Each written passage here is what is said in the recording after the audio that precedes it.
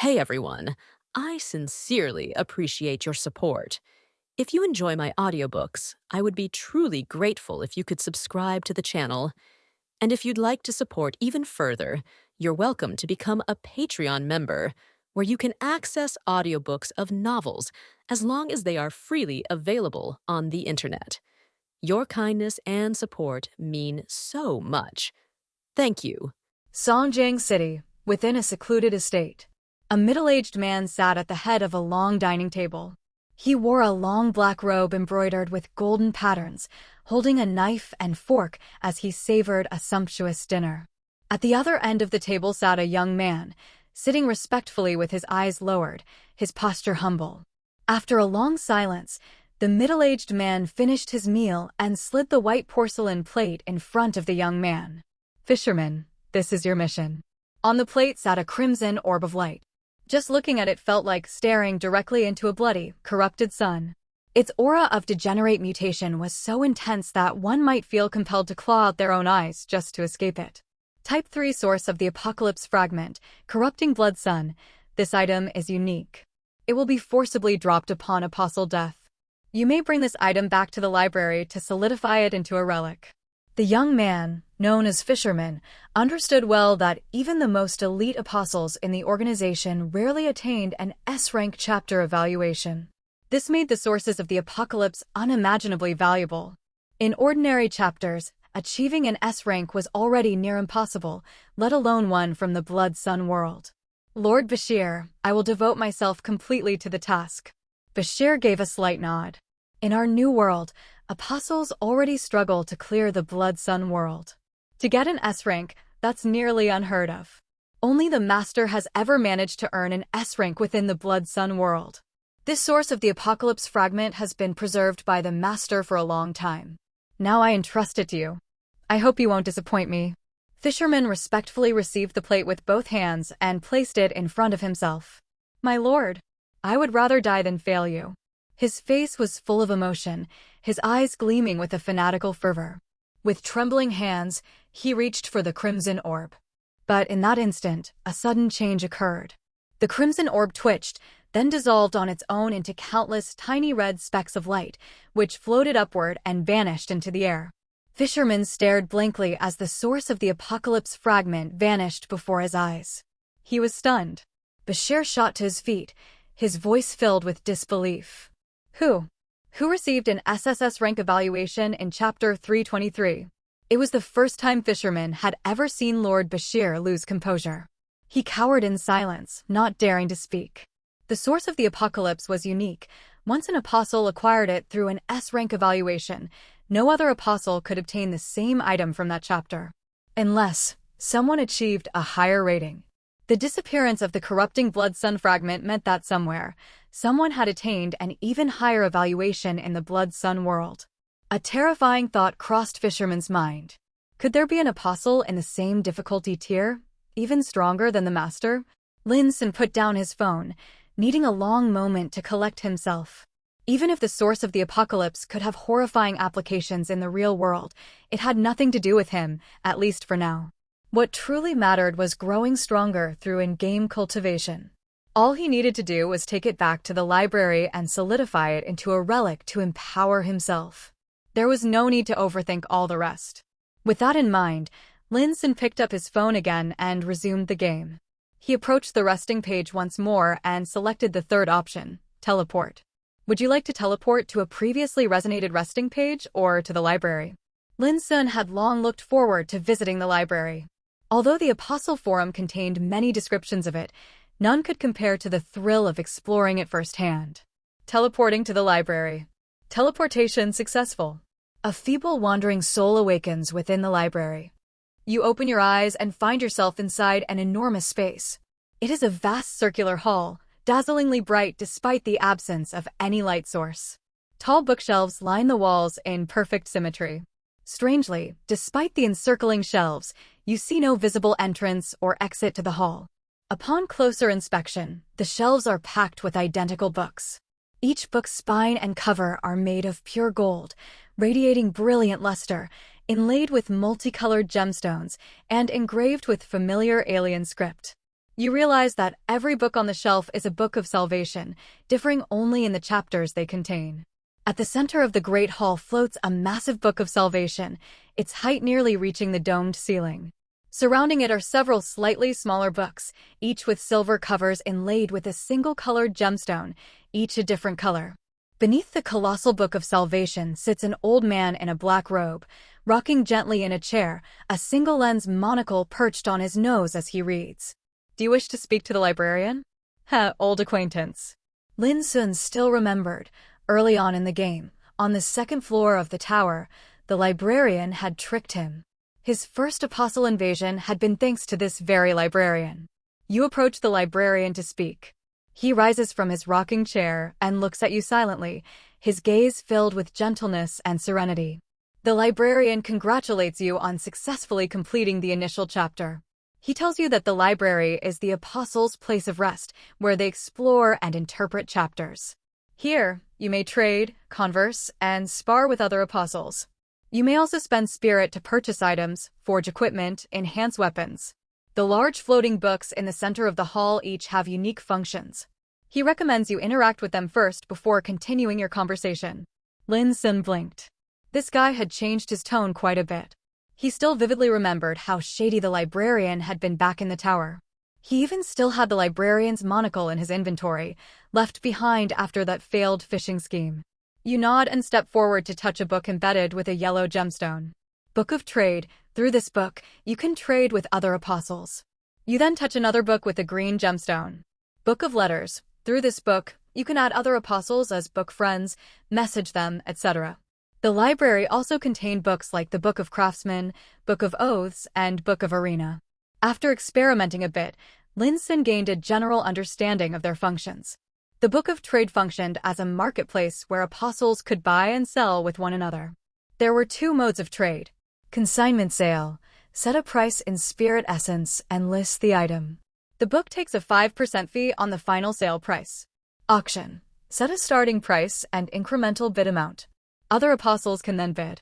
The final sale is charged a 10% fee. The Book of Letters was the game's social system.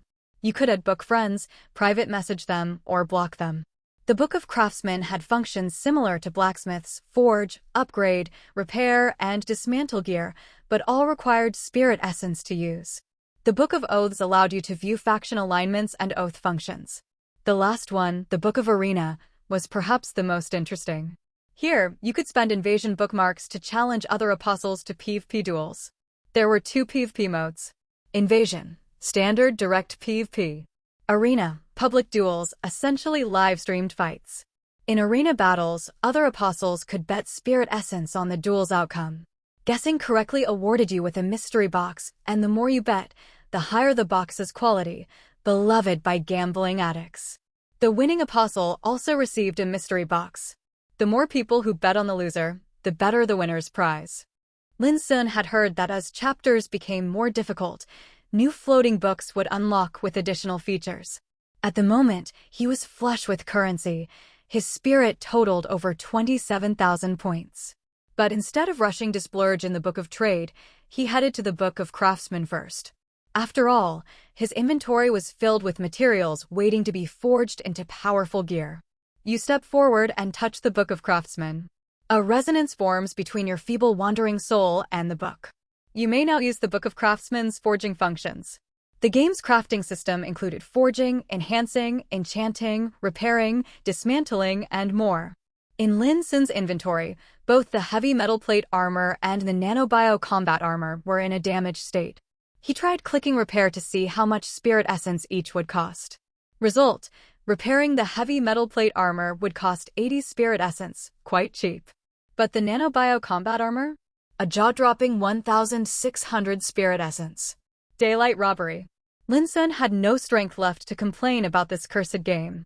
If repairing a rare grade item already cost that much, how absurd would the selling price be? He then opened the shell panel. The Paladin of Discipline shell had already been reshaped earlier in the day. Glancing at the time, he saw that his nighttime soul strength had just recovered, so without hesitation, he began reshaping the blacksmith shell. You have possessed the corrupted blacksmith shell. The blacksmith's forging level wasn't all-powerful. His master-level forging skill only worked on epic-grade gear and below. Fortunately, the two damaged items were only common plus and rare. He used the blacksmith's forging ability to attempt repairs on both. You used master-level forging skill on heavy metal plate armor. Repair failed. Missing required material, molten iron ingot ×2. You used master-level forging skill on nano-bio combat armor. Repair failed. Missing required materials, micro-nano robot pack ×1, hive-structured tantalum titanium alloy exoskeleton ×1. The good news was that the blacksmith somehow had the skills of a scientist. He could repair high-tech equipment. The bad news was both pieces still required very specific materials. After thinking it over briefly, Lin Xun walked over and clicked on the Book of Trade. You step forward and touch the Book of Trade. A resonance forms between your feeble wandering soul and the book. You may now use the Book of Trade's trading functions. Because you are currently in difficulty tier 3, the Book of Trade will only display items from this tier and below. The in-game trading system had strict limits. Since Lin Xun was in a tier 3 chapter, he couldn't buy tier 4 items or equipment. But rules were dead, people were alive. This was where being an official apostle really paid off. On the Apostle Forum, there was an entire dedicated section called Item Requests and Trades, where players could organize offline trades to bypass the game's cursed restrictions. As long as you were a registered apostle, you could access this benefit.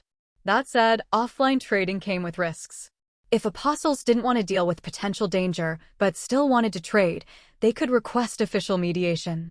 The Surveillance Division of the Apostle Security Council would act as a middleman.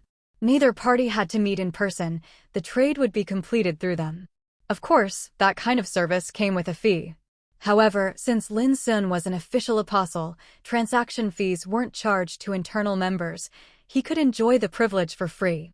After clicking on the Book of Trade, a dense wall of text popped up. There were categories for equipment, items, materials, junk, special items, special spirit essence, and so on, a dazzling variety. This cursed game, in a rare show of kindness, provided search, filter, and sorting functions. A real blessing for compulsive spenders. Lin Xun browsed through the in-game market prices for equipment. Ruined-grade equipment was basically worthless scrap. Common and fine-grade gear typically ranged from a few hundred to 4,000 or 5,000 spirit essence, which was still reasonable. But once it came to rare plus grade, prices skyrocketed. Lin Xun also noticed that weapons were consistently priced higher than armor. In the entire trading interface, rare-grade gear was still fairly abundant. But epic-grade gear? There were barely a few items listed, and all of them were ridiculously overpriced. He tried listing the yellow-robed bishop's rare plus ceremonial robe on the Book of Trade. The cursed game suggested a price of 25,000 spirit essence and asked whether he wanted to list it at that price or adjust it. Lin Xun blinked, feeling like he was on the verge of overnight riches. Then he clicked no. He tried listing his most powerful item, the Thunder Dragon Staff Spear, and the cursed game immediately spat out a price so outrageous. Lin Xun had to count the zeros multiple times to confirm it was 170,000 spirit essence, not a bug. For reference, he currently had only 27,000 spirit essence, and that was including the value of all his consumable items. Looks like the drop rate for gear in this cursed game is absolutely abysmal. Even after clearing a tier 3 chapter, all the spirit essence he'd accumulated was just barely enough to afford a single rare plus armor piece. If he wanted to buy a weapon, he'd need at least 10 to 20,000 more. Elite monsters and bosses in the game always dropped spirit essence, but rarely dropped equipment. This scarcity was clearly what kept gear prices so high. Lin Xun searched for the materials he needed, and the game quickly returned results. All the materials he required were available for purchase, and the cost was slightly lower than what it would have taken to repair the gear directly. Even better, the game provided its own estimated price and item grade beside each listing, so he didn't have to worry about getting ripped off. After some thought, Lin Xun decided that the common plus heavy metal plate armor was too trashy to bother with. The nano-bio combat armor could replace it entirely. So he chose to repair only the nano armor. He spent 1,200 spirit essence to purchase the 2 repair materials. Then he used the blacksmith to begin hammering away. You successfully repaired nano-bio combat armor. Excellent. The Book of Craftsmen would have charged 1,600. Doing it myself only cost 1,200. That's 400 spirit essence saved. Lin Xun upheld the fine tradition of being a frugal and resourceful man. He returned to the Book of Craftsmen and clicked on the Forge option. Do you wish to forge equipment for the current shell? The forging process in the Book of Craftsmen worked by first selecting the shell, then the equipment type, and finally drawing from available materials to generate a random item, like opening a loot box. Lin Xun selected the Earth Giant shell, then chose Weapon from the list of equipment types, generating crafting blueprint based on your available materials. Giant branch of the ancient primordial tree plus subspecies dragon fong plus fong of the black giant worm plus fong of the wolfhound plus advanced calibration magic array blueprint, not yet owned. With the above materials and a crafting cost of 20,000 spirit essence, you may forge a weapon suitable for this shell. Estimated equipment grade, epic.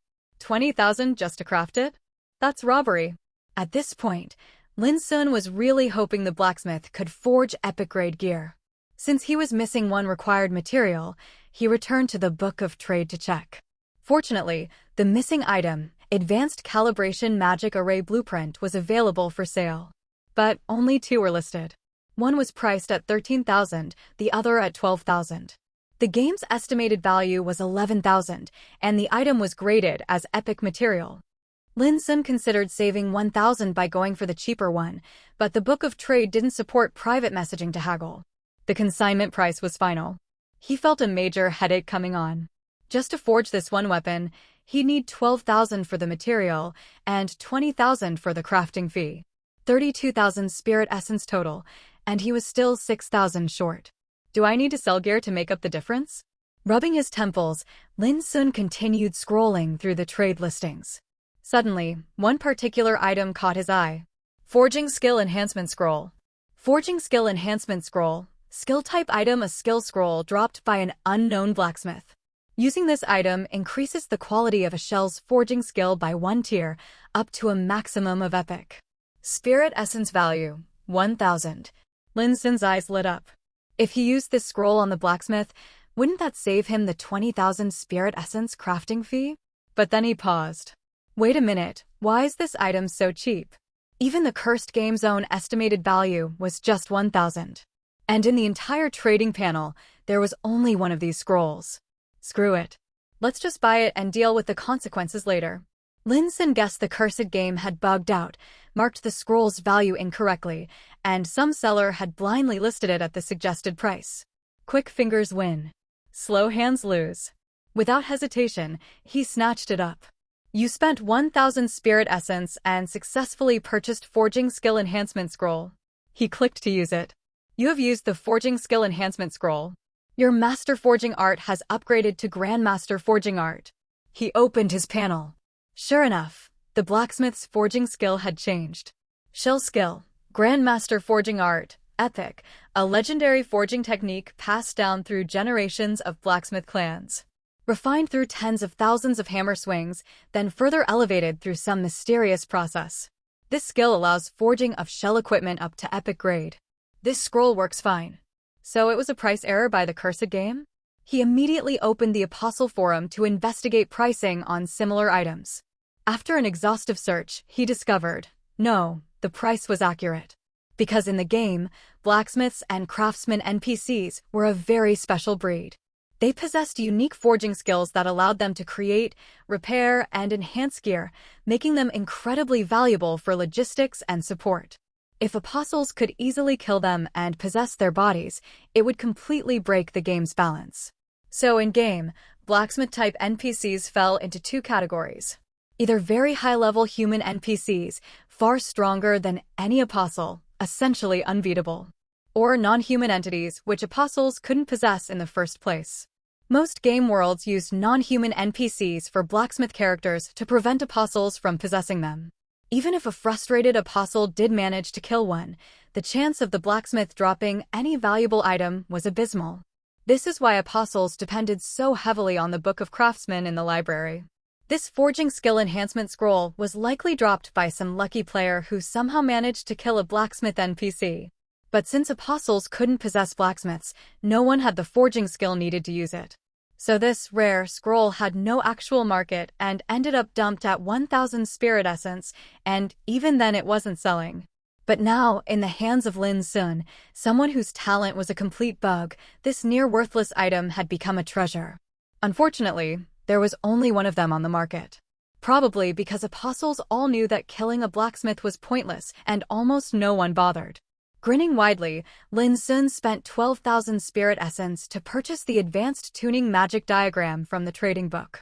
He activated the blacksmith's forging skill, selected craft equipment, and inserted all the required materials mentioned by the Book of Craftsmen. Crafting equipment. Equipment successfully crafted. You have obtained Ancient Dragathong Great Lub, Epic Weapon. Ancient Dragathong Great Lub, Epic Weapon forged using the giant branch of the ancient primordial tree as the core, and set with a subspecies dragon fang at the club's head. The shaft is lined with jagged wolfhound fangs and densely embedded fangs of the black giant worm. This massive club weighs tens of thousands of pounds, thick and brutal, far beyond the grasp of ordinary beings. Thanks to the advanced tuning magic diagram, the weapon can expand and contract freely, perfectly adapting to shells capable of changing size. Lin Xun's eyes lit up as he admired the weapon. He tried listing it on the Book of Trade to check its estimated resale value. The game suggested 140,000 spirit essence, just 30,000 less than his Thunder Dragon Staff Spear. Staring at the string of zeros, a dangerous idea crossed his mind. Should I become a full-time forger and get rich selling weapons? He cross-referenced the material prices in the Book of Trade with the recipes in the Book of Craftsmen. After some analysis, he realized that crafted weapons were generally cheaper than naturally dropped ones. In fact, the total material value often exceeded the final weapon's market price, and that didn't even include the forging fee. No matter how you slice it, it's a loss. Then again, that made sense. Crafted gear was tailored to your own shell. For personal use, it was powerful. But for other apostles, custom-made gear lacked the universal utility of native drops. Take his ancient Dragathong Great Lub, for example. With the Earth Giant shell, he could enlarge or shrink it to match his form, unleashing its full potential. But if anyone else tried to use it, the power would drop significantly. So much for my dreams of instant wealth. Or maybe not. If I forge gear for others and charge half the game's forging fee, it could work. Still, lots of complications to consider. He opened his inventory and saw he had 5 crafting materials left. 2 were special materials that guaranteed unique equipment traits. Sapling of the Corrupted Tree of Life and multicolored poison powder gland. These hadn't shown up in the Book of Craftsmen's earlier weapon blueprint, probably because they weren't weapon compatible. After a bit of tinkering, Lin Xun discovered that crafting epic gear always required 5 high-grade materials, but only 1 guaranteed trait material could be used per recipe. In other words, if he wanted to forge another epic piece, he needed 1 more material. He glanced at his wallet. 13,000 spirit essence left. He considered selling some unused gear. First up was the Chieftain Scepter of the Beastmen Giants. This rare weapon had an estimated market price of 8,000. Rare weapons generally sold between 7,000 and 11,000. But the scepter was massive, probably hard to sell. Even 8,000 might be optimistic. He listed it at the suggested price anyway. He still had 4 common plus items gathering dust: two-handed knight greatsword, ultra-high-voltage conduction taser, mountain monster leg bone staff, heavy metal plate armor, damaged. Each was priced between 300 and 500 spirit essence. Even mosquito meat is still meat. He listed all the junk, hoping a new apostle might come along and scoop them up. Having mostly explored the Book of Trade and Book of Craftsmen, Lin Xun returned to the librarian. The librarian regards you with kind eyes and softly tells you, he has a few special items in stock, perhaps they might interest you. The game text displayed several items. First and foremost, Invasion Bookmark. Just seeing those words triggered a memory. Lin Xun still had a powerful exclusive item that could only be unlocked through PvP invasions. T/N, the author's starting to make the chapters longer, so I'll be splitting them into multiple parts to keep the daily updates consistent, and also so I don't burn myself out. Thanks for your understanding. The librarian offered 3 types of bookmarks: Invasion Bookmark, Guardian Bookmark, and Revenge Bookmark, each with a remaining stock of 2. Oddly, Lin Xun noticed none of them had price tags. The librarian explains that apostles need healthy competition to unlock greater potential. Thus, he provides these bookmarks free of charge. However, unrestrained conflict turns competition into chaos. Therefore, the bookmarks are limited in number. Of course, if you find the competition insufficient, you may choose to pay a small price to obtain more. These bookmarks couldn't be bought or sold through the Book of Trade, they were only tradable in person. With only 2 of each bookmark in stock, once taken, any additional ones would require spirit essence to refill. If you didn't want to pay, bookmark stock would refresh upon clearing a chapter. Seeing they were free, Lin Xun didn't hesitate. He immediately claimed all 3 bookmarks. Once the stock was emptied, a replenish option appeared for each bookmark. He clicked to replenish an invasion bookmark. Do you wish to spend 100 spirit essence to replenish an invasion bookmark? Invasion bookmarks could unlock random oath reward loot boxes. Naturally, the more the better. He spent 100 spirit essence and claimed 2 more invasion bookmarks. Then he clicked replenish again. Do you wish to spend 1000 spirit essence to replenish an invasion bookmark? Lin Xun slowly typed 3 question marks.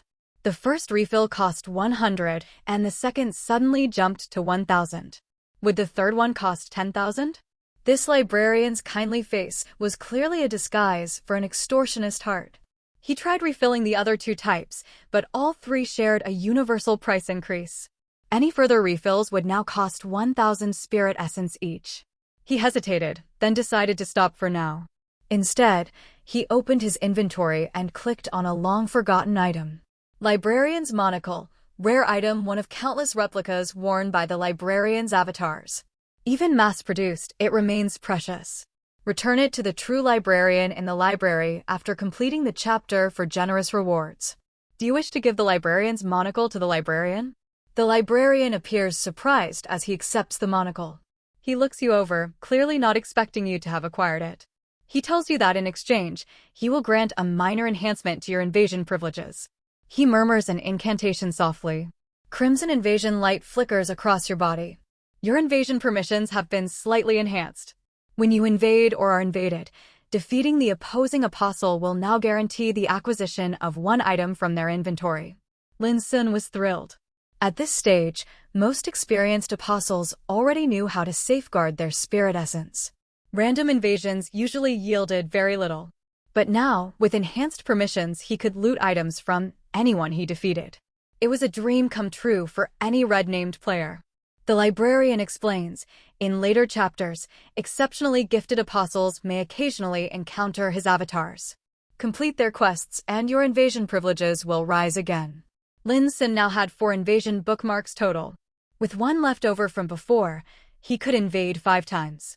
More than enough to unlock his exclusive item, Visage of the Leader. He stepped forward and touched the Book of Arena. You step forward and touch the Book of Arena. A resonance forms between your feeble wandering soul and the book. You may now use the Book of Arena's PvP functions. Would you like to choose a direct invasion or a public duel? Public duels required both apostles to be present in the library and agree to battle, a format unsuited for oath invasions. You have consumed 1 invasion bookmark. Please select your invasion type. In addition to random invasion and targeted invasion, there was now a new option, oath invasion. Oath-invaded opponents were unlikely to be total newbies, since early chapters offered no opportunity to join an oath. Based on chapter progress, he'd most likely be matched with Tier 1 apostles, and Tier 2 was already a stretch. After thinking a moment, Lin Xun swapped to his Earth Giant shell and equipped his freshly forged ancient Dragonfang Great Lub. Even when hunting rabbits, use a lion's strength. You have chosen Oath Invasion. Now matching you with an apostle from an enemy faction. Invasion in progress. Invasion successful. You have invaded an unknown apostle's chapter. In the dark of night, a pitch-black bedroom. Suji curled up under the covers, the glow of his phone screen illuminating his anxious face. 3 corrupted militiamen have surrounded you and cruelly torn you to pieces. You are dead. K. I clearly joined the corrupting Blood Sun Oath faction, so why are these mobs still hacking me to pieces? And this chapter 321 is absolutely broken. In the other Tier 1 chapters, even if I couldn't kill the boss, I could at least handle regular elites. Why can't I even beat 3 normal mobs in this cursed chapter? Suji was beginning to suspect this damned game had glitched again. A feeble wandering soul is reborn inside a ruined house. Looking at the familiar resting page before him, his finger hovered over the End Chapter button. If he ended the chapter, he could return to the library and pick a new one. He clenched his fists and hesitated for a long while. Then he clicked, Reshape Shell. I won't give up that easily. This chapter is clearly harder than any other Tier 1 chapter, and the rewards are also way better. If I quit now, I'm throwing away a golden opportunity to power up. Pep-talking himself, Suji picked up his spirits. He stepped out of the resting page's safe house, ready to fight back and show that he wasn't a quitter. A red glow flashes in your vision, and the world trembles faintly. You are being invaded by an enemy Oath Apostle. Suji froze. What the hell? Enemy Oath Apostle. He remembered that when he joined the corrupting Blood Sun, the system had displayed Radiant Crescent as the enemy faction. So the invader must be from Radiant Crescent. Suji took a deep breath and clenched his fists. Surely the invader was another Tier 1 apostle. Then let me show you what it means when two enemies meet, the brave wins. A towering figure, glowing crimson, looms over you like a mountain. With each step, the earth quakes. You crane your neck upward, and the sky-darkening behemoth is none other than the invading apostle, dragging a monstrous spiked club as he approaches. What the hell is this thing? This was a player. Are you sure that's not a world boss? Curse game, you've bugged out again. A towering figure, glowing crimson, looms over you like a mountain. With each step, the earth quakes. You crane your neck upward, and the sky-darkening behemoth is none other than the invading apostle, dragging a monstrous spiked club as he approaches. What the hell is this thing? This was a player. Are you sure that's not a world boss? Curse game, you've bugged out again. Your body radiates white light, trembling uncontrollably. What will you do? 1. Drop to your knees and beg for mercy, praying that your fellow apostle might spare you. 2. Raise your crossed sword and fight to the end. Let them learn the meaning of a warrior can be slain, but never humiliated. Even though Suji was screaming bug in his head, he knew full well this game was rock solid. No bugs. Just brutal, horrifying balance. His only guess was that the other apostle had used some ridiculous one-time item to enter a lower-tier chapter. I've got nothing against you. Did you really have to burn a rare resource just to kill me? Grumbling to himself, Suji knew begging was pointless. Might as well die with some dignity. Brave apostle, you raise your crossed sword and charge the invader. The world goes dark. A club the size of a mountain crashes down. You are dead. You were defeated by Apostle Swordsmith. Death had been expected. But that soul imprint. Swordsmith? Wait, that was the guy I invaded last time. FK your whole family. He's really holding a grudge. Killed me twice and still not satisfied. Now he uses a rare consumable just to finish me off again. Suji was still cursing when he suddenly smirked. Heh. Bet you didn't know I only had 5 spirit essence on me this time.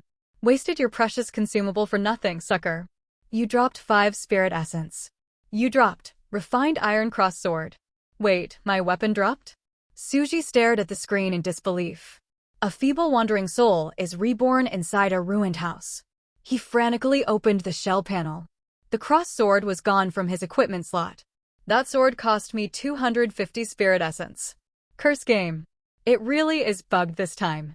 You have defeated Apostle, Big Dick Bro. You obtained 5 spirit essence. Due to your upgraded invasion permissions, you may claim an additional item from the defeated Apostle. You obtained refined iron cross sword, common grade weapon. Returning to the library. Crap. I forgot to shrink my giant shell again. Lin Xun smacked his forehead, not even paying attention to the name of the unlucky victim, Big Dick Bro. Thankfully, the library's spatial rules were extraordinary. Even using the massive earth giant shell didn't damage the surroundings, nor did it cause movement issues. He could still walk freely. A question popped into his mind. How big is the library's true space? He shook his head to dismiss the thought. Opening his inventory, he checked the newly looted item. Yup. Utter garbage. He tossed it onto the Book of Trade, priced at 200 spirit essence. After shrinking the giant shell to a manageable size, he resumed invading enemy Oath Apostles. All the matches were Tier 1 Apostles, 3 quick wins, a clean sweep. Unfortunately, the loot was meager, barely any spirit essence and only trash tier gear. With his quota met, Lin Xun headed straight for the Book of Oaths. You step forward and touch the Book of Oaths. A resonance forms between your feeble wandering soul and the book. You may now access the oath functions. Oath. Your current allegiance is to Golden Blazing Sunday Enemy Oath, Corrupting Blood Sunday Ally Oath, White Moon.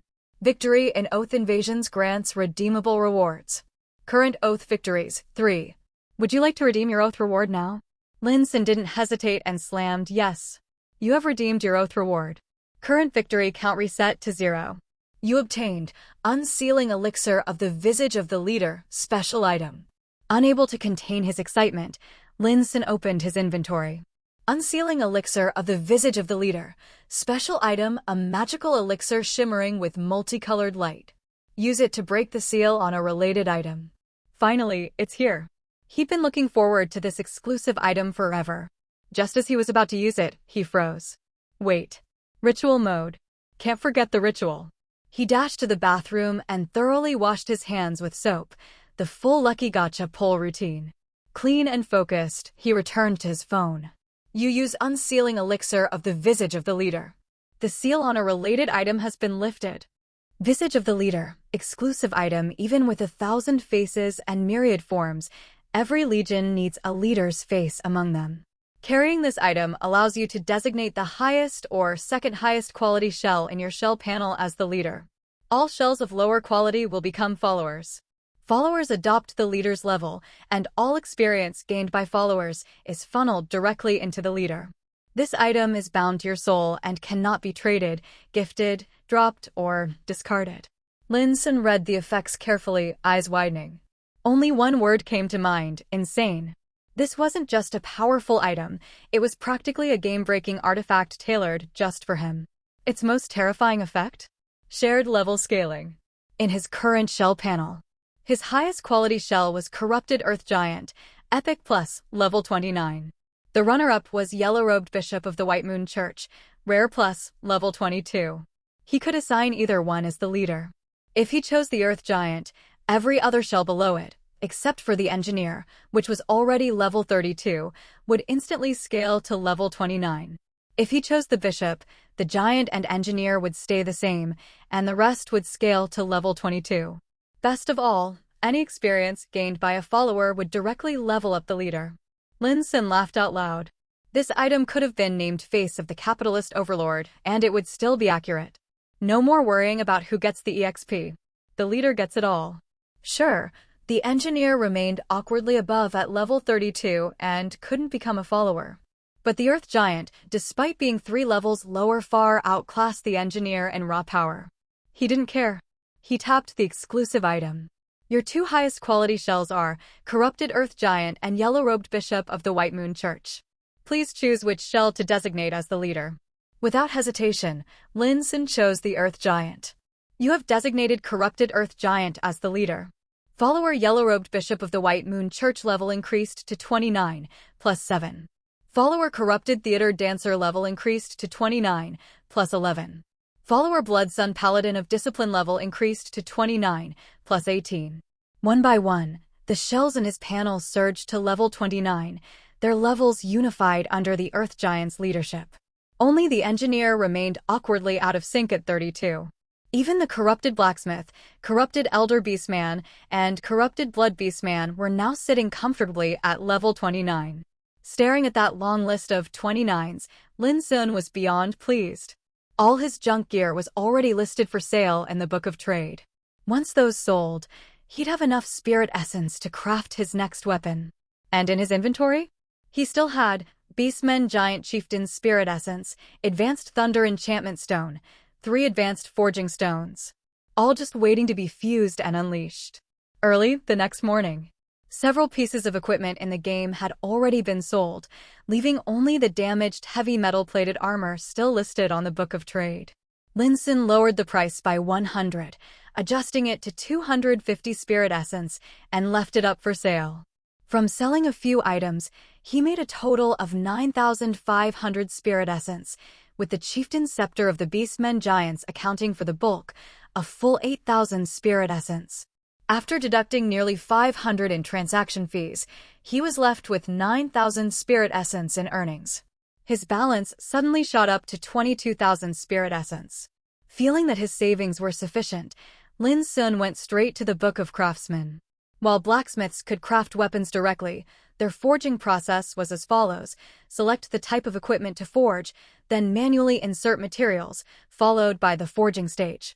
It gave off the same vibe as a clueless chef's apprentice randomly throwing ingredients and seasonings into a pot. By comparison, the blueprint-generating function of the Book of Craftsmen was incredibly practical. It let Lin Xun know in advance which materials he should use. He decided to freeload the blueprint function first, then have a blacksmith craft the exact same gear afterward. It was just like trying on clothes at a mall, jotting down the tag info, and then buying them cheaper online when you got home. Moreover, this cursed game supported dual wielding. He wanted to forge another powerful weapon for the Earth Giant, pushing the full strength build to the extreme. Dual wielding Whirlwind Barbarian? Just thinking about it gets me hyped. But as soon as he clicked the craft weapon option, a message from the Book of Craftsmen popped up. Generating blueprint based on your available materials. The materials you currently possess are not suitable for weapon crafting. Forcing the process will result in reduced weapon quality. Based on your available materials, crafting armor is recommended. Would you like to proceed with generating a weapon blueprint anyway? Lin Xun frowned and opened his inventory. The current materials included wolfhound hide, subspecies dragon scales, and source of crystal. The two materials capable of generating special traits were sapling of the corrupted tree of life, special material, and multicolored poison powder gland, special material. After thinking it over, he followed the Book of Craftsmen's recommendation and generated a blueprint for armor instead. Generating blueprint based on your available materials. Subspecies dragon scales plus wolfhound hide plus sapling of the corrupted tree of life plus astrological meteorite alloy, not owned, plus advanced tuning magic diagram, not owned. With the above materials, and by spending 18,000 spirit essence, you can craft armor suited for this shell. The resulting armor will be of epic quality. Why are two materials missing? Lin Xun reviewed the blueprint and found that source of crystal hadn't been included. It was probably due to low compatibility with the equipment type. He quickly ran over to the Book of Trade to check the required crafting materials. There was only one advanced tuning magic diagram left, priced at 13,000. As for astrological meteorite alloy, it was more commonly listed on the market. However, the prices were sky-high, with the cheapest one going for 25,000. Lin Xun winced. The two materials totaled 38,000, but he only had 22,000. He was short by 16,000. The only idle item left in his inventory was the military crossbow, common plus grade weapon. Even if he sold it, it wouldn't fetch much. It was better saved for quickly pulling aggro in a pinch. Everything else was practical gear already equipped on his shells. Thanks to the visage of the leader level boost, all of his shells had seen a dramatic increase in combat power. Each one could now serve as a main shell, so Lin Xun didn't want to part with any of their gear. Well, since it's armor for the Earth Giant, I guess I'll sell the rare tier ragged skirt. The Earth Giant was wearing a piece of armor, a leather skirt dropped by the Beastmen Giant Chieftain, classified as rare gear. He listed the Beastmen Chieftain's leather skirt on the Book of Trade. The cursed game recommended a retail price of 6,000. All right, just 10,000 more to go. Suddenly, a special item in his inventory caught Lin Xun's eye. Summoning Horn, Turkoman Bloodhorse, special item. Ever since he got the three-headed lion, the warhorse had drastically fallen out of favor. It had essentially been sent to the Cold Palace. Given that, he might as well squeeze out its last bit of value by selling it for cash. Upon checking the panel, Lin Xun found no listings for summoning items, suggesting they were quite rare. He tried listing the Summoning Horn. This cursed game not only gave it a whopping suggested price of 22,000 spirit essence, but even provided a summon evaluation. Turkoman Bloodhorse, a massive warhorse over 3 meters tall. Sturdy and powerful, it possesses ferocious charging momentum. Can synergize with shell charge-type skills to unleash unexpectedly devastating effects. Summon type, mount. Summon rating, 113. Lin Xun blinked. If a horse was worth that much, wouldn't the three-headed lion be priced to the heavens? Driven by curiosity, he listed the brass whistle. Corrupted three-headed lion, a massive beast over 4 meters tall. Extremely fierce and violent. Even when it loses two heads in battle, it continues to fight without weakening. Summon type, Mount/Combat. Summon rating, 387. Suggested spirit essence price, 195,000. Lin Xun was dumbfounded. The three-headed lion was worth significantly more than even epic-tier weapons. This made him realize just how rare summoning items were. No wonder most independent apostles on the forum didn't have summoning items. Only a select few within organizations possessed them. With this realization, Lin Xun decided not to sell the summoning horn directly. Instead, he clicked on another function in the Book of Trade, Auction. You have set Summoning Horn, Turkoman Blood Horse, to auction status. Please set a starting bid and minimum increment. After a moment's thought, Lin Xun set the starting bid at 25,000 and the minimum increment at 1,000. This item is now in auction status. All apostles browsing the auction section of the Book of Trade can now see it. If no one places a bid within 1 hour, the auction fails and the item is returned to you. If no new bids are placed for an hour after the last one, the item is sold to the final bidder. Default auction time is 12 hours. To extend, you must pay a certain amount of spirit essence. With the horn listed, it didn't take long for text to pop up from the Book of Trade. Apostle has placed a bid of 25,000 spirit essence on your auction item, Summoning Horn, Turkoman Blood Horse. Before he could catch his breath, more updates appeared. Bid raised to 26,000 spirit essence. Bid raised to 27,000 spirit essence. Bid raised to 28,000 spirit essence. Lin Xun blinked, watching the price soar to 30,000 before the climb finally slowed. Staring at the trade notifications gave him the illusion that spirit essence was flying straight into his wallet. While waiting, he immediately bought the advanced tuning magic diagram for 13,000, fearing someone else might grab the last one. Later, checking back on the auction, the horn's price had stabilized at 34,000. Lin Xun quietly waited for another bidder, but after an hour passed with no changes, he accepted that 34,000 was likely the final price. Sure enough, the auction ended and the game text displayed. Your auction item, Summoning Horn, Turkoman Blood Horse, has been sold for 34,000 spirit essence. After deducting 3,400 in transaction fees, you received 30,600 spirit essence. Auction fees are kinda steep. The 10% fee made Lin Xun wince a little. Still, his balance had now surged to 39,600 spirit essence, and he felt like he was flush with cash. Without hesitation, he bought the astrological meteorite alloy for 25,000. His funds shrank to 14,600. Just as he was about to sigh, that money came and went too fast.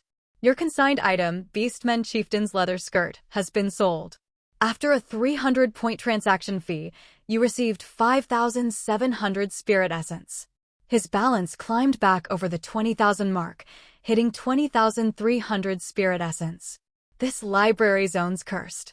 My wallet keeps expanding and shrinking again and again. He suddenly felt like a kid playing Monopoly again. Finally, Lin Xun had gathered all the materials needed to forge the gear. He decisively possessed the blacksmith's shell. He clicked Grandmaster Forging Art and selected all 5 materials from the free blueprint. Then hit Forge. As a master of thrift, Lin Xun saved another 18,000 spirit essence on forging fees. Forging equipment. As usual, the game text froze. Presumably, the blacksmith was hammering away, sparks flying in a fiery blur. Lin Xun waited eagerly until noon, when the game text finally changed. Forging successful. You have obtained regenerating scale armor of the Dragon Rider, epic tier equipment. Forging successful. You have obtained regenerating scale armor of the Dragon Rider, epic tier equipment. Regenerating scale armor of the Dragon Rider, epic, crafted with subspecies dragon scales as the armor base, reinforced with astrological meteorite alloy, and lined with wolfhound hide. This tough scale armor boasts exceptionally powerful defensive capabilities. Under the effect of the advanced tuning magic diagram, the scale armor can expand or contract at will, making it extremely well-suited for shells with variable size. The life force extracted from the sapling of the corrupted tree of life imbues this scale armor with an astonishing power. Equipment trait, self-repair. When this equipment is damaged, it can fully repair itself in a short time without consuming any forging materials. The regenerating scale armor of the Dragon Rider was undoubtedly a formidable piece of armor. The combination of dragon scales and alloy granted it exceptional defensive strength. The inclusion of the sapling of the corrupted tree of life, a special material, gave the armor a unique self-repairing trait. From the description, Lin Xun interpreted that self-repair wasn't a slow, gradual healing effect. It seemed to instantly regenerate the moment it took damage. A truly overpowered trait. He moved the scale armor into the Earth Giant's equipment slot. You have equipped the regenerating scale armor of the Dragon Rider, epic tier equipment. You have grown stronger. With both epic tier equipment pieces now crafted, all that remained was to enhance them. He still had 3 advanced forging stones in his inventory, all obtained as drops from defeating or lizards in the forgotten abyss of the fading afterglow. Currently, Lin Xun had 4 pieces of epic tier gear. Aside from the newly forged Dragonfang Great Lub and scale armor, the other 2 were the Thunder Dragon Staff Spear and Iridescent Scaled Wing Boots. Because the Thunder Dragon Staff Spear had been crafted through the fusion of the Dragon Hunter Lance and the pure silver White Moon Scepter, both of which were already enhanced to +1, the resulting weapon inherited that +1 enhancement. With 3 advanced forging stones left, he could enhance 3 more epic items, but Lin Xun wasn't planning to distribute them evenly. Being a jack of all trades would only result in mediocrity. He clicked into the Book of Craftsmen and selected the enhancement option to see how much spirit essence he could save with a freebie upgrade. Enhancing epic tier weapon Ancient Dragafong Great Lub will consume 1 advanced forging stone and 1,000 spirit essence. Would you like to proceed with enhancing this weapon? Enhancing epic gear only cost 1,000 spirit essence? Not bad at all. So was the real cost in the forging stones? Lin Xun opened the Book of Trade to check the market prices. Basic forging stones were surprisingly cheap, just 30 spirit essence per piece. Which made sense, they could only enhance ruined and common grade gear, and even top-tier common plus gear sold for around 500 at best. He continued looking. Intermediate forging stones were about 300 spirit essence, fair enough. Then it hit him. He had wrongfully blamed the corrupted blacksmith. In-game blacksmiths charged less than the Book of Craftsmen. That blacksmith had only charged him a dozen basic stones and 1 intermediate stone, around 800 spirit essence. For a tier 3 apostle, spending under 1,000 to earn an NPC's favor and discounted gear was definitely worth it. The corrupted blacksmith's family now. Saying sorry would be too formal. Lin Xun continued browsing. Advanced forging stones, which enhance epic tier gear, were selling for a whopping 5,000 spirit essence each.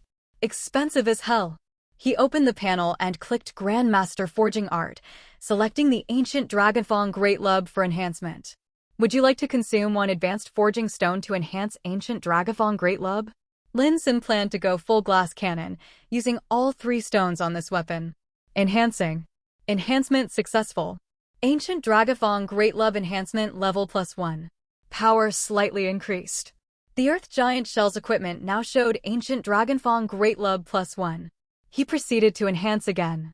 Would you like to consume 2 advanced forging stones to enhance Ancient Dragonfong Great Lub +1? What the heck? The first enhancement took 1 stone, and the second required 2? Would the third cost 3 or even 4? He switched to the Thunder Dragon Staff Spear +1 and tried enhancing it. Sure enough, going to +2 required 2 stones. He opened the Apostle Forum to look it up, and it all made sense. The number of stones required equaled the enhancement level. +1 is equal to 1 stone. +2 is equal to 2 stones. +3 is equal to 3 stones. +10 is equal to 10 stones. The total needed from +1 to +10 is 55 stones. To fully enhance an epic item to +10, you'd need over 270,000 spirit essence just in stones. Absolutely bonkers. Gritting his teeth, Lin Xun pushed on. Enhancing. Enhancement successful. Ancient Dragafong Great Lub enhancement level +1. Power slightly increased. 3 advanced forging stones gone. His Ancient Dragafong Great Lub was now +2. Lin Xun opened his inventory and clicked on another item. Spirit Essence of the Beastmen Chieftain can be added during equipment forging to potentially trigger an awakening effect, granting the equipment additional attributes. According to the Apostle Forum, the awakening process was like imbuing the gear with a soul. The better the match between the monster's spirit essence and the equipment, the higher the success rate of awakening. Lin Xun intended to use the Beastmen chieftain's spirit essence to awaken the Dragonfang Great Lub and turn it into his ultimate weapon. Using spirit essence of the Beastmen chieftain to awaken ancient Dragonfang Great Lub has a 92% success rate. Would you like to proceed with the awakening? He tried awakening with several epic items, each had different success rates. The Great Club's 92% was the highest among them, likely due to its compatibility with the chieftain's savage, brutal nature. With such a high chance, he didn't believe it could fail. Not to mention, he had his legendary lucky charm, the lucky gold coin. You might profit, but I'll never lose. With the belief that the lucky gold coin guaranteed success, Lin Xun pressed confirm. Awakening. Awakening successful. Ancient Dragonfang Great Lub has gained a unique spirit essence-based awakening effect. He eagerly opened the item description. Ancient Dragonfang Great Lub, epic tier weapon. This weapon has been successfully awakened. During attacks, there is a chance to summon the Beastmen chieftain's soul to empower your strike, dealing double damage. Lin Xun was ecstatic. This was a crit. Double damage? Absolutely busted. The only thing left was to find out how often it triggered. Time for a test run. But the apostles matched through invasion bookmarks were too weak. His eyes drifted to the Book of Arena, which had a public duel feature where he could select opponents manually. As long as both apostles agreed to the PK, the Book of Arena would activate the live stream function. Every apostle in the library could watch and place bets. The winner would also get a randomized reward box based on the odds. But really, the prize didn't matter. He just wanted to see how strong this weapon really was. Lin Xun stepped forward and tapped on the Book of Arena. Would you like to initiate a direct invasion or join the public duel? In the public duel, you may choose to spectate or personally participate in combat. Lin Xun selected spectate, intending to first see how others fought. There are currently 183 arenas waiting to begin duels. The next wave of duels will start in 293 seconds. Arena 63. Apostle, Blade and Rain, No Umbrella versus Apostle, Your Majesty Can't Touch Me. Betting ratio, 85.8% to 14.2%. Arena 139, Apostle, Lacking Morality in All 5 Elements versus Apostle, Fairy Wand of a Cutie Pie. Betting ratio, 81.1% to 18.9%. Arena 27, Apostle, Dragon Rider Ian Jiping versus Apostle, Miyazaki the Real Old Thief. Betting ratio, 79.4% to 20.6%. The game text filled with dense listings, even providing page-turning options. Lin Xun noticed that after each betting ratio, there was an option to select a side and input a wager amount. After studying the Apostle Forum for a while, he understood the rules. The public duel only consumed invasion bookmarks. Even if you lost, there were no penalties. The betting ratio reflected the total spirit essence wagered on each apostle.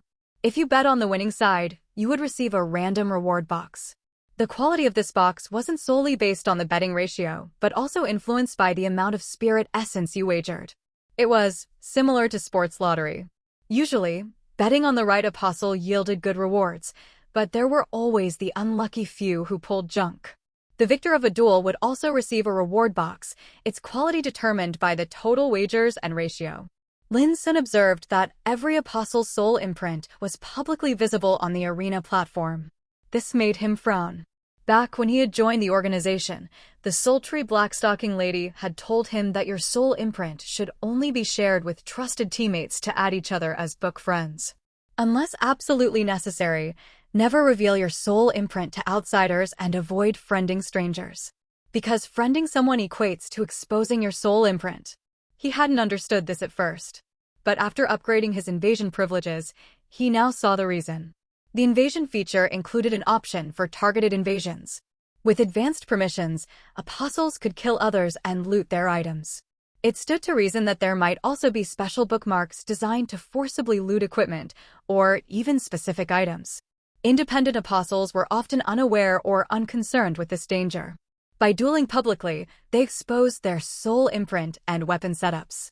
If an apostle with such bookmarks or advanced invasion rights locked onto them, they'd be in deep trouble. You may select an apostle from the waiting queue to challenge, or join the queue yourself and await a challenger. Lin Xun didn't want to reveal his in-game ID. Fortunately, the black-stocking lady had given him a quest reward earlier. He opened his inventory. Camouflage mask. Special item. You think some people have changed, but in fact, they haven't changed at all. Their mask simply fell off. Using this item allows you to disguise your soul imprint. Originally, this item had been intended for infiltrating the disciple sanctum. But blending work and play is the way of the world. Lin Xun grinned and clicked use. You have used camouflage mask. Your soul imprint is now disguised. You may change the disguise at any time. Only your book friends can see your true soul imprint. Opening the apostle panel, a new disguise option had appeared next to his soul imprint. He clicked it, and the imprint became Undying One. Clicked again, the Tarnished. Lin Xun clicked repeatedly. Outlander. Useless One. Crippled Ninja. The camouflage mask didn't allow manual input, it only generated random aliases. After clicking for ages, Lin Xun finally saw one he liked, Lord of Cinders. Full of flair, this is the one. The camouflage mask effect would remain active indefinitely. Whenever Lin Xun wanted to switch his disguise again, he just had to click the disguise option. He clicked to view the list of apostles waiting in the queue. Immediately, a long list of soul imprints appeared in the game text. Each unfamiliar imprint was accompanied by a popularity ratio, showing how much attention each waiting apostle had received. As a newcomer, Lin Xun wasn't like the old-school gambling addicts who haunted the Book of Arena, memorizing the IDs of frequent duelists. He could only estimate an apostle's strength based on their popularity. After browsing for a bit, he selected one with a relatively high popularity rating and clicked Duel. You have challenged Apostle Chug the Holy Water to a duel. Awaiting their acceptance. Feng Yifei stared at the rows of empty workstations, bored out of his mind. As one of only 2 male apostles in the intelligence division, even he wasn't sure what had possessed him. Despite having no assignments and being free to stay home, he had still shown up at the office to clock in. Maybe it was because of a random post he'd seen this morning. Scientific research shows that frequently looking at pretty women increases lifespan by 13% to 21%. But after all this waiting, not a single lady colleague had shown up. With nothing else to do, he pulled out his phone. The Book of Salvation activate. A feeble wandering soul awakens within the library. He opened his inventory and checked his spirit essence balance. Not bad. Looks like it's time for some fun. He stepped forward and tapped the Book of Arena. Feng Yifei loved betting and followed the duels closely. He won far more often than he lost. Would you like to initiate a direct invasion or join the public duel? He selected public duel. Would you like to spectate or personally participate? He selected spectate. The game text unfolded like a waterfall. Feng Yifei carefully scanned through the matchups, pondering which match to bet on. Arena 188, Apostle Chug the Holy Water versus Apostle Lord of Cinders. Betting ratio, 95.1%, 4.9%. Chug the Holy Water was a moderately famous arena player, known for being powerful and having an impressive win rate in duels. But his opponent, Lord of Cinders, was an unfamiliar ID. That wasn't even the most important part. The key detail was that the soul imprint of Lord of Cinders was highlighted in red. Feng Yifei's eyes gleamed with a peculiar light. That was the luster of spirit essence. In the Book of Arena, red soul imprints signified apostles participating in the arena for the first time. In other words, Lord of Cinders was almost certainly a newbie. Just to be safe, Feng Yifei opened his inventory. He used an item called Arena Record Directory. This item could only be obtained after spending a certain amount on arena wagers and allowed 3 searches per day of specific apostles' duel histories. After using it, sure enough, he saw Apostle Lord of Cinders. Arena duels, 0. Win rate, 0%. Would you like to continue and view the apostles' list of defeated opponents in the arena? Feng Yifei casually clicked no. This newbie's got guts. Instead of choosing someone from the lower ranks, he dares challenge Holy Water Bro to a duel. Click. Bet. Please select the apostle you believe will win. He chose Chug the Holy Water. Please enter the amount of spirit essence you wish to wager. A text box popped up, waiting for his input. Feng Yifei recalled that he was currently stuck in a chapter. The Book of Trade had blocked all related items, preventing him from using any clever bypasses. He could only brute force the boss. Rather than stay stuck, he figured he might as well bet on a sure win match and open a reward box. Even if the odds of getting an overpowered item or a large spirit essence payout were low, it was still a guaranteed profit, and maybe he'd pull something useful for the chapter. He glanced at the 5,000 spirit essence left in his inventory. Gritting his teeth, he entered 5,000. Just before confirming, he deleted it and entered 5,296. That was everything he had. All in. The duel will begin in 105 seconds. Fang Yifei waited silently, praying for a reward box blessed with god-tier luck. The duel has begun. Your view has been switched to the side you supported. Within a vast, pristine white space, you stand quietly, holding twin samurai blades that glint with cold light. You raise one blade, pointing the tip at your opponent. A red glowing apostle stands opposite you, hefting an enormous dragonfang great lub. With a thunderous boom, the weapon slams into the ground, carving a deep crater. The hell was that? Just posturing. Fang Yifei sneered, clearly referring to the newbie apostle. In arena matches, the player's view would shift to the apostle they bet on, so technically a second-person POV, but immersive enough to feel like first-person. It was like stepping into the ring yourself. That was the unique charm of arena duels. Many apostles, having been brutalized repeatedly by this cursed game, became what the forums jokingly called hopeless brothers. They often raged at the Book of Salvation after testing every bizarre death imaginable. Screw this world. I'm done saving it. To regain their shattered confidence, they bet on powerful apostles in arena matches, watching the text unfold while fantasizing about what they might look like in the future. Not for the reward. Just for the roleplay. You push off the ground hard with your toes, your body shooting forward like a meteor, streaking toward the enemy. The twin blades in your hands arc through the air, flashing with chilling, deadly light. The red glowing apostle charges at you in long strides, dragging a massive dragafang great lub that gouges a long trench in the ground. You cross your samurai blades in a fierce slash aimed at the oncoming foe. Before the outcome was even decided, Fang Yifei opened his inventory, waiting for his reward to pop up. He even wondered if he should go buy a few lottery tickets. After all, opening reward boxes sometimes needed luck priming. According to the law of balanced luck, if you didn't throw in a few losing lottery tickets, the quality of your blind box might suffer. The samurai blades shimmer with icy brilliance, aiming to cleave the enemy in half. Everything goes dark before your eyes. You died. Fang Yifei stared at the game text in disbelief and smacked his phone hard. He suspected his perspective must have glitched. Surely the apostle with the dragafang great lub was the one he bet on. Perspective swap complete. Unfortunately, the apostle you supported, chugged the holy water, has lost the duel. Your bet failed. You received no reward. You raise your dragafang great lub. With a terrifying blast of wind pressure, you slam it down, crushing the opposing apostle into the ground. When you lift the club, a thin meat pancake is left in the crater. You have won the arena duel. You have received the arena gold belt. Arena Gold Belt, special item awarded for winning a public duel with an extremely one-sided betting ratio. Using this item grants a random reward. Lin Xun had originally just wanted to test the crit rate of his great lub. He hadn't expected to flatten the opponent into a literal smear in one blow. So much for testing power, he ended up earning a gold belt instead. The scene felt oddly familiar to him. According to what he'd read on the Apostle Forum, there were 2 higher-tier belts above the gold one. It was probably because the total bet pool was too small. While the betting ratio was extreme, it didn't meet the threshold for the higher reward tiers. No need to dwell on it, he clicked the gold belt. You have used the arena gold belt. Generating reward. Congratulations! You have received 8,888 spirit essence. Not bad, got nearly 9,000 spirit essence for just one invasion bookmark. He only had one invasion bookmark left in his inventory. Lin Xun ran over to the librarian and spent 1,000 spirit essence to buy 2 more.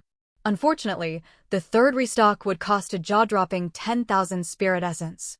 He tucked away the bookmarks. When spirit essence ran low again, he'd come back to the arena and cash out. With his Dragafang Great Lub now at +2 and carrying a crit effect, its melee power was overwhelming. He also had a high-grade thunder enchantment stone, a drop from a very generous ore lizard. Regarding this enchantment stone, Lin Xun had a different plan. In the game, enchanted power wasn't just for combat, it sometimes played a key role in chapter progression. For instance, the White Moon enchantment had once opened the gate to Fox Castle in a previous chapter. If he enchanted thunder onto a melee weapon, it might limit his options in future stages. So Lin Xun decided instead to enchant the Thunder Dragon Staff Spear, a hybrid weapon for both melee and ranged combat. It didn't have the same limitations. After weighing his options, he made up his mind. He possessed the blacksmith shell and opened the panel, clicking Grandmaster Forging Art. Would you like to consume the high-grade Thunder Enchantment Stone to imbue the Thunder Dragon Staff Spear with the power of thunder? Enchanting. Enchant successful. Your weapon Thunder Dragon Staff Spear is now permanently enchanted with thunder. Lin Xun opened his inventory to inspect. Thunder Dragon Staff Spear +1, epic weapon. This weapon has been enchanted with thunder. When attacking or casting skills, it now deals additional thunder damage. With his equipment now enhanced, it was time for Lin Xun to strengthen himself. He went to speak with the librarian. Clicking the source of the apocalypse in his inventory, he finally turned his attention to the legendary and powerful relic he had long anticipated. The librarian eyes you with shock and curiosity, unable to believe you possess such immense potential, enough to obtain a source of the apocalypse. He tells you that to solidify it into a true relic, you must touch the massive book of salvation behind him. It will grant you the great power of the relic. Lin Xun raised an eyebrow and stepped forward, clicking the Book of Salvation. You reach out and touch the Book of Salvation. Your feeble wandering soul resonates with the tome. You now have access to the salvation function of the Book of Salvation. Would you like to start the next chapter and embark on your next salvation journey? Apostle Swordsmith detected to be in possession of the source of the apocalypse. Hidden feature unlocked, Solidify Relic. A new option appeared beside Begin Next Chapter, Solidify Relic. Lin Xun selected Solidify Relic. Please select the source of the apocalypse you wish to use. He opened his inventory and selected the Type 2 source of the apocalypse fragment. Do you wish to solidify Type 2 source fragment, Corrupted Mire, into a relic? Warning: this action is irreversible. Please choose carefully. Lin Xun frowned for a moment, then relaxed. The New World Organization's use of the source in the real world definitely wasn't its proper purpose. Judging from the authorities' stance toward New World, the source of the apocalypse was likely to cause massive harm if misused in reality. As an official apostle, Lin Xun knew it was his duty to use it correctly, to strengthen himself. He pressed yes with great anticipation. Solidifying. Solidification successful. You have obtained Type 2 Relic Fragment, Corrupted Mire. Lin Xun quickly opened his inventory to check. Type 2 Relic Fragment, Corrupted Mire. Equipping this relic will enhance your soul. Soul Enhancement Effect, plus 10%. Huh? Soul Enhancement? What does that mean? After clicking the relic fragment, an equip option appeared. Lin Xun attempted to equip the relic. You have equipped Type 2 Relic Fragment, Corrupted Mire. Your soul has grown stronger. Your soul enhancement effect will synchronize with the shell you possess. Once your total soul enhancement exceeds 50%, your maximum soul strength will increase by 1. Relics could actually increase the maximum limit of soul strength. Lin Xun hurriedly opened his apostle panel. Relic, Type 2 Relic Fragment, Corrupted Mire. Total soul enhancement, 10%. A thought struck him. He randomly clicked one of the shells in the shell slots. You have possessed the shell of the Blood Sun Paladin. This shell is now enhanced by your soul. Shell strength, plus 10%. His eyes widened. Equipping a relic could directly boost a shell's strength by percentage. There was still one source of the apocalypse in his inventory, unlike the fragment he had just solidified.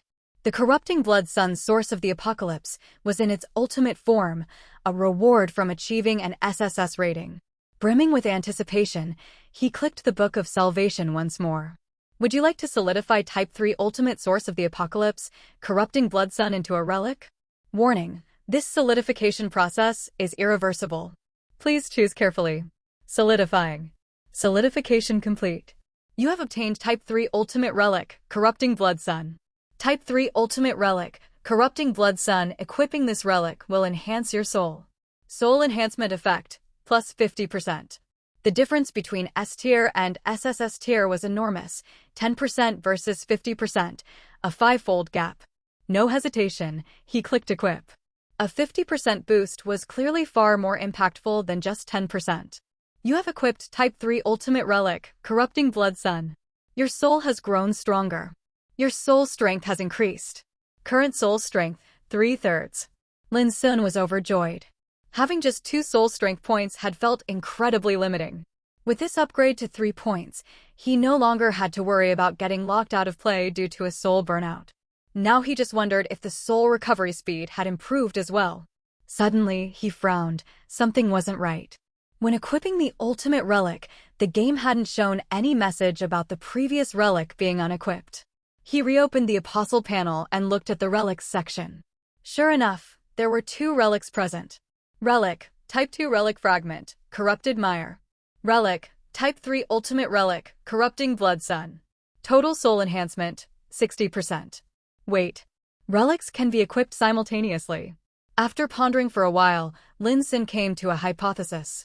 The labels, Type 2 and Type 3, weren't just indicating the drop source or quality. They might also represent compatibility tiers, meaning apostles could equip relics from different difficulty levels. Which meant, ignoring 0 difficulty chapters, which had no rating, apostles could potentially obtain and equip 1 relic per chapter from difficulty levels 1 through 9. And if every chapter yielded an SSS rating and each ultimate relic provided a 50% soul enhancement, that would be a 450% total enhancement to both soul and shell strength. Suddenly, he slapped his thigh. Crap. That means I totally screwed up just now. Lin Xun had entered the game starting from difficulty level 3. From this point forward, any chapter he entered could only randomly be level 3 or higher. According to the game's mechanics, that meant he could no longer obtain ultimate relics from level 1 or 2 chapters. Is this the downside of having too strong a talent? Lin Xun gave a helpless laugh, unsure whether to be proud or frustrated. Sure, starting at a higher difficulty accelerated his growth significantly, but at the cost of giving up access to relics? Wasn't that price just a little too high? He had a vague suspicion that this cursed game wouldn't implement such a harsh rule lightly, but the facts were right there, undeniable. Why not just ask Team Leader Li? After all, the first source of the apocalypse he'd received had come from the sultry, Blackstalking Superior. She definitely knew the hidden mechanics. He switched to the Book of Communication in the library. This function worked similarly to an email system. Players could check messages via the Book of Communication or the resting page. It didn't support live chats or sticker spam like a regular messaging app. Opening the Book of Communication, 4 friend requests popped up. 3 of them were from a while ago. Star Glaze was the blackstalking office lady, Li Xingyue. Pretty warrior girl was the short-haired beauty, Yi Xiaoqi. Little White Deer was none other than Lu Cai. Lin Xun accepted all 3 requests without hesitation. The last one. Chug the holy water. Apostle, Chug the holy water has sent a friend request to your disguised soul imprint, Lord of Cinders. If you accept this apostle, he will gain access to your true soul imprint. Do you want to add this apostle as a friend? What kind of joke was this? Lin Xun instantly hit reject. What, did this guy develop some kind of twisted Stockholm syndrome? Was he trying to add a worthy opponent for mutual admiration? Or was he looking to spew garbage talk? Lin Xun guessed it was most likely the last one. He began composing messages. To Star Glaze, Team Leader, the Divine Relic worked great. I've decided to repay your kindness properly. To Pretty Warrior Girl, you keep hounding me to update, yet don't vote with your recommendation or moon tickets. What's that about? To Little White Deer, Xiaobai, let's go for drinks. In that moment, Lin Xun felt the same thrill he used to get back when QQ and WeChat first launched. He almost wanted to shake his phone to find nearby users. Just as he was about to close the Book of Communication, a reply from Li Xingyue came through. Starglaze, you cleared the starting chapter already? What a coincidence, Team Leader Li was online and playing this cursed game too. Swordsmith, just cleared it. About to come report in, boss. Starglaze, that was fast. Come to the office. Swordsmith. Did he just chat himself into working overtime? You couldn't make this up. Still, this was a good opportunity to ask his superior about the secrets of relics. After getting dressed, Lin Xun hailed a cab and headed to the office. Just as he entered the Cultural Bureau's front gate, he saw a figure quickly slipping out. He thought the guy looked familiar, one of the few male colleagues he had. If he remembered right, the guy's name was something like Feng. Feng Yifei? Lin Xun was about to say hi, but the guy bolted so fast he vanished from sight. He didn't give it much thought and headed straight for the third floor, team leader's office. As always, Li Xingyue was dressed in her smoking hot office lady attire. Clearly she'd been waiting for him. Without standing on ceremony, the handsome guy plopped down on the sofa beside his superior. Once you got familiar with the sultry black-stocking woman, you'd realize that her cold and glamorous persona was just a facade. In truth, she was an excellent boss. She never pulled rank, was considerate towards subordinates, and always tried to secure extra perks for them. Li Xingyue poured him a cup of hot tea. I thought you'd need more time to clear chapter 323. I didn't expect you to break through so soon. How'd your chapter rating turn out? Lin Xun lied with a straight face. I failed to live up to your training, boss. Just an A rank. She gave him a sultry side-eye, utterly bewitching. The Blood Sun world is notoriously difficult. In the game, worlds like that are categorized as nightmare difficulty. Clearing the Blood Sun world already puts you ahead of 99% of apostles, let alone earning an A rating. I knew I wasn't wrong about you. It's just a shame. Divine relics haven't been approved for distribution lately. Otherwise, with a few more in your hands, you might have earned an S rating. See? Not only was the boss gorgeous, she had a silver tongue too. Seizing the moment, Lin Xun asked about the deeper mechanics of relics. Since you've cleared the opening chapter, I imagine you've already returned to the library to solidify a source of the Apocalypse fragment into a relic. Under her gentle yet thorough explanation, Lin Xun finally grasped the system. Just as he'd suspected, relics came in types I through 9, corresponding to difficulty levels 1 to 9. And yes, they could all be equipped simultaneously, as long as they came from different difficulty tiers. Achieving an interpretation rating of S grants a source of the Apocalypse fragment, which can be solidified into a relic that enhances the soul by 10%. An SS rating yields a true source of the Apocalypse, which, once solidified, boosts soul enhancement by 20%. As for even higher ratings and more advanced relics, even Li Xingyue did not know the details. Lin Xun recalled some gossip from Yi Xiaoqi, that team leader Li's family member allegedly held a senior position within the Apostle Security Council. No doubt Li Xingyue knew plenty of insider information. It seemed that within the organization, an SS rating was already considered top tier, achievable only by major elites. With that in mind, the fact that he'd achieved an SSS rating in the ultra-high difficulty Blood Sun world was nothing short of legendary. Li Xingyue told him there was another way to obtain a source of the Apocalypse. In some chapters, there was a chance to acquire hidden items. Turning these in to the librarian would unlock secret Easter egg chapters. Clearing these bonus chapters would allow him to enter fragmentary low-difficulty worlds, which still granted interpretation ratings, therefore, more sources of the Apocalypse. Lin Xun was delighted to hear this. It meant he didn't need to worry, so long as there was a path, he'd find it. With his meticulous, 100% completion playstyle, he wasn't afraid of missing Easter egg clues in the future. After clearing the initial chapter, there's no need to rush into the Disciple Sanctum. The seat pass will notify you when the sanctum is holding its meeting. Entering too early might raise suspicion. Li Xingyue explained the infiltration details step by step. After Lin Xun committed them to memory, the black-stocking beauty rose from her desk and handed him a file. Printed on the cover were the words, Wind City Thunder Tribulation Squad Formation Plan. Lin Xun looked puzzled. I promised you, didn't I? Clear the initial chapter, and I'll get you a promotion and a raise. With the air of someone who keeps her word, the sultry office lady explained further. Heavenly Punishment was the Apostle Council's top-tier combat unit stationed in each provincial capital. Thunder Tribulation was a new subdivision branching from that organization. Thunder Tribulation squads were now being established in various cities, acting as second-tier combat teams tasked with directly opposing hostile groups on the front lines. As Li Xingyue explained, Lin Xun flipped through the plan. He saw names both familiar and unfamiliar.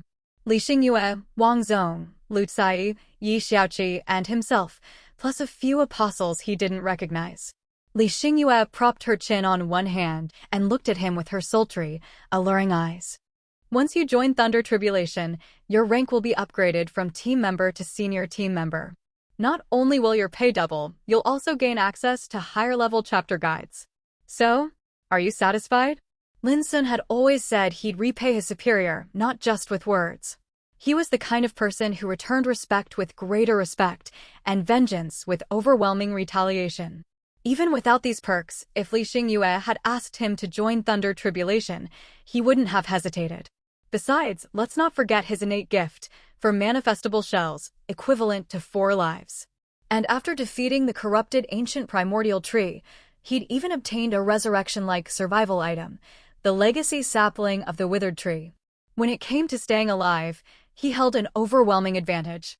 Even Yi Xiaoqi, the squad's mascot tier apostle, had joined Thunder Tribulation. What did he have to hesitate about? Lin Xun nodded to indicate his agreement. At the end of the file, after many other apostles' signatures, he added his own name. Li Xingyue broke into a brilliant smile, her eyes curving charmingly. Sudden promotion and raise, are you feeling touched? I'm so moved I feel like treating you to dinner.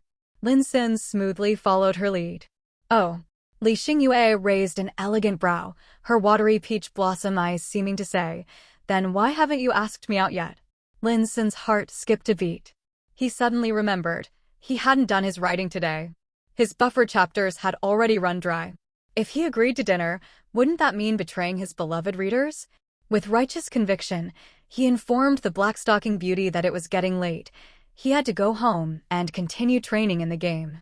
He had to push forward into the next chapter, to grow stronger, and carve out new frontiers for his superior, to win honor through blood and fire. Li Xingyue rolled her eyes, but waved him off to go train. Bidding his boss farewell, Lin Xun returned to his rental apartment. He pulled out his phone and jumped back into the game, full of anticipation for the next chapter. The Book of Salvation activate. An ordinary wandering soul awakens in the library. Just as he was about to continue playing, Lin Xun paused. Something felt off. He looked back at the text. It had always said feeble wandering soul. When had it changed to ordinary wandering soul? Could it be that the soul enhancement from the relics strengthened my soul enough to change the system text? Looking at his now 3 of 3 soul strength, he figured that was likely the cause. After double-checking his current status and confirming nothing was amiss, Lin Xun stepped forward and tapped the Book of Salvation. Do you wish to begin the next chapter and embark on a new salvation journey? You may randomly enter a level 3 difficulty chapter. Due to your C rank rating in the previous chapter, you are eligible to randomly enter a level 4 difficulty chapter. Due to your A rank rating in the previous chapter, you are eligible to randomly enter a level 4 difficulty chapter, Nightmare. Due to your SSS rank rating in the previous chapter, you are eligible to randomly enter a level 4 difficulty chapter, Hell. Ordinary apostles, even with lowly D rank ratings, could eventually proceed by stacking enough chapter completions. Some lucky apostles had randomly entered nightmare worlds, like the Blood Sun world. But Hell difficulty? That was a brand new tier Lin Xun had never even heard of. Just the name alone screamed nightmarish challenge. And high difficulty meant high rewards. Should I give it a shot? Lin Xun's fingers itched. There wasn't really a downside. If he couldn't clear it, he'd just end the chapter and re-roll into another one. No big deal. You have chosen level 4 difficulty chapter, Hell. You have entered an apocalyptic chapter. Chapter 82740874. Lin Xun stared blankly at the game text in front of him. T/N. New arc, let's go. You have chosen level 4 difficulty chapter, Hell. You have entered an apocalyptic chapter. Chapter 82740874. What the hell, little bro? When Lin Xun was reading strategy guides on the forum earlier, he had noticed the chapter numbers experienced by other apostles. But something this long, tens of millions? Completely unheard of. Did I stumble into some hidden secret world? After joining Thunder Tribulation, the Blackstalking Lady had upgraded his forum account privileges. Now he could browse previously hidden high-level strategy boards. The number of guides in those sections had increased dramatically compared to before. Most were Grade C, with a fair number of Grade B guides, but there were barely any Grade A guides. You could count them on 2 hands. Thunder Tribulation's clearance level wasn't the highest, so he couldn't access the top-tier walkthroughs. Lin Xun skimmed through the guides, but found no mention of any chapter with such a ridiculously long number. Which made sense. He had only entered this hell difficulty chapter thanks to his SSS rank evaluation. How could an average apostle possibly achieve that rating? Still, it didn't matter. A top student doesn't need to copy a failing student's answers. He turned his attention back to the game text and began his journey. An ordinary wandering soul awakens in an old lecture hall. You look around. Kerosene lamps burn inside the hall, casting a faint orange glow that just barely illuminates the furnishings. The hall is densely packed with tiered wooden desks and chairs. Bloodstains streak the surfaces, and dried, shredded bits of flesh are still stuck in places. A wave of putrid, rotten stench assaults your nose, making you nauseous. You are standing in the aisle between the rows of seats. At the front is an equally worn-down podium. Floating beside you is a faintly glowing, oversized soul page. Next to it lies a long dead corpse. Will you touch the resting page or inspect the corpse beside it? This lecture hall was clearly the spawn point, a safe zone. Since entering a chapter automatically sets your spawn as the respawn point, and he had just come from the library, there was no need to touch the resting page again. You crouch down and inspect the corpse carefully. It's wearing a scholar's cap and a black academic robe, and it holds a thick teaching baton in one hand. Its face, apart from two gray pupils, is covered in coin-sized pits, densely packed. Whatever organs were inside those holes had long been gouged out. You examine the shell before you. Shell of the knowledge-seeking Multivision school mentor, a mentor whose desire for knowledge swelled uncontrollably, spending a fortune to transplant additional eyes in pursuit of truth. This long-dead shell, preserved under an unknown glow, has not decayed. It died of massive blood loss after its extra eyes were removed. Compatibility, 125% plus 45%. Would you like to possess the shell? Knowledge-seeking. Multivision school, an insatiable thirst for knowledge, extra eyes. Knowledge-seeking? Usually, prefix tags in monster names carry special meaning, like corrupted in the Blood Sun world. Multivision school might refer to a specific faction in this chapter. He could very well be in their territory. Lin Xun picked up on a few keywords, but with so little information, he couldn't draw a full picture yet, only form a rough guess. This mentor shell was a default starter, like the 3 standard shells back in the Church of the Blood Sun world.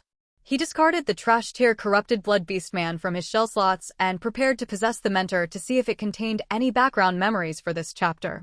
Suddenly, the game text popped up a new notification. You have gained knowledge. Your knowledge stat has increased by 10. Current knowledge, 10/100. What the? He hadn't even done anything yet, and already his knowledge stat increased? He had never heard of a knowledge stat before, nor did he know what it did. Frowning slightly, he muttered, anything abnormal is cause for concern. And with the earlier mention of the knowledge-seeking prefix in creature names, a bad feeling welled up inside him. He tapped possess. You have possessed the shell of the nameless knowledge-seeking mentor. This shell has received soul enhancement. Shell strength increased by 60%. The shell retains fragments of memories from its life. Student Lyre is developing into quite the alluring young woman. But why does she refuse the pursuit of great knowledge? Does she really think that wearing a blindfold will block her innate thirst for truth? I must educate this rebellious schoolgirl. To pursue knowledge is the sole meaning of life. As a commoner, this is her only path to advancement. So after class, I brought Student Lyre into my private office. To correct her misguided values, I used my thick baton to give her a stern education. Amid her heart-wrenching sobs, she came to deeply recognize her errors and drank in the knowledge I so passionately imparted. That's more like it. As a reward for this lesson, I took her by carriage to Bennett's transplant clinic. There, I selflessly spent my savings to grant Student Lyre a new pair of charming eyes. When her parents found out, they were moved to tears and spread my noble deeds throughout the Multivision school. For a time, my reputation soared, and I stood in glory. The fragmented memories end here. At that moment, Lin Xun wore the classic subway uncle reading memes on his phone expression. Carefully examining the memory fragments, he noted that this world wasn't set in a modern era, but it appeared to possess surprisingly advanced organ transplant technology. Its inhabitants craved knowledge and had an inexplicable obsession with transplanting eyes. You have gained knowledge. Your knowledge stat increased by 20.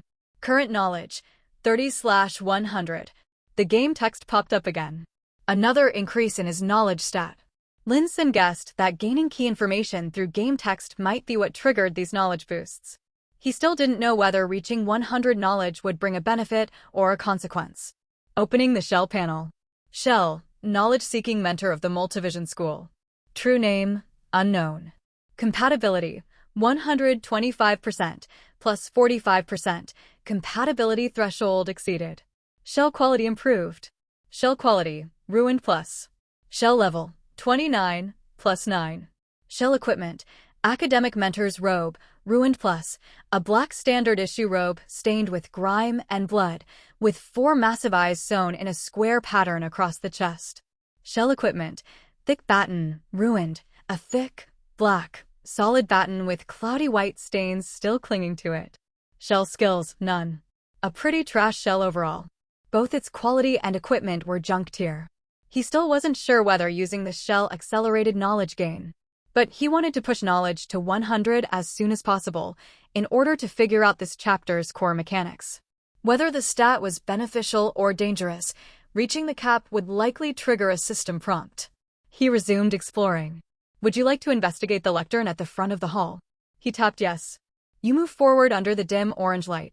Atop the wooden lectern sits a glass jar half the height of your arm, filled with murky yellowish fluid. Floating inside are several small, round objects. Would you like to open the jar and retrieve the items? It was a safe zone, probably nothing dangerous, right? And even if there was, he was using a trash-tier mentor shell. Dying wouldn't be a big deal. Lin Xun tapped yes. You open the jar. A wave of acrid preservative stench rushes into your nose as you reach in and retrieve the contents. You obtained Unknown Creature's Eyeball X5, Junk. Unknown Creature's Eyeball, Junk, harvested from an unidentified organism. Due to the low-quality preservation fluid, the eye has lost all vitality. A jar of eyeballs in a classroom? Reminded him of a cadaver lab in a medical lecture. This chapter's world was clearly centered around eyes. The door to the lecture hall is located beside the lectern. Brave apostle, will you open the door and seek the origin of the apocalypse? Lin Xun narrowed his eyes and clicked no. Cautious by nature, you choose not to charge forward recklessly. Instead, you carefully search the lecture hall for anything useful. Searching. You found a writing instrument on a desk. You obtained Rotten Quill Pen, Junk. Searching. There are no other items left in the lecture hall. Rotten Quill Pen, Junk. The nib is sealed, but the pen shaft still contains undried black ink. Seeing that there was nothing else of value, Lin Xun opened his shell slots. You have possessed the shell of the corrupted theater dancer. The dancer shell also received a 60% strength boost. Thanks to Visage of the Leader and its shared level effect, the dancer's temporary level was raised to 29, dramatically improving its power. You used Blood Shadow Step. With graceful steps, your shell's body gradually faded into invisibility. Remaining in stealth, you slowly pushed open the lecture hall door.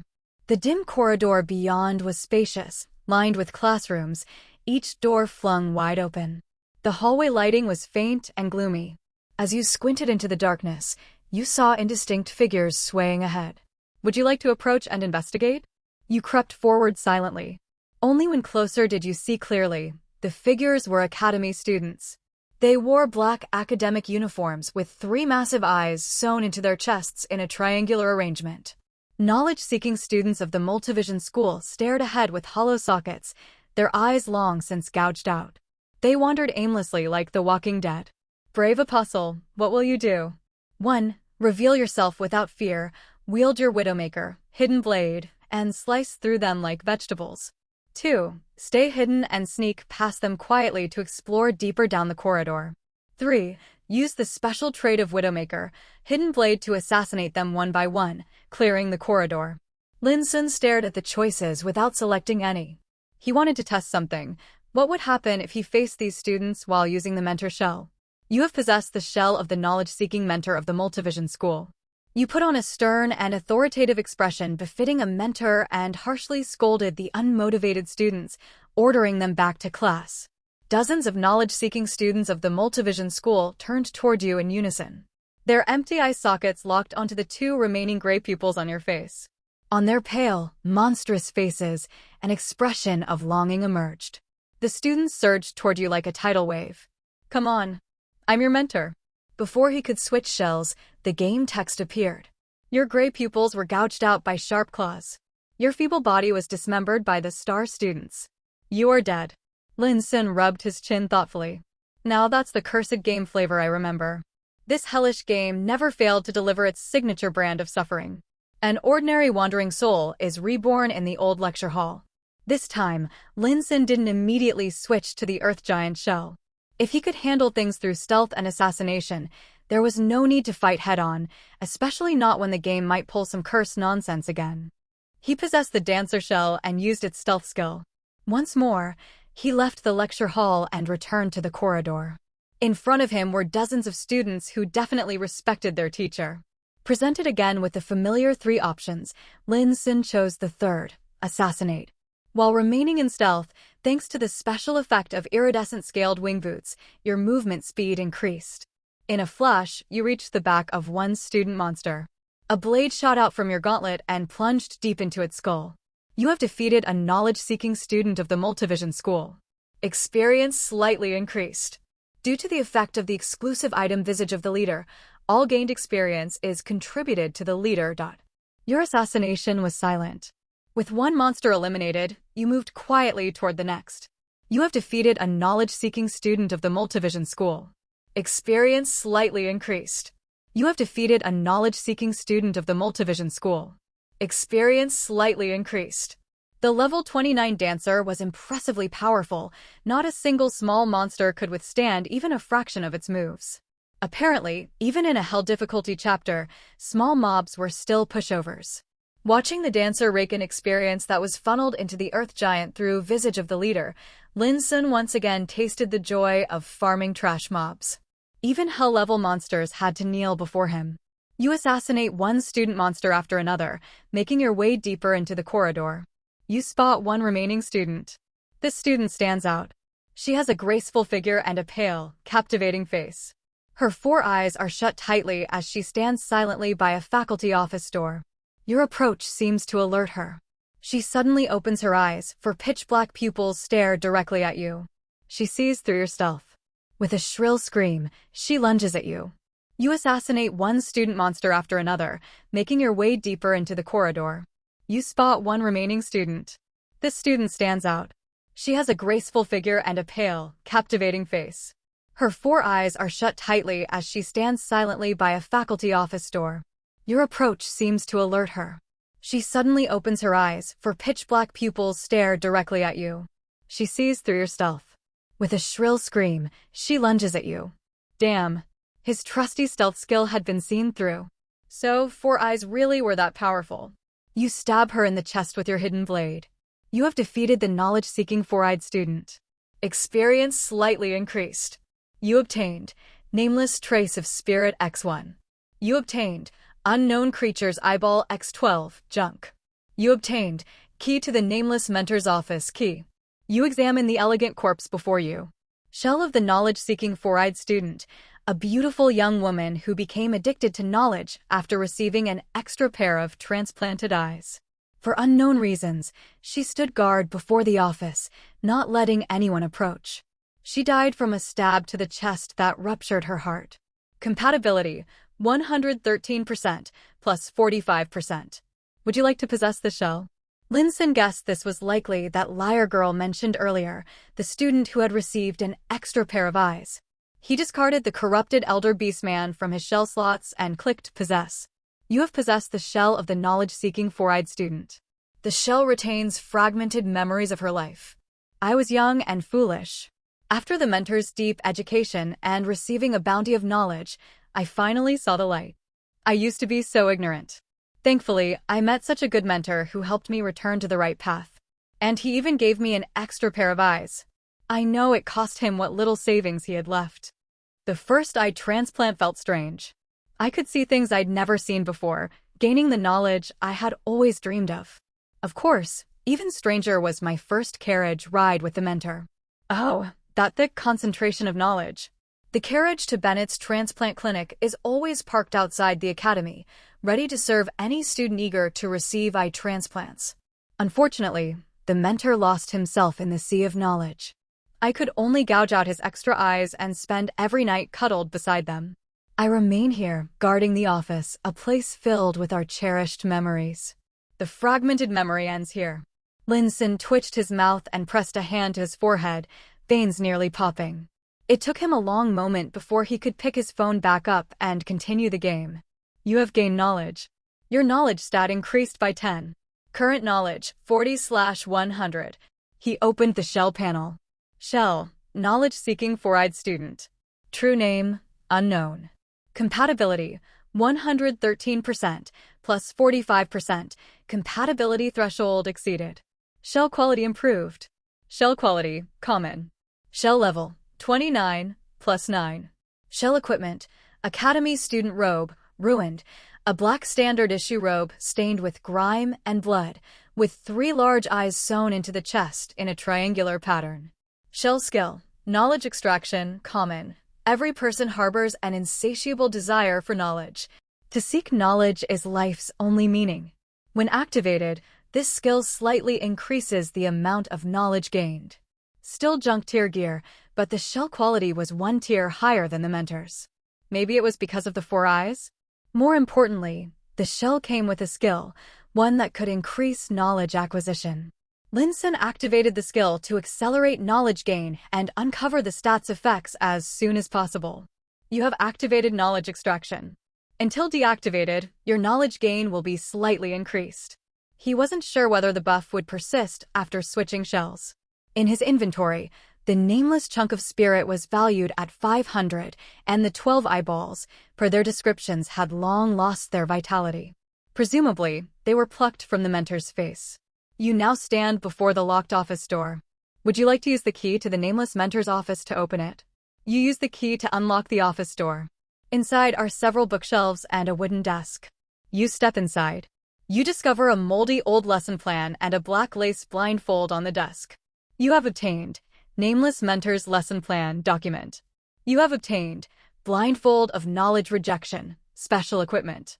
Lin Xun checked his inventory. Nameless Mentor's Lesson Plan document. Today's lesson, I will teach students the origin of our multivision school.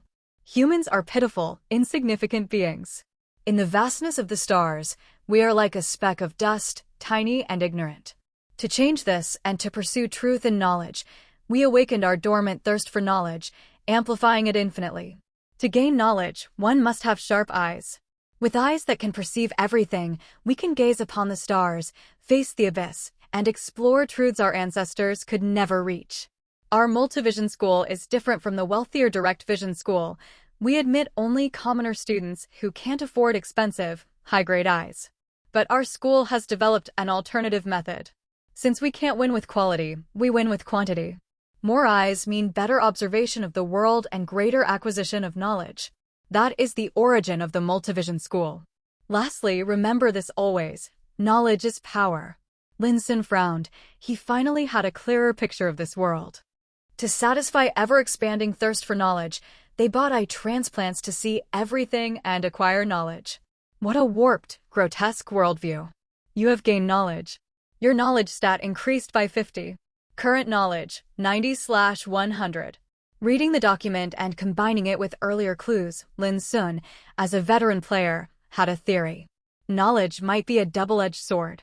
From the mentor's belief that knowledge is power, it seemed raising knowledge would grant strength. But in Lyre's memories, the mentor had also lost himself in the sea of knowledge. He had a suspicion. To test it, he'd need to push further. He still had a full 3/3 soul strength, and except for the mentor, who just died, all his shells were in good condition. He had room for plenty of experimentation. Next, he checked the blindfold.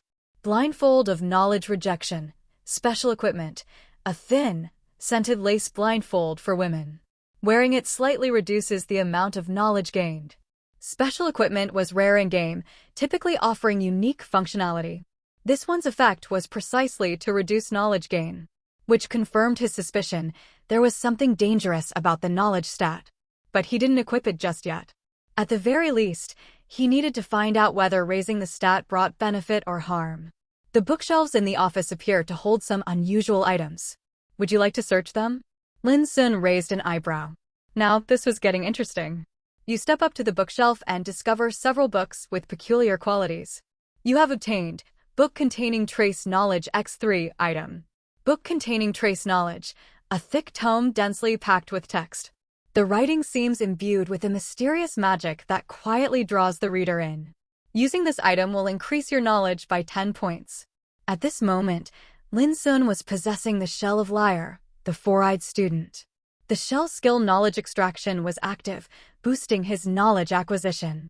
His current knowledge stood at 90 out of 100, just one book away from breaking the 100-point threshold. Lin Xun had the nagging sense that he was missing something. He paused to think deeply, but no clear answer came to mind. With a cautious mindset, he decided to go through with it and clicked to use the item. You open the book containing trace knowledge, read its contents, and absorb the knowledge within. You have gained knowledge. Your knowledge has increased by 15 points. Current knowledge, 105/100. Your understanding has surpassed the threshold. You have touched the extraordinary and are granted a glimpse of omniscient true knowledge. Omniscient true knowledge? Could it be something akin to the source of the apocalypse like corrupting blood sun? Lin Xun frowned. Something felt off. The game text didn't describe the form of omniscient true knowledge.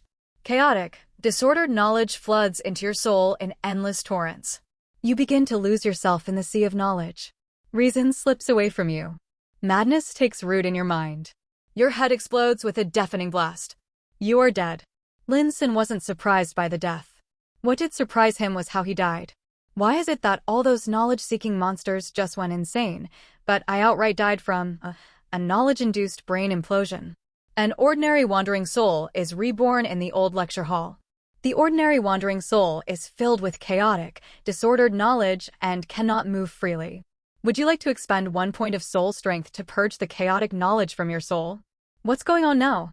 He couldn't even control the wandering soul?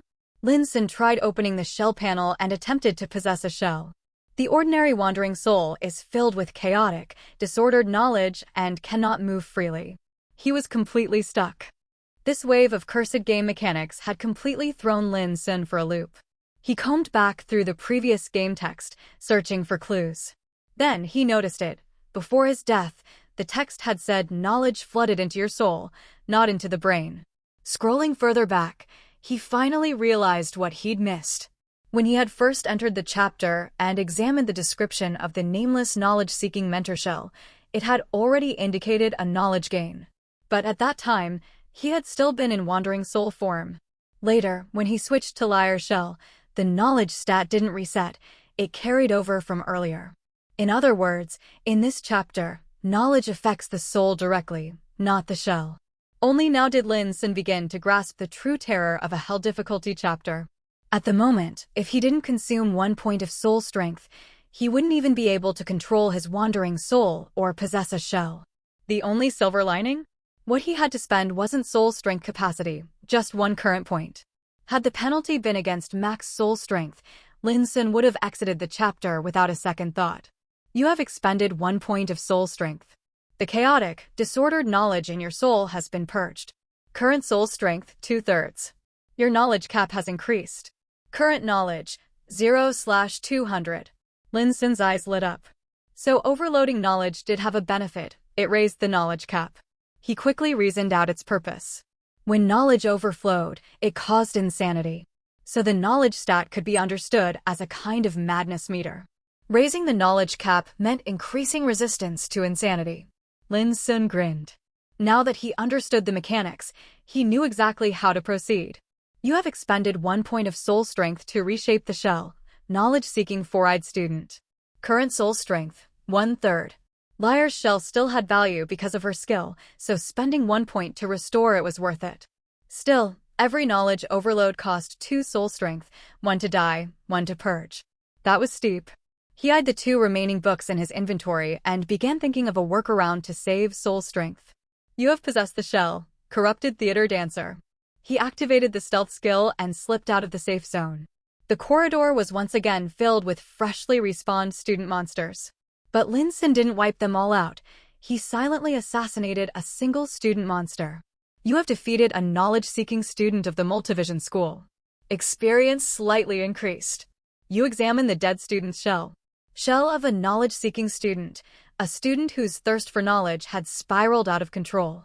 After absorbing more knowledge than they could handle, they lost their sense of self. For reasons unknown, their eyes were gouged out, leaving their sockets empty. Died from a precise throat stab.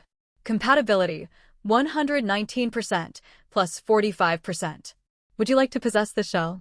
Lin Xun tossed out the nameless mentor shell, keeping only the academic robe and thick baton, and clicked possess. You have possessed the shell of a knowledge-seeking student. The shell's memory is fragmented and disordered. You cannot recall its past. The shell's quality and equipment were trash. It had no shell skills and was originally level 15, raised to 29 by a visage of the leader. Your vision goes dark. You can't see anything. You cannot acquire knowledge through empty sockets and must instead fumble your way through with the shell's strange innate senses.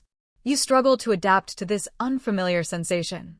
Your movements are clumsy and disoriented. You accidentally bump into a female classmate. Muttering incoherently, you quietly apologize and continue groping around. Lin Xun had planned to use a disposable student shell to read books and take the knowledge overload death in place of a valuable one, thus saving soul strength. But this blind shell operated on a strange sixth sense, rendering it unable to read and making even basic movement difficult. All the regular student monsters, it seemed, had no eyes. Only special monsters like Liar retained transplanted eyes. Too bad Liar didn't respawn. Lin Xun's clever plan had collapsed before it even began. He was just about to switch back to the dancer shell to continue sneaking deeper into the facility when a sudden idea flashed through his mind. He immediately opened his inventory. Unknown creature's eyeball, junk, X17, harvested from an unknown creature. Due to poor quality preservative fluid, this eyeball has long since lost its vitality. He clicked one. A prompt popped up. Would you like to insert the unknown creature's eyeball into your eye socket? Would you like to insert the unknown creature's eyeball into your eye socket? Lin Xun smiled faintly and decisively clicked yes. You pick up an unknown creature's eyeball and cautiously insert it into your eye socket. You feel strange tissue begin to grow within the socket. A wave of intense pain follows. Due to the eyeball having lost most of its vitality, you recover only a fraction of your vision. Because of its poor quality, you are unable to gain knowledge-enhancing skills from the eyeball. Reading the text, Lin Xun understood that Liar's shell skill had indeed come from her having extra transplanted eyes. Having picked up on this clue, he now looked forward to reaching Bennett's transplant clinic. That place was likely filled with eyeballs, maybe even special ones. If he could obtain highly perceptive eyes, he might unlock new knowledge-boosting skills. After inserting one more junk eyeball, the student shell's vision slightly improved again. Then, Lin Xun tried inserting a third. The cursed game responded with a blunt message. This shell has only 2 eye sockets and cannot embed any more eyeballs. Lin Xun rolled his eyes and kept playing. With your 2 grotesque eyes open, you begin to move forward. The students in the corridor seem to sense something and all turn toward you. They gaze at the 2 eyes on your face, expressions of longing appearing on their pale, twisted faces. Not good. Seeing that text, Lin Xun didn't wait for the next prompt. He immediately retreated, trying to dash back into the safe zone. You turn to flee. The students surge after you like a tidal wave. You narrowly escape back into the lecture hall just before being caught. An unseen force prevents the students from entering. After pacing for a while in frustration, they reluctantly disperse. These lunatic students go crazy the moment they see someone with eyes. But then, why hadn't they attacked Liar? Lin Xun figured he could have also chosen to possess a strong shell and mow them all down. But those students were still potential disposable shells, so wasting them felt short-sighted. He switched back to the dancer shell, activated stealth, and headed out once more. He bypassed the student monsters and began investigating the classrooms lining the corridor. Most held nothing but worthless junk. Near the nameless mentor's private office, Lin Xun found several more locked offices. Luckily, the locks were basic. He clicked to use the Widowmaker, Hidden Blade, and forced them open. Finally, some useful loot. 3 more, books containing trace knowledge. This brought his total up to 5. At the end of the hallway is a stairwell leading both up and down. You look at the nearby wall and see a label marking this as the second floor. Would you like to ascend or descend the stairs? After a moment of thought, Lin Xun clicked ascend. He believed in thorough exploration and intended to fully clear the teaching building before venturing outdoors. You ascend the stairs and reach the third floor of the teaching building. You peer down the hallway. The nearest room is the senior mentor's office, followed by a row of classrooms. Strangely, there are no student monsters here. Beside you on the wall is a rusted iron ladder built into the structure. Looking up, you see it leads to a square hatch in the ceiling, likely an entrance to the rooftop. Would you like to explore this floor or climb the iron ladder to the rooftop? Lin Xun decided to fully sweep the third floor of the teaching building. You step into the hallway. The senior mentor's office door is firmly shut. A sharp blade springs from your wrist-sheathed weapon. You easily destroy the lock. You push the door open and enter. In the corner of the office, you discover a finely crafted wooden storage chest. Would you like to open the chest? Lin Xun's eyes lit up. It had been, well, a long time since his last treasure chest. Too long. He performed a routine check with a strike. No mimic behavior was detected, then clicked to open it. You open the exquisitely carved wooden chest. You have obtained nameless large chunk of spirit essence ×1. You have obtained advanced forging stone ×1. You have obtained clarity eye drops item. Not bad. 3 items, decent loot. The nameless large chunk of spirit essence was worth 1,000 spirit essence and would be stored for now. The advanced forging stone was a precious material worth 5,000, useful when he collected 3 for a +3 weapon upgrade.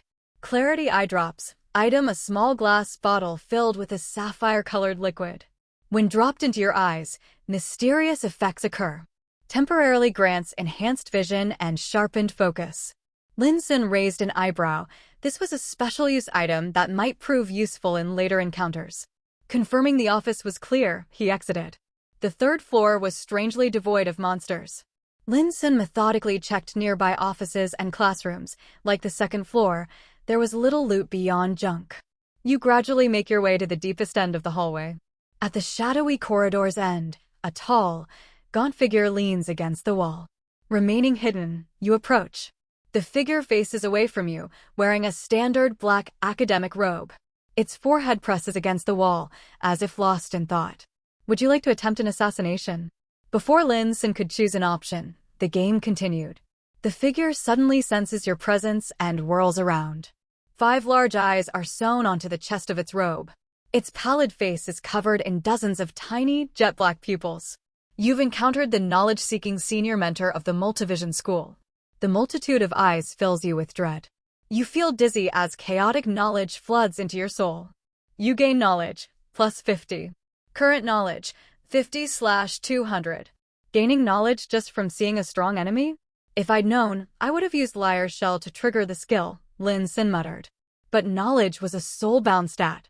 Switching shells now wouldn't allow a repeat gain. No time to lament. Before the monster could engage, he opened the shell panel and selected the corrupted Earth Giant. He had already downsized the shell to human scale in the library duel, so he didn't have to worry about smashing the building and missing later content. In the face of overwhelming power, all monsters, no matter how terrifying, were nothing but paper tigers. You possess the shell of the corrupted Earth Giant. You are clad in the regenerating scale armor of the Dragon Rider, wielding the colossal ancient Dragonfang Great Lub. You swing your massive club with a gust of terrifying wind, smashing it down onto the senior mentor. With a thunderous crash, the strike pulverizes the monster into a pulp, collapsing the floor and opening a massive hole. Through the shattered floor, you glimpse the students below. Their hollow sockets stare upward at you. They let out a sharp shriek, then tremble, cowering and prostrating themselves, no longer daring to look at you. Lin Xun blinked. What the heck? Even these deranged freaks knew how to bully the weak and fear the strong? You have defeated the knowledge-seeking senior mentor of the Multivision School. Your experience increases significantly. Your shell's power surges. The corrupted Earth Giant shell has leveled up. Current shell level, 30. You have obtained weak spirit essence of steadfast will *1. You have obtained academic senior mentor's robe, common plus equipment.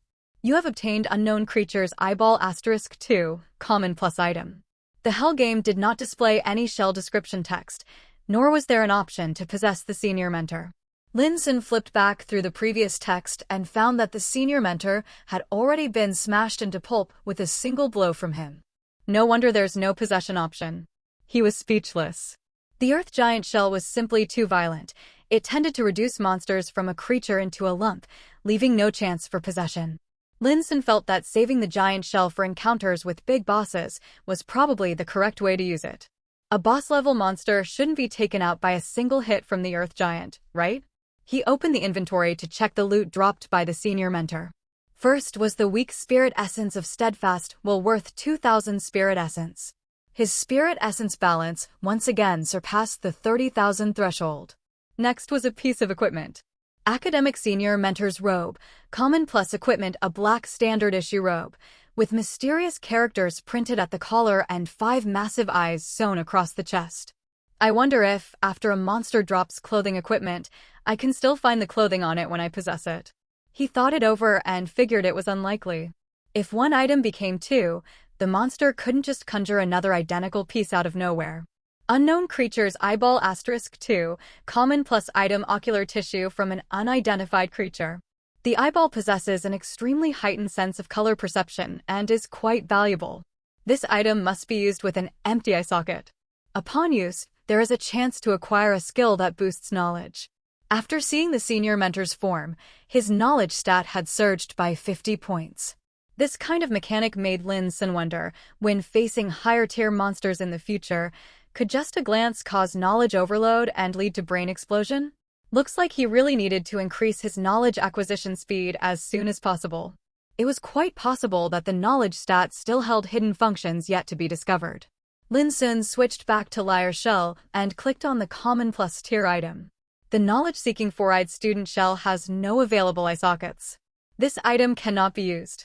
Apparently, this hellish game didn't allow self-eye removal to swap in new eyeballs. Lin Xun considered it. Using this item on an ordinary student shell felt like a bit of a waste. He stashed the eyeball item away for now. Sharpening the axe doesn't delay chopping wood. He could wait to find a suitable shell before using it. He then clicked on Liar Shell skill. You have activated the knowledge extraction skill. Until you cancel this skill, your knowledge gain rate will be slightly increased. Lin Xun equipped Liar with a Thunder Dragon Staff Spear and Nanobio Combat Armor, intending to temporarily use the shell that enhanced knowledge for exploration. He left the rest of the powerful equipment untouched. If he ran into monsters unexpectedly and had to switch shells to fight, swapping gear mid-battle would be too cumbersome and time-consuming. You equipped Thunder Dragon Staff Spear +1. You equipped Nanobio Combat Armor. You are now stronger. This was his first time wearing the Nanobio Combat Armor, and it came with special functions. The Nanobio Combat Armor's nano-muscle fibers provide 3 intelligent modes for your use. You can switch between Strength Mode, Armor Mode, and Speed Mode. After a brief consideration, Lin Xun selected Armor Mode. You have activated Armor Mode. The nano-muscle fibers have altered the particle arrangement of the armor's surface. Your movement speed is reduced. Your defense has greatly increased. Liar Shell was primarily used for acquiring knowledge, not clashing with powerful monsters head-on. He continued exploring. At the end of the corridor stands a tightly shut door. You look up at the marker beside it. It reads Dean's office. You attempt to open the locked door, but it is firmly shut. Lin Xun curled his lip and switched to the earth giant shell. You raise your leg and kick, sending the entire door and its frame flying into the office. He then switched back to Liar Shell. You enter the dean's office, carefully stepping over the shattered remains of the door. On the desk, you find a stack of manuscripts. You have obtained Multivision School, Dean of Dis Academy's manuscripts document. Lin Xun's eyes lit up. That's knowledge. In order to unlock more knowledge, he promptly clicked the document item. Multivision School, Dean of Dis Academy's manuscripts document. The new type eyeballs originate from a sea monster in the deep ocean. It's said the sea monster's eyes possess a terrifying instant death effect upon being seen. Many scholars from the school were killed or injured trying to capture it. I greatly desired those eyeballs, but even with my position as dean, spending all my resources was far from enough to obtain them. I had no choice but to shut down the campus transplant surgery room and compromise with the greedy Bennett, setting up a carriage route from the academy gate directly to his transplant clinic. Who could have predicted that Devil Bennett would dare demand orphan students from the welfare house as payment? I am a sinner, driven by my ever-growing thirst for knowledge, unable to restrain myself. Sigh. Those poor students are likely all raw materials for Bennett now. Though greedy and evil, Bennett kept his promise. He paid me a considerable sum. Even after purchasing the sea monster's pair of eyes, I had money left over. So I established a new laboratory in the basement of the teaching building to study the new eyeballs. I moved all the equipment from the original campus surgical room into this new lab. I trembled with excitement, because I was about to transplant the sea monster's eyes into myself and obtain even greater knowledge. Lin Xun silently read through the document. The story within the chapter was, as always, steeped in darkness. The key information in the document pointed to the laboratory beneath the teaching building and the sea monster eyeballs with the terrifying instant death ability. Just thinking about such an ability was enough to feel its overpowered nature. He wondered whether he could obtain the sea monster's eyes in the basement. You have gained knowledge. Your knowledge stat has increased by 75. Current knowledge, 125/200. Liar shell skill that enhanced knowledge gain had an approximate amplification of 50%. Last time he used a book that should have given 10 points of knowledge, but he received 15 points instead, clearly the result of the amplification. Searching the dean's office once more, he obtained 2 copies of book containing trace knowledge. Assuming each book grants 15 knowledge, the potential gain was now 105, enough to cause a knowledge overload. Lin Xun did not rush to use them. He could hold off and use them later after raising his knowledge cap a bit more. He had Liar's Shell exit the dean's office and continued his exploration toward the next location. After exiting the dean's office and confirming that there were no more items to loot on the 3rd floor of the teaching building, Lin Xun returned to the stairway at the corridor's entrance. At the corridor entrance is a stairwell leading to the lower levels of the teaching building. You look to the wall beside it, it is marked with the symbol for the 3rd floor. Embedded in the wall beside you is a rust-covered iron ladder. You look upward and see the iron ladder extends to the ceiling, where there is a square hatch that appears to lead to the rooftop of the teaching building. Will you go down the stairs, or climb the iron ladder to reach the rooftop? Lin Xun decided to explore from top to bottom, starting with the upper levels before heading to the basement laboratory. You climb the iron ladder, using both hands and feet to ascend. You open the hatch at the ceiling and climb up to the rooftop of the teaching building. This is not a wide-open rooftop platform, but a spacious room instead. The large room is brightly lit, filled with many desks and bookshelves. At the center of the room, you discover a 1-meter-high orrery, and beside it a large fixed monocular telescope anchored to the ground. Both instruments are made of brass. This appears to be a special function laboratory. As you gaze upon the familiar furnishings of the room, memories from the shell stir slightly. You recall that this place is the Academy's stargazing laboratory. Your mentor once brought students here for observational astronomy lessons. You clearly remember that on the side wall of the laboratory, there is a rotatable handle device that opens the rooftop of the lab. You also clearly remember how to determine star coordinates using the orrery, and how to use the large monocular telescope to pierce through the veil of knowledge and observe the stars, thereby acquiring profound knowledge. You remember even more clearly the late-night visits to this place with your mentor, just the two of you and the wonderful memories left behind. Oh, that intoxicating knowledge. Fortunately, the shell's memories were presented as text. If they had to be visualized and played out in reality, that would have been too beautiful for Lin Xun to imagine. He controlled Liar's Shell and continued the game. Following your memories, you walk to the side wall of the laboratory. There, you find a metal handle device, its hinges connected to the rooftop of the stargazing laboratory. You rotate the metal handle. Amidst the sound of hinges turning and gears meshing, the rooftop of the stargazing laboratory slowly opens. Starlight gently spills in. You look upward. In the pitch-black night sky, no stars or moon are visible. Yet the faint white glow of the stars still falls softly, as if draping the eerie world in a veil of soft white gauze. You understand that human eyes alone cannot penetrate the veil of knowledge to observe the stars. One must transplant sensitive eyes or rely on the stargazing telescope to acquire knowledge about the stars. Veil of knowledge? Lin Xun frowned. What the hell was that? You approach the towering orrery, which records 9 celestial bodies. You check the star calendar on the desk to confirm the date, then look at the wall-mounted clock to confirm the time. Recalling the content of your stargazing lessons, you begin to manipulate the orrery. You successfully lock onto the coordinates of a star. Using those coordinates, you adjust the stargazing telescope to align with the appropriate angle. Seeker Apostle, would you like to use the stargazing telescope to observe the star and gain knowledge? Currently, Liar's shell skill was still active, allowing for increased knowledge gain. The only hesitation Lin Xun felt was not knowing how much knowledge the stargazing would yield. His current knowledge stat was 125/200. If the knowledge gained exceeded the limit and triggered overload, Liar's head would explode, and she would die instantly. Reshaping her would cost another point of soul strength. If he used another student shell as a scapegoat and the knowledge gained from stargazing didn't reach the overload threshold, then he'd lose the 50% amplification bonus from Liar's shell. After careful consideration, Lin Xun decided to observe the stars using Liar's shell. Since all students at the academy could take the stargazing course without losing their minds, it likely meant that the knowledge gained from stargazing wasn't excessive. Or rather, the stars that the students were allowed to observe contained very little knowledge. You close one eye and lean toward the lens of the stargazing telescope. Through the lens, you see a brilliant star in the pitch-black void of space. You have acquired knowledge. Your knowledge stat increased by 30. Current knowledge, 155/200. The orrery records 8 more stars.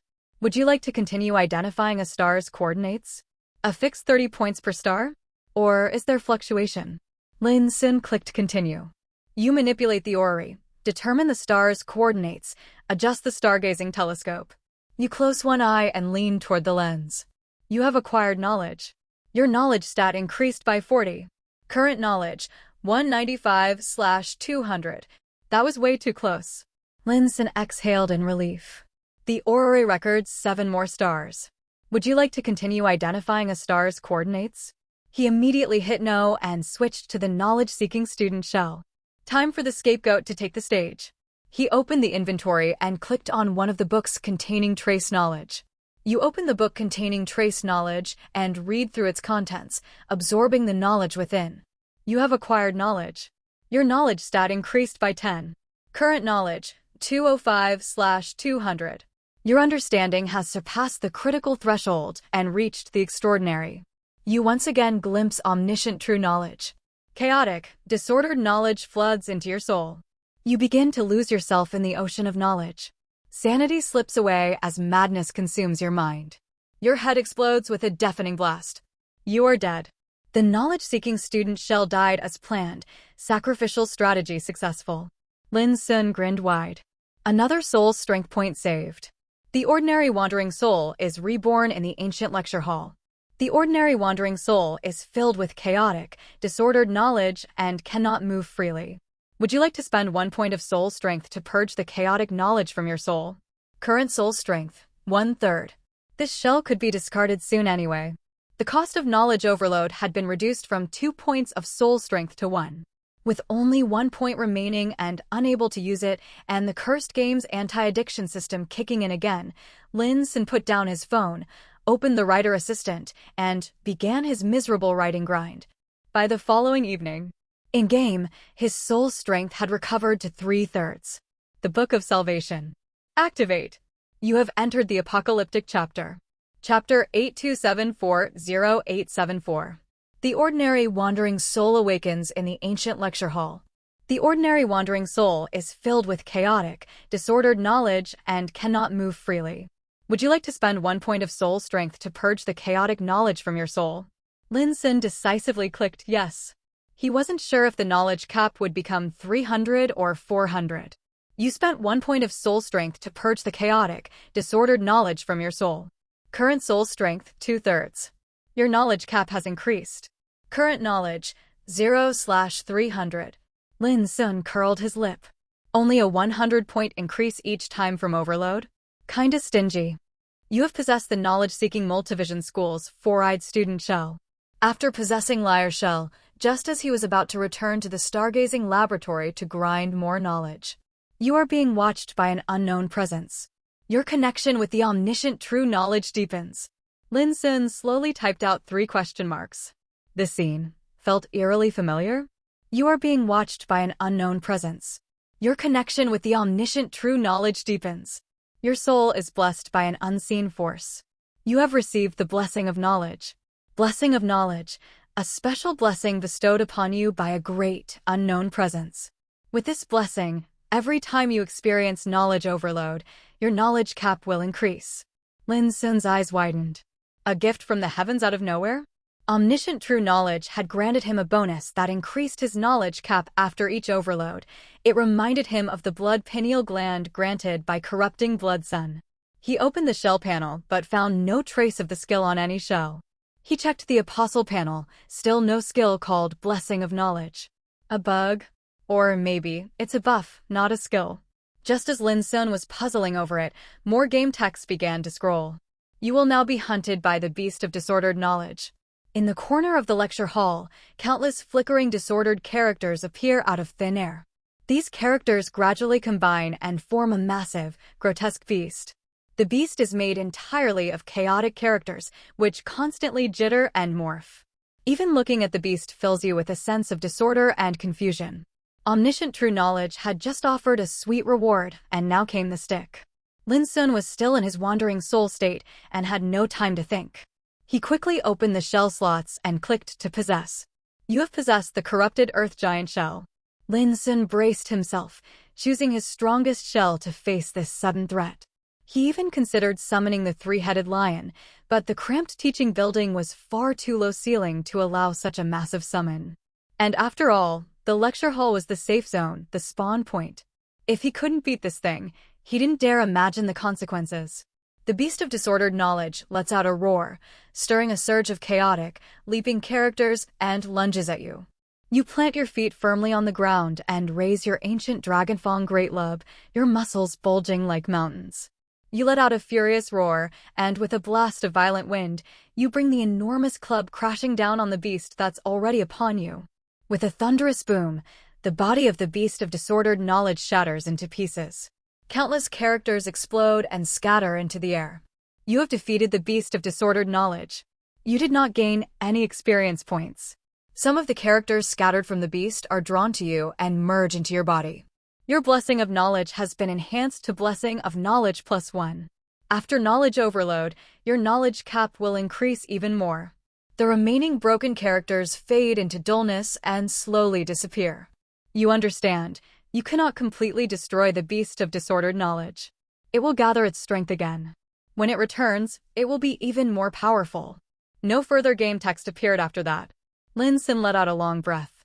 The good news, he'd taken out the beast that shamelessly ambushed him inside a safe zone and even upgraded the newly gained buff in the process. The bad news, the beast would return and no one knew when the next ambush might happen or how much stronger the beast of disordered knowledge would be. This time, the Earth Giant had one-shot it. But if the beast revived each time, growing more powerful with every return, that would be a real headache. Lin Xun thought it over and suddenly had a realization. Defeating the beast upgraded the buff, so the beast wasn't just an enemy. Its repeated appearances seemed more like a test. Each successful trial boosted the buff. Lin Xun rubbed his chin in thought. On hell difficulty, almost no other apostles would be able to enter this chapter. Even if a few could, the odds of them landing in the same world volume as him were astronomically low. He was probably the first apostle to enter this world. After glimpsing omniscient true knowledge and still managing to resurrect and farm knowledge, he may have drawn that mysterious being's attention, prompting the trials as a means to help him raise his knowledge cap. A highly plausible theory. The only thing Lin Xun still couldn't figure out was this. Why was omniscient true knowledge doing this? After mulling it over from every angle and getting nowhere, he could only chalk it up to one of two reasons: outstanding talent or being ridiculously handsome. I've entered 2 chapters, and 2 different god-tier entities have already taken an interest in me. Not sure if that's good luck or terrible news. Lin Xun switched back to the dancer shell and left the safe zone. He used stealth to take out a student-type minor enemy, then discarded the previously exploded student shell and replaced it with a fresh one. Thinking it over, giving each student 2 eyeballs might be a waste. 1 eyeball was plenty. That way, he could save a second one for later. Thriftiness is a virtue, not stinginess. He stealthily made his way back to the stargazing lab on the top floor of the teaching building and joyfully resumed his studies. You close one eye and lean toward the telescope. You have acquired knowledge. Your knowledge stat increased by 50. Current knowledge, 50/300. You have acquired knowledge. Your knowledge stat increased by 60. Current knowledge, 110/300. You have acquired knowledge. Your knowledge stat increased by 50. Current knowledge, 280/300. The Aurora records 2 more stars. Would you like to continue identifying a star's coordinates? Lin Xun quickly halted and opened his inventory to read a book. You open the book containing trace knowledge and read through its contents, absorbing the knowledge within. You have acquired knowledge. Your knowledge stat increased by 15. Current knowledge, 295/300. Time for the scapegoat student to shine. Lin Xun felt a flicker of anticipation. He was curious to see how much the blessing of knowledge would increase the cap this time. He switched to the knowledge-seeking student shell and read with a single eye. You open the book containing trace knowledge and read through its contents, absorbing the knowledge within. You have acquired knowledge. Your knowledge stat increased by 10. Current knowledge, 305/300. Your understanding has surpassed the critical threshold. You have once again glimpsed omniscient true knowledge. Your knowledge cap is too shallow. You cannot receive the mysterious summoning, nor enter the temple of knowledge. Chaotic, disordered knowledge floods your soul. You begin to drown in the sea of knowledge. Sanity slips away. Madness consumes your mind. Your head explodes with a thunderous blast. You are dead. Lin Xun furrowed his brow. The expected explosion was there, but the system text was different from before. He carefully read back through the message. Your knowledge cap is too shallow. You cannot receive the mysterious summoning, nor enter the temple of knowledge. Damn it. So omniscient true knowledge is boosting my knowledge cap because it wants to summon me. Lin Xun's mouth twitched. Now he wasn't sure whether to keep grinding knowledge or not. The ordinary wandering soul is reborn in the ancient lecture hall. The ordinary wandering soul is filled with chaotic, disordered knowledge and cannot move freely. Would you like to consume 1 point of soul strength to purge the chaotic knowledge within your soul? Current soul strength, 2/3. Lin Xun hesitated for a moment, but ultimately pressed yes. If he didn't clear the knowledge, the soul wouldn't be able to act. You have spent 1 point of soul strength to purge the chaotic, disordered knowledge from your soul. Your knowledge cap has increased. Current knowledge, 0/400. You are affected by blessing of knowledge +1. Your knowledge cap increases again. Current knowledge, 0/600. He speculated that the initial blessing of knowledge increased the cap by 100. With the buff at +1, it added another 100, bringing the total bonus to +200 per overload.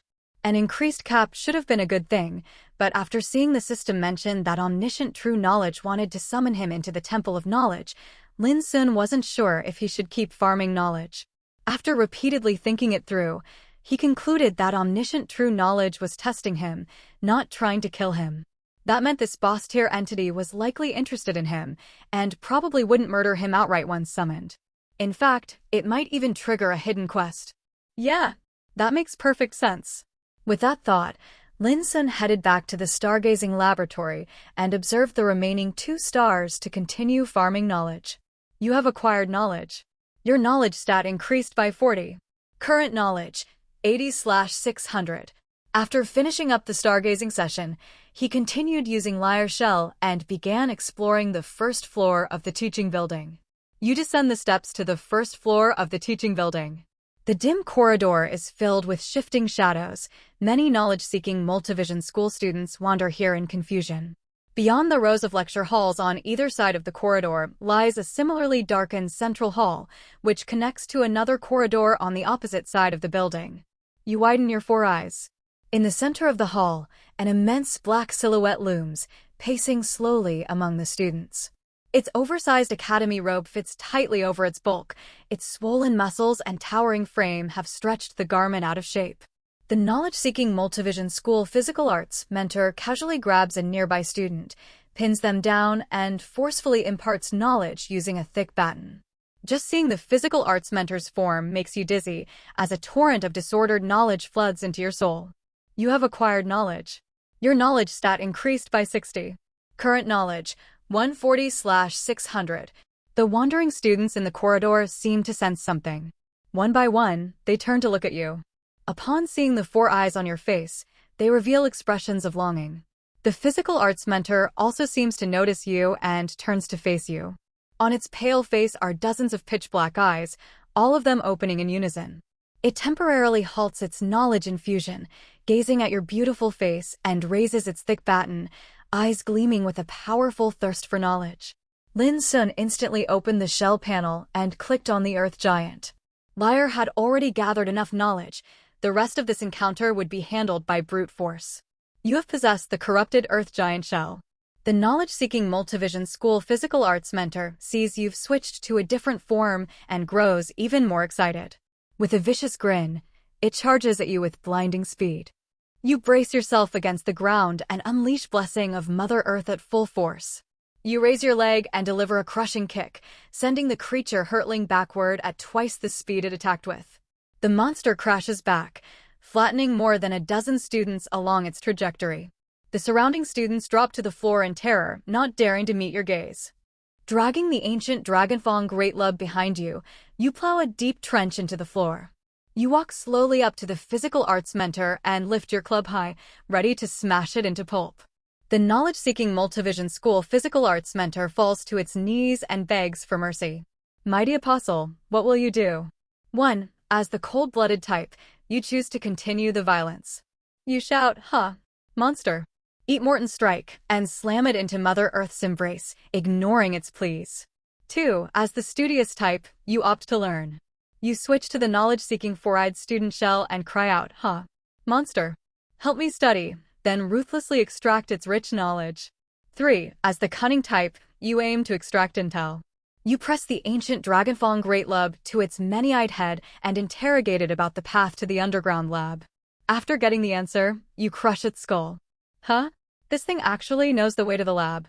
Lin Xun decisively selected the third option. You raise your ancient Dragonfang Great Lub and slam it beside the monster's head with a deafening crash, stones flying everywhere. You press the club against its grotesque, many-eyed head and demand the route to the underground laboratory. Trembling with fear, the physical arts mentor hurriedly tells you the lab entrance is at the end of the corridor. However, the entrance is locked. You'll need to find a key to get in. If you spare its life, it will tell you where the key is. Annoyed, you raise your club and with a sharp crack, crush its skull, red and white matter squirting out. You have defeated the knowledge-seeking Multivision School physical arts mentor. Experience gained greatly. You have obtained weak spirit essence of steadfast will *1. You have obtained thick, black, hard baton, common plus weapon. You have obtained Academy basement entrance key. Lin Xun's mouth twitched. He'd planned to interrogate the thing, then switch back to the dancer shell to finish it off and take over its body.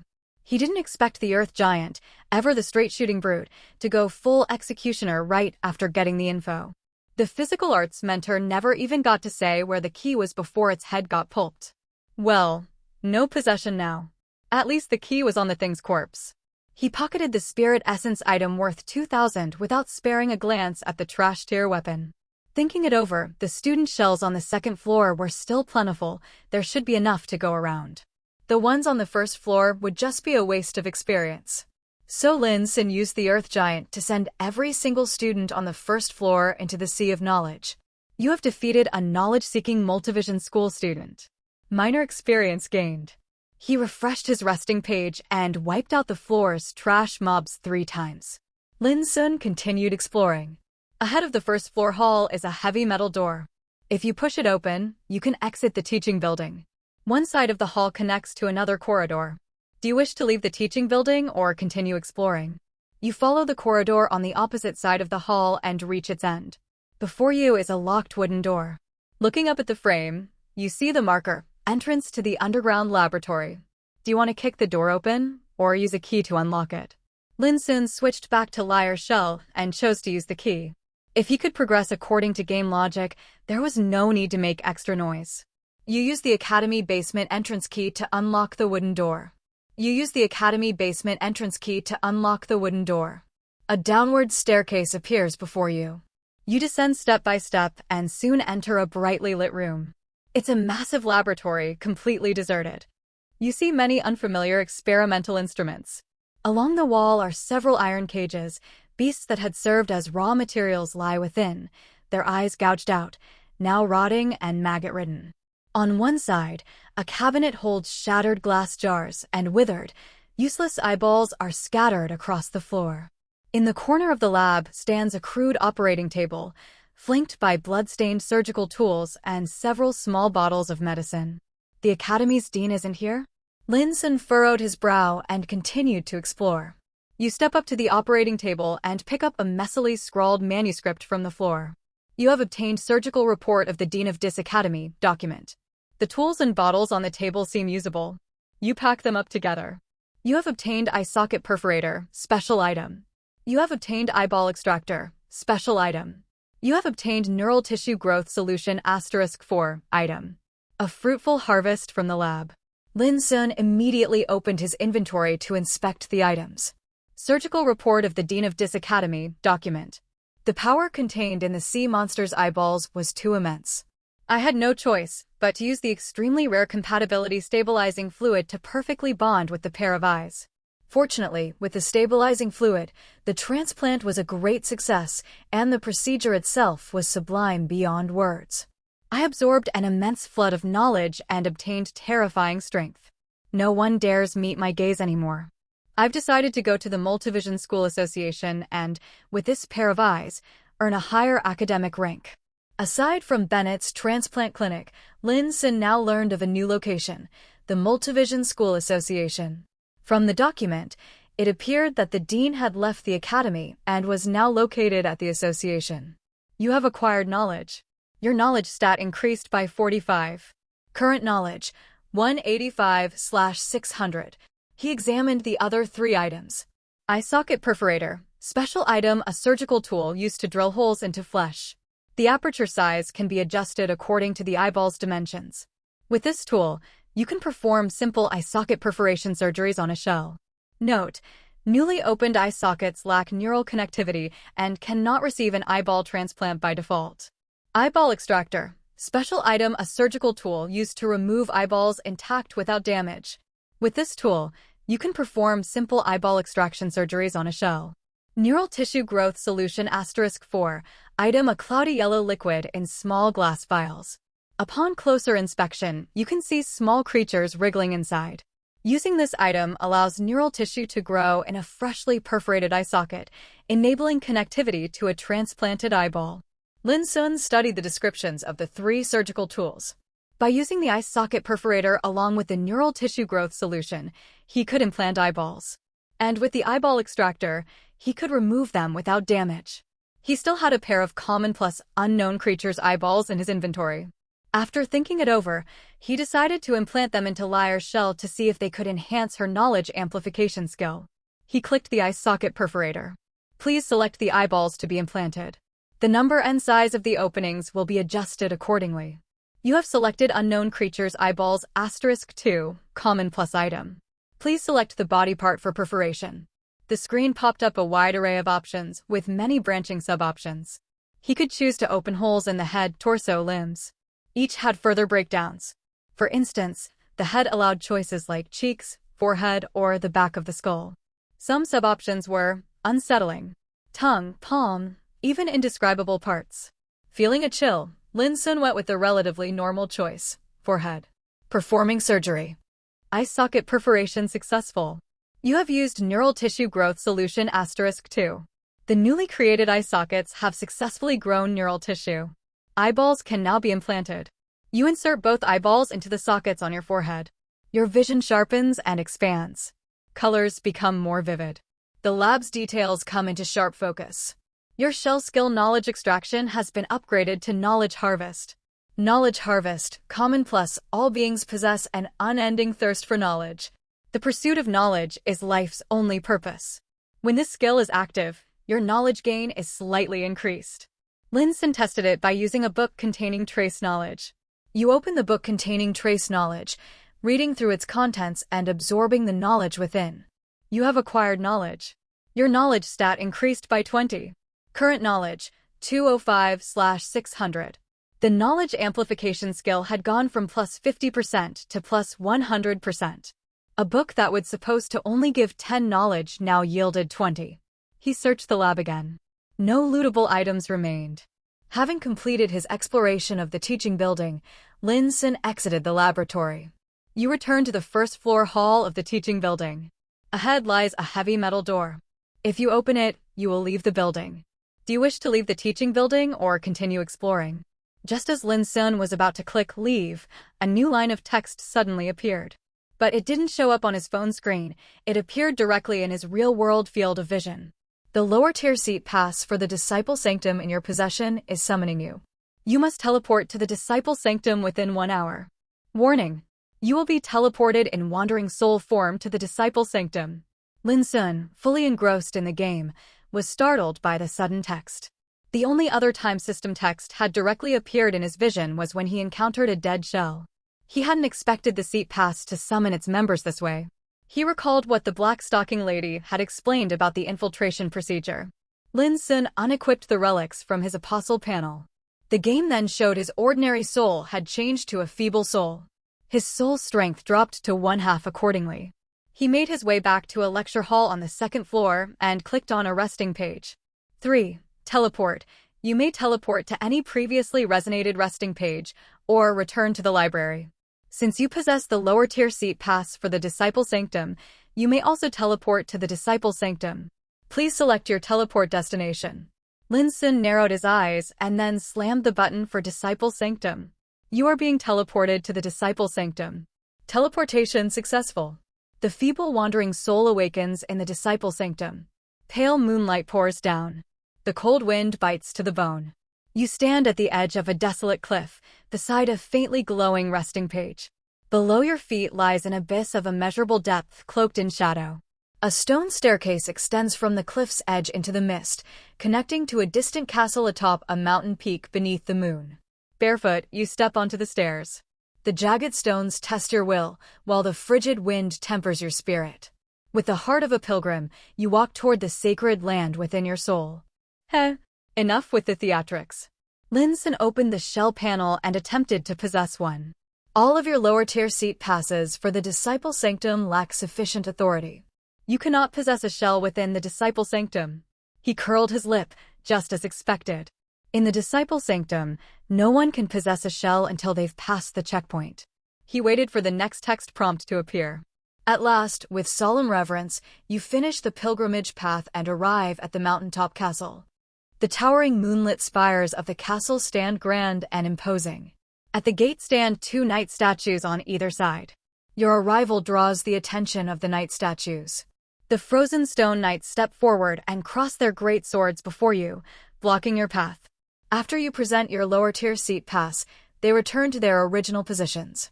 The castle doors begin to open slowly. A faintly glowing membrane covers the castle gate. Would you like to pass through the light membrane and enter the castle? Lin Xun held his breath. He knew the real test was about to begin. The lower-tier seat pass served 2 purposes. First, to teleport into the Disciple Sanctum. Second, to pass the guardian knights at the gate. Even if someone snuck into the sanctum through unconventional means, without a pass and no shell to possess, they'd be chopped down by the stone knights while in soul form. If entering the Disciple Sanctum was the first trial, then the knights at the gate were trial 2. And the membrane at the castle gate was trial 3. It scanned the shells brought in by a soul to verify if they bore the New World's exclusive brand. Without the brand, one would still be barred from entry, forced to endure the Stone Knight's great swords in soul form. Taking a deep breath, he clicked yes. You step forward onto the stairs and into the castle gate. The membrane ripples like water as you pass through without resistance, entering the grand castle hall. Lin Xun let out a quiet sigh of relief. He'd passed the scan. The danger was over. Apparently, the engineer shell, even after being taken over by someone else, still retained its brand imprint. You enter the castle's grand hall, ablaze with lights. One by one, strange and varied shells appear beside you, walking toward the depths of the hall. Now that he had entered the castle, possession of shells was permitted. He opened the shell panel and, without hesitation, selected the Earth Giant. Storming into enemy territory in wandering soul form was just too thrilling. You have possessed the corrupted Earth Giant shell. After some thought, Lin Xun equipped the Phantom of the Night cloak from the Dancer shell onto the Earth Giant. This equipment could conceal a shell and block detection skills. Being cautious never hurt. You follow the guidance of the lower-tier seat pass for the Disciple Sanctum, merging into the procession of shells as you move deeper into the Grand Hall. You arrive at Council Chamber number 13 and step inside. Shadows move among the tiered seating, all facing the elevated podium. Many shells have already taken their seats. Following the indicator from your seat pass, you find your assigned seat. 49:12 remaining until the assembly begins. You may speak freely. A chat window popped up, complete with an input field. Beekeeper, Lord Tauros hasn't contacted me in ages. Comrades, what's going on? Machine gunner, same here. Has something happened to him? Gray shield guard, I've got something even weirder. I finally found a powerful shell and was about to switch to it, but the system told me Tauros's brand couldn't be transferred. Beast tamer, wait, what? That's a thing? Horseback samurai, everyone calm down. Since Lord Tauros has called us here for a meeting, it means he's alive and well. Maybe the organization's been dealing with something behind the scenes. Transmitter, makes sense. Heroic swordsman, +1. Faceless courier, +1. Martial artist, +1. These were clearly Tauros's subordinates. From their messages, it was obvious that ever since Tauros died, they'd been left in the dark, receiving no further orders from the New World. And since Tauros's brand couldn't transfer shells, some of them had been stuck and frustrated for quite a while. Tauros himself had been incinerated, utterly obliterated by Lin Xun's dragon breath. So, who was calling this meeting? Lin Xun remained silent in the chat, continuing to observe quietly.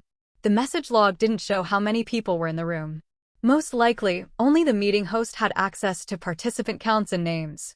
With over 40 minutes remaining until the meeting began, the high-ranking host had yet to arrive.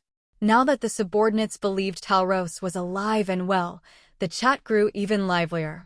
But notably, most discussions focused on in-game matters, with very few mentions of the real world. Clearly, Tauros's sudden disappearance had raised some suspicion among them. Lin Xun patiently waited for the meeting to start. Suddenly, a prompt appeared. As a holder of a lower-tier seat pass, you must create a council alias. Please choose from the following codenames: Craftsman, Shadow Assassin, Blood King, Night Watcher. In the New World, apostles never added each other as book friends. Even high-level members and their subordinates refrained from doing so. Adding someone meant exposing your soul imprint, which came with dangers far more serious than Lin Xun had previously imagined. So the organization strongly discouraged it. Even within the Disciple Sanctum, a zone full of insiders, members still never revealed their soul imprints. Instead, they used codenames to hide their identities. Lin Xun figured using a new alias was fine. He'd just pretend to be a new subordinate developed by Tauros. After all, Tauros was well and truly dead. This fresh recruit angle might even help him fish for information. He had the seat pass and the branded shell. He wasn't afraid of being exposed. Worst case scenario, he'd just lose the shell. He casually chose the coolest sounding option, Blood King. You have successfully created the alias Blood King. Time slipped by as Lin Xun lurked quietly. Soon, the meeting time arrived. Free chat has ended. The official meeting begins. The meeting has officially begun. Lin Xun noticed that the input box for open discussion had vanished. In its place appeared the option to apply for speaking privileges. A black-robed figure was now seated behind the host's platform, his voice under the robe echoing throughout the entire council chamber. Amos, I am Amos. I believe all of you seated here have heard my name before. Amos, regarding Tauros, I regret to inform you that he unfortunately lost in the competition for a place among the 12 disciples. He has now stepped back from frontline leadership and moved into a role behind the scenes. Amos, however, there's no need for concern. Under my command, you will still be able to charge toward the gateway of the New World. Amos, we shall all become the first of the new humanity to enter the true New World. Lin Xun furrowed his brows. Who exactly was this Amos? Tauros had died at his hands, yet Amos claimed Tauros had merely lost the bid to become one of the 12 disciples and was now working in the background. According to the intel, The 12 disciples held the highest status and authority in the New World, second only to the Master. Currently, 10 of the 12 disciples had been established, with 2 positions still vacant. He remained silent, waiting for more intel to surface. The apostles in the council hall were all former subordinates of Tauros. It seemed Amos's goal was to take over this group. From Amos's words, Lin Xun also learned that Amos was a strong contender in the competition for a place among the 12 disciples, powerful enough to faintly suppress the other candidates. No wonder he had monopolized the task of absorbing Talros's old subordinates to expand his own strength. It was likely that the delay in this process had been due to internal struggles over the control of Talros's former forces among the candidates, and only now was Amos proceeding with the takeover. At first, some apostles had applied to speak, asking about Talros's current status. But after Amos began both enticing them with promises and intimidating them with demonstrations of power, most of the apostles present had accepted the reality of a leadership change. Except for one apostle with the codename Horseback Samurai. This apostle, whether out of loyalty or sheer ignorance, had continued to press about Talros's whereabouts, even hinting that Amos might have harmed him. After that, Lin Xun never saw another message from Horseback Samurai. Most likely, Amos had used his privileges to silence him. Amos, everyone, my mark can now be reapplied at the castle steward's place. Amos, from this moment on, you are all under my command. I believe that with our combined efforts, the new world shall come at last. Amos, Horseback Samurai, Transmitter, and Blood King will remain. The rest are dismissed. Meeting adjourned. The shells seated around you rise one after another and begin to leave. Do you wish to leave the council chamber? Lin Xun slowly typed out 3 question marks. Horseback Samurai had been the troublemaker among the apostles just now. Transmitter was the first to switch allegiance and pledge loyalty to Amos. Leaving those 2 behind made perfect sense. But Lin Xun had stayed completely silent the whole time. Why was he being made to stay? After thinking it over for a moment, Lin Xun chose not to leave the council chamber. Better to see what Amos was really up to. Only 3 shells remained in the council chamber seats, still lingering here. After a long wait, the game text changed. Only 2 shells remained in the council chamber seats, still lingering here. Only you remain in the council chamber seats. Chatroom functionality reactivated. This time, Lin Xun clearly saw that the list only displayed Amos and himself. Amos, that alias of yours is quite amusing. Why didn't I see you on Talros's roster? Lin Xun immediately became alert. The reason Amos had kept him behind was because he hadn't seen his name on the list. Amos had probably been privately messaging Horseback Samurai and Transmitter for quite a while, and only now had turned to him. Narrowing his eyes, Lin Xun typed into the text box. Blood King, greetings, my lord. I'm a new recruit recently brought in by Tauros. This is my first time entering the Disciple Sanctum. Amos, a newcomer, no wonder. Amos, what difficulty level are you currently in? Blood King, reporting to my lord, I'm at difficulty 4. Lin Xun didn't lie about the difficulty level. Who knew whether Amos had a way to verify it? He could share non-critical information freely. 9 truths to support one lie would make the lie all the more believable. Amos, your strength is acceptable. Amos, I have a task for you. If you can complete it, I won't hold back with the rewards. Blood King, I await your command, my lord. Amos, go kill Horseback Samurai. Lin Xun's eyes widened as the realization hit him. Damn. This is a test of loyalty. Horseback Samurai had challenged Amos's authority, so Amos wanting to get rid of him was perfectly logical. Perhaps because Lin Xun was a newcomer, or because Amos still had doubts about his identity, he was using this task to test him by making him kill the unruly apostle. Horseback Samurai was part of a hostile organization anyway. Lin Xun wouldn't feel guilty about killing him. He might even be able to report the kill to the Blackstocking Lady and collect a reward from her side too. Double rewards, sweet deal. The only issue was, how was he supposed to kill Horseback Samurai? Surely it wasn't some real-world PvP, right? Blood King, my lord, though I'm new, Horseback Samurai is still a fellow apostle. Isn't this a bit inappropriate?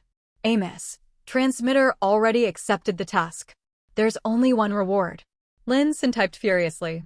Blood King, I shall go through fire and blood for you, my lord, without hesitation. Amos, interesting. I'm starting to like you more and more. At that moment, game text appeared. You have obtained note for recording information, junk. You have obtained Soul Annihilation bookmark *1 item. Amos, there's a note on the host's platform. After completing the task, leave a message on it and I will know. Amos, now go. After receiving my mark, complete the mission swiftly. If transmitter gets there first, you'll miss out on the reward. Lin Xun understood. The clues to killing horseback samurai had to lie in these two items. Blood King, yes, my lord. The black-robed figure behind the host's platform gradually fades and disappears. Do you wish to leave the council chamber? Lin Xun quickly opened his inventory. Note for recording information, junk. This note contains the following information. Horseback Samurai's soul imprint is Sakai Warfiend. Transmitter's soul imprint is Pale Dirge of Sorrow. Blood King's soul imprint is Lord of Cinders. Damn it. Amos really does have a skill to probe soul imprints. And judging by the subtlety, it's a high-grade detection skill, capable of retrieving his soul imprint without making a sound. Thankfully, the camouflage mask given by the black stocking lady was working perfectly, revealing only the disguised soul imprint. Amos had chosen this method to deliver critical information, but it was also a way to warn him. Lin Xun took a deep breath and looked at the next item. Soul Annihilation bookmark *1 item. Using this item allows you to invade another apostle's chapter. If you defeat the apostle, their soul strength will be reduced to 0. The item description was rendered in a blood-red font. Lin Xun sucked in a breath. So there really is a bookmark that can directly wipe out soul strength. Having one's soul strength reduced to 0 meant the apostle's primary shell would perish. This kind of bookmark, created solely for killing, was something Lin Xun couldn't even begin to guess how Amos had acquired.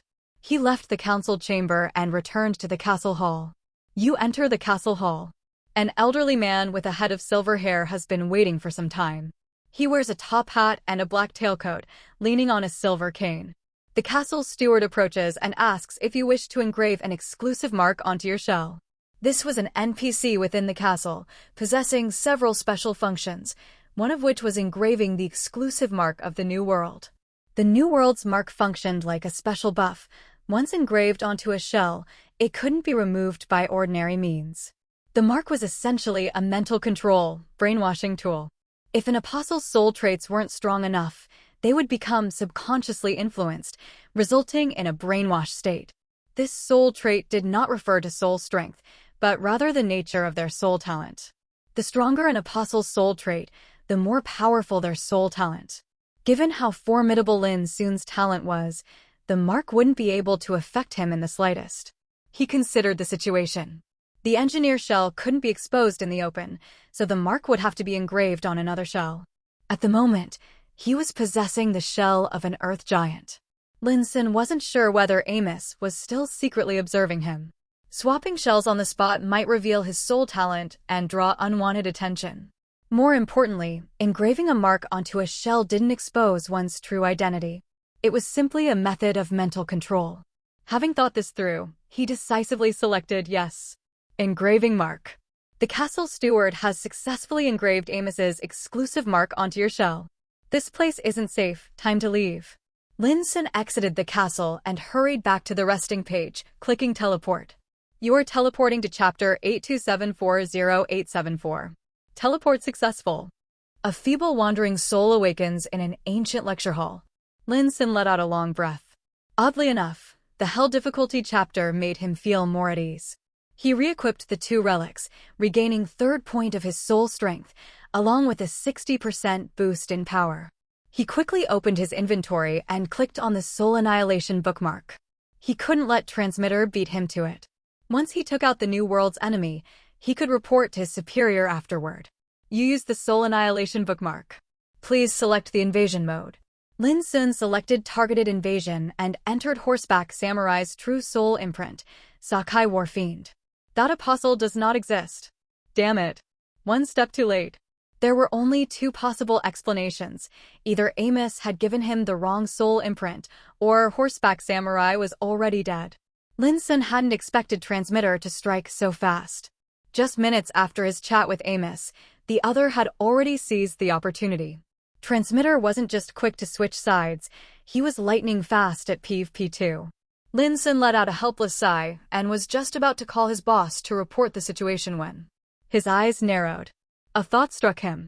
A young man in a white tracksuit sat on a sofa in his apartment. Shin Haoyan recalled Amos's earlier promise in the council chamber. The light in his eyes grew darker and more vicious. He had just returned to his own chapter and couldn't wait to click the Soul Annihilation bookmark he had just obtained. You used the Soul Annihilation bookmark. Please select the invasion mode. You have selected targeted invasion of Apostle Sakai Warfiend. Invasion in progress. Invasion successful. You have entered the chapter where Sakai Warfiend resides. The apostle wreathed in flickering white light sees you, raises his massive nodachi, and assumes a battle stance, fully alert.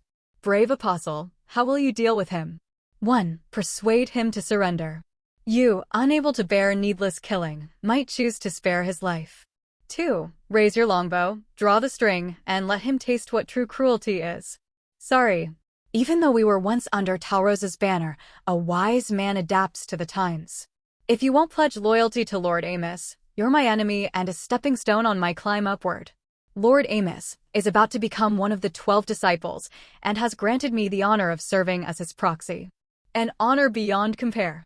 Shin Haoyan muttered to himself, a vicious glint flashing in his eyes. He slammed the second option. You draw a massive arrow as thick as your wrist from the quiver on your back, then pull the longbow nearly as tall as your entire shell. The apostle glowing in white light seems to sense danger and charges at you, nodachi in hand, at incredible speed. You close your eyes, listening to the whisper of the wind, then release the bowstring. With a thunderous sound, a massive hole appears in the chest of the white glowing apostle. You can even see through the gaping wound to the scenery behind him. You have defeated Apostle Sakai Warfiend. You gained 460 spirit essence. Due to the special power of the Soul Annihilation bookmark, the Apostle's soul strength has been reduced to 0. You have completely killed Apostle Sakai Warfiend. Returning to your chapter. Shin Haoyan clapped and laughed loudly. Once I enter the new world, I'll be sure to properly honor your memory, Mr. Stepping Stone. He was just about to click the resting page to teleport back to the Disciple Sanctum when suddenly, game text appeared. A red glow flashes before your eyes. The entire world trembles faintly. You are being invaded by an unidentified apostle. You feel the terrifying power of soul annihilation. Your soul begins to tremble in fear. What? Shin Haoyan's face contorted in shock. Who could be invading him with a soul annihilation bookmark? His soul imprint was only known to Lord Amos and the recently deceased horseback samurai. Could it be that Amos never intended to make him a proxy at all, but merely used him to kill horseback samurai, then planned to eliminate him to cover it up? No, that doesn't make sense. A figure gleaming with red light stands tall like a mountain. The ground trembles with every step it takes. You look up, the titanic being blotting out the sky is the invading apostle, dragging an enormous spiked club as he approaches. Such overwhelming strength, who else could it be but Amos? Screw you. I was the first to pledge allegiance to you, and this is how you repay me. Trembling, your shell glows with white light. What will you do? 1. Kneel and beg, praying that your fellow God-chosen apostle will show mercy and spare your life. 2. Raise your longbow and make a desperate last stand, proving that a true man can be slain but never humiliated. Shin Haoyan slammed the first option, choosing to beg. He gritted his teeth and snarled, "You better hope I don't survive this. You'd better hope I don't. Because if I do, I'll repay today's humiliation 1,000-fold. Your knees buckle. You fall to the ground and kowtow repeatedly, begging the invading apostle to spare you. The deafening sound of approaching footsteps grows louder. A terrifying wall of wind pressure slams into you. Your vision fades to black. Amos, may you die a miserable death. Shin Haoyan screamed with all his strength, collapsing onto the sofa. The front of his white tracksuit pants was soaked, reeking and foul. You died. You were defeated by Apostle Lord of Cinders. So it was you. How could I forget? It was you. It was. Shin Haoyan's mouth fell open, pupils dilating, voice growing faint. The phone screen continued to display. You lost 810 spirit essence. You dropped Longbow of Winchant and Moonsong +5, rare plus weapon. The screen then gradually dimmed. The game called the Book of Salvation had vanished without a trace, as if it had never existed. You swing the ancient Dragonfang Great Lub in your hand, unleashing a terrifying blast of wind pressure as it crashes down toward the tiny speck of white light before you. Like smashing a delicate cherry tomato, crimson juice splatters everywhere. You have defeated Apostle Pale Dirge of Sorrow. You gained 810 Spirit Essence. Due to your upgraded invasion privilege, you may claim one additional item from the defeated Apostle. The lucky gold coin in your inventory emits a soft glow. You obtained Longbow of Wind Chant and Moonsong +5, Rare plus Weapon. Due to the special power of the Soul Annihilation bookmark, the Apostle's soul strength has been reduced to 0. You have completely killed Apostle Pale Dirge of Sorrow. Returning to your chapter. Lin Xun raised an eyebrow. He hadn't expected the lucky gold coin to suddenly take effect and drop the opponent's weapon. Back in the Hell difficulty chapter, he opened his inventory to examine the newly acquired loot. Longbow of Wind Chant and Moonsong +5, Rare plus Weapon crafted from sacred birch bark and the horn of a gale demon for the bow body, with bowstring tanned from whispering elk tendons and drifting sands of the pale moon. The full-length bow is nearly as tall as a standard shell. When drawn, it forms a perfect moon arc. When loosed, the arrow flies like a meteor with immense power. Requires extremely refined archery skills to wield this weapon effectively. Lin Xun still had 3 crossbow bolts in his inventory, loot from farming with the military-grade crossbow. In-game, bolts and arrows were not interchangeable. This wasn't due to lazy design, it was because the game was oppressively realistic. Bolts were usually short and thick, while longbows had extensive draw lengths. There was simply no way to knock a crossbow bolt on a bowstring. He tried equipping the longbow to a few shells. It worked, but the game text indicated none of the shells possessed refined archery skills and couldn't wield the weapon properly. In plain terms, they couldn't shoot straight. Lin Xun stashed the longbow away for now. He would either wait until he found a suitable shell or sell it when he needed money. After organizing his gear, he clicked resting page and teleported to the Disciple Sanctum. He proceeded straight through the castle to Council Chamber number 13. You arrive at Council Chamber number 13 and step inside. The chamber is empty. Tiered seats surround the host platform. Will you take a seat using your seat pass or approach the host platform to leave a message? You walk up to the host platform and see a stack of notes for recording information laid atop it. Would you like to leave a message? These notes couldn't be stored in the inventory. Their function seemed somewhat special. Lin Xun had originally considered pocketing a few of them for future use. He clicked yes, and just as the text box appeared, the chatroom feature suddenly reactivated. A black-robed figure had silently appeared before you. Amos, you're quick. Mission complete? So Amos was still in the council chamber, waiting for him, or perhaps waiting for transmitter. Lin Xun narrowed his eyes and quickly typed. Blood King, the mission is complete, my lord. I dared not neglect your command. Amos didn't respond immediately, probably checking whether Horseback Samurai was dead. Amos, interesting. I didn't expect you to kill Horseback Samurai before Transmitter did. Amos, I had high hopes for Transmitter, but it seems you're the more capable one. Blood King, your praise is too generous, my lord. Amos, so Transmitter didn't manage to kill Horseback Samurai? How did you get ahead of him? Then Amos paused again, likely investigating Transmitter's status. Amos, Transmitter is dead. Lin Xun had anticipated this and replied calmly. Blood King, my lord, I'm not sure.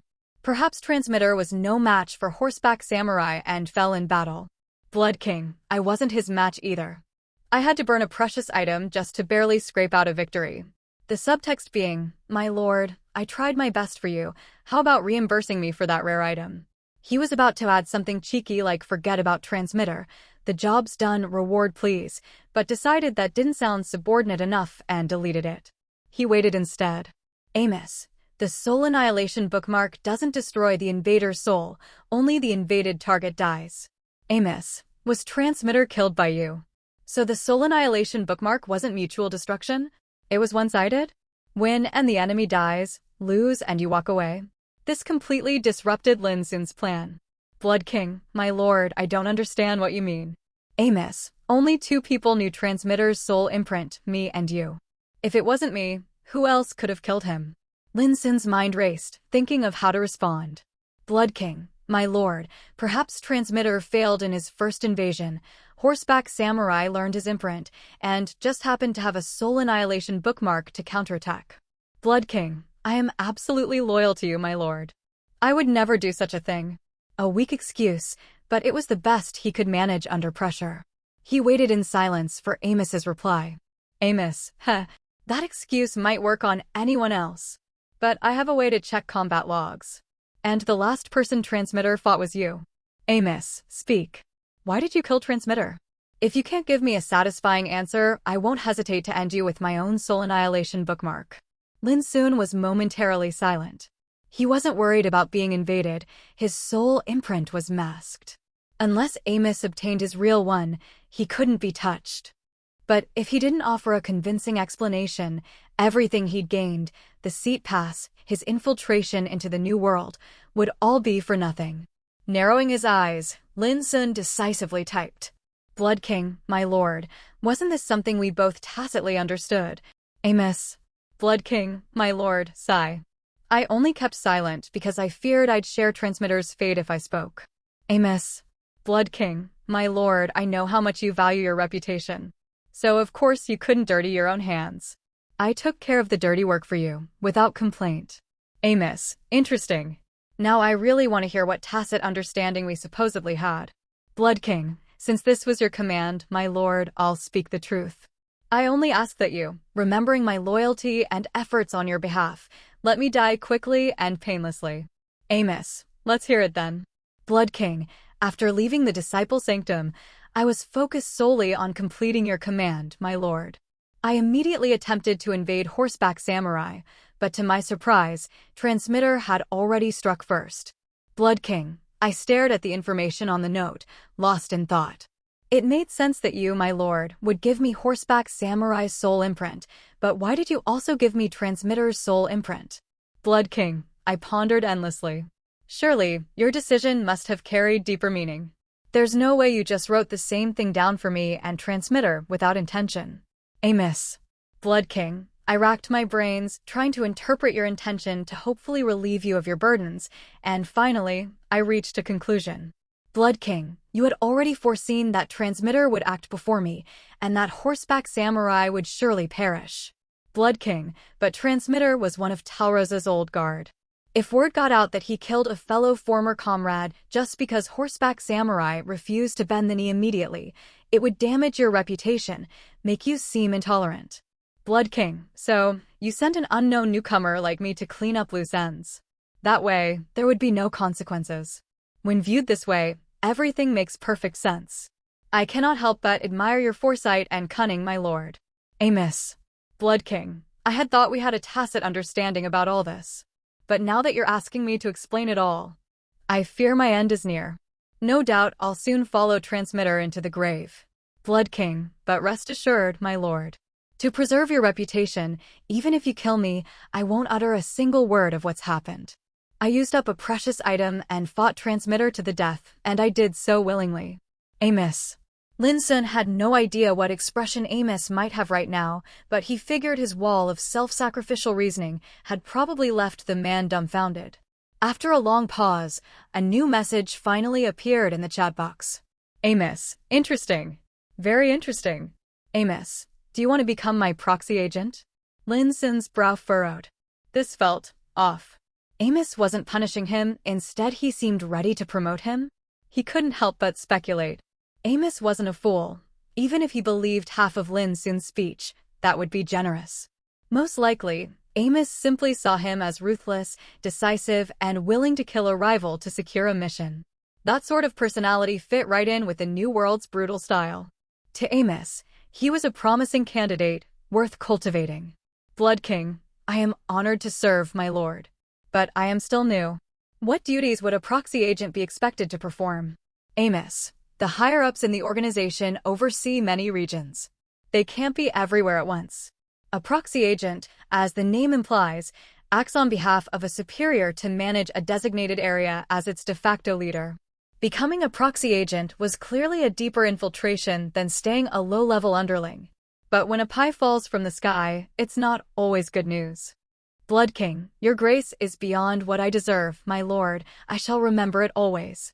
Amos, I still need agents for Hang City, Ning City, and Win City. Where do you want to go? Lin Xun's heart tightened. Was Amos testing to see where he was located? Blood King, if I may be so bold, I'd like to try Hang City. Amos, heh. Hang City is a provincial capital with heavenly punishment of the Apostle Security Council stationed there. You're too weak, going there would be suicide. Amos, fine. You'll go to Win City. I'll give you a mission. If you complete it, you'll become the proxy agent of Win City. As expected, Amos still had his doubts. To become a proxy agent, Lin Xun would first have to pass a test. Blood King, I await your command, my lord. You have obtained note for recording information, junk. Amos, follow the instructions written on the note. If you succeed, you'll be the agent for Win City. Amos, that's all, dismissed.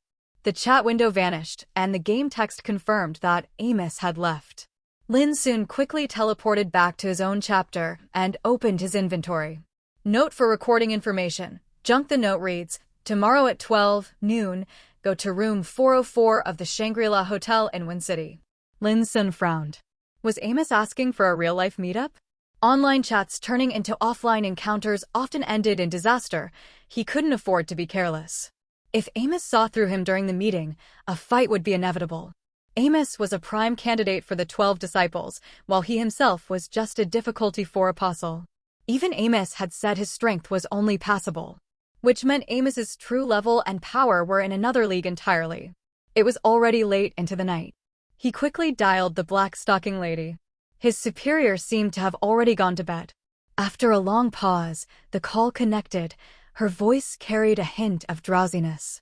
Lin Xun told Li Xingyue everything that had happened today. You're saying you not only infiltrated the Disciple Sanctum, killed a New World member, but also got promoted to become Amos's proxy agent for Win City? Li Xingyue's voice sharpened immediately, disbelief written all over it. Lin Xun himself found it a little surreal, and joked. That's right, Team Leaderly. You'll be the white market queen of Win City, and I'll be the black market king. We're a perfect match. Cut it out. Stay put, I'm coming over. She hung up. Lin Xun waited quietly at home. About 20 minutes later, he heard the sharp tack-tack of heels echoing through the stairwell. He opened the door, and there stood Li Xingyue, dressed in a black silk spaghetti strap gown. Bare white shoulders peeked out from beside the straps. Below the hem, smooth, long legs extended gracefully. Her half-lidded peach blossom eyes still carried a trace of sleep, enchanting and languid. It was the first time Lin Xun had seen his superior like this. Clearly, she had rushed over straight after getting out of bed. Li Xingyue shut the door behind her and dragged him to sit on the sofa. Amos is clearly still suspicious of you. Even if he called you to the hotel, that doesn't guarantee he'll show up himself. But just in case, we have to prepare for everything. Tomorrow, I'll have Lu Tsai go with you. Also, take this item, use it if necessary. As she spoke, a scroll made of yellowed parchment appeared in her hand, golden lightning arcing faintly around its edges. Storm Scroll of Thunder from the Cloudless Wastes, epic plus item crafted from tan dragon hide. This scroll contains overwhelmingly destructive lightning energy. Tearing the scroll will unleash its sealed power. This item offers 2 attack modes. The first is an AoE strike, releasing lightning indiscriminately to cause catastrophic destruction.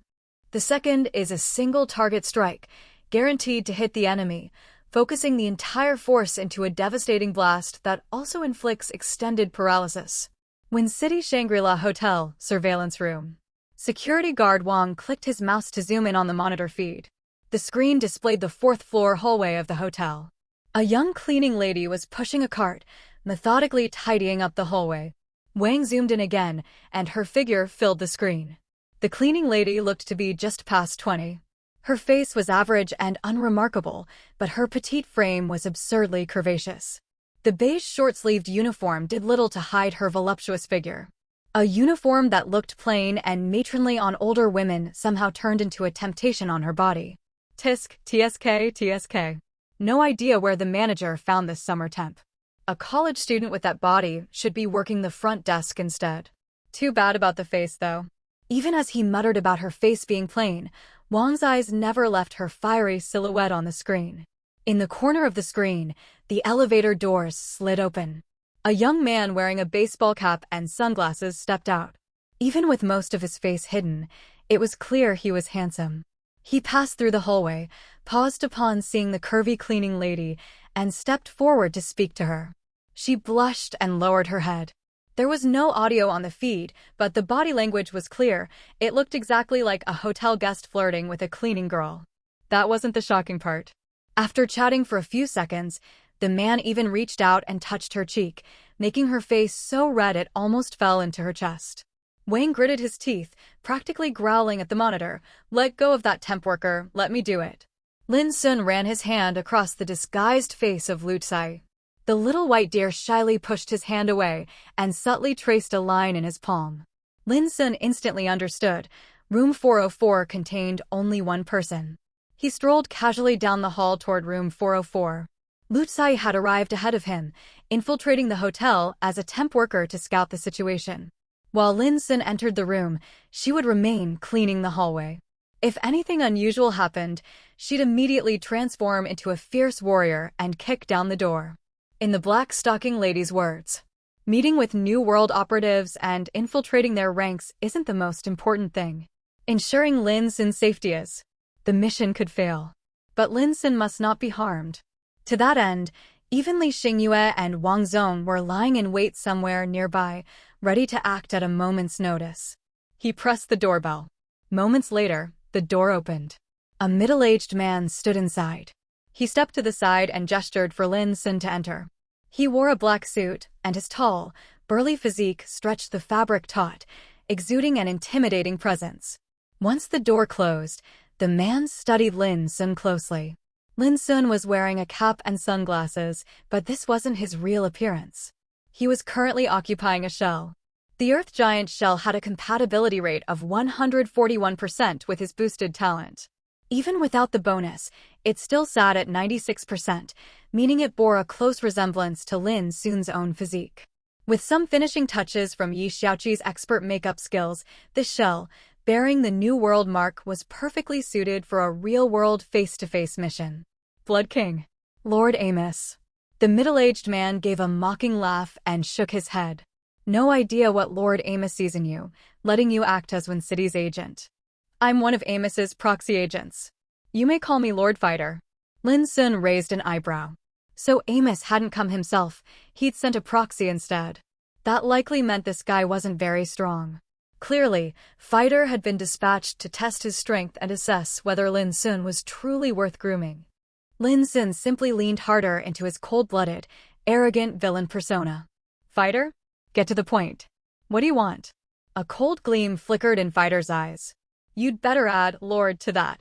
Show some respect to your seniors. Fighter, cut the crap. I don't have time to waste chatting with you. Lin Xun crossed his arms and smirked, meeting Fighter's threat with a mocking grin, fulfilling his demand in a very different way. Good. Very good, Fighter laughed in fury, his fists clenched tight. So that's why Lord Amos picked you to be an agent? According to Lord Amos, this guy was just a fresh face in the Disciple Sanctum, a former subordinate of Talros, and apparently someone with a questionable identity. Amos had sent him here for two reasons. First, to evaluate him in person. Second, to deliver a mission. Only if Blood King completed the task would his identity be verified. Fighter had earned his position through hard-fought merit. Yet this newbie could soon hold the same rank as him? He found it deeply unfair. His eyes narrowed. He decided to put this arrogant upstart in his place. A pure white glove suddenly manifested in his hand. Dual glove, special item, a snow-white glove. Throwing it at an opponent's feet signals the start of a duel. This item pulls both parties into a private dueling arena. The loser will not die, but may drop one item from their inventory. Normally used before fighting a boss, this item could potentially double loot drops with good luck. But it worked just as well on apostles, high chance of dropping a piece of gear. It was perfect for this situation, not fatal for a newcomer, would send a message and might even yield loot. Two birds, one stone. With a dramatic flourish, Fighter hurled the glove at Blood King's feet. A brilliant white glow expanded from the floor, enveloping them both in seconds. They now stood inside a vast, pure white dueling arena. Fighter smiled faintly, waiting for Blood King to panic. But instead of showing fear, the guy furrowed his brow and immediately summoned a suit of shimmering silver scale armor. Each gleaming scale was the size of half a palm. The armor's joints gave off a subtle radiance, sparkling like stars in a clear night sky. Somehow, it radiated not only invincible toughness, but overwhelming vitality. Blood King also conjured a monstrous weapon, a massive spiked club. No, not a simple spiked club. Its head featured two enormous, bestial fangs, like those of a deep-sea predator, vicious and jagged. The shaft was lined with rows of smaller teeth, crusted in dried blood, with bits of meat still stuck between them. Heavy, brutal, primal, savage. An unambiguous weapon of carnage. Without a word, Blood King charged forward, gear in hand. Fighter had expected him to hesitate, so he could mock him before attacking. Instead, this guy skipped the talking and went straight for blood. Cursing inwardly, Fighter quickly summoned his own weapon and gear, raising a large battle axe to block. He was starting to realize this Blood King might not be the pushover he'd assumed. The club came down with howling wind pressure, and the sheer force made Fighter tense. He raised his axe to intercept. But suddenly, Blood King shifted his stance, feet braced, muscles bulging, body swelling with power. The club descended even faster, even heavier. What the hell? Did he just pop a buff? I can't take this hit. Fighter's battle instincts kicked in. Realizing brute force wouldn't save him, he gritted his teeth and leapt backward, hurling his axe forward with full strength. The weapon spun violently, slicing the air like a circular saw, creating a swirling cyclone. He had activated one of his shell's powerful skills. If he couldn't block, he'd strike first. Fighter smirked, confident his attack would land before his opponent's. Shriap. With a shriek of metal, the spinning axe slammed into Blood King's armor.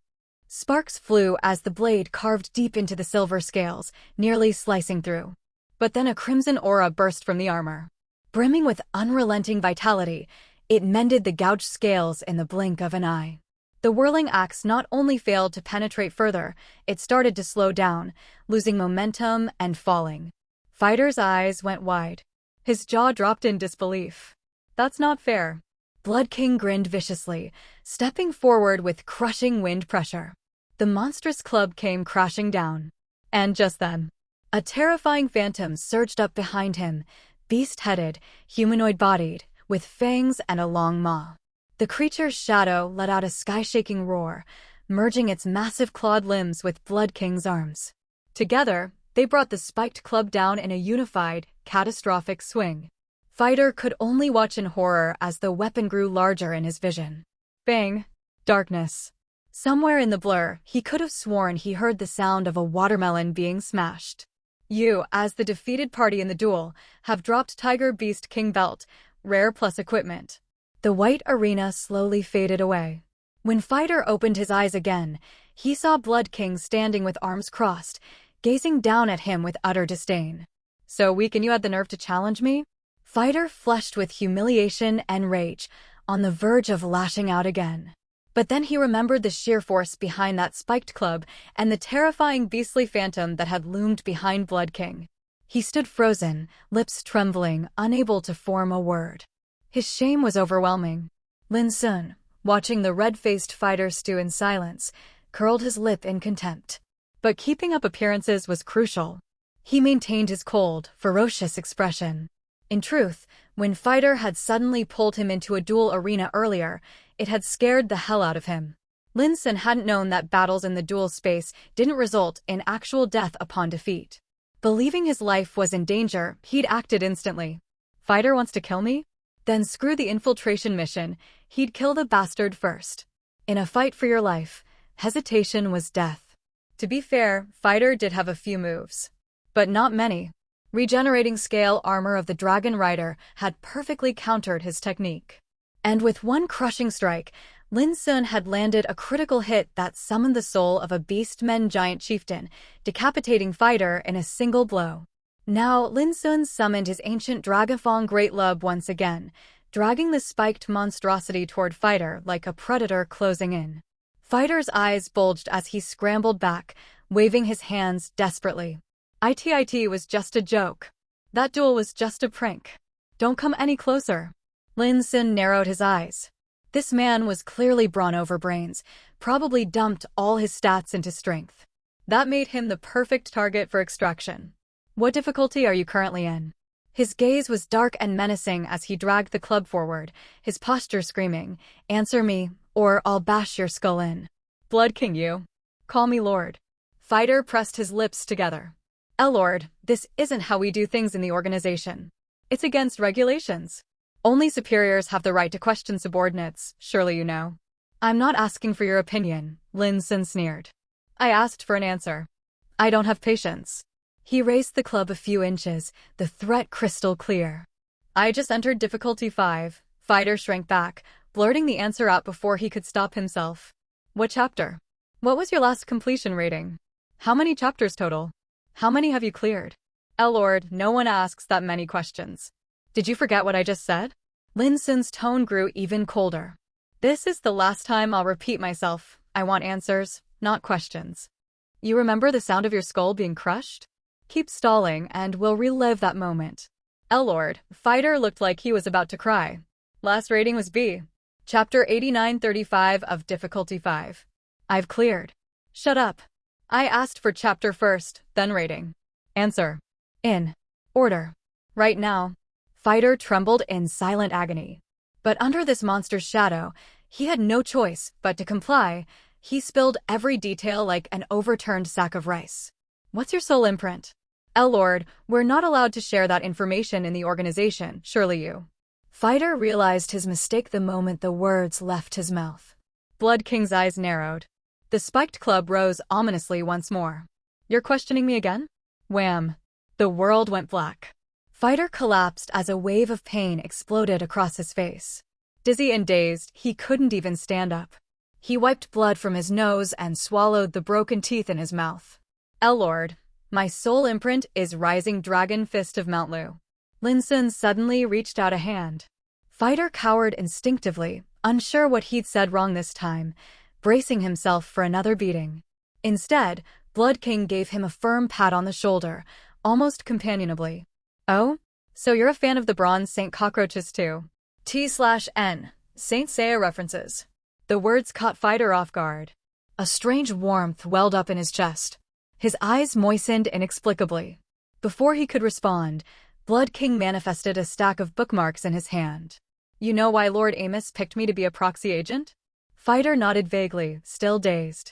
He was now utterly convinced that Blood King wasn't some official apostle. No, he had to be a true internal powerhouse from the New World. This guy was a walking final boss. It made sense that Amos would elevate him immediately. Compared to him, Fighter was nothing. The difference was vast. The very thought made him feel bleak and hopeless. Was he going to spend the rest of his life under this man's shadow? But then a second thought occurred. Someone like Blood King was destined to rise far in the organization. He might even surpass Lord Amos one day. Suddenly, Fighter felt like he was looking at a thick, powerful thigh, a thigh worth clinging to for dear life. He made up his mind, from this moment on, he would cling to this man's thigh and never let go. I used a soul annihilation bookmark to kill an old comrade once. Why? Because he had the audacity to speak disrespectfully of Lord Amos. You do know what a soul annihilation bookmark is, right? Fighter nodded like an obedient child. Well, now I know your soul imprint. Let's not waste a precious bookmark on someone like you. Now talk. What else was I sent here for? Fighter, having resolved to cling tightly to this powerful thigh, immediately spilled everything he knew, along with the mission Lord Amos had assigned. Honestly, I think Lord Amos might be overthinking things. With your methods, Lord Blood King, there's no way you're with the official faction. Having you carry a split source of the Apocalypse fragment to bomb an official apostle's stronghold, it's a bit too extreme. Lin Xun's mouth twitched, a herd of wild horses trampling through his heart. So that's what the source of the Apocalypse is for. No wonder the official faction was so afraid of apostles obtaining it. The source of the Apocalypse was the origin of each Apocalypse chapter. Every time he entered a new chapter, the cursed game would prompt, "Do you wish to leave the safe zone and explore the root of the Apocalypse?" That root was the source of the Apocalypse. In the real world, using a source would create a corrupted apocalyptic zone. For example, the ultimate source of the Apocalypse, corrupting blood sun that Lin Xun had acquired. Using it in reality was tantamount to summoning a fragment of the blood sun into the sky. Apostles who used the source would transform into terrifying monsters. As long as the monster remained alive, the corrupted zone would continue expanding until it reached the source's limit. Inside that zone, apocalyptic monsters would spawn endlessly until the source's power was fully depleted. The higher the grade and difficulty of the source, the stronger the spawned creatures, and the faster the pollution would spread. Having understood all this, Lin Xun said coldly, "So Amos wants me to use the source at the Public Security Bureau in Win City?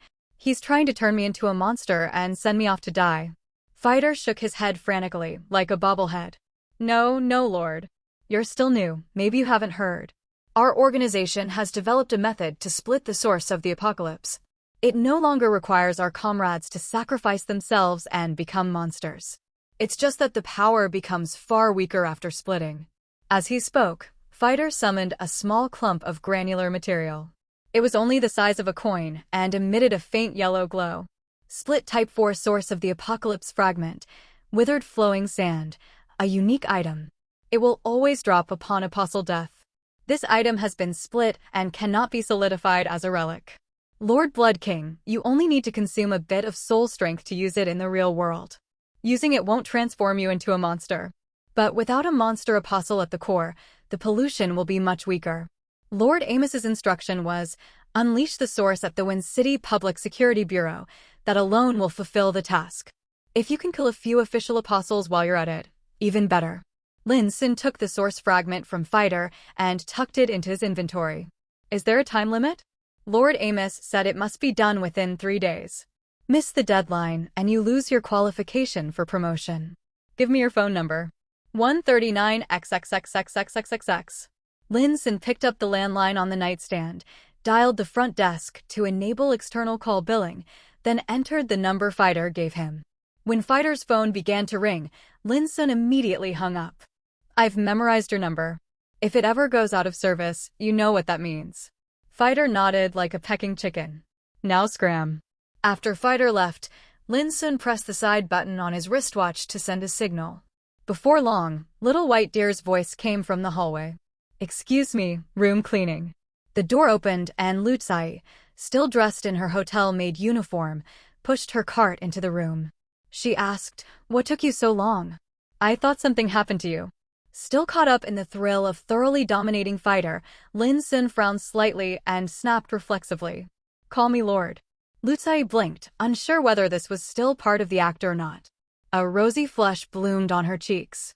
She nervously pinched the hem of her uniform and actually responded in a coy tone, "Yes, my lord." Her voice was soft as a whisper, syrupy sweet. Cultural Bureau Special Office, 3rd floor conference room. The spacious room held only 3 people, Lin Xun, Li Xingyue, and Wang Zong.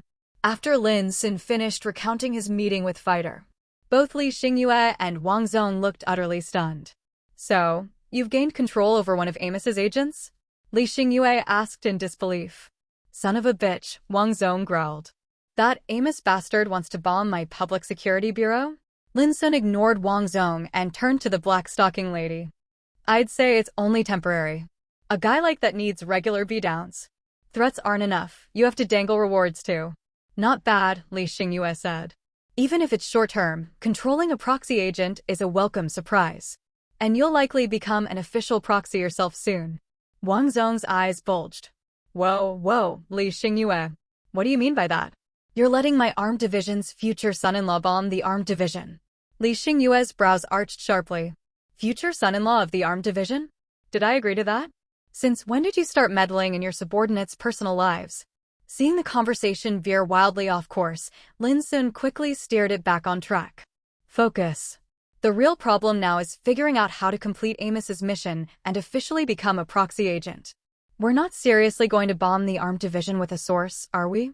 At that, both Li Xingyue and Wang Zong fell silent. Everyone in the room knew the Public Security Bureau wasn't just staffed with apostles from the armed division. There were also countless civilian clerks and frontline officers. All of them were ordinary people, not apostles. In a pollution zone triggered by a source of the apocalypse, their survival chances would be near zero. Evacuating the civilians ahead of time? Sure. But doing so would instantly blow Lin Xun's cover. After a long silence, the black stocking lady finally said, We still have 3 days before the deadline Amos gave. There's no need to rush.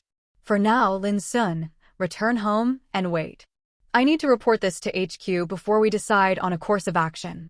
Lin Xun had just stood up to leave when he suddenly remembered something. That storm scroll of thunder from the cloudless wastes that Li Xingyue had given him, he hadn't used it. If it had come from her own inventory, he couldn't just keep it. He didn't want her to take a loss. He flipped his wrist, ready to manifest the item. But Li Xingyue gently pressed his hand down and gave a faint smile. The always dominant, always elegant woman suddenly blinked playfully and said, "Just hold on to it. I'll put it on the expense report." Lin Xun was momentarily speechless. After thanking his superior and saying goodbye to Wang Zong, he left the Cultural Bureau building. As he stepped out onto the sidewalk and prepared to hail a ride home, a familiar white sedan was already waiting by the curb. Leaning against the car door was a girl in a flowing white floral dress, waving at him. He rode home with little white deer. Back in his room, Lin Xun checked the time. His in-game soul strength had recovered. The Book of Salvation. Activate. You have entered the apocalyptic chapter. Chapter 82740874. An ordinary wandering soul awakens in an ancient lecture hall. Lin Xun opened his inventory, which contained a piece of equipment dropped by a warrior. Tiger Beast King Belt, rare plus grade equipment, a wide belt with yellow and black stripes, forged from the blood, flesh essence, and souls of over 100 tiger beasts. Wearing this equipment will grant your shell a slight increase in strength. The effect of the equipment could enhance shell strength, making it very suitable for a shell like the Earth Giant, which was fully focused on power. He equipped the belt on the Earth Giant. The only drawback was that the belt did not scale with the shell's body size. Once the Earth Giant shell grew in size, it would push off the belt, causing the strength boost effect to be lost. I'll go try the library later, buy some materials, and see if the blacksmith can modify this equipment. Currently, Lin Xun's soul strength was 3-3, and his knowledge stat was 205-600. He had already fully explored the route through the teaching building last time. You are possessing the shell of a knowledge-seeking six-eyed student of the Multivision School. After transplanting a pair of eyes for Student Liar, the shell's name had also changed accordingly. He controlled Student Liar and prepared to go downstairs, leaving the teaching building. You push open the lecture hall classroom door and step into the corridor. It is empty here. The wandering classmates have all disappeared without a trace. You look around with your 6 eyes and notice that one of the lecture hall classrooms seems abnormal. Do you wish to investigate? Lin Xun raised an eyebrow. He decisively clicked yes. You lift the hem of your robe and cautiously approach the nearby lecture hall classroom. You slowly push open the half-closed door. You have entered the residual illusion of knowledge. Residual illusion of knowledge? What the hell is that? Everything inside the classroom carries a phantom-like double image, as if it were a faded and yellowing memory scene. Dozens of knowledge-seeking students of the Multivision School are seated inside the classroom. Their hollow eye sockets are fixed on the test papers on their desks, while the quills in their hands remain unmoving for a long time. A hunched figure in a white robe is patrolling among the students. When it sees a student still refusing to put pen to paper, it raises the thick baton in its hand and smashes the student's head. All the while, it mutters chaotic phrases as if scolding students for their lack of motivation. The Dean of Dis Academy suddenly turns its head to look at you. The numerous eyes on its pale face simultaneously open wide. It shouts loudly, commanding you to enter the classroom and participate in the exam. The results of this exam will determine the granting of a generous scholarship, an invaluable opportunity for commoner students. Oh, empty-headed apostle. What will you do? 1. As an underachiever, you decide to skip class, ignore the dean's orders, leave the classroom, and slam the door shut behind you, leaving your classmates with a stylish, dazzling figure and earning yourself a disciplinary notice.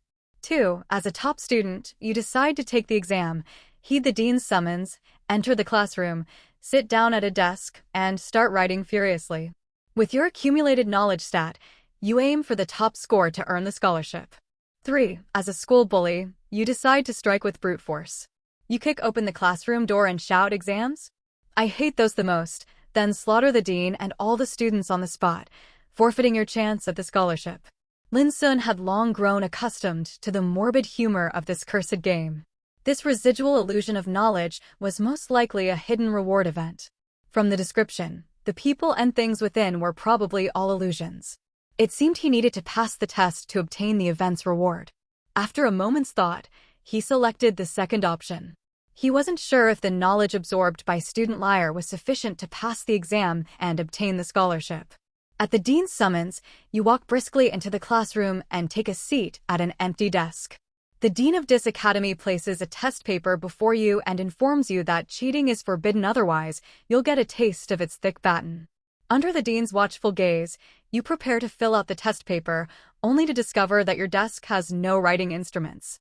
You glance toward the desk beside you, where a classmate lies slumped over, their head a mangled mess of fluids. On that desk sits a test paper and a quill. Just as you reach for it, the thick baton lashes across your arm. The dean of this academy warns you, if you look at another student again, it will count as cheating and your exam qualifications will be revoked. You stare at the test paper before you, caught in the dilemma of a cook with no rice to prepare a meal.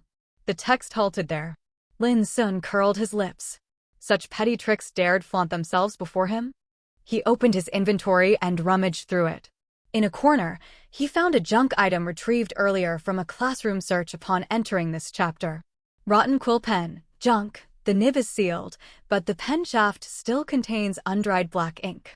He clicked the item, and the text resumed. You pull a quill from beneath your skirt and begin writing furiously. Your wealth of knowledge allows you to solve the challenging questions on the test with ease. Your knowledge cap exceeds 100, 20% of the test has been completed. Your knowledge cap exceeds 200, 40% of the test has been completed. Your knowledge cap exceeds 300, 60% of the test has been completed. Your knowledge cap exceeds 500, 100% of the test has been completed. You raise your hand to indicate that you've finished. The dean of this academy approaches and begins reviewing your test paper. Shortly after, it sets the paper down and nods in satisfaction. The dean of this academy raises its baton before the rest of the underperforming students in the room and smashes each of their hollow skulls, one by one. It then moves to the classroom door, signaling for you to follow and claim your scholarship as an outstanding student. You follow it all the way down to the first floor of the teaching building and then into the underground laboratory. The dean of this academy opens a hidden compartment beneath the lab bench, inside of which lies a brass emblem. After handing you the emblem, its figure dissipates like mist in the wind, and the illusion shatters and vanishes. You have obtained Bennett's emblem, key item. Lin Xun had searched the underground laboratory before, but never found any hidden compartment.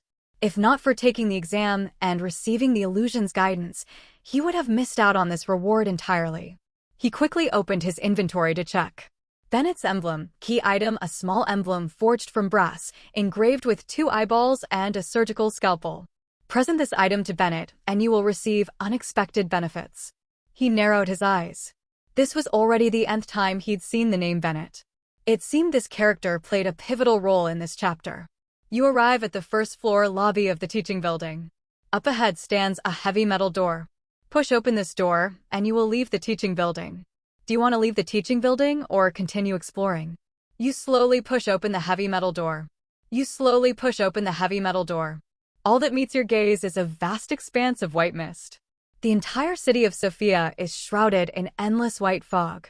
Though the glow of the setting sun pierces the mist and casts its light, it still cannot dispel this fog known as the veil of knowledge. Your field of vision is swallowed by the boundless mist. Even with your 6 eyes wide open, you can only make out the things nearby. As you gaze into the fog, memories buried in the shell begin to stir. Driven by an ever-expanding hunger for knowledge, people instinctively and blindly consumed information, gradually turning from seekers of truth into beasts lost in their own desires.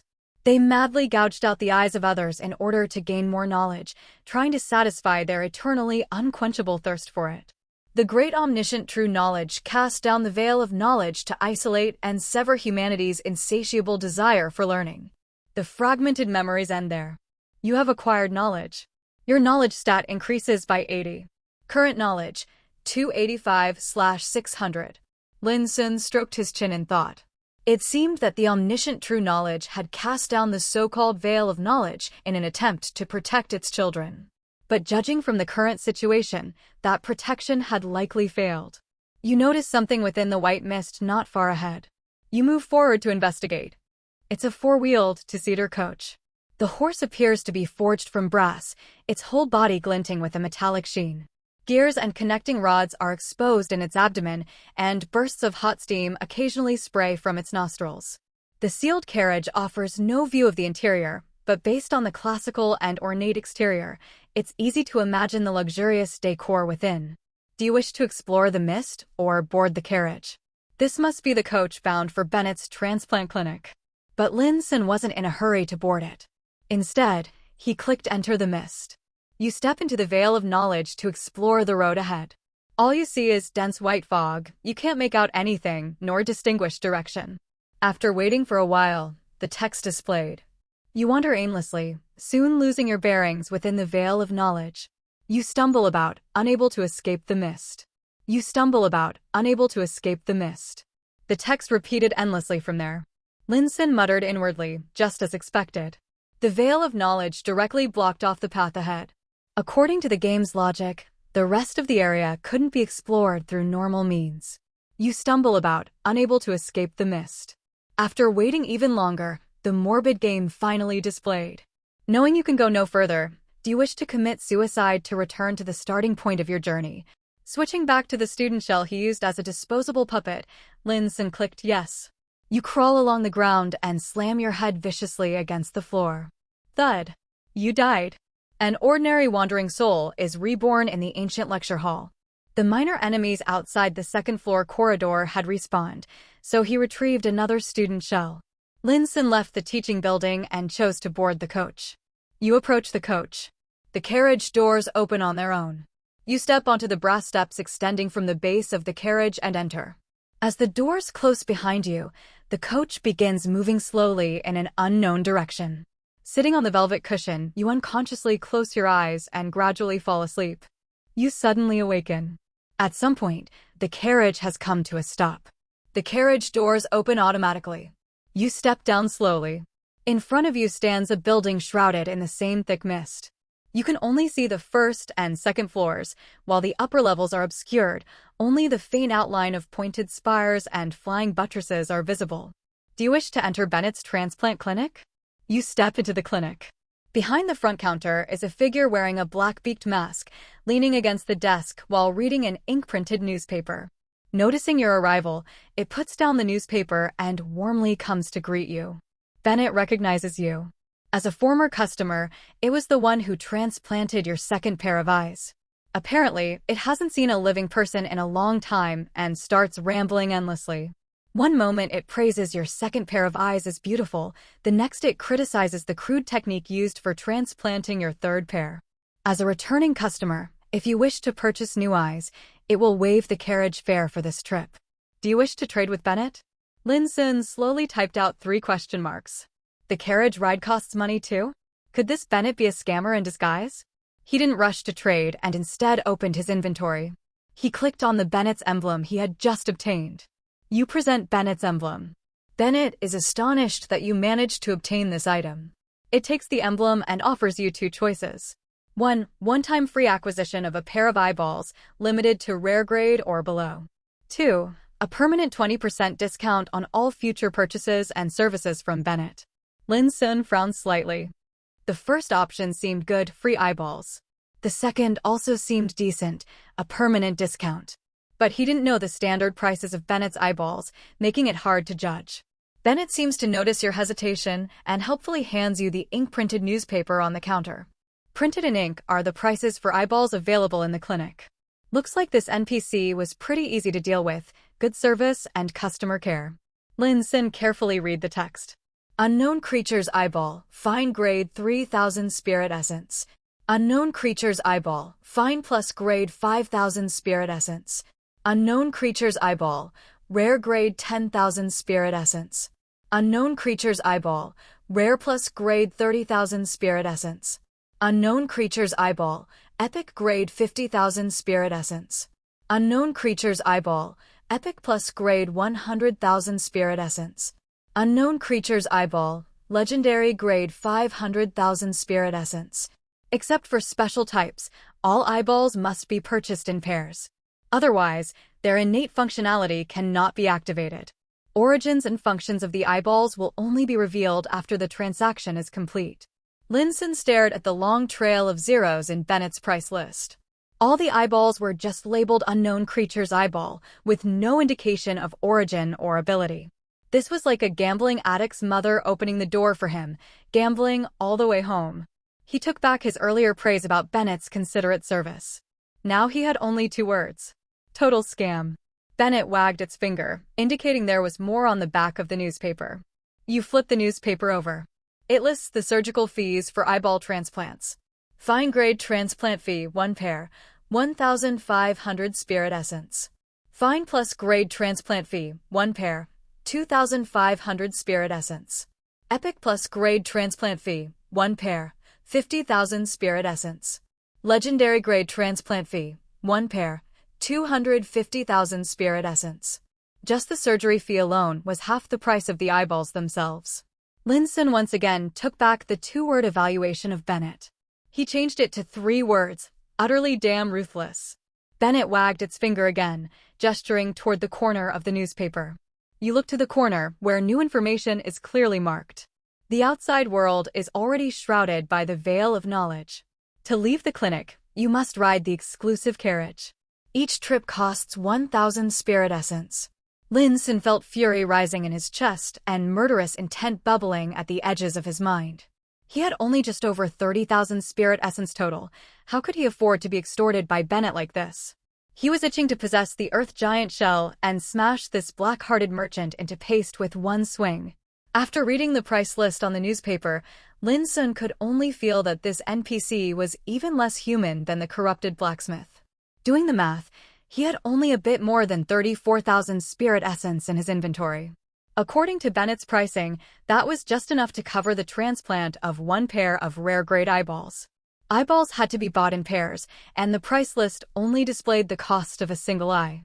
The transplant fee alone was equal to half the price of 1 eyeball. A rare-grade eyeball listed at 10,000 spirit essence meant the actual total cost for the transplant was 25,000 per pair, 2.5 times the base price. Clenching his jaw, Lin Xun was ready to switch into the Earth Giant shell and fight this bastard to the death. But a sliver of reason restrained him from resorting to violence. He narrowed his eyes and began weighing the pros and cons. There was no doubt Bennett was an important NPC, possibly connected to side quests or future gameplay content. Knowing how this hellish game worked, killing a trading NPC like this wouldn't drop any of the items available through transactions. In other words, if he killed Bennett and possessed his body, he'd probably only get a shell skill like XX-level transplant surgery technique. Lin Xun did have the surgical tools needed for drilling and extracting eyeballs, meaning he could theoretically perform transplants on himself. The craftsmanship might be lacking, and he was missing the neural tissue growth solution needed after opening the eye sockets. But sacrificing an important NPC just for a surgery skill? That still seemed questionable. Bennett seems to notice your financial distress and signals you not to rush. From beneath his black morning coat and bird-beaked mask, he pulls out a brass sand maraca and gently shakes it. Sha-sha. A soft rustling sound emerges. From the staircase beside the counter, a young maiden descends. Her golden hair glows like sunlight, her maid outfit of black and white hugs her shapely figure, swaying elegantly as she walks. She carries a black box in her hands and approaches you. Only now do you see that her skin has a faint brass luster. In the center of her spine is a brass winding key that turns ever so slightly as she moves with mechanical stiffness. She's a doll, one crafted with astonishing precision and realism. Bennett explains that the maid doll, while working, accidentally mixed a batch of defective eyeballs with one extremely rare special eyeball, making them impossible to distinguish. If you're willing to pay 1,000 spirit essence to try your luck, you might just get a surprising return. Another gambler's favorite feature. But that brass sand maraca reminded Lin Xun of his own brass whistle. Could the maid doll, like the three-headed lion, be a summon? If so, Bennett likely did have a side quest line. After some thought, Lin Xun decided to put aside the idea of killing Bennett for now. From the emblem reward options, he chose the 20% discount. Immediately, All prices on the list dropped to 80% of their original values, including the gambler's black box, which now cost only 800 spirit essence per draw. Spending most of his spirit essence to buy rare-grade eyeballs seemed unwise. He had the lucky gold coin, his cheat tool for rigged draws. No matter how he gambled, he wouldn't lose. You spend 800 spirit essence to draw once from the black box. The support type made doll gives you a playful wink. With a few adjustments, a hole opens atop the black box, just big enough to fit one hand. You reach into the box and feel a bunch of smooth, slippery, round objects. You grab one at random. You obtained unknown creature's eyeball, junk. After Bennett's careful appraisal, the origin and function of the eyeball are now clear. Common resident's eyeball, junken eyeball from an ordinary resident of Sophia City. Besides basic visual functionality, it's only good for decorating the eye sockets of the blind. Bennett gestures for you not to lose heart. Life is full of ups and downs. Why not try again? Sooner or later, your luck will turn. Lucky gold coin didn't activate? The lucky gold coin didn't trigger often, but it had a persistent passive effect where he might hit the jackpot, but he would never lose. Why wasn't it working here at Bennett's? Could it be? Narrowing his eyes, Lin Xun continued the draw. You spend 800 spirit essence for another black box draw. You randomly grab one. You obtained unknown creature's eyeball, junk. Bennett gestures for you not to lose heart. Life is full of ups and downs. Why not try again? Sooner or later, your luck will turn. Again. You spend 800 spirit essence for another black box draw. You obtained unknown creature's eyeball, junk. You spend 800 spirit essence for another black box draw. You obtained unknown creature's eyeball, junk. You spend 800 spirit essence for another black box draw. You obtained unknown creature's eyeball, junk. After spending a total of 8,000 spirit essence, Lin Xun did a full 10 pull. Not a single usable eyeball, just 10 pieces of junk. There was no way the lucky gold coin failed to trigger 10 times in a row. That black box had to be filled entirely with junk-grade eyeballs. At last, Lin Xun was certain Bennett was without a doubt a black-hearted merchant. In a flash, rage surged to his crown, his hair bristled with fury, his eyes burned with wrath. He was absolutely livid. All that talk about weighing the pros and cons, all that maybe we should think this through. He tossed it all out the window. Screw you. You have possessed the shell of the corrupted earth giant. With both feet planted on the earth, you let out a sky-shaking roar and activate blessing of Mother Earth at full power. In Bennett's terrified gaze, you raise your weapon, the ancient Dragonfang Great Lub. Screw you. You have possessed the shell of the corrupted earth giant. With both feet planted on the earth, you let out a sky-shaking roar and activate blessing of Mother Earth at full power. In Bennett's terrified gaze, you raise your weapon, the ancient Dragonfang Great Lub. The support type made doll screams, grabs the black box, and flees up to the second floor of the clinic. You swing the massive club down to crush the owner of this shady clinic. From a corner of the clinic, countless erratic, flickering characters appear out of nowhere. The characters swirl and converge, forming the shape of a massive, grotesque, and familiar beast. The beast is entirely made of chaotic, disordered characters that constantly shift and distort. Just looking at it, you feel a wave of madness and confusion. Damn it. Omniscient true knowledge, why are you butting in now? Lin Xun was already in full kill mode. No matter what kind of monster it was, he'd kill one if one came, two if two came. The beast of disordered knowledge lets out a roar, sending a wave of shifting characters hurtling toward you. You roar in return. The strength of the Tiger Beast King Belt courses through your body, and blessing of Mother Earth is fully unleashed. Your bulging muscles surge and swell, endless power wells up from within you. With a terrifying shockwave, you bring the massive club down upon the beast that had leapt right in front of you. Your attack triggers the special effect of the Chieftain's Scepter of the Beastmen Giants. Your next attack will deal double damage. With a thunderous crash, the body of the Beast of Disordered Knowledge is shattered into bits, countless characters explode and scatter. You have defeated the Beast of Disordered Knowledge. You did not gain any experience points. Some of the scattered characters are drawn toward you and fuse into your body. Your Blessing of Knowledge +1 has upgraded to Blessing of Knowledge +2. After overloading your knowledge stat, your knowledge cap increases again. The remaining broken characters dim and gradually disappear. You have once again repelled the Beast of Disordered Knowledge. Your crimson eyes now turn toward the trembling Bennett, cowering in the corner behind the counter. Bennett, shaking like a leaf, sees the monster you just reduced to paste. A strange realization seems to hit him. He suddenly leaps up, points at you, and babbles incoherently. You hear only chaotic phrases like omniscient true knowledge, divine chosen one, true God's envoy. Do you wish to kill Bennett? Lin Xun frowned. It seemed Bennett knew some inside story. Better to ask first, then kill later. After clicking no, the game text continued. Once the excited Bennett calmed down, it dropped to its knees with a thump, kissing the ground at your feet.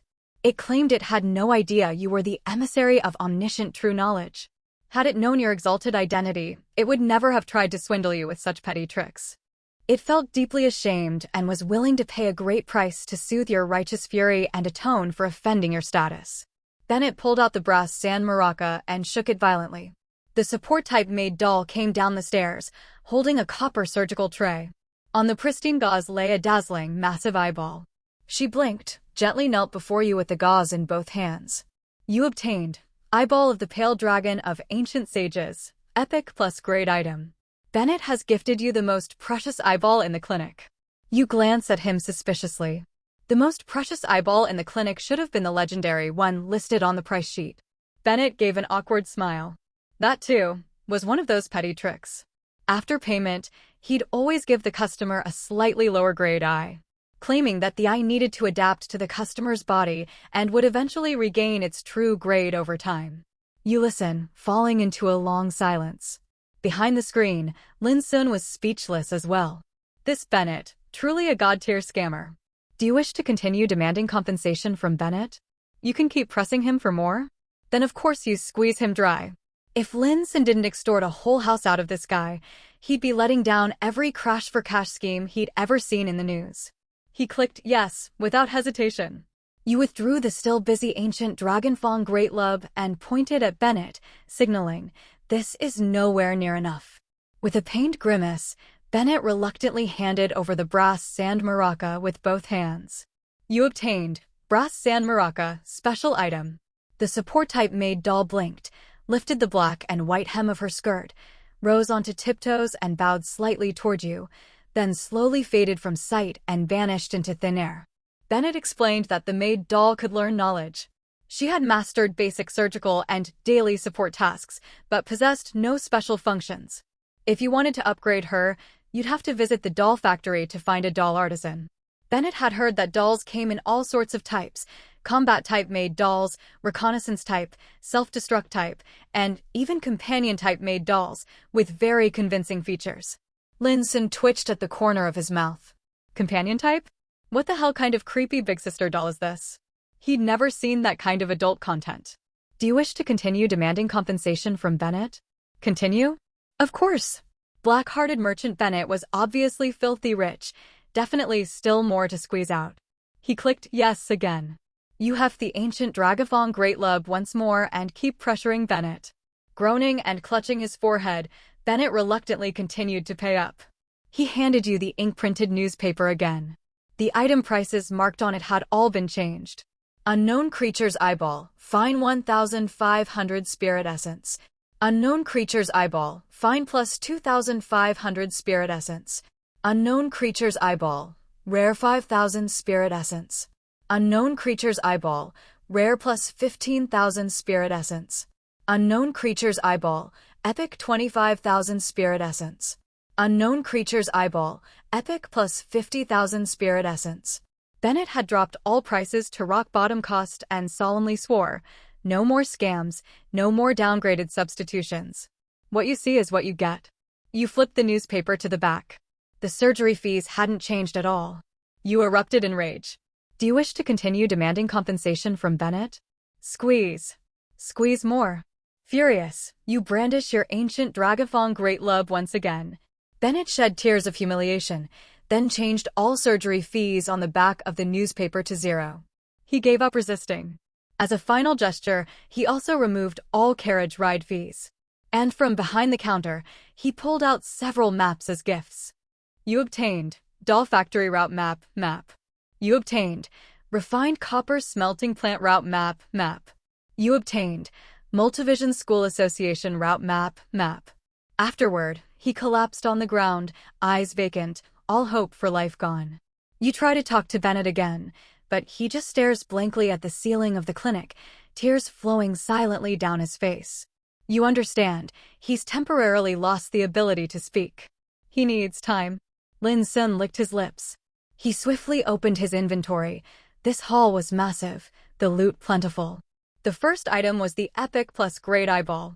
Eyeball of the Pale Dragon of Ancient Sages. Epic plus grade item for Ancient Dragons. The accumulation of knowledge comes naturally. The Pale Dragon, revered as an ancient sage, was one of the keenest observers among the dragon race. This eyeball is one of its many eyes. This item must be used with an empty eye socket.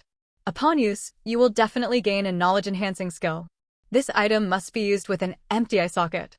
Upon use, there is a chance to acquire the special trait, Weak Point Insight. Weak Point Insight? The item description didn't detail what Weak Point Insight did. Most likely, it could only be discovered after transplanting the eye. Lin Xun noted that this eyeball guaranteed a knowledge-boosting skill, but the Weak Point Insight effect was only a chance-based gain. He suspected that might be due to the item being a single eyeball rather than a pair. He looked to the next item. Brass Sand Maraca, support type made doll. Special item, a small hand-rattled idiophonic instrument. The hollow maraca head is made from fine brass alloy and contains a small amount of brass sand. Shaking the handle produces a soft and pleasant sha-sha sound. Etched on the maraca's head is a miniature-made doll, vividly lifelike and exquisitely detailed. Use this item to summon a creature, support type made doll. This creature acts as a support companion and possesses specific auxiliary functions. Use the maraca again to dismiss the summon. If the creature dies, 1 point of soul strength is required to resummon it. With a thought, Lin Xun manifested a small maraca in his hand. The maraca had a dark golden hue and was about the size of a water bottle. Being made of special refined brass, it was cool and solid to the touch. Holding the brass handle, Lin Xun turned it side to side and saw a tiny maid doll on the maraca's head. The miniature maid seemed to sense his gaze, blinking at him, lifting her skirt with a graceful bow, then spinning into a dance. Unlike massive mounts like warhorses or the three-headed lion, the maid doll could be summoned even inside his rented apartment. And being support type, she didn't have combat capabilities, so there was no risk of causing damage. Lin Xun glanced out the window. It was getting dark. Just to be safe, he drew the curtains, lest any neighbors accidentally caught sight of a not suitable for children scene. Gently shaking the maraca, a sha-sha sound rang out. From the corner of the apartment, a beautifully dressed maid doll appeared out of thin air. Her maid uniform wasn't the typical anime-style frilly outfit with lace and garters. Instead, it resembled a traditional European Victorian-style maid dress. A black underlayer with a white apron, absurdly tight waist, and a wide, conservative skirt. On her head was not a Katyusha headband, but a plain white folded cloth cap. The doll stood about 1.6 meters tall. The fine brass seemed to be alloyed with something that dulled its luster, making it appear skin-like under artificial lighting. Only on close inspection could one spot the metallic seams on her face and body. The brass winding key at her back was a bit conspicuous, and at the connection point on her spine, faintly visible gears turned gently. The support-type maid doll wore a stiff smile, but her eyes were incredibly lively, almost indistinguishable from a human's. When she saw Lin Xun, she lifted her skirt and bowed politely. Lin Xun recalled Bennett's words. The doll could perform transplant surgeries and handle daily chores. With a thought, he issued a command for her to sweep the floor. The maid doll nodded, picked up the broom from the corner, and diligently began cleaning. Her movements were swift and efficient. Within seconds, the floor was spotless. Lin Xun clicked his tongue. This maid doll was absurdly capable. She might even be expandable into other functions, like cooking, laundry, bathing, taking out trash. Something weird might have slipped in there. A tireless, unpaid, endlessly capable maid, she was the definition of a perfect housekeeper. Absolutely delightful. Lin Xun continued to have the maid doll tidy up his messy bachelor pad. Meanwhile, he picked up his phone to keep checking his loot. Doll Factory Route Map. A map detailing the carriage route to the doll factory. Of course, you could walk there. That is, if you can navigate through the fog and aren't afraid of the unknown dangers lurking within. While carrying this item, you may use the brass carriage and follow the route on the map to reach the doll factory. Refined Copper Smelting Plant Route Map. Multivision School Association Route Map. The remaining 2 maps had item descriptions nearly identical to the first. What caught Lin Xun's attention, though, was the phrase in the text, "unknown dangers lurking within." Was this referring to the risk of getting lost in the veil of knowledge, or were there actual monsters in the mist? During the journey from Dis Academy of the Multivision School to the transplant clinic, he had slept the whole way. Because the carriage was sealed, he hadn't seen anything outside, and the game text offered no description either. Now that he thought about it, something didn't feel right. Even though Lyre's shell wasn't top tier, with the visage of the leader enhancement, she was now level 30, on par with the Earth Giant. That was a respectable level of power. So how could she have fallen asleep the moment she boarded the carriage? It was probably Bennett's doing. This black-hearted merchant must have tampered with the ride. And since he needed to transplant the newly acquired eyeball anyway, he might as well settle everything with Bennett in one go. He walked up and clicked talk to Bennett. Bennett was slumped on the ground, staring blankly at the clinic's ceiling, motionless. Lin Xun curled his lip, opened his equipment menu, and clicked on the ancient Dragonfang Great Lub. You raise the ancient Dragonfang Great Lub, glaring darkly at Bennett. It instantly snaps out of its trance, climbs to its feet using the counter for support, and asks what you need. Only 2 options appeared on the screen, trade and surgery. He selected surgery, then chose the newly obtained eyeball of the pale dragon of ancient sages. Bennett returned to his usual rambling self as he led you deeper into the clinic, chattering along the way. The support-type maid doll had already learned most surgical procedures. Though her operations weren't as refined as his, they were decent enough. If you ever needed an urgent transplant in the field, the maid doll could handle it for you. After the veil of knowledge descended, the ever-crafty Bennett purchased a brass carriage to ferry in customers. Not only did his business not suffer, it actually boomed. Unfortunately, that golden era didn't last long. Eventually, customers stopped coming. You have entered the transplant clinic operating room. Bennett gestures for you to lie down on the surgical table while he prepares the instruments nearby. Please select the body part for transplantation. Lin Xun was still possessing the Earth Giant shell. Giving such a high-grade epic plus eyeball to Lyre's shell would be a bit of a waste. It was better suited for the highest quality shell, the Earth Giant. He selected the spot above the brow, effectively placing the eye in the center of the forehead, just like Lin Xun. Later, when manifesting the shell, hiding the eye would be easy. A hat or fake bangs would do the trick. Surgery in progress. The text stalled here. Lin Xun waited patiently. It wasn't until a full hour had passed that the next message finally appeared. Lin Xun waited patiently.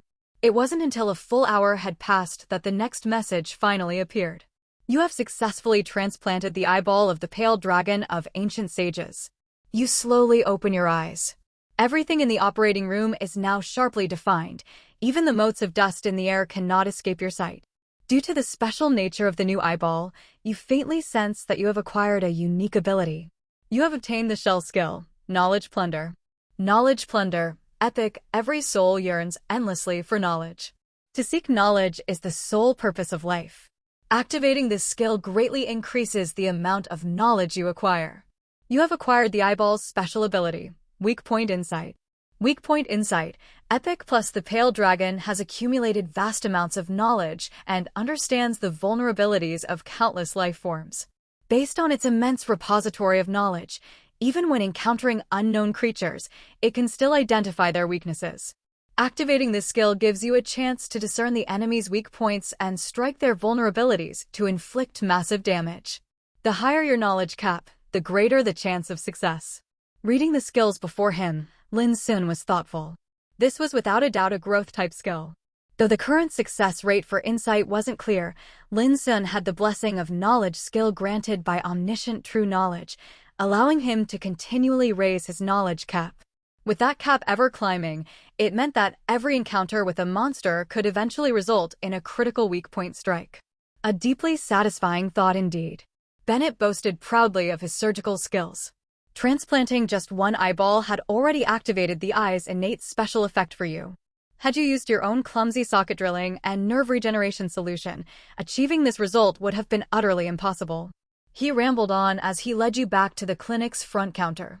Once they returned to the clinic's lobby, no further game text appeared. It seemed no more benefits could be squeezed out of Bennett. With all preparations complete, Lin Xun exited the clinic. At the clinic entrance stands a fully enclosed brass carriage. The brass horse's eyes turn toward you, steam occasionally venting from its nostrils in bursts of heat. Beyond the carriage lies an endless sea of white mist, the veil of knowledge, swallowing your remaining field of vision. Do you wish to step into the mist to explore, or board the carriage? Stepping into the mist was suicide. Lin Xun had tested that himself. Just as he was about to click board the carriage, he paused and furrowed his brows. He switched to a different shell. You have possessed the shell of the corrupted yellow-robed bishop of the White Moon Church. You approach the carriage. The doors swing open on their own. You ascend the brass steps into the carriage. Since you carry the doll factory route map, refined copper smelting plant route map, and Multivision School Association route map, new destination routes have been unlocked. Please select your destination. 1. Dis Academy of the Multivision School. 2. Doll Factory. 3. Refined copper smelting plant. 4. Multivision School Association. The first option was the already explored teaching building. The other 3 had been unlocked thanks to the maps in his inventory. Lin Xun chose the second, Doll Factory. He planned to first visit the factory and see how to upgrade his support type made doll and unlock its additional functions. More importantly, he had specifically switched to the yellow-robed bishop shell to see whether using it would result in unique text while riding the carriage. You command the brass horse to head to the doll factory. As the doors close behind you, the carriage begins to move steadily in a certain direction. You sit on the velvet cushion and feel an irresistible urge to sleep creeping over you. You snap your crimson eyes open, and the powerful will within your shell resists the strange drowsiness. You become exceptionally clear-headed. As the carriage bounces along, you grow ever more distant from Bennett's transplant clinic. It works. Lin Xun slapped his thigh in excitement. Something was definitely up with Bennett's carriage. Liar's shell fell asleep instantly every time. No way a level 30 shell would get carsick, right? You carefully investigate the carriage and discover that the velvet cushion beneath your seat emits a subtle scent that induces sleepiness. A pendulum clock hanging on the cabin wall also appears suspicious. Staring at the pendulum's peculiar rhythm drains your energy and makes you drowsy. Now that you're on guard against both, they can no longer affect you. The carriage continues to rumble along the foggy road. Do you wish to open the carriage door? Lin Xun knew stepping into the white mist would lead to getting lost, and the only way back would be to die and respawn. I'll open it, but I'm not stepping out. Unable to resist, he clicked open door. While the carriage is still moving, the doors slowly swing open. The carriage races forward. Frigid wind rushes in. Outside remains a whiteout of fog. You are unable to pierce the veil of knowledge to see anything beyond. Lin Xun rubbed his chin thoughtfully. Nothing seemed particularly out of the ordinary. Maybe Bennett had installed the sleep-inducing cushion and clock out of fear. After all, with the number of people he'd swindled, he must have worried that someone would come after him. Putting customers to sleep ensured no one could trace the clinic's location. That did make sense. With a merchant like Bennett, such devious schemes were par for the course.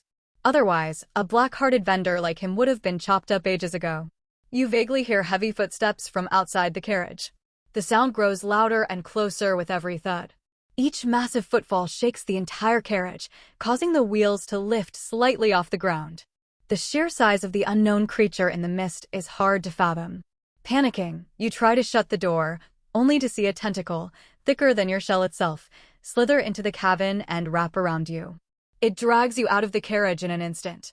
You are lifted high into the air. The wind lashes your body, making it impossible to open your eyes. What the hell is this thing? Frantically, Lin Xun opened his shell menu, ready to switch to the Earth Giant. Through the fog, you glimpse a colossal, sky-covering silhouette. Behind countless writhing tentacles are swarms of pitch-black eyes, clustered like a hive. You were hurled into a grotesquely malformed maw that splits wide open. You died. Lin Xun twitched at the corner of his mouth and slowly typed 3 question marks. A level 30 yellow-robed bishop, devoured in one bite? What kind of hellspawn are lurking in this veil of knowledge? An ordinary wandering soul is reborn in the ancient lecture hall.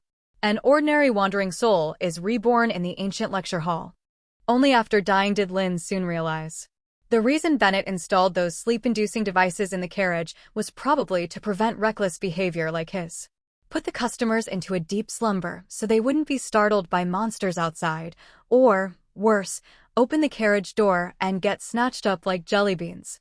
Bennett was truly thoughtful in all the wrong ways. His current soul strength was 3/3. Full health, completely restored. Lin Xun spent 1 point of soul strength to reshape the yellow-robed bishop. Then he possessed the earth giant shell, left the safe zone, and smack, casually crushed a nosy student loitering near the hallway, killing one to warn 100. The other students dropped to the floor in terror, not daring to approach.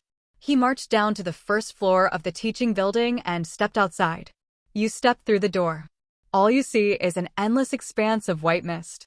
The white fog, known as the Veil of Knowledge, continues to envelop Sophia City. The brass carriage that was once stationed nearby is now nowhere to be seen. Lin Xun typed 3 question marks. No carriage. How was he supposed to get back to Bennett's clinic? Or, more critically, advance to the next stage, the doll factory? He had a theory. Could the carriage have continued its route toward the doll factory after his death and was now waiting there endlessly? If that were true, he was effectively soft-locked at the teaching building. He could still return to the resting page and end the current chapter, then begin the next one. Damn it. Lin Xun refused to accept that. The Earth Giant now had an epic plus eyeball implanted. Maybe he could see through the mist and explore manually. Holding on to that hope, he stepped into the fog once more. A long while later, he read the screen with a blank expression. You stumble about, unable to escape the mist. Realizing you can go no further, do you wish to commit suicide and return to the journey's starting point? Just as he was about to switch back to his expendable student shell and click yes, a sudden thought struck him. There was still one item he hadn't used. He opened his inventory. In a corner sat an item he'd looted from an office treasure chest. Clarity eye drops. Item: a small glass bottle filled with a sapphire-colored liquid. When dropped into your eyes, mysterious effects occur. Temporarily grants enhanced vision and sharpened focus. Using this might allow him to pierce the mist and push the story forward. But he only had one. After much hesitation, he decided not to use it just yet. He had another theory about the missing brass carriage. So he switched back to the expendable student shell and committed suicide. You crawl on the ground and slam your head hard against the floor. Thud. You died. An ordinary wandering soul is reborn in the ancient lecture hall. Grabbing another throwaway student shell, Lin Xun headed out of the teaching building again. The text displayed the same as before. The brass carriage that was once stationed nearby is now nowhere to be seen. Narrowing his eyes, he glanced at the clock. Then, without a word, set down his phone. In the living room, the maid doll was scrubbing the floor diligently with her mop. Lin Xun pondered briefly. Then he booted up his PC and launched Author Assistant. With a thought, he ordered the maid doll to drop the mop and sit at the desk. Yeah, that's it. Now get to writing. Not a single break before you've hit 4,000 words. No, wait. 4,000 is too short. You're on a 10,000-word daily update schedule now. The support-type maid doll looked at Lin Xun, her eyes full of confusion, her small hands unsure of where to place themselves. Sigh. Lin Xun let out a long sigh, realizing he had overestimated the maid doll's intelligence. He turned on the TV in the living room, switching to a language learning program, then pulled a copy of the dictionary from the bookshelf and tossed it to the maid doll. Maybe one day she'll have an awakening. Then I'll finally be able to free my own hands. After ordering the doll to sit on the sofa and study, he sat down at his computer to write. Ever since his talent had improved, what used to take him 5 or 6 hours to write 2 chapters now came effortlessly. His mind flowed with ideas, and his fingers flew across the keyboard with little thought. His writing time had shrunk from 6 hours to just 2. After 2 hours, Lin Xun stretched and clicked Publish Chapter. With the day's 4,000 words knocked out, he checked the time. Seeing it was about right, he opened the Book of Salvation. You have entered the apocalyptic chapter. Chapter 82740874. An ordinary wandering soul awakens in the ancient lecture hall. Possessing the Earth Giant shell, He made his way outside the teaching building. All you can see is a vast field of white mist. You notice something in the fog nearby. You go to investigate, and the familiar brass carriage appears before you. Lin Xun punched the air in excitement. The brass carriage had returned, just as he hoped. If it hadn't, he would have been forced to use the eye drops to find his way through the mist on foot. You approach the carriage. The cabin doors swing open on their own. You step onto the brass steps and enter the carriage. Please select your destination. 1.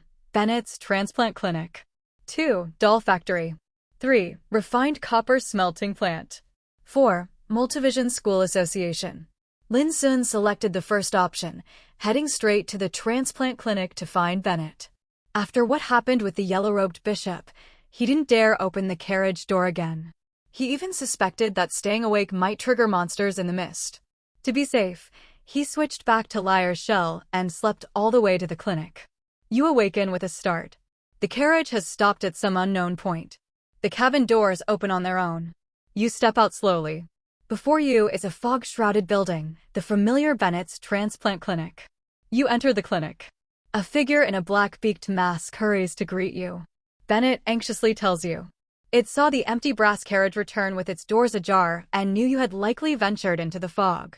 It dispatched several carriages to locations where you might reappear to prevent you from getting lost in the mist. Thankfully, you returned safely.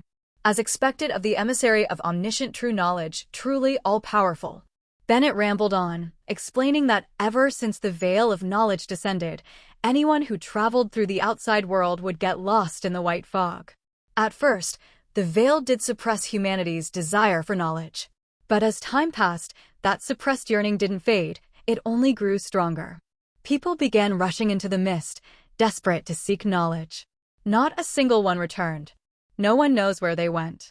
From time to time, screams of despair echo from the fog, eventually replaced by the footsteps of giant creatures and indescribable howls. Fortunately, the brass carriage is unaffected by the mist. It can travel preset routes to any destination. Its sealed cabin blocks the scent of the living, or more accurately, the scent of eyeballs, keeping it safe from the unknown monsters lurking in the fog. As he spoke, Bennett pulled out a brass token from within his morning coat and handed it to you. You have obtained Brass Carriage Beacon, special item. Bennett told you that no matter how powerful you are, even if you can explore the veil of knowledge, you will still likely lose your way. With this item, you can safely explore the mist. You have acquired knowledge. Your knowledge has increased by 150. Current knowledge, 435/600. Lin Xun had learned new information from Bennett, and his knowledge stat had increased once more. This time the boost was a full 150 points. Clearly, the new eyeball's knowledge gain enhancement was quite effective. Lin Xun suddenly recalled, when he had seen that massive monster in the fog, why hadn't he gained any knowledge? Looking back at the earlier game text, it seemed he had only caught a glimpse of a claw or a tentacle without ever learning the creature's name. So it was only natural no knowledge was gained. He opened his inventory to inspect the new item. Brass Carriage Beacon. Special item, a thin brass token etched with strange symbols and lines. While carrying this item, the brass carriage will automatically head to the nearest boarding point and wait for you. You can also use it manually to set a remote pickup location. He couldn't help but grumble. Bennett really waited until he died once before handing this over. Then again, from another perspective, Lin Xun had opened the carriage door mid-transit and gotten himself killed, something most players would never even attempt. So maybe Bennett couldn't be blamed for not expecting it. Just to be safe, Lin Xun clicked Talk to Bennett again. The text displayed nothing of real value. Bennett just repeated the same flattery over and over, to think the emissary of the true God would dare enter the veil of knowledge. It's the first time I've seen anyone return from the mist, no less a divine emissary, that sort of bootlicking nonsense. Lin Xun rolled his eyes and left the clinic. He boarded the brass carriage once again, this time heading to the doll factory. Now that he knew not to open the door, he wouldn't provoke any monster attacks. He once again chose to possess the yellow-robed bishop's shell and stayed awake the entire way to the destination. As the carriage rattled forward, you grew ever more distant from Bennett's transplant clinic. Lin Xun didn't recklessly open the carriage door this time. After more than 10 minutes, the game text updated. You faintly hear heavy footsteps echoing through the mist outside the carriage. The steps grow louder and closer. With every thunderous footfall, the entire carriage shudders, its wheels briefly lifting from the ground. It's coming. Lin Xun's heart tensed. He considered switching to the 30 meters tall earth giant shell to fight the monster head-on. But after some thought, he figured the odds weren't good. The yellow-robed bishop may have been a delicate caster, but it was also level 30, yet still got chewed up like candy with no chance to fight back. Clearly, the monster was on an entirely different level. His smooth progress while steamrolling through monsters in the teaching building had made him forget this was still a hell difficulty chapter. Better to explore the 3 destinations marked on the route maps and level up first, then come back to fight the fog monster later. Cautiously, he refrained from opening the door or engaging in combat. The heavy footsteps gradually faded. The carriage continued toward its destination. About 20 minutes later, the carriage finally arrived. Along the way, he encountered 2 more giant creatures. Judging by the footstep descriptions, the 3 monsters were not the same, nor even the same species. This made Lin Xun all the more wary. The carriage slowly came to a stop. The cabin doors opened on their own. You stepped out slowly. In the pale mist, a massive brass gate emerged. The structure attached to the gate was enormous, only a small portion was visible through the fog. You looked up to see the inscription above the gate, Doll Factory, Sophia City Branch. Brave Apostle, will you push open the factory's doors? With a harsh metallic screech, you slowly pushed open the massive brass doors. A pungent smell of motor oil hit you in the face.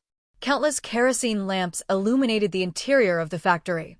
Large brass lathes and unknown machinery were scattered about, all shut down. The narrow paths between the equipment were the only space to walk. From deep within the factory, you faintly heard the sound of hurried footsteps. Just inside the factory entrance was a familiar soft glow, a massive page floating in midair. You have discovered a lost page of the Book of Salvation, the resting page. Lin Xun's heart leapt in joy. If the doll factory had a resting page, then even if he died, he could instantly revive without wasting time traveling back. You reached out and touched the resting page.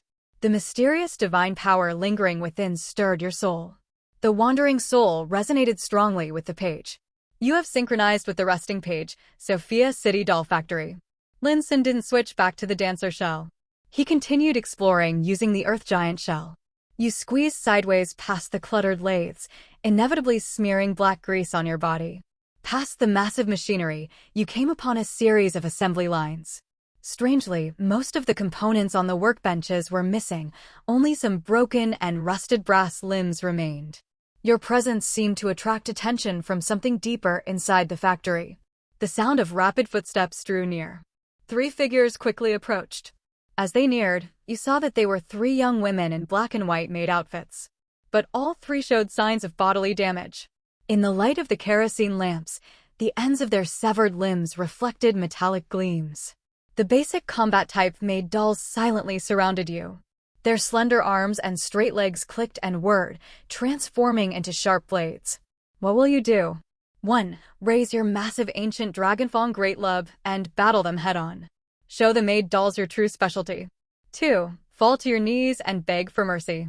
Perhaps the maid dolls will spare your life in appreciation of your looks and get to know you more intimately.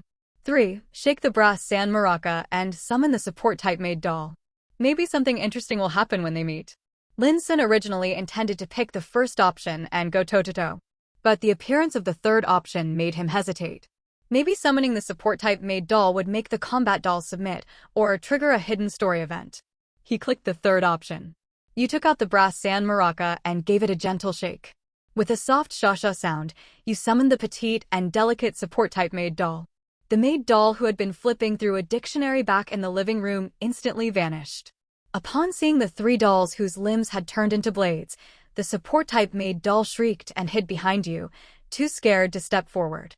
The basic combat-type maid dolls laid eyes on the fully intact, undamaged doll. A greedy gleam lit their dark eyes and they lunged at you. Damn it. Even dolls will cannibalize their own kind. You planted your feet firmly against the ground.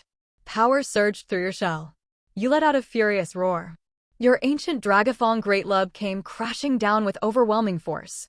With a deafening bang, Brass parts exploded in all directions. You defeated a basic combat type made doll. Your experience increased slightly. You obtained ordinary refined copper gear, material. A transformed brass blade stabbed toward you, but it was blocked by your regenerating scale armor of the Dragon Rider and failed to pierce through.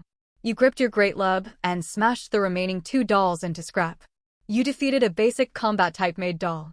Your experience increased slightly. You defeated a basic combat type made doll. Your experience increased slightly. You obtained ordinary refined copper linkage, material. You obtained ordinary refined copper spring, material. The game didn't provide shell-specific text or possession options. The 3 made dolls had been reduced to a pile of parts. No text was understandable under those circumstances. Apparently, even complete made doll shells couldn't be possessed. Puppet dolls weren't biological beings. After all, you couldn't possess a robot. Lin Xun opened his inventory. Ordinary refined copper gear, material a gear made from the lowest grade of refined copper, used for mechanical assembly. The other 2 materials had similar descriptions. Lin Xun had a hunch about the purpose of these 3 materials. Whether he was right or not would have to wait until he encountered the doll artisan mentioned by Bennett. He packed away the materials and pressed deeper into the factory.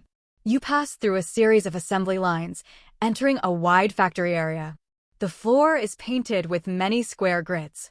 In the silence, only the echo of your footsteps resonates through the factory. You continue deeper into the factory.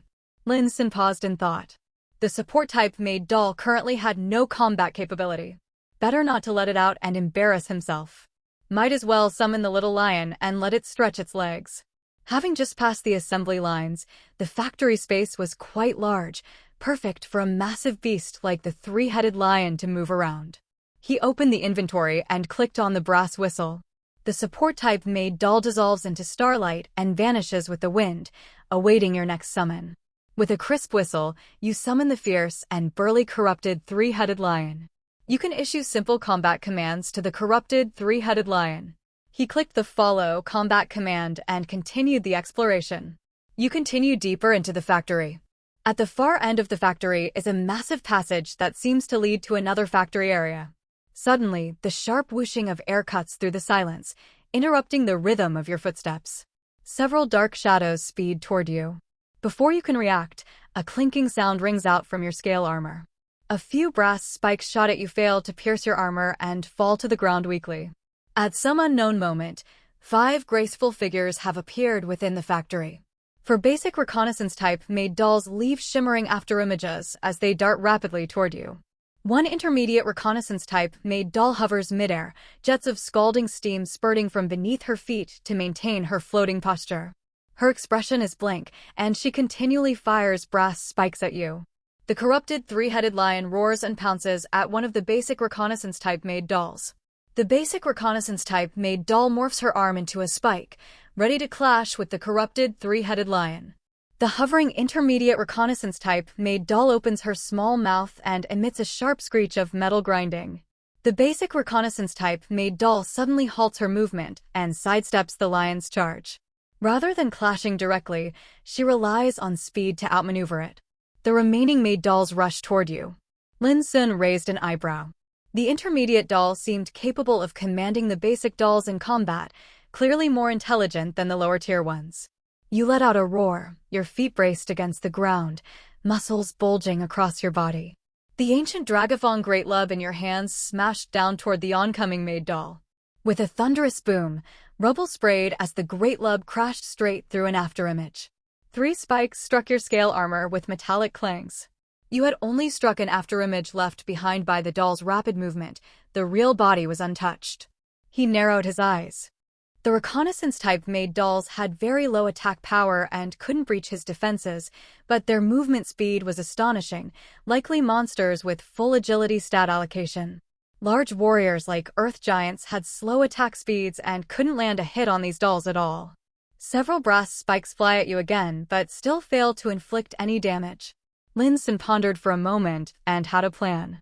He opened the shell panel and clicked on the dancer shell. Only magic could defeat magic. You possess the corrupted theater dancer shell. The dancer was already a swift assassin type class and combined with the movement speed boost from the iridescent scaled wing boots. Against these agile little monsters, he could have them begging for mercy in no time. Your summoned creature defeated a basic reconnaissance type made doll. Your experience increased slightly. While Lin Xun hadn't yet taken down any enemies himself, the three-headed lion had already scored a kill. With graceful steps, you used Blood Shadow Step, your shell's figure gradually fading into invisibility. The remaining maid dolls glanced at each other in confusion as you vanished, then redirected their attacks toward the lion. You danced behind one of the dolls with ease. A sharp blade sprang from your gauntlet and drove into the clockwork gears on the doll's back. You defeated a basic reconnaissance type made doll. Your experience increased slightly. You defeated a basic reconnaissance type made doll. Your experience increased slightly. Your summoned creature defeated a basic reconnaissance type made doll. Your experience increased slightly. You obtained ordinary refined copper core material. You obtained ordinary refined copper gyroscope material. You obtained ordinary refined copper bearing material. The floating intermediate reconnaissance type made doll let out a shrill screech as several brass spikes shot toward the three-headed lion. You maintained your invisible state, crouched low, then suddenly pushed off the ground and lunged toward the doll. The sharp blade in your gauntlet shimmered with cold light. The intermediate reconnaissance type made doll seemed capable of sensing imminent danger. Jets of steam erupted from beneath her feet, allowing her to dodge the deadly edge. This intermediate made doll could fly, wasn't slow, and even had some kind of danger-sensing ability. The dancer's repeated leap attacks were all evaded. Lin Xun curled his lip in disdain. Just a petty trick. He issued a guard command to the three-headed lion, then opened the shell panel and clicked on the yellow-robed bishop. You possess the corrupted yellow-robed bishop of the White Moon Church shell. Can you move faster than light? You raised the Thunder Dragon Staff Spear, golden arcs of lightning coursing through the entire weapon. You chanted a spell under your breath. A few brass spikes shot toward you, but the corrupted three-headed lion leapt up and easily intercepted the attack for you. A red glow surrounded by lightning flashed past. You defeated the intermediate reconnaissance type made doll. Your experience increased significantly. You obtained fading chunk spirit essence of steadfast will. You obtained high-quality refined copper spring material. The power within your shell surged. The shell level of corrupted earth giant has increased. Current shell level, 31. After being enhanced by the advanced thunder enchantment stone, the Thunder Dragon Staff Spear gained thunder attributes on every attack or spell. Thanks to the effect of Visage of the Leader, all experience gained while using other shells was funneled to the leader. As the earth giant, his leader, leveled up, the rest of the shells were also pulled up to level 31. He opened the inventory. The spirit essence item was valued at 3,000. He set it aside for now. High-quality refined copper spring, material a spring made of slightly superior refined copper material, used in the assembly of certain machines. This material was clearly of a higher grade than the earlier refined copper parts. After checking the loot, Lin Xun continued forward. At the far end of the factory is a massive passage that seems to lead to another factory area. Would you like to enter the passage and proceed to the next factory? You enter the passage, continuing toward the next factory. The following factory was also filled with monsters, all made dolls. In addition to combat and reconnaissance types, there were also self-destruct and support types. The self-destruct type dolls were like walking bombs. They would charge straight at a target, then explode, causing a substantial blast. However, for the thick-skinned and armor-clad earth giant, whose scale armor could self-repair, these dolls were the natural prey. The support-type made dolls could use scattered brass limbs and parts to repair minor injuries on other dolls, essentially battlefield healers, though limited to dolls only. Based on the enemy type, Lin Xun constantly switched shells and steamrolled forward, slaughtering the mobs until they were crying for their mothers. His inventory steadily filled with spirit essence and refined copper materials. However, intermediate dolls were relatively few, so high-quality copper materials remained scarce. This place is actually great for farming experience. Watching his experience value steadily rise, Lin Xun lamented that the harvest phases were too few. His shell levels had been stagnating. You enter the passage, continuing toward the next factory. A massive shadow takes up nearly half the space of the factory. Your sudden arrival appears to have drawn its attention. Lin Xun's eyes lit up. Finally a boss battle? He quickly switched back to the Earth Giant shell and commanded the three-headed lion to brace for combat. Then opened the skill panel and activated the newly acquired Ice skill, Weak Point Insight. An epic plus tier skill, this was the perfect moment to test it out on a newly encountered boss. You have activated the special skill Weak Point Insight. While this skill is active, you will have a certain chance to perceive the enemy's weak points. The success rate is proportional to your knowledge cap. Each successful perception will consume the shell's stamina. The massive shadow was a half-bodied giant formed of flesh and refined copper. Its upper half was a humanoid torso, at least if you ignored the partially exposed copper plating and its immense size. Its lower half was a massive refined copper self-propelling base mounted with treads. As it occasionally turned or shifted, scorching jets of steam hissed from its joints. One hand clutched a half-finished doll, the other pinched together refined copper parts in the process of assembly. In front of the refined copper half-body giant were many colossal lathes and scattered refined copper components. Sensing your arrival, the four eyes on its massive head all turned toward you. Two of them, strikingly, were enormous copper-crafted eyes. You have discovered the knowledge-seeking doll artisan. Lin Xun slowly typed out 3 question marks. This was the doll artisan? Its appearance was quite different from what he'd imagined. Upon first witnessing the form of the knowledge-seeking doll artisan, the sight of its 4 eyes sends chills down your spine. You feel dizzy as if your soul is being flooded with disordered knowledge. You have acquired knowledge. Your knowledge increased by 200.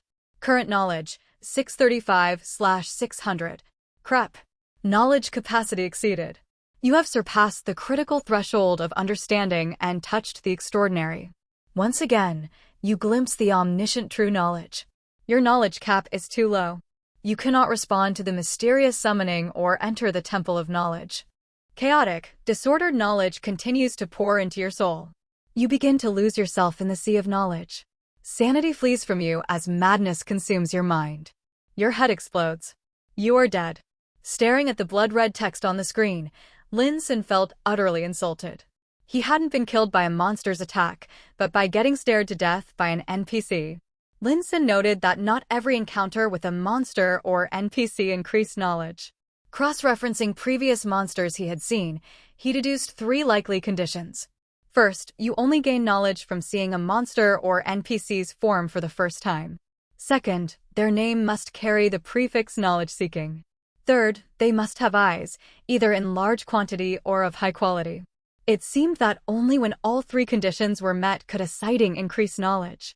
The ordinary wandering soul is reborn in the chaotic factory. The ordinary wandering soul is overwhelmed with disordered knowledge and cannot move freely. Would you like to consume 1 point of soul strength to purge the chaotic knowledge from your soul? You have consumed 1 point of soul strength.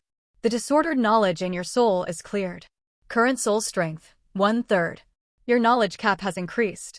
Current knowledge, 0/1100. Lin Xun's eyes lit up. His knowledge cap had risen from 600 to 1100, a gain of 500 points. Excluding the inherent plus 100 boost from knowledge overload, the skill blessing of knowledge plus 2 could now increase knowledge cap by 400 in one go. With knowledge entering 4-digit territory, he wondered whether he had reached the minimum requirement to enter the Temple of Knowledge. The remaining 1 point of soul strength wasn't enough to reshape the Earth Giant shell. Lin Xun put down his phone. It was almost midnight. After a quick wash, he returned to his bedroom and fell asleep. On a summer night under a starry sky, cicadas chirped in chorus from the mountain woods. In a secluded mountain inn, Lord Amos, I have handed the source of the apocalypse to Blood King. Fighter stood respectfully nearby. A hooded figure in black robes obscured his face. Good. What do you think of Blood King? I believe he is ruthless and stops at nothing to achieve his goals. For the organization, he is a rare talent. The black-robed man was slightly surprised. Fighter had only met the Blood King once and was already offering such high praise, quite unusual. Given that he had promoted this newcomer Blood King to the position of proxy agent, he had expected some resentment from the fighter. Yet not only was there no complaint, there was high commendation instead. That alone proved the Blood King truly had a way with people. So, it's almost certain he's not a mole from the Apostle Security Council. The nearby fighter heard it and couldn't help muttering in his heart. The Apostle Security Council had indeed tried various methods to infiltrate the Disciple Sanctum, but not one had succeeded. Those without a seat pass were slain by the guards on site, and anyone lacking a soul brand on their shell was executed immediately. Lord Amos was being overly cautious. The Disciple Sanctum was a fortress. Who could possibly infiltrate it? The black-robed man pondered for a moment, then dismissed the fighter. Now alone in the guest room, Amos murmured to himself, sending someone like that to assault the base of the official apostles is a bit risky. Perhaps I should give him a defensive item, just in case. It would be a real loss to the organization if someone of his caliber were to die. He did use up a rare item killing that transmitter last time. It wouldn't hurt to compensate him. Can't have someone that talented feeling disheartened and switching allegiance to another disciple. Lin Xun hung up the phone. He shut the window of his rental apartment, cutting off the sunlight and the honking city traffic. The room fell silent. The black-stocking lady had already reported the situation to Apostle Security Council headquarters, but there had been no response yet. There were still 2 days left until Amos's mission deadline. Who knew what the council's plan would be? It was nearing noon. His soul strength had recovered to 2/3, just a few more hours until he was fully restored. Lin Xun opened his computer and was just about to start writing. The lower-tier seat pass for the Disciple Sanctum you possess has begun summoning you. Please teleport to the Disciple Sanctum as soon as possible. A new line of text abruptly appeared before his eyes. The lower-tier seat pass for the Disciple Sanctum you possess has begun summoning you. Please teleport to the Disciple Sanctum as soon as possible. Lin Xun raised an eyebrow. Amos had just sent fighter to find him. What did he want now? He opened his phone and logged in. The ordinary wandering soul awakens in the ancient lecture hall. He consumed 1 point of soul strength to reshape the earth giant shell. After unequipping his relics, he clicked on the resting page to teleport. He made his way to the familiar council chamber number 13. You arrive at council chamber number 13 and step inside. A figure in black robes stands behind the podium. Amos, did you receive the source of the apocalypse? Blood King, yes, my lord. I will not fail the task entrusted to me. Amos, I'm sending you alone to attack the official apostles. I'm concerned for your safety. Lin Xun blinked, confused. Was Amos off his meds? Then it hit him. Maybe fighter he had trained up had been whispering praises into Amos's ears, raising his standing in Amos's eyes. Well, that worked out. From Amos's tone, it sounded like he wasn't planning to make him into a suicide bomber after all. Amos, take this item and be careful when carrying out the mission. Amos, once you return, you will assume the post of acting representative of Win City. You have received high-energy particle shield generator, epic plus item. Lin Xun twitched the corner of his mouth. He had thought Amos was going to cancel the suicide mission. Turned out the mission was still on, but now he had a rare defensive item, probably meant to keep him alive. Still, he had to maintain his role. As for how the mission would actually unfold, let headquarters worry about that. During undercover operations, any gains that didn't involve sensitive intel could be kept after reporting. Even gains involving intel could be exchanged for other rewards or items from the organization. Lin Xun openly accepted the item and responded with a polite message.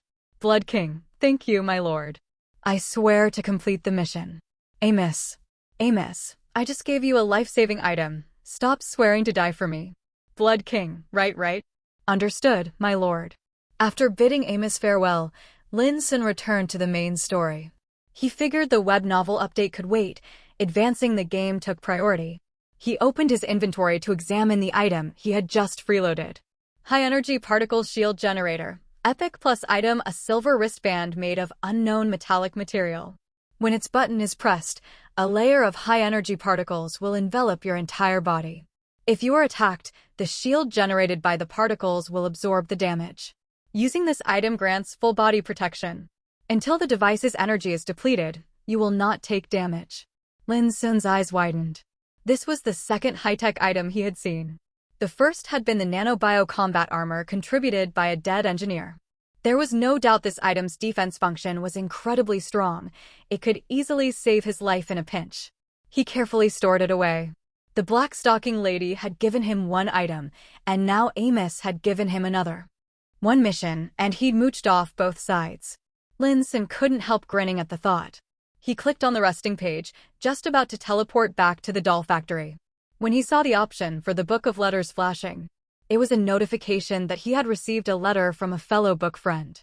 Little white dear, sorry. I just saw your message. Want to go tonight instead? Lin Xun scratched his head. What the hell? Why was little white dear's message so vague? He flipped through the letters he had sent earlier. The last one read, Sao Bai, come out for a drink. Sent several days ago, back when he had just cleared the first chapter and unlocked the book of letters. He had sent it casually at the time. So Lutsai just got internet access in her village, or what? Swordsmith, next time. Can't have anything cold today, not a good time. He shot back a quick reply and returned to the game. Heh, women only slow down my blade. The ordinary wandering soul awakens in the chaotic factory. All the dolls in the factory had respawned. After possessing his shell, Lin Xun began another round of sweeping slaughter. After a good while of harvesting, he arrived once again at the doll artisan's location. You enter the passage, continuing toward the next factory. A massive shadow fills half the space of the factory. Your abrupt appearance seems to have caught its attention. The knowledge-seeking doll artisan notices your arrival. Its 4 massive eyes, 2 of which are made of refined copper, turn to you. You quickly step forward and pull out the brass sand maraca, signaling your intent. The knowledge-seeking doll artisan puts down its work and peers at you with all 4 eyes for a long moment before it finally speaks. It asks, while retaining the existing functionality of your support-type-made doll, what new type would you like to transform her into? 1. Combat-type-made doll. 2. Reconnaissance-type-made doll. 3. Self-destruct-type-made doll. 4. Companion-type-made doll. 5. Remain as support-type-made doll. Lin Xun didn't hesitate and clicked the first option. If a summoned creature isn't used for fighting, what's the point? Warming his bed? You firmly tell the knowledge-seeking doll artisan that you want the doll transformed into a combat-type-made doll. The knowledge-seeking doll artisan nods its massive head and continues questioning, what level of combat doll would you like to create? 1. Basic combat-type-made doll. 2. Intermediate combat-type-made doll. 3. Advanced combat-type-made doll. 4. Elite combat-type-made doll. 5. Use your full potential, spare no expense. Use only the best and most expensive parts. I want the finest doll possible. For short, 1 long, naturally, choose the longest. You loudly express your demand. The knowledge-seeking doll artisan nods and signals that you must provide refined copper materials and spirit essence for the modification. Do you want to hand over the following materials to the knowledge-seeking doll artisan? Ultra-grade refined copper spring, material, X1. Ultra-grade refined copper gyroscope, material, X2. Ultra-grade refined copper core, material, X5.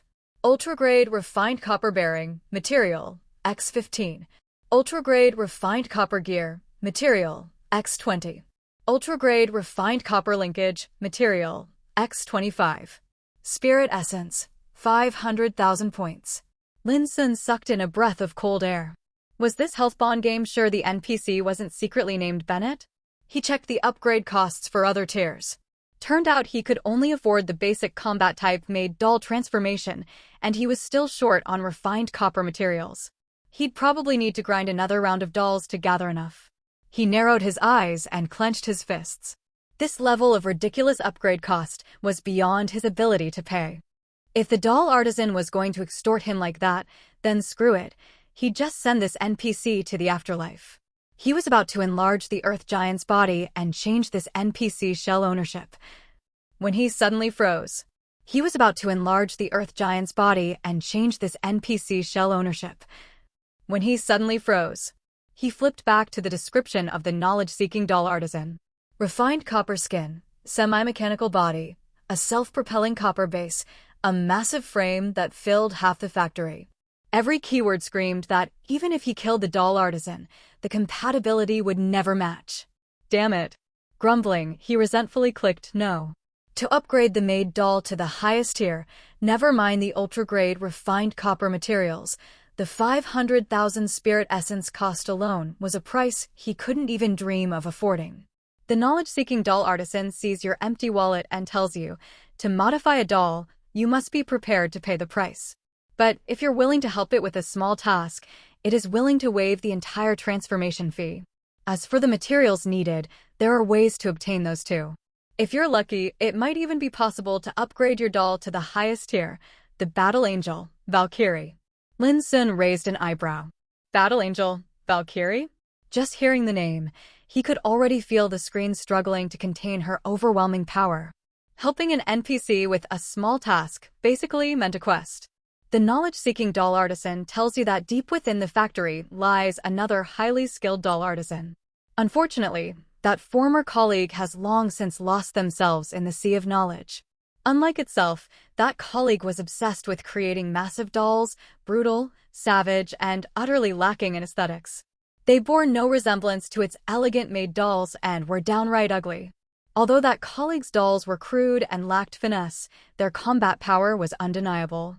If you can defeat that lost colleague and bring back parts from their body, the knowledge-seeking doll artisan will waive all transformation costs for you. Do you accept the mission issued by the knowledge-seeking doll artisan? Lin Xun accepted without hesitation. What? Just slaying a monster? Boss Slayer, Monster Hunter, Merciless Loot Harvester, those were all just a few of his many nicknames. The knowledge-seeking doll artisan nods with satisfaction and wishes you a triumphant return. You look toward the far end of the factory, where a massive passage connects to the next sector. Would you like to step into it? You enter the passage, continuing toward the next factory. After passing the doll artisan, monster numbers surged. The enemy ranks shifted from maxing out at intermediate XX type made dolls to advanced XX type made dolls. Though he could still steamroll them, Lin Xun could no longer one-shot the advanced dolls. He was beginning to feel the pressure. As he advanced deeper, elite XX type made dolls also began to appear. These boss-tier enemies required stealth.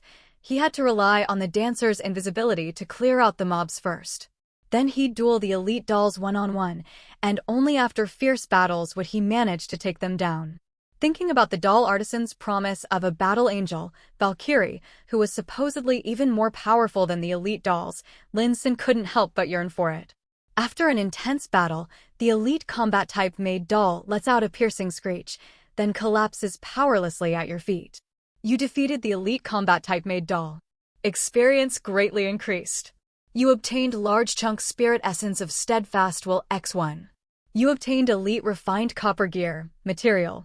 Power surges within your shell. Corrupted earth giant shell level increased. Current level, 32.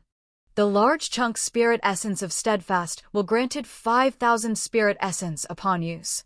Though the elite refined copper gear wasn't enough to qualify for the Battle Angel, Valkyrie upgrade, it was the highest grade refined copper material Lin Xun had acquired so far. The deeper he went into the doll factory, the more absurd the monster difficulty became. Keep in mind, Lin Xun's Earth Giant was an epic plus shell with a level of 30, equipped with 2 epic grade items. Not to mention the additional 60% stat boost from his relics. Compared to the tutorial's little mobs, this was an entirely different realm. Clearly, Hell difficulty chapters increased in challenge dramatically as one progressed. He even began to wonder whether the intended route was to first head for the Multivision School Association or the refined copper smelting plant. Maybe the monsters there were weaker. Fortunately, he still had 2 powerful aces. One was the 3-headed lion, essentially a mini-boss. The other was his newly obtained special skill, Weak Point Insight. You enter the passage, continuing toward the next factory. A massive doll stands motionless in the factory, casting a towering shadow under the kerosene light. Its thick limbs end in chainsaws and metal pincers, its whole body gleaming with a dark golden luster of refined copper. Your arrival draws the attention of the war machine, Giant Doll. The giant doll's eyes begin to glow with dark golden light. The harsh whir of a chainsaw erupts, and the metal pincers clack with sharp snaps. Following the principle of striking first, you possess the corrupted yellow-robed bishop of the White Moon Church shell. You raise your Thunder Dragon Staff Spear and begin chanting. The giant doll's golden eyes fixate on you. It stomps forward with booming steps. A red lightning-wreathed glow flashes. The war machine, Giant Doll, is struck by the furious thunder-infused red light. It freezes in place, electric currents arcing wildly across its body, twitching uncontrollably. Now's the time. Lin Xun quickly opened the shell panel and clicked on the Earth Giant. You possess the corrupted Earth Giant shell. Your body rapidly expands until you tower over the giant doll. The massive eye on your forehead emits an eerie glow. Special skill Weak Point Insight activated. Your knowledge stat far exceeds that of your opponent. Success.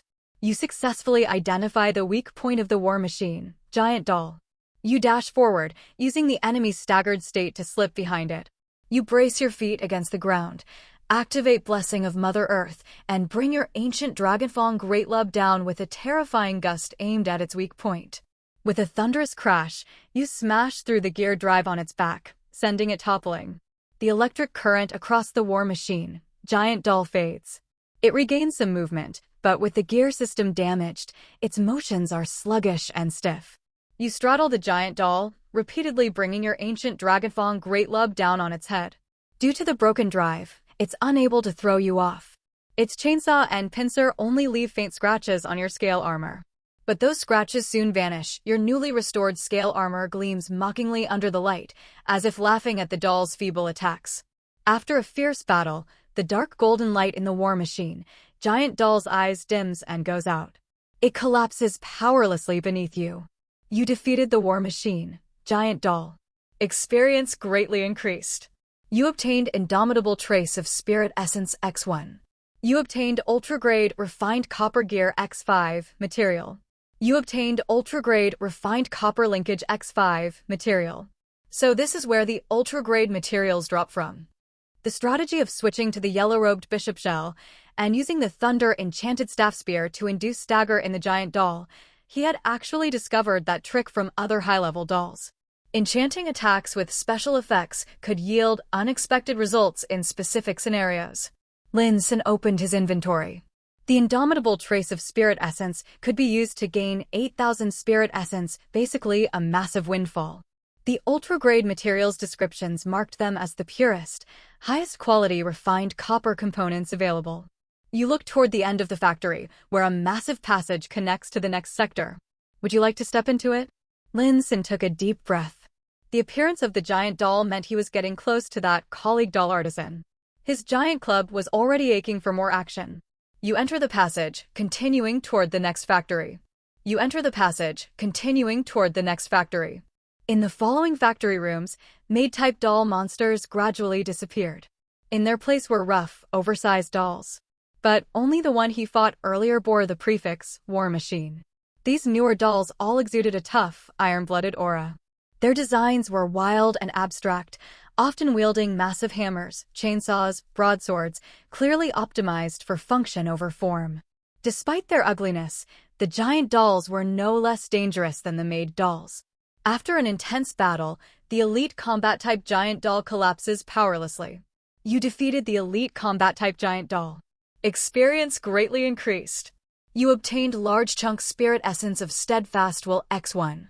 You obtained Elite Refined Copper Linkage X2. You obtained Elite Refined Copper Bearing X2. Lin Xun licked his lips.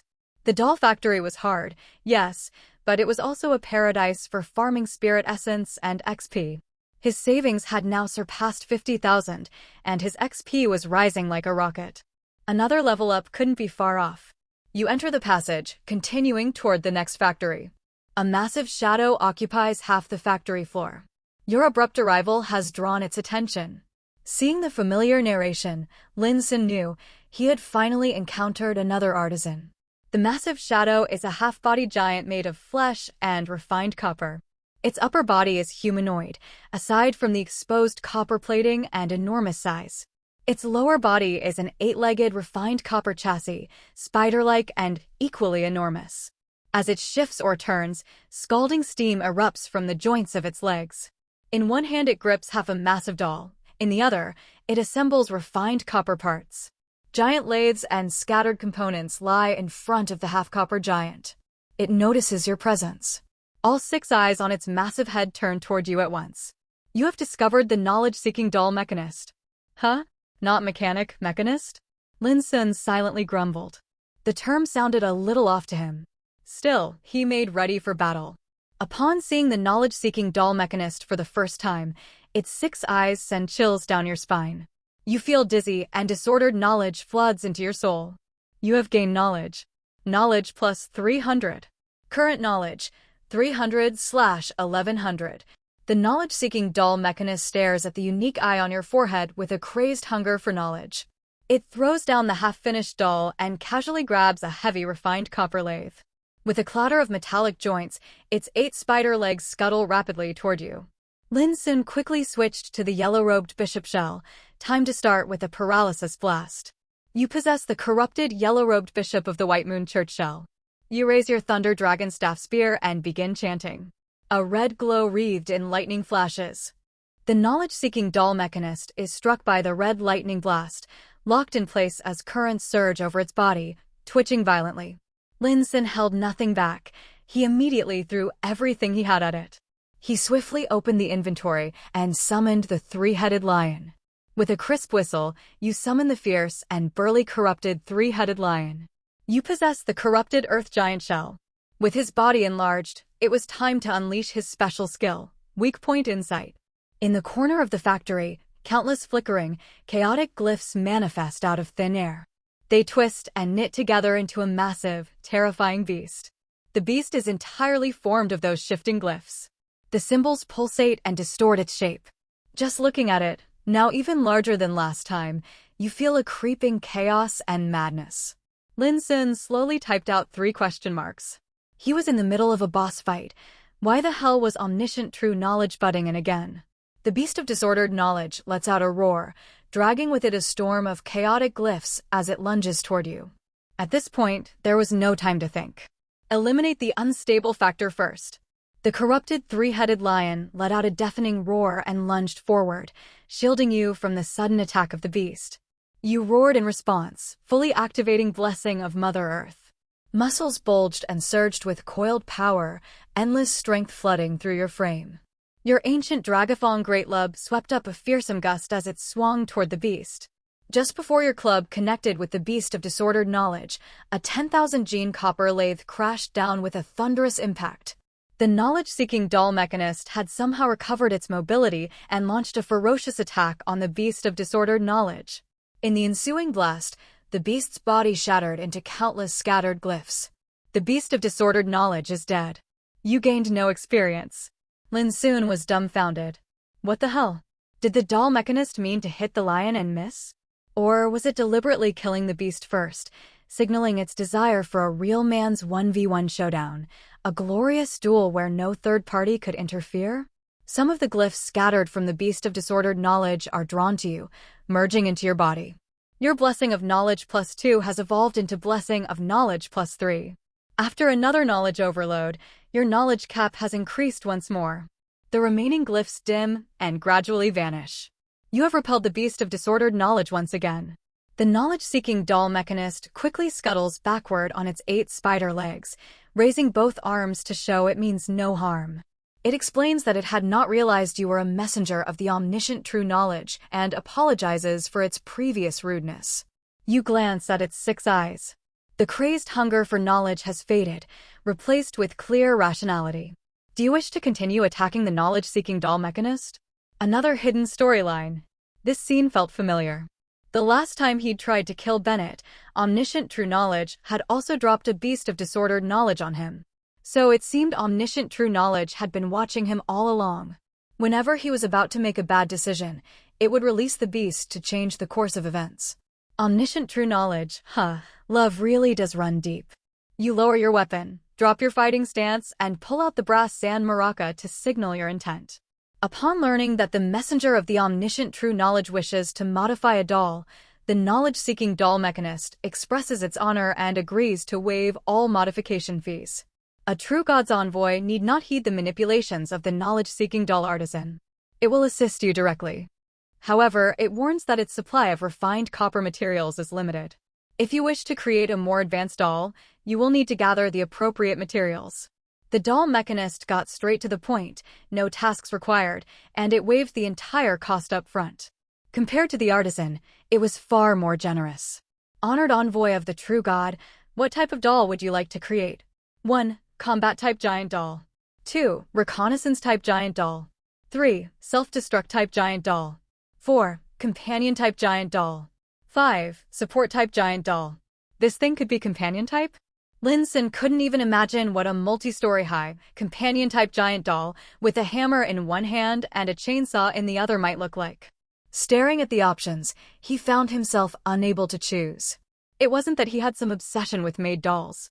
Combat-wise, both doll types were roughly equal. An elite combat type made doll versus an elite combat type giant doll would probably end in a 50-50 match. The maid had agility, the giant had brute force. But in practical game terms, made dolls were simply more versatile. Giant dolls would have trouble in confined indoor maps, unable to move, sometimes even unable to be summoned at all. Plus, summoned creatures could materialize in reality. A humanoid-made doll was far more discreet in real-world combat. It wouldn't attract crowds or traumatize bystanders like a towering monster would. The knowledge-seeking doll mechanist notices your hesitation and understands you are still considering.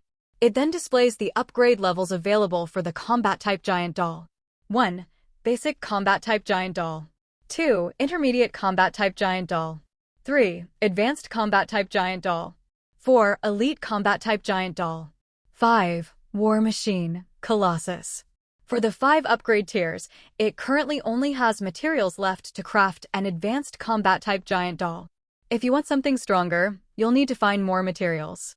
As for the War Machine, Colossus, it has completely run out of the required ultra-grade, refined copper materials. The knowledge-seeking doll mechanist then lists the required materials. Surprisingly, the materials needed for the War Machine, Colossus, were slightly less than those required for the Battle Angel, Valkyrie. Lin Xun furrowed his brow. Something wasn't right. The giant dolls were clearly much larger than the made dolls, and both required ultra-grade refined copper. So why did the larger dolls require fewer materials? What the hell? That bastard artisan is skimming materials off the top. Lin Xun instantly realized the truth. He gritted his teeth in frustration.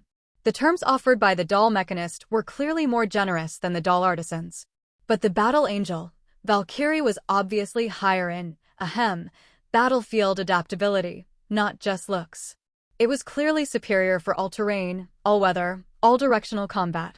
He clicked on the brass sand maraca and summoned the maid doll, gesturing that this was the form he wanted. Hopefully the doll mechanist could understand. The knowledge-seeking doll mechanist looked at the support-type maid doll, then back at you, eyes filled with complex emotions.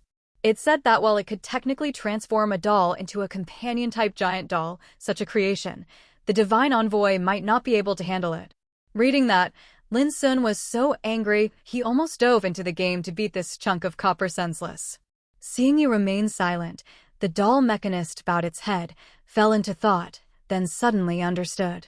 It began passionately explaining that giant dolls far outclassed made dolls in durability and strength. Their intimidating presence made them ideal for both defense and frontline combat.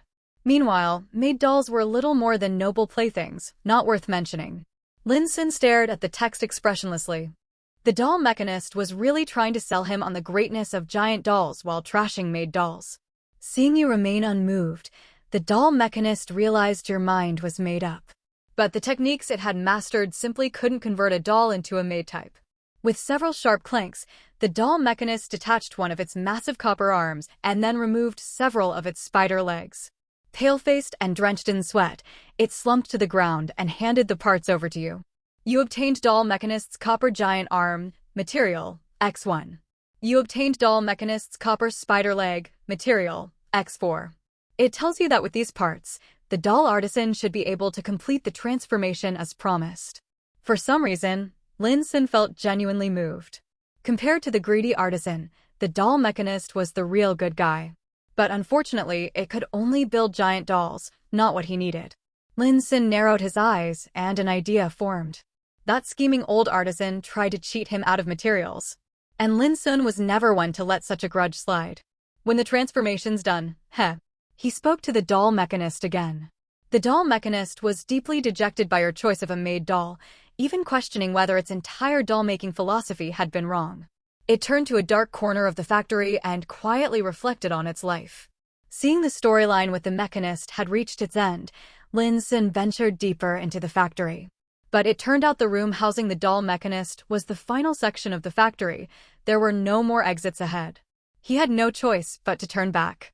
Ultra-grade refined copper only dropped from War Machine, giant doll bosses, which didn't respawn. So to upgrade to the highest level doll, He'd need to acquire the materials from elsewhere. You return through the passage, back to the previous factory room. A massive shadow once again occupies half the room. The knowledge-seeking doll artisan brightens at the sight of you. It says it has been waiting for you. It asks if you defeated its former colleague.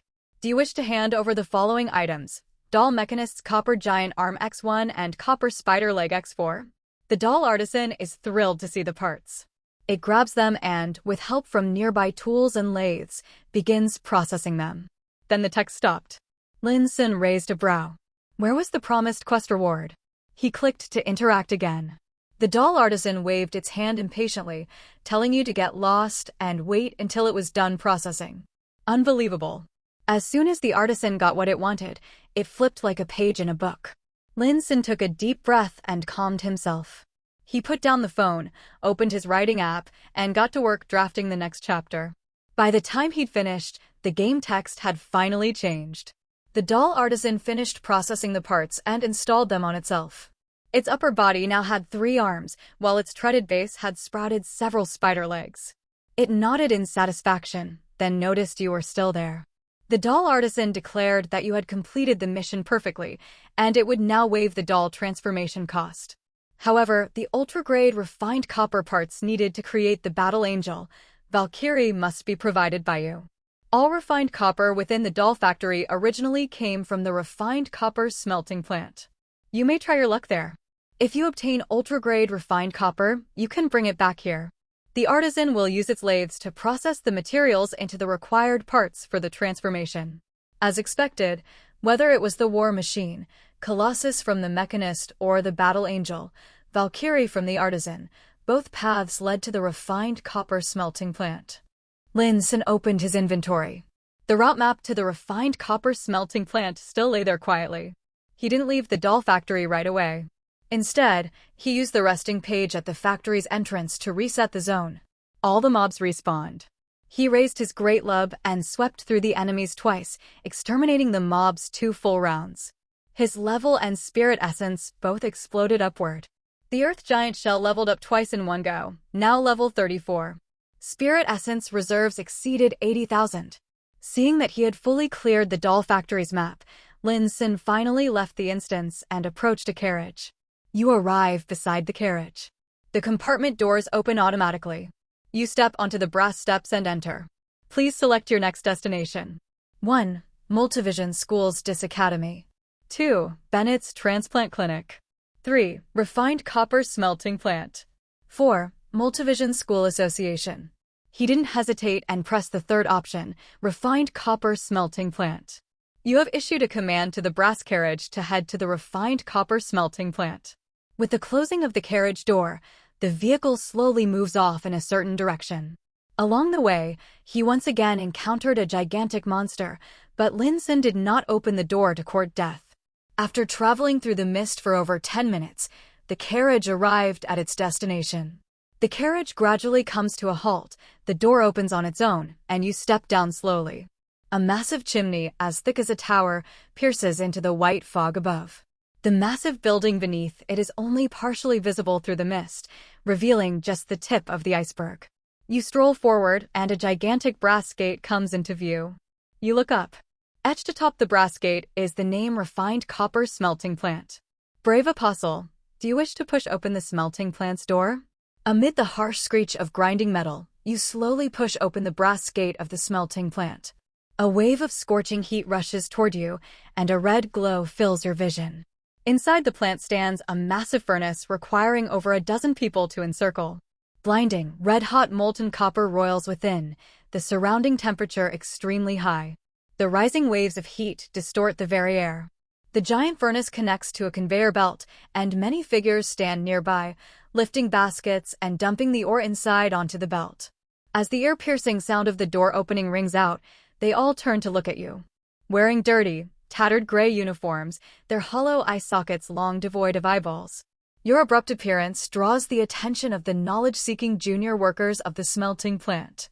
Seeing your intact eyes, they let out strange cries. Greedy expressions surface on their pale faces as they charge at you. Lin Xun furrowed his brow. Opening the door only to get mobbed, what a hellish game this truly is. You possess the shell of the corrupted theater dancer. He activated the stealth skill. You used Blood Shadow Step. With nimble footwork, the shell's form gradually fades and vanishes.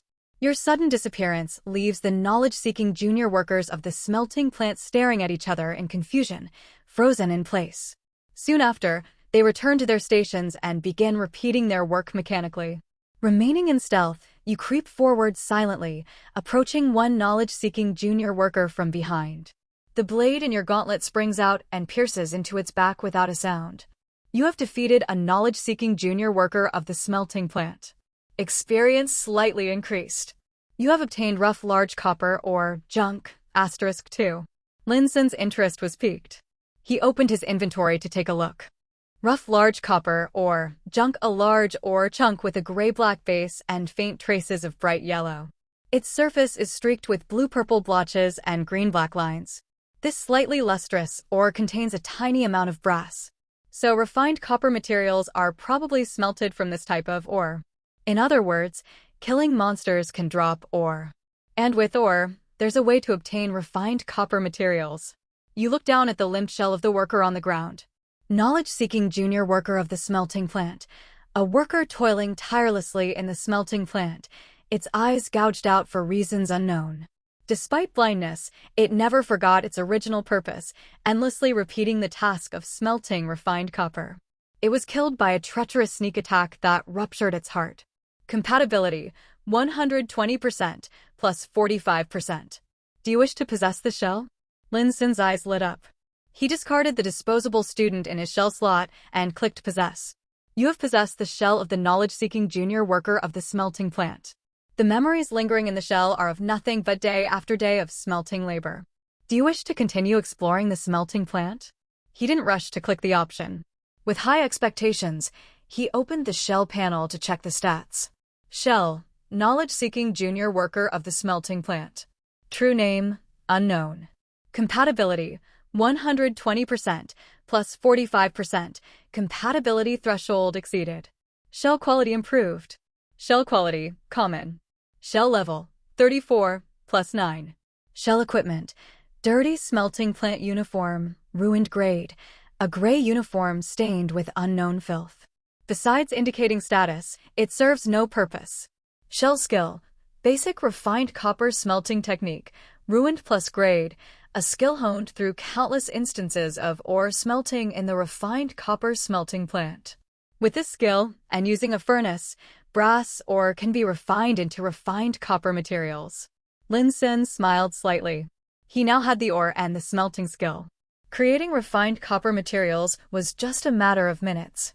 However, he noticed that the smelting skill the worker possessed was only basic, and the skill quality was merely ruined plus grade. With such a lousy skill, it probably could only produce the lowest grade refined copper. But his goal was ultra-grade refined copper materials. Perhaps he could still come across higher-level workers inside the smelting plant. Do you wish to continue exploring the smelting plant? Lin Xun thought for a moment and clicked no. You did not continue deeper into the plant, but remained in place, watching the other workers' processes with interest. They dumped ore onto the conveyor belt, which transported it straight into the massive furnace.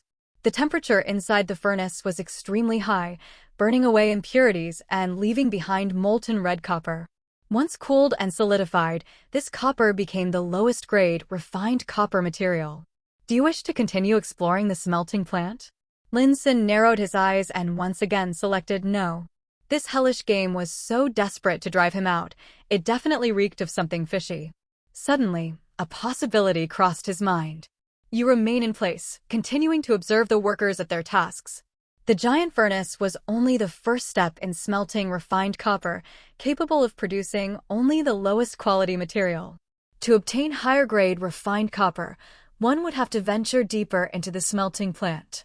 There, higher-grade furnaces likely existed, and by pairing them with suitable smelting techniques, one could produce more refined materials.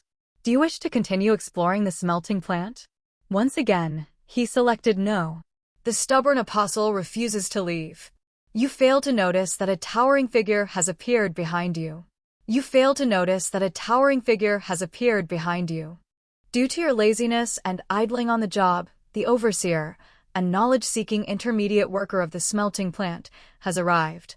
The surrounding junior workers all show expressions of amusement, clearly enjoying the spectacle. It stands behind you, and the refined copper club in its hand slams down mercilessly toward your skull. Thunk. Your head is nearly split into pieces. You feel a wave of dizziness, but nothing serious. Furious at the sneak attack, you retaliate on instinct, pulling out a chunk of brass and chucking it at the overseer, the knowledge-seeking intermediate worker of the smelting plant. By normal plot logic, this should have been the moment he got a free trip back to his resting page. The game clearly tried to screw him over, but failed. Assaulting a superior? That's bold. Lin Xun wasn't fazed at all. He didn't even bother switching to another shell to fight. Thanks to the effective visage of the leader, the junior worker shell had gained 9 levels, now reaching level 34.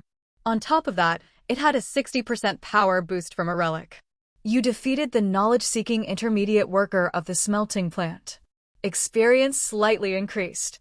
You obtained rough large copper or junk, *5. The surrounding junior workers burst into shocked whispers, not daring to meet your gaze. They quickly bowed their heads and resumed working. The system quickly displayed the victory report. Thanks to Lin Xun's possession enhancements, it wasn't surprising that a junior worker could beat down an intermediate one. You look at the bruised and bloodied intermediate worker shell lying on the ground.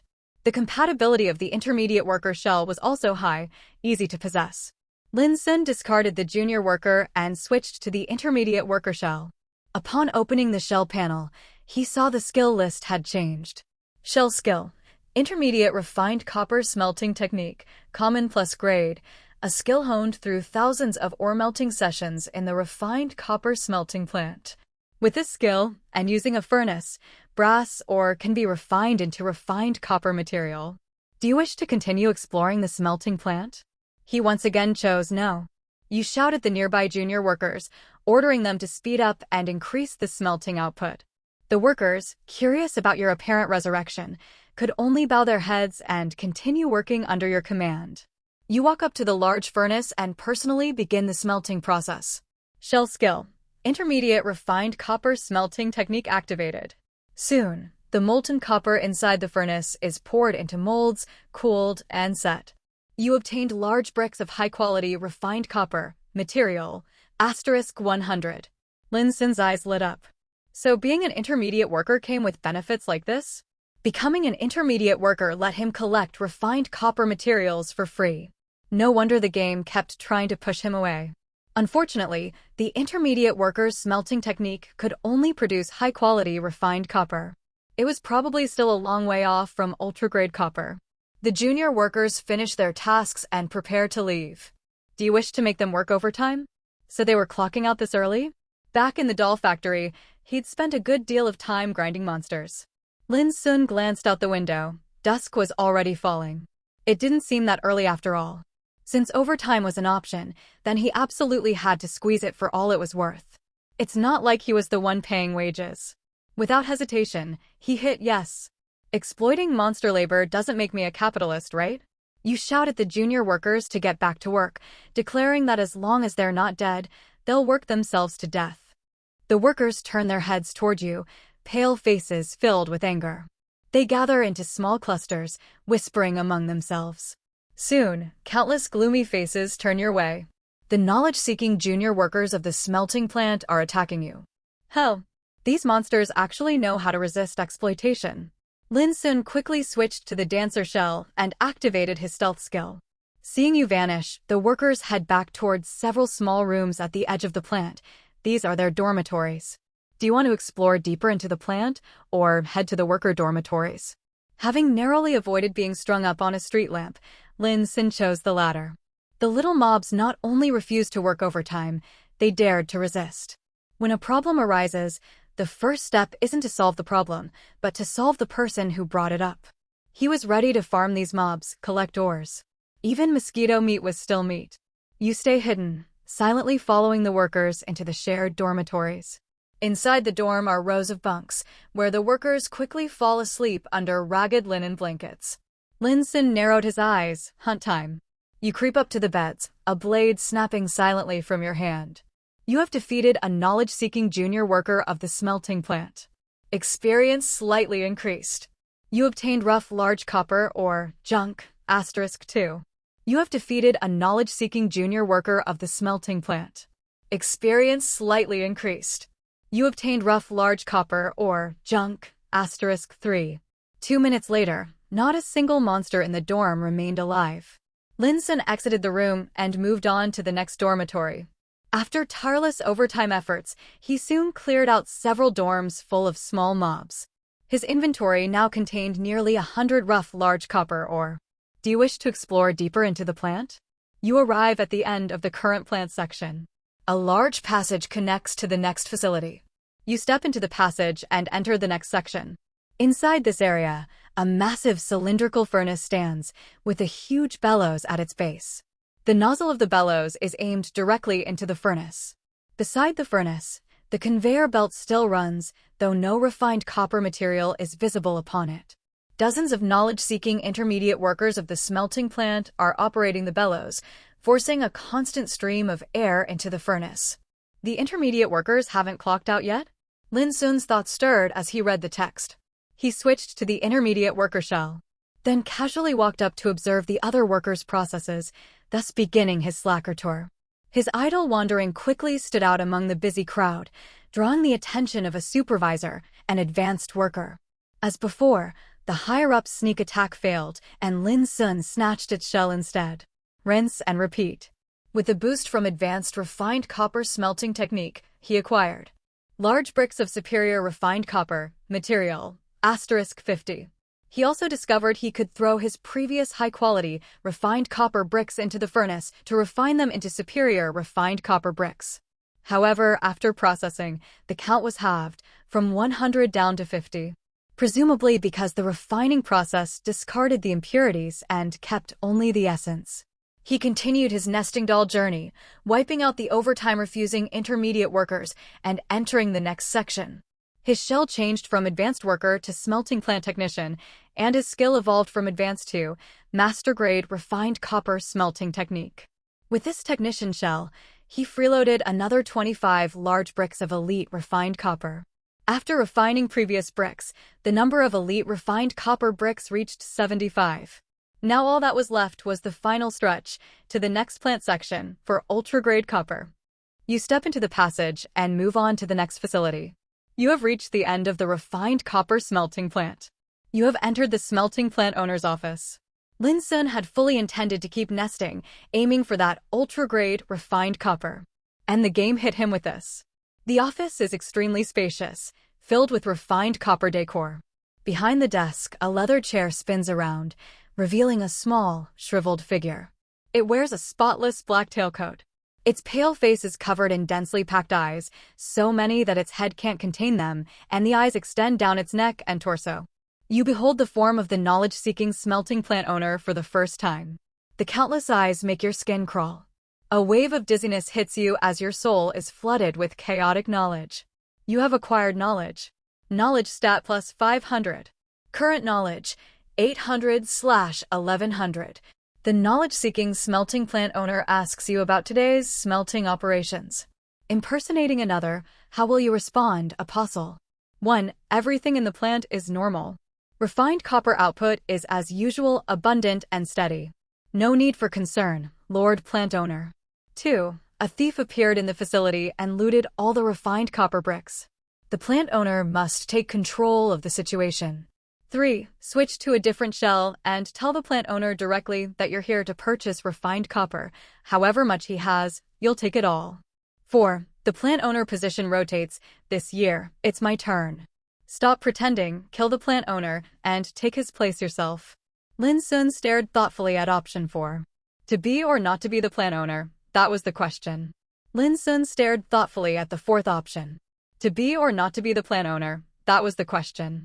Based on the relative strength of the workers and technicians encountered so far, he could roughly estimate, with the might of the Earth Giant Shell, killing the plant owner wouldn't be effortless, but his chances of victory were very high. His main concern was whether the plant owner might be tied to a side quest or hidden event. Lin Xun looked at the 4 choices in front of him. After much deliberation, he selected the first option. Everything in the facility is normal. He definitely wanted the plant owner's shell eventually, but there was no rush to take over just yet. Best to see what storyline this might trigger first. The knowledge-seeking smelting plant owner nods, indicating that it's feeling rather drowsy. It pulls out a key and tosses it to you. It instructs you to take today's batch of copper bricks to the basement to feed the monster. Once you finish the task, you're free to clock out and get some sleep. It mutters as it speaks, grumbling about how the monster's appetite has grown out of control and has already consumed all the refined copper in storage. You have obtained the smelting plant basement key. Lin Xun's eyes lit up. Sure enough, using the technician shell had triggered a hidden event. Basement. Monster. He instantly locked onto the key elements. You bow slightly, back out of the office, and quietly close the door behind you. The in-game text halted at that point. Lin Xun opened his inventory to inspect the new item. Smelting plant basement key, a key as thick as a forearm and forged from refined copper. A door that requires such a key must be equally massive. With this key, you can unlock the corresponding lock. Lin Xun furrowed his brows. He now had the key, but didn't know where the basement was. He'd already fully explored the rest of the smelting plant and hadn't found any sign of a basement entrance. None of the memories from the shells he'd possessed had offered any clues either. Unwilling to give up, he roamed the plant several more times, combing it thoroughly, yet still found nothing resembling a way to the basement. Suddenly, he thought of something. Back in the office, the text mentioned that the plant owner was feeling drowsy. He returned once more to the office door. You linger outside the office, ears pressed to the door. From inside, thunderous snoring can be heard. Lin Xun smiled faintly. Since the plant owner was asleep, perhaps now was the time to do a little sneaky business. No sooner thought than acted. He opened the shell panel and selected the dancer shell. You have possessed the shell of the corrupted theater dancer. If there was sneaking around to be done, it was best left to an assassin. To be safe, he activated the stealth skill before entering the office again. You maintain stealth and silently open the office door. Behind the desk, the knowledge-seeking smelting plant owner snores away, slumped in a plush leather chair. The sound fills the entire office. Do you want to wake the plant owner or search the office? Without hesitation, Lin Xun chose the latter. There just might be something valuable hidden in here. You take advantage of the sleeping plant owner and tiptoe to the desk, quietly opening a drawer. Inside the drawer lies a sheet of paper covered in intricate lines. You have obtained the underground chamber construction blueprint of the smelting plant map. Bingo! The office was hiding treasure. With this item, he should now be able to access the plant's basement. Just as Lin Xun was preparing to open his inventory and inspect the loot, the game suddenly updated the text. The knowledge-seeking smelting plant owner stopped snoring. It seems to sense something. All of its countless eyes suddenly snap open. Thousands of pitch-black eyes swivel simultaneously to stare directly at you. It has seen through your stealth. Shit! Lin Xun cursed under his breath. He was currently possessing the dancer shell, not a worker or technician. Getting caught sneaking into the office in the dancer's body, how was he supposed to talk his way out of this? Or, should he just kill the plant owner outright? Panicked Apostle, what will you do?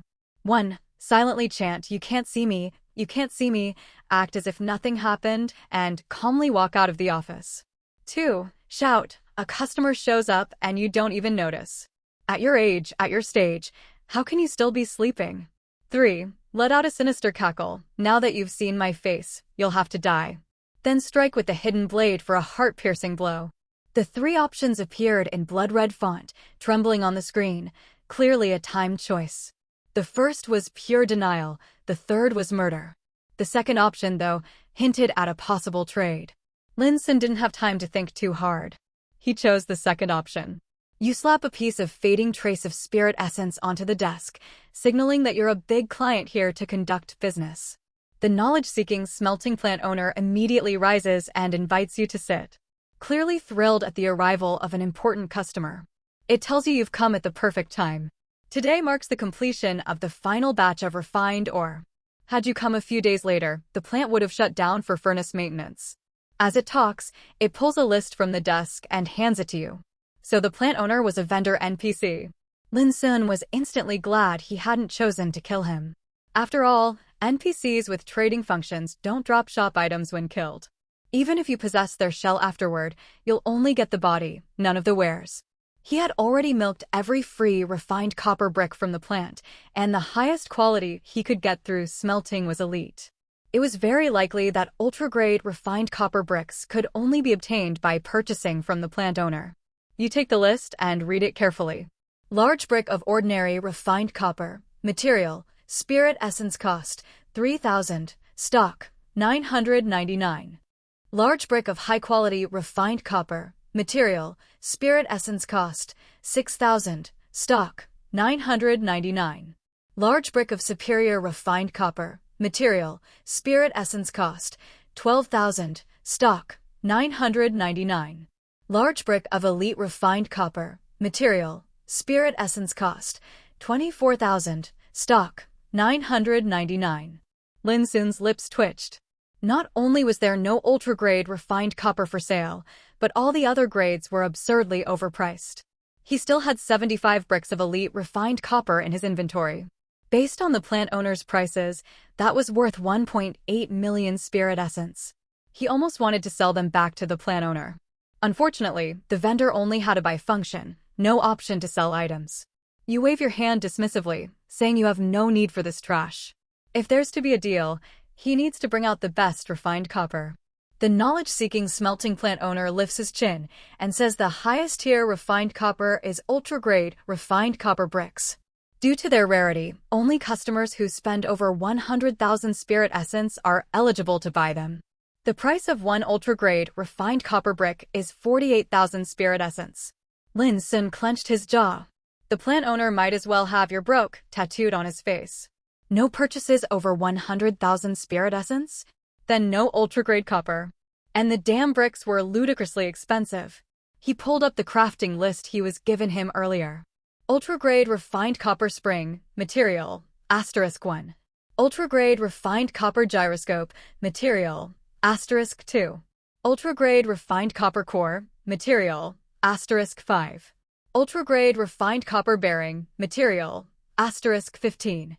Ultra-grade refined copper gear, material, *20. Ultra-grade refined copper linkage, material, *25. Assuming a 1-to-1 ratio between item and brick, he needed at least 68 bricks of ultra-grade refined copper to meet his upgrade requirements. The technician shell he'd obtained was already the highest tier body available in the facility, and its smelting skill could only produce elite refined copper.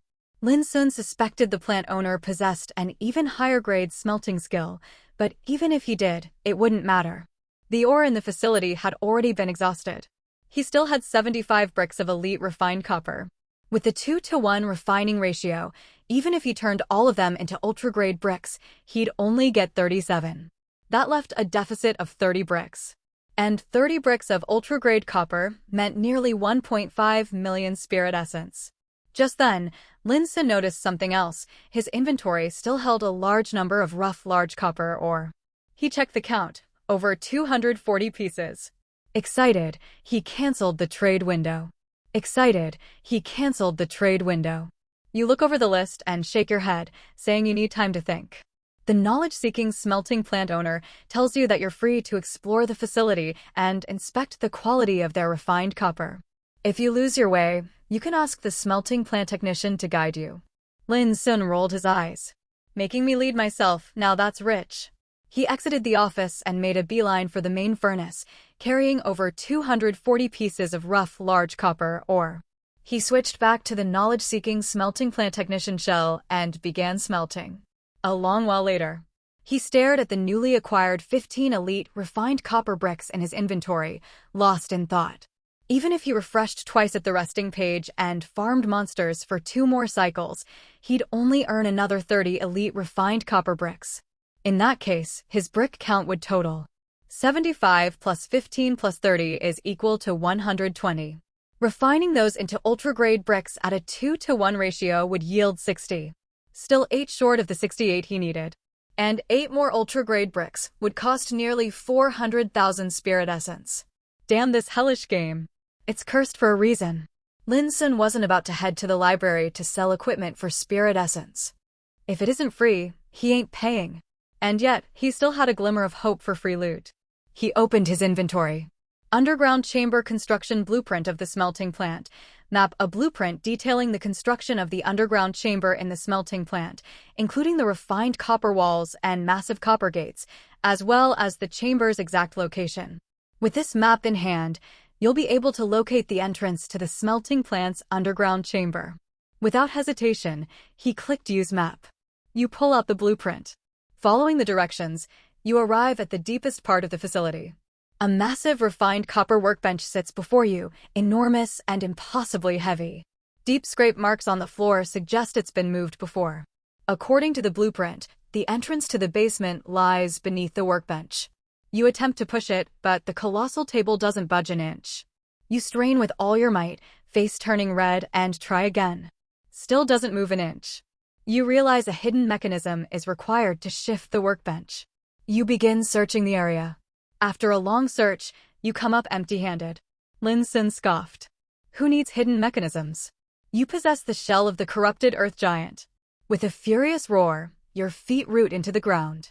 Blessing of Mother Earth activates at full strength. The power boost from the Tiger Beast King belt courses through your limbs. Your body swells with knotted muscle. With one powerful kick, accompanied by a deafening boom, the massive workbench flies like a paper box. Beneath it, a staircase appears, leading into the underground. Bright kerosene lamps line both sides of the stairs, lighting the way. With the ancient Dragonfang Great Lub in hand, you descend step by step. At the bottom lies a gigantic door, forged entirely from refined copper. It is so heavy that even an average person couldn't budge it, let alone break it open like a giant could. Such a gate sealing off the basement, it's hard to imagine what could be stored, or imprisoned, beyond it. Lin Xun recalled the office dialogue from earlier. While possessing the technician shell, the plant owner had instructed him to feed the refined copper bricks to a monster in the basement. A sudden realization hit him. He reopened the earlier text logs. The knowledge-seeking smelting plant owner instructed you to take today's refined copper bricks and feed them to the monster. It complained that the monster was eating more and more and had already depleted the entire plant's refined copper reserves. The last line was the real kicker. The plant owner had been feeding all of the plant's inventory to this monster. Which meant the trade list with 999 stock was a complete sham. Good thing Lin Xun was, well, let's say frugal. No, better yet, financially constrained. Otherwise, he'd have been scammed hard by this hellish NPC. Lin Xun narrowed his eyes. In a game this cursed, if you can freeload, you never spend. That's just common sense. You pull out the smelting plant basement key and insert it into the massive copper door's keyhole. You twist the key. Click. The lock disengages. You slowly push the door open. Inside the enormous chamber, the walls are built entirely of indestructible refined copper. In the center, a massive figure is trapped in place by pure white energy bars. These bars appear to be woven from faintly glowing characters, each as thick as a finger, densely rooted in the floor and extending all the way to the ceiling. The towering figure gleams with a dark golden luster, the shine of refined copper. It's a humanoid monster, seemingly composed of countless bricks of refined copper. The refined copper monstrosity picks up the last 2 copper bricks on the floor and devours them with loud crunches. In its mouth, the solid copper bricks are chewed to mush like tofu before being swallowed. Your arrival catches its attention. Seeing you empty-handed, it lets out a furious roar. Sharp, metallic screeches echo through the chamber. The refined copper monstrosity lunges at you, only to be blocked by the glowing energy bars. It roars again and again, seemingly demanding you bring it food. Do you want to feed it refined copper bricks or kill it? Lin Xun curled his lip. He didn't even have enough copper for himself. Like hell he'd feed it to some monster. He decisively chose the second option. This thing had eaten a mountain of refined copper. Killing it would definitely yield some serious loot. With a battle cry, you activate Blessing of Mother Earth at full power. The ancient Dragafong Great Lub howls through the air with terrifying force. Your attack triggers the Beastmen Giant Chieftain's Spirit Essence special effect. This attack will deal double damage. Your swing speeds up even more. The air itself shrieks under the pressure. With a deafening boom, your ancient Dragonfang Great Lub smashes into the glowing bars. The energy grid ripples like water, then stabilizes. The bars return to normal. Your attack never touched the refined copper monstrosity. No damage dealt. Lin Xun slowly typed out 3 question marks. Even a full-powered Earth Giant strike, enhanced with double damage, couldn't break through the energy bars to hit the monster inside? How the hell was he supposed to fight this thing? The refined copper monstrosity opened its massive jaws and let out a metallic, grinding laugh, as if mocking your incompetence. Lin Xun took a deep breath. He stepped forward and attacked again. With a thunderous crash, your ancient Dragafong Great Lub slammed into the barrier of light. The light screen rippled like water, then stilled. The barrier returned to its original form. Your attack failed to strike the refined copper monstrosity and dealt no damage. The Earth Giant's brute force assault couldn't break the barrier, nor could it penetrate through to hit the monster. Lin Xun frowned. If the light barrier could block physical attacks, maybe spell-based attacks would fare better. You possess the shell of the corrupted yellow-robed bishop of the White Moon Church. You raised your Thunder Dragon Staff Spear and began chanting. Scarlet lightning flickered through the air. The light screen rippled like water, then stilled again. The barrier returned to normal. Your spell failed to strike the refined copper monstrosity and dealt no damage. Lin Xun repeatedly tried various forms of attack against the barrier. But the results were always the same. The screen couldn't be breached. This light grid is even more ridiculous than the safe zone barrier. He furrowed his brow in thought. The refined copper monstrosity was clearly being imprisoned here by the plant owner, which meant the barrier must have been set up by the owner. If he wanted to disable it, the key might lie with the plant owner himself. Lin Xun exited the basement and returned to the door of the plant owner's office. He switched to the technician shell, hoping to trigger some new dialogue that might yield information. You push open the door. The knowledge-seeking smelting plant owner is seated in a leather chair, reading a list. It asks whether you've completed the feeding task.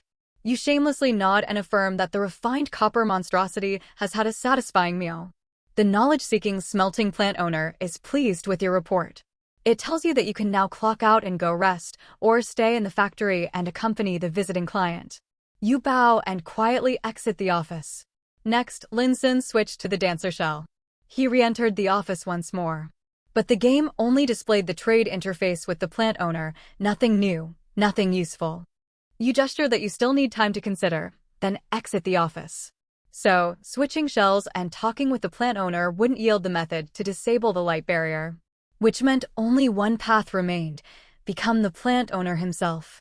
Maybe the shell or its memories held the answer to disabling the barrier. After a moment of deliberation, and seeing no other way forward, he decisively opened the shell panel. You possess the shell of the corrupted Earth Giant. You kicked the office door off its hinges and charged in, swinging your ancient Dragafong Great Lub at the frail-looking figure inside. The knowledge-seeking smelting plant owner showed no fear. As the unfamiliar attacker approached, it let out a cold laugh. The countless eyes across its face all snapped open at once, glaring at you. Suddenly, you saw countless chaotic characters flood toward you. You are struck by infusion of illusory knowledge. You feel dizzy and lightheaded, your blood rushing to your head, you collapse to the floor.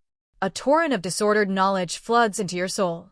You begin to lose yourself in this chaotic sea. Sanity slips away. Madness consumes your mind.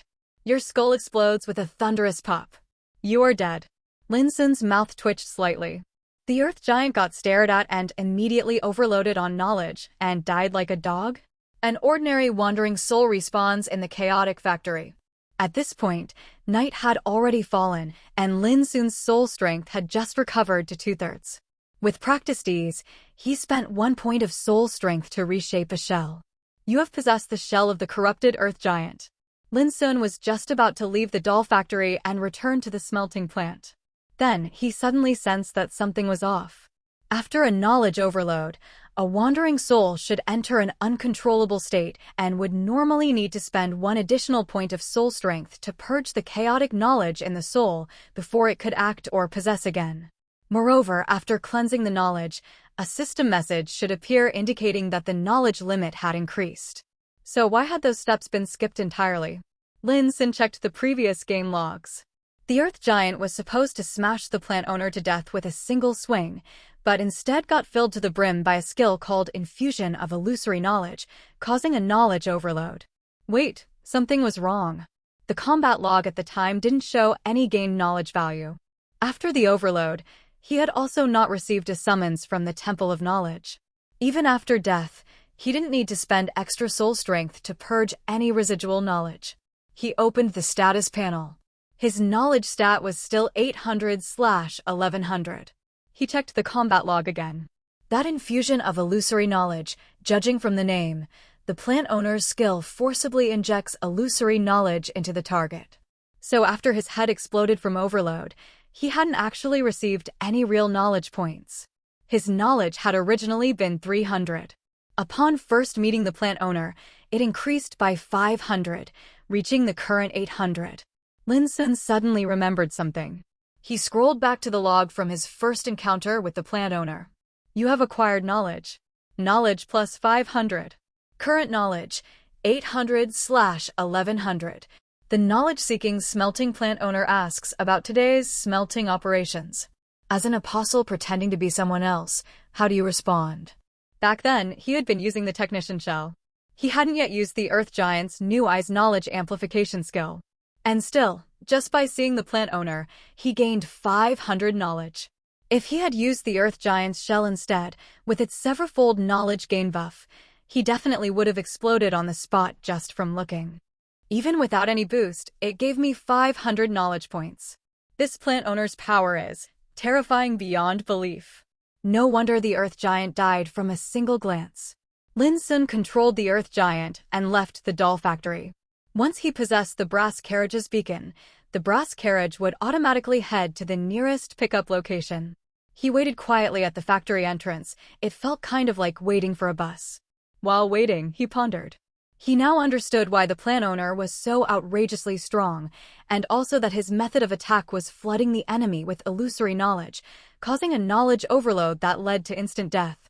But the real question was, how the hell was he supposed to kill the plant owner? The Earth Giant dies from a single look.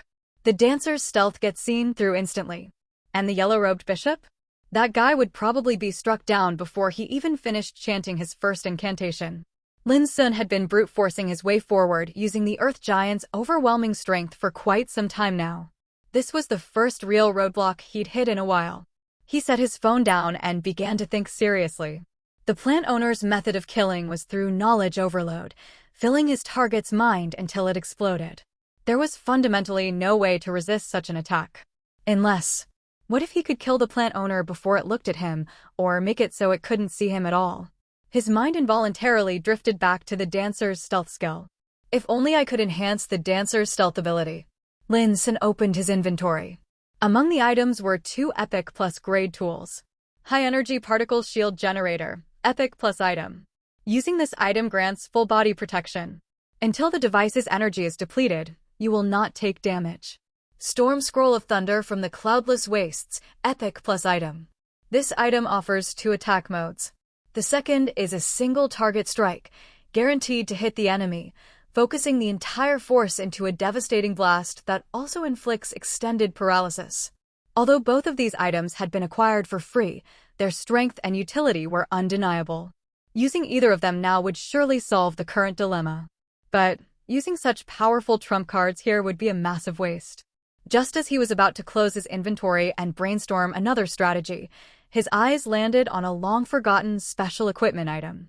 Just as he was about to close his inventory and brainstorm another strategy, his eyes landed on a long-forgotten special equipment item. Blindfold of Knowledge Rejection. Special equipment. A thin, scented lace blindfold for women. Wearing it slightly reduces the amount of knowledge gained. He had found this item in the professor's office guarded by the student liar. The plant owner kills by knowledge overload. So if the plant owner can't fill him up, he won't die. This item reduces knowledge acquisition. It's a perfect fit for this situation. But the Earth Giant's shell had a third eye, which amplified knowledge gain. So instead, he could switch to the dancer or yellow-robed bishop shells. Neither of them had knowledge-enhancing abilities. Combined with the special blindfold, there was no way the plant owner could one-shot him. Having found a strategy, Lin Xun was thrilled. He couldn't wait to get back to the smelting plant. From within the white mist came a familiar sound, the clatter of hooves and the creak of rolling wheels. A brass carriage emerged from the fog and slowly came to a stop before you. Lin Xun boarded the carriage and headed straight for the smelting plant. Over 10 minutes later, he stepped through its gates. With his previous shell having died, the low-tier monsters inside the plant had all respawned. However, instead of working by the furnace, they were now all asleep in the workers' dormitory. To avoid any accidents during the boss fight, Lin Xun possessed the dancer shell and silently wiped out all the monsters. His inventory of rough, large copper ore once again exceeded 200 pieces. He moved deeper into the factory, gradually approaching the plant owner's office. After a moment's thought, Lin Xun deactivated the dancer's stealth skill. The reinforced copper doors of the plant owner's office had already been kicked down, bearing a deep footprint-shaped dent.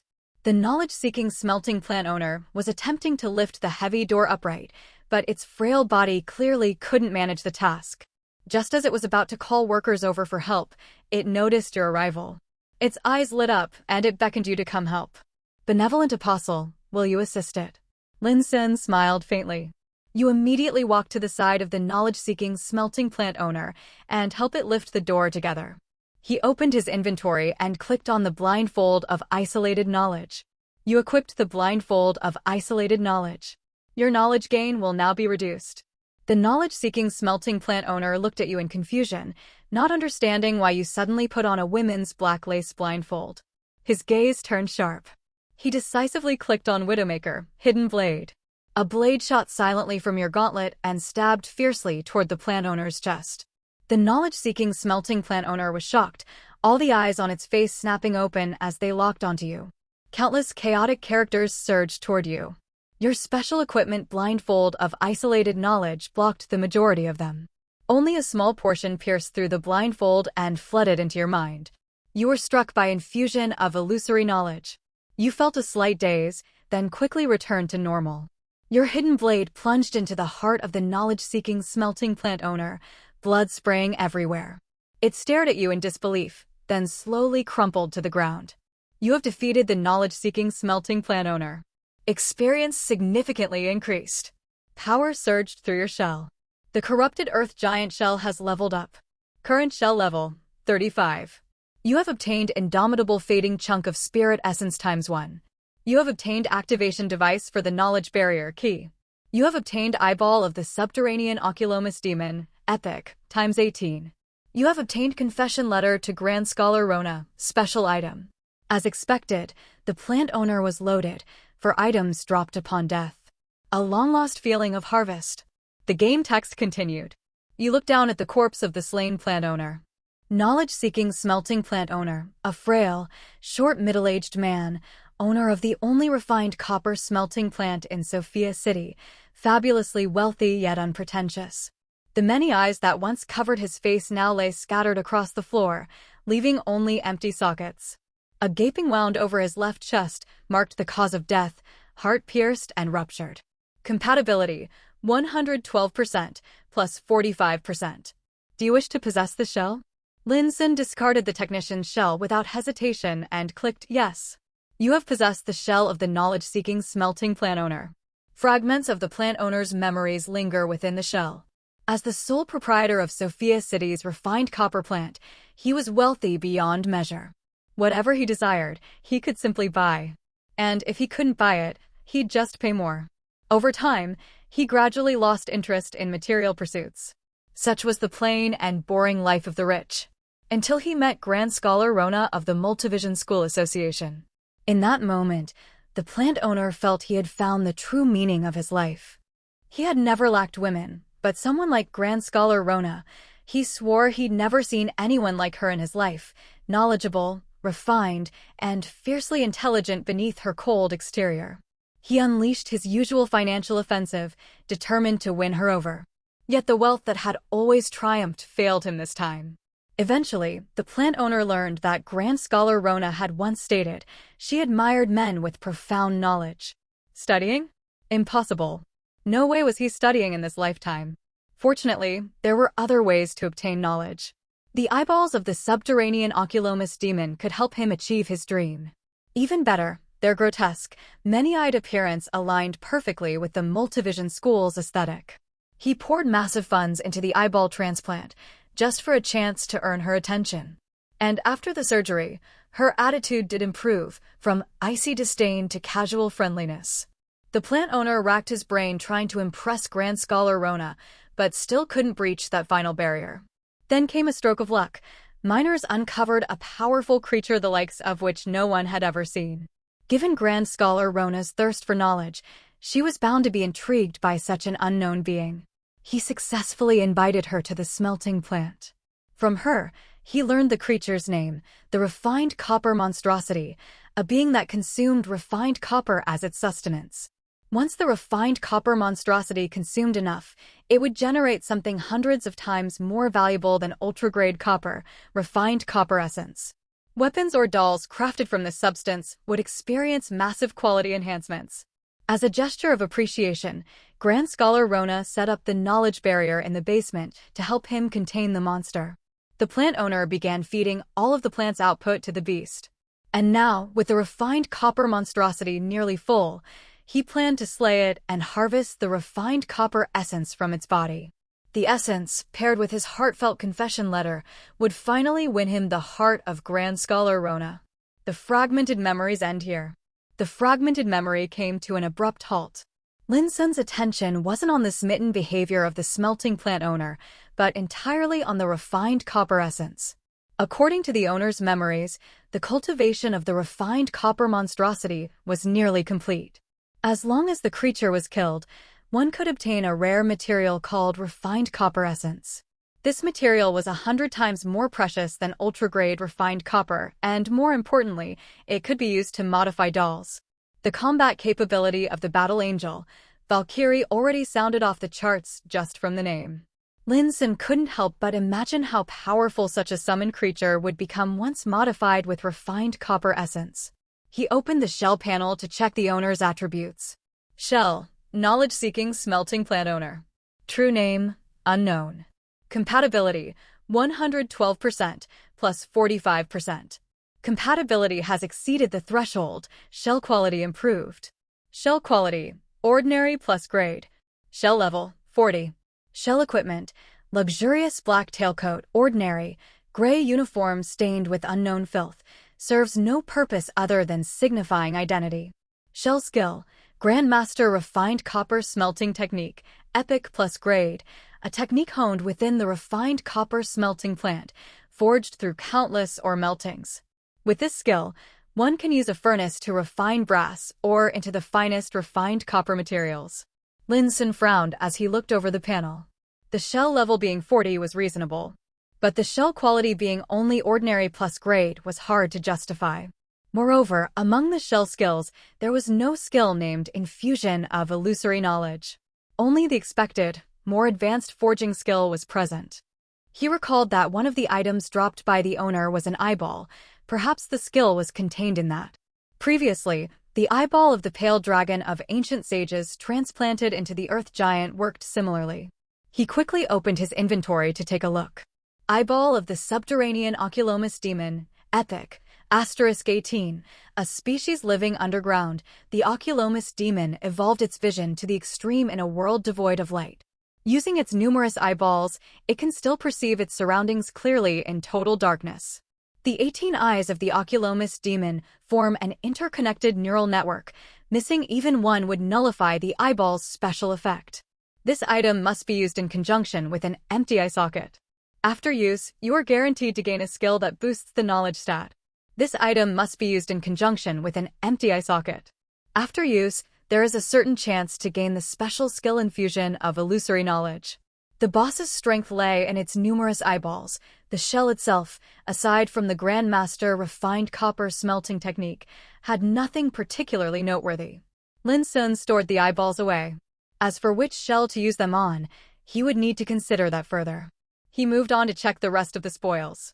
The indomitable fading chunk of spirit essence was worth 10,000 spirit essence, further boosting his savings. Activation device for the knowledge barrier, key, a palm-sized black box engraved with complex characters and patterns. It is a secret device developed by the Multivision School Association. Using this item will unlock the corresponding knowledge barrier. This was the key to unlocking the barrier in the basement of the smelting plant. With it, he could go head-to-head with the refined copper monstrosity. Love letter to Grand Scholar Rona. Special item, a finely sealed envelope with a bright red wax stamp. The letter inside is full of scribbled characters expressing explicit adoration toward Grand Scholar Rona. Using this item on a specific target will trigger unknown outcomes. It might lead to a passionate night, a let's just be friends response, or maybe even a slap in the face. Who knows? Lin Xun twitched his mouth, speechless. Was this the kind of item a respectable person would use? Proposing to NPCs or monsters? That just didn't sound reliable. Though his mouth said no, his body honestly stored the item away. You never know, this thing might come in handy someday. After possessing the owner, he didn't rush to the basement to fight the refined copper monstrosity. Instead, he returned to the doll factory's resting page to refresh. He returned to the smelting plant again and suppressed the workers for a third time. Harvesting a large wave of EXP and ores, he used the possessed owner shell to smelt the ores and refined copper bricks in his inventory. As expected, the owner's Grandmaster refined copper smelting technique could refine ores into ultra-grade refined copper. After converting all the ores and elite refined copper bricks into ultra-grade refined copper bricks, the total count reached exactly 60. He was just 8 bricks short of the materials needed to modify the Battle Angel, Valkyrie. Since the smelting plant owner had already been eliminated, there was no way to buy more refined copper materials. The small monsters inside the plant had also been cleared out in 3 waves and would not respawn. The only remaining source of refined copper material was the refined copper monstrosity. You arrive at the smelting plant basement and slowly push open the giant door. The massive chamber's 4 walls are built entirely from indestructible refined copper. The refined copper monstrosity is trapped in place by a pure white knowledge barrier. Your arrival catches the refined copper monstrosity's attention. Seeing you approach empty-handed, it roars in fury. The screeching sound of metal scraping echoes through the chamber. You lift your giant club and motion for it to shut up. Its shrieking is just too unbearable. The refined copper monstrosity not only doesn't shut up, it lets out an even louder, sharper roar. It glances at the indestructible barrier, then looks at you with disdain. Will you feed it refined copper bricks or kill it? Lin Xun let out a cold laugh. He opened his inventory and clicked on the activation device for the knowledge barrier. Lin Xun let out a cold laugh. He opened his inventory and clicked on the activation device for the knowledge barrier. You use the activation device for the knowledge barrier key. The finger-thick knowledge barrier glowed faintly with a white light. Under the influence of the device, the surface of the barrier began to ripple like water. The gentle ripples soon transformed into surging waves. With a thunderous crash, the barrier shattered. The refined copper monstrosity stood stunned for a moment, then let out a piercing roar and lunged toward you. The massive eyeball on your forehead flickered with a mysterious glow. Special skill weak point insight activated. Your knowledge stat vastly surpasses the enemy's. Judgment successful. You have successfully identified the refined copper monstrosity's weak point. With a furious roar, you brace your feet against the ground, fully activating Blessing of Mother Earth. The power of the Tiger Beast King belt around your waist surges through your entire body. Facing the charging refined copper monstrosity, you raise the ancient Dragonfang Great Lub high with both hands and slam it down onto the monster's head. With a deafening crash, the refined copper monstrosity appears to suffer serious damage. It reels in dizziness, staggering clumsily. Seizing the opportunity, you flash behind the enemy, lift the ancient Dragonfang Great Lub, the thick club head aimed squarely at its rear. With a terrifying burst of pressure, more than half the club drives into the monster's body. A blood-curdling shriek echoes through the basement. You have defeated the refined copper monstrosity. XP significantly increased. Lin Xun was covered in black lines. He hadn't expected the refined copper monstrosity's weak point to be its rear. The Earth Giant turned into a walking meme, unleashing a rear-end death blow that would make even the internet blush. You obtained Indomitable Trace of Spirit Essence *1. You obtained Ultra-Grade Refined Copper Brick, Material, *10. You obtained Refined Copper Essence, Material, *1. Seeing the loot the monster dropped, Lin Xun let out a long breath. Finally got it all together. The number of ultra-grade refined copper bricks had reached 70, enough to upgrade the maid doll into the Battle Angel, Valkyrie. He opened his inventory. Including the newly acquired Indomitable Trace of Spirit Essence, his Spirit Essence balance had just broken the 100,000 mark. Refined copper essence. Material a thick, dark golden luminous fluid. This miraculous material is formed within the body of the refined copper monstrosity, a creature with a natural appetite for refined copper only after digesting massive amounts of it. Adding this to the forging of refined copper equipment significantly enhances the finished product's quality. With this material, the Battle Angel, Valkyrie's combat power could be pushed one tier higher. You look at the corpse of the slain monster before you. Refined copper monstrosity, a creature only born within copper-rich veins of extraordinary abundance. Its skin is formed from crystallized refined copper, rendering its entire body unimaginably tough. No matter the strength, it's nearly impervious. It died from a traumatic attack inflicted by a blunt object to its posterior. Compatibility, 58% plus 45%.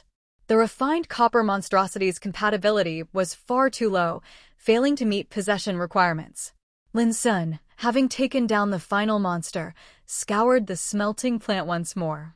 After confirming there were no loose ends, he left the plant and rode a carriage to the doll factory.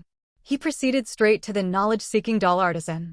You enter the corridor and continue toward the next workshop. A massive shadow occupies half the space of the workshop. The knowledge-seeking doll artisan notices you, lifting all four of its eyes. It continues holding half a doll in one hand, assembling parts with the other, while a third mechanical arm operates a nearby refined copper lathe. You stride up to it and take out the large ultra-grade refined copper bricks, signaling that you've gathered all the copper materials needed to modify the doll. The knowledge-seeking doll artisan puts down its work and looks at the bricks. A strange glint flashes through its four eyes. It tells you that collecting the ultra-grade refined copper materials is a crucial step, but not the most important one. The most important step is processing the copper bricks into the necessary components, like ultra-grade refined copper gears or ultra-grade refined copper bearings. Processing copper materials is extremely labor-intensive. While it promises to waive the labor fee for doll modification, it never said the processing of components would be free. For that, you must pay 500,000 spirit essence as the processing fee. Foolish and rich apostle, will you pay the fee? Lin Xun actually laughed from sheer anger. A full 500,000 spirit essence. This thing might as well be robbing him, yet it still had the nerve to gift him free doll modification. The doll artisan was pulling one hell of a scam. This was like going out to eat chicken, and before eating they say, "You're good looking, so the chicken's on the house today." Then after the meal, they hit you with, "Oh, but the gloves I handed you cost $688. He'd rather pass on the doll upgrade than put up with this insult. The knowledge-seeking doll artisan, seeing your empty pockets, speaks plainly. Because you completed the task it assigned previously, and out of respect for your hard work, it is willing to give you a discount of 50,000 spirit essence. You only need to pay 450,000 spirit essence for the parts processing. You must understand, at this moment, it is the last remaining dollmaster in all of Sophia City. Will you swallow your pride and pay, or will you walk away without backing down?" Lin Xun didn't even think, he picked the latter. With his temper, how could he tolerate this kind of NPC? The knowledge-seeking doll artisan sees you turn and leave in anger, but shows no disappointment. It laughs heartily and tells you its earlier promise still stands, it will still upgrade the doll for free. However, next time you return, the processing labor fee will be 500,000 spirit essence, not a single point less. With that, it lowers its head and resumes its assembly work, occasionally letting out bursts of laughter. You step into the corridor and proceed to the next workshop. Lin Xun gave a cold chuckle and continued deeper into the workshop. Luckily, he hadn't eliminated the other dollmaster, the knowledge-seeking doll mechanist. The artisan was too greedy, trying to squeeze more from him. Lin Xun wouldn't let it have its way. He'd rather give his spirit essence to the doll mechanist than hand a single point to the doll artisan. You step into the corridor and proceed to the next workshop. A massive shadow occupies half the space of the workshop. The knowledge-seeking doll mechanist is facing the corner of the workshop, still muttering to itself. As you approach, you overhear it still doubting whether its war machine, Colossus, is truly inferior to the doll artisan's battle angel, Valkyrie. Your arrival catches the attention of the knowledge-seeking doll mechanist. You state your purpose. Upon hearing that the true god's envoy needs components processed, the knowledge-seeking doll mechanist says it's an honor and wouldn't dare charge a fee. You inform it of the detailed component list required to modify the Battle Angel, Valkyrie. The knowledge-seeking doll mechanist pats its chest and guarantees that it will dedicate itself fully to crafting the parts. It promises that even without taking payment, it won't cut corners and every piece will be crafted to perfection. It urges the true God's envoy not to worry. Would you like to hand over the large brick of ultra-grade refined copper *68? Lin Xun's eyes lit up. A freebie. The title of True God's Envoy was truly handy. The doll mechanist waived the processing fee without hesitation. Comparing the two NPCs, one was diligent and humble, eating grass and giving milk, while the other tried to pluck every feather, squeezing every bit of spirit essence from him. He decisively clicked yes. The knowledge-seeking doll mechanist accepted the copper bricks, pulled over several lathes with its remaining arm, and began processing. Processing. The text froze at that point. Lin Xun wasn't in a rush and silently waited. After an hour passed, the text changed. The knowledge-seeking doll mechanist has finished converting the refined copper bricks into the components you requested. Each piece gleams with a dark golden hue, appearing to be of exceptional quality. You obtained ultra-grade refined copper spring, material, *1. You obtained ultra-grade refined copper gyroscope, material, *2. You obtained ultra-grade refined copper mechanism core, material, *5. You obtained ultra-grade refined copper bearing, material, *15. You obtained ultra-grade refined copper gear, material, *20.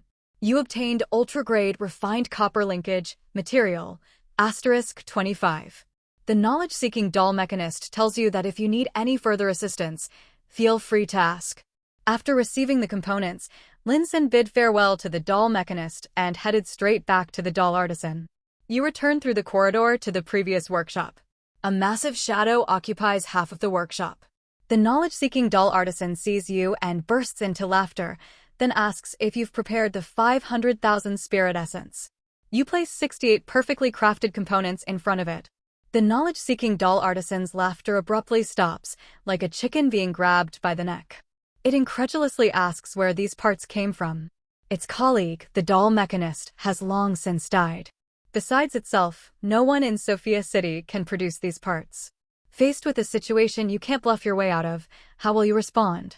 1. Honestly tell it that the knowledge-seeking doll mechanist isn't dead. You and the mechanist teamed up to trick it. If it still wants to eliminate the mechanist, it should first obediently modify the doll. Once it finishes, you'll kill the mechanist for it. 2. Switch to the knowledge-seeking smelting plant owner shell and proudly declare, I'm a born genius, naturally versatile. Processing a few parts is nothing compared to my grandmaster refined copper smelting technique. 3. Enraged, use the shell talent earth form to enlarge your body, then shove the knowledge-seeking doll artisan down, raise the ancient dragonfang great lub, and threaten to kill it unless it modifies the doll for you. Lin Xun thought for a moment and chose the second option. Now wasn't the time to fall out with the doll artisan. Choosing either the first or third option might trigger a direct conflict. Even if the doll artisan still agreed to modify the doll, there would be no guarantee it wouldn't sabotage the process, lowering the quality of the result. You possess the shell of the knowledge-seeking smelting plant owner. The knowledge-seeking doll artisan sees your transformation into the famous plant owner of Sophia City and shows a stunned expression. After you boast about how challenging your forging skill is and how simple component processing is by comparison, it looks annoyed, but it believes you. You take out the brass sand maraca and gently shake it to summon the support-type made doll. The knowledge-seeking doll artisan accepts the 68 components. After receiving your brass sand maraca, it prepares to begin the modification. You then produce a viscous fluid emitting a dark golden glow. The knowledge-seeking doll artisan widens its 4 eyes and stands stunned. You loudly claim that this is your latest refined copper material and instruct it to include it during the modification. The knowledge-seeking doll artisan nods, indicating it can, but there's an extra fee. Lin Xun narrowed his eyes and took a deep breath. He opened his inventory and began a series of operations. Would you like to gift large brick of ultra-grade refined copper, material, *2 to the knowledge-seeking doll artisan? The knowledge-seeking doll artisan accepts your last remaining copper bricks, then shakes its head, still not enough. Lin Xun sneered coldly and continued operating. Would you like to gift 100,000 spirit essence to the knowledge-seeking doll artisan? The knowledge-seeking doll artisan accepts your remaining spirit essence, then shakes its head, still not enough. He unequipped the yellow-robed bishop's weapon and clicked give. Would you like to gift Thunder Dragon Staff Spear to the knowledge-seeking doll artisan? The knowledge-seeking doll artisan accepts the lightning-wreathed, golden-glowing staff spear and finally nods. It lays out the copper components and refined copper essence, then pulls over several massive lathes, grabs the dazed support-type made doll, and begins the modification process. Modifying. The text froze again, and Lin Xun silently waited. Time flew by, 3 hours passed quickly. Outside the rental apartment, night had deepened. He glanced at the wall clock. It was already past midnight. The knowledge-seeking doll artisan wiped the sweat from its brow and handed you the refined copper sand maraca, signaling the modification was complete. You obtained refined copper sand maraca, special item. Lin Xun was overjoyed. He immediately opened his inventory to inspect it. Refined copper sand maraca, Battle Angel Valkyrie, special item, a small shaken idiophone made of refined copper alloy. Its hollow head contains copper sand. Shaking the copper handle produces a lovely rustling sound. Engraved on the head is the image of a winged female doll turned away, exquisitely lifelike. Used to summon your follower, Battle Angel Valkyrie. Followers can assist in combat and also support outside battle. If the follower dies, 1 point of soul strength must be consumed to reshape and summon again. A follower? Not a summoned creature? Lin Xun looked at the description, confused. After a moment of thought, he remembered the important task. He immediately summoned the Battle Angel, Valkyrie, and issued the command to kill the knowledge-seeking doll artisan. You take out the refined copper sand maraca and give it a gentle shake. Accompanied by the beautiful rhythm of the rustling sound, you summon the Battle Angel, Valkyrie. An exquisite long-haired girl walks forth from the void. She wears a flowing black robe, and a pair of massive refined copper wings extend from her back. She kneels on one knee, gazing at you with dark golden eyes, awaiting your command. You may issue various combat commands to your follower, or open her panel to equip her with gear. Lin Xun's eyes widened. Followers could wear equipment? Clicking on the refined copper sand maraca, a new panel option had indeed appeared. He opened the panel. Follower, Battle Angel, Valkyrie. Partner quality, Epic plus grade. Partner equipment, black linen robe, ruined grade, a plain black robe made of linen, offering no defense beyond modesty. Partner skills, none. The follower's skills will gradually awaken through combat alongside the apostle. The knowledge-seeking doll artisan told you that the Battle Angel, Valkyrie, excels in wielding all combat weapons, and the refined copper wings on her back allow her to soar through the sky.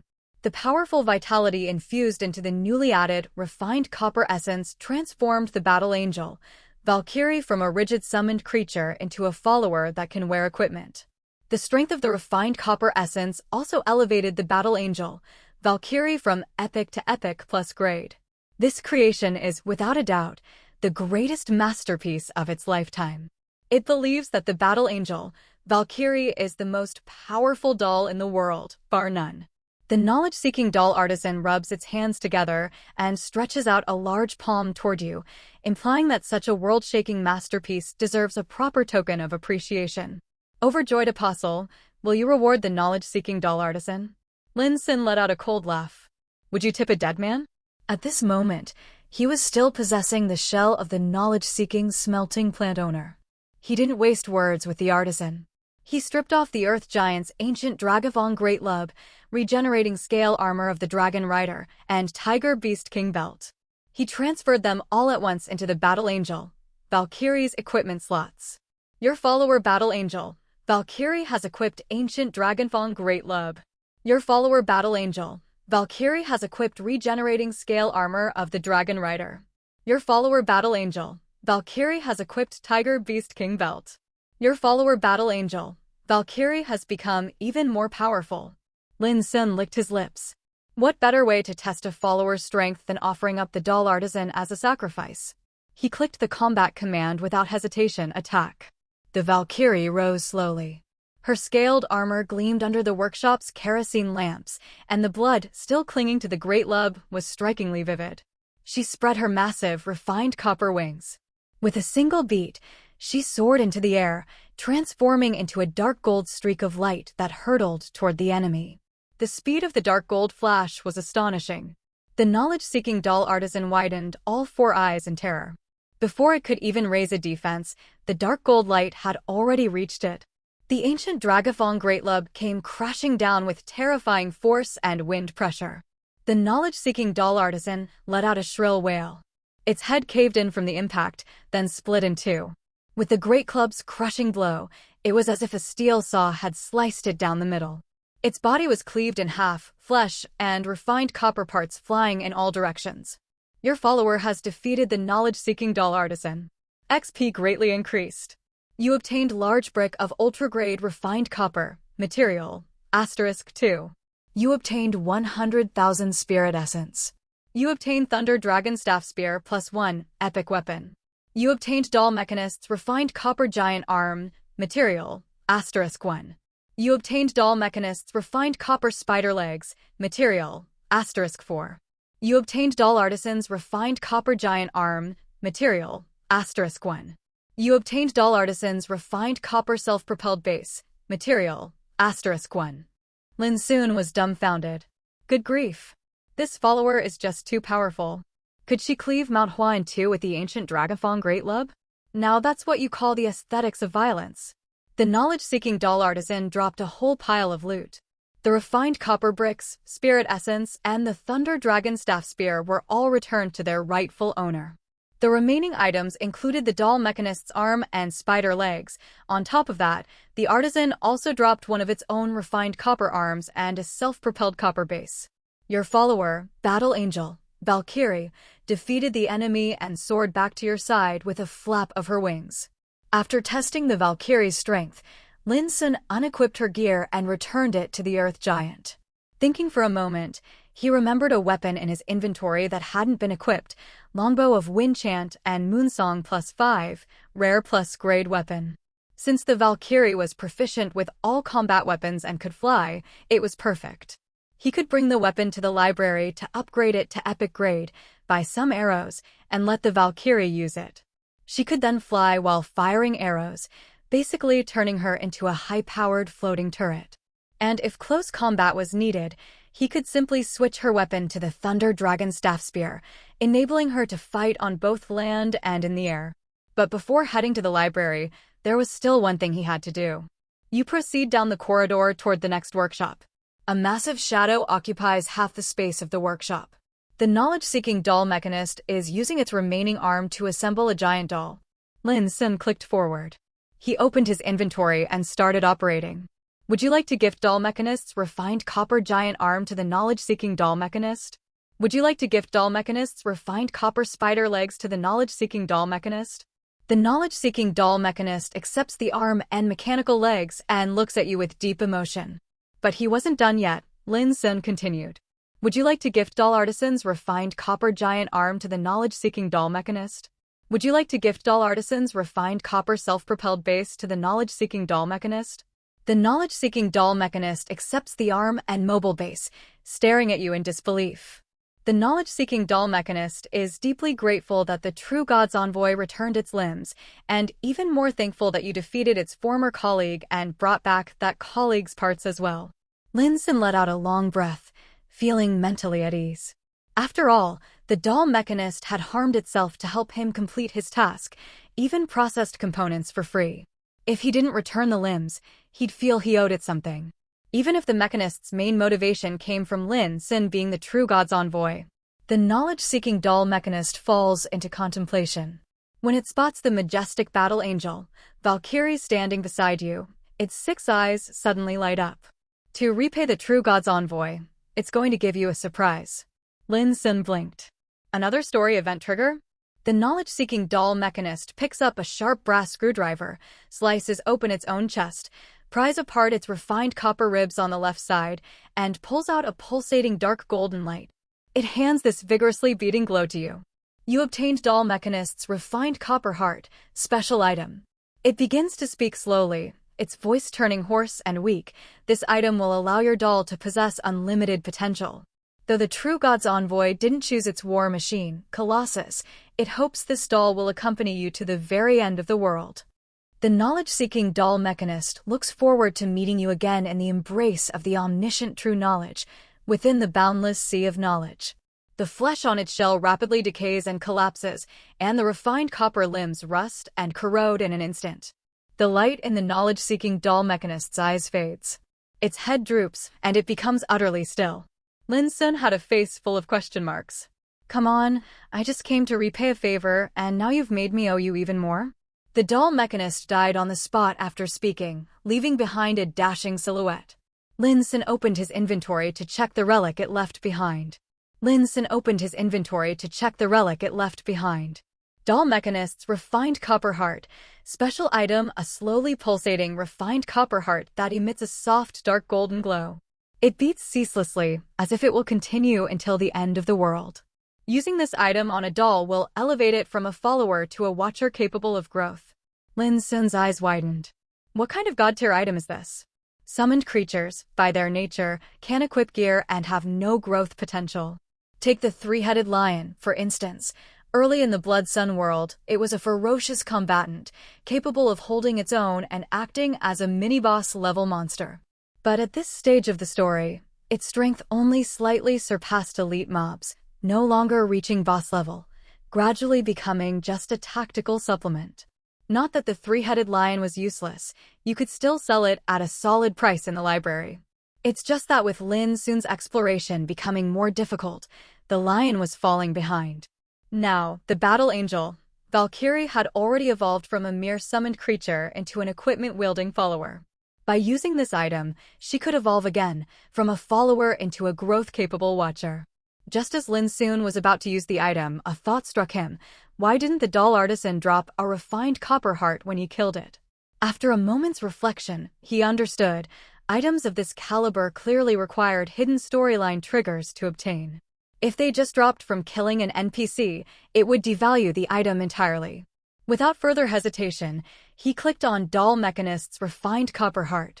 Would you like to use Doll Mechanist's Refined Copper Heart on follower Battle Angel, Valkyrie? You have used the item. Your follower Battle Angel, Valkyrie has evolved into a watcher. Lin Xun quickly opened Valkyrie's panel to check.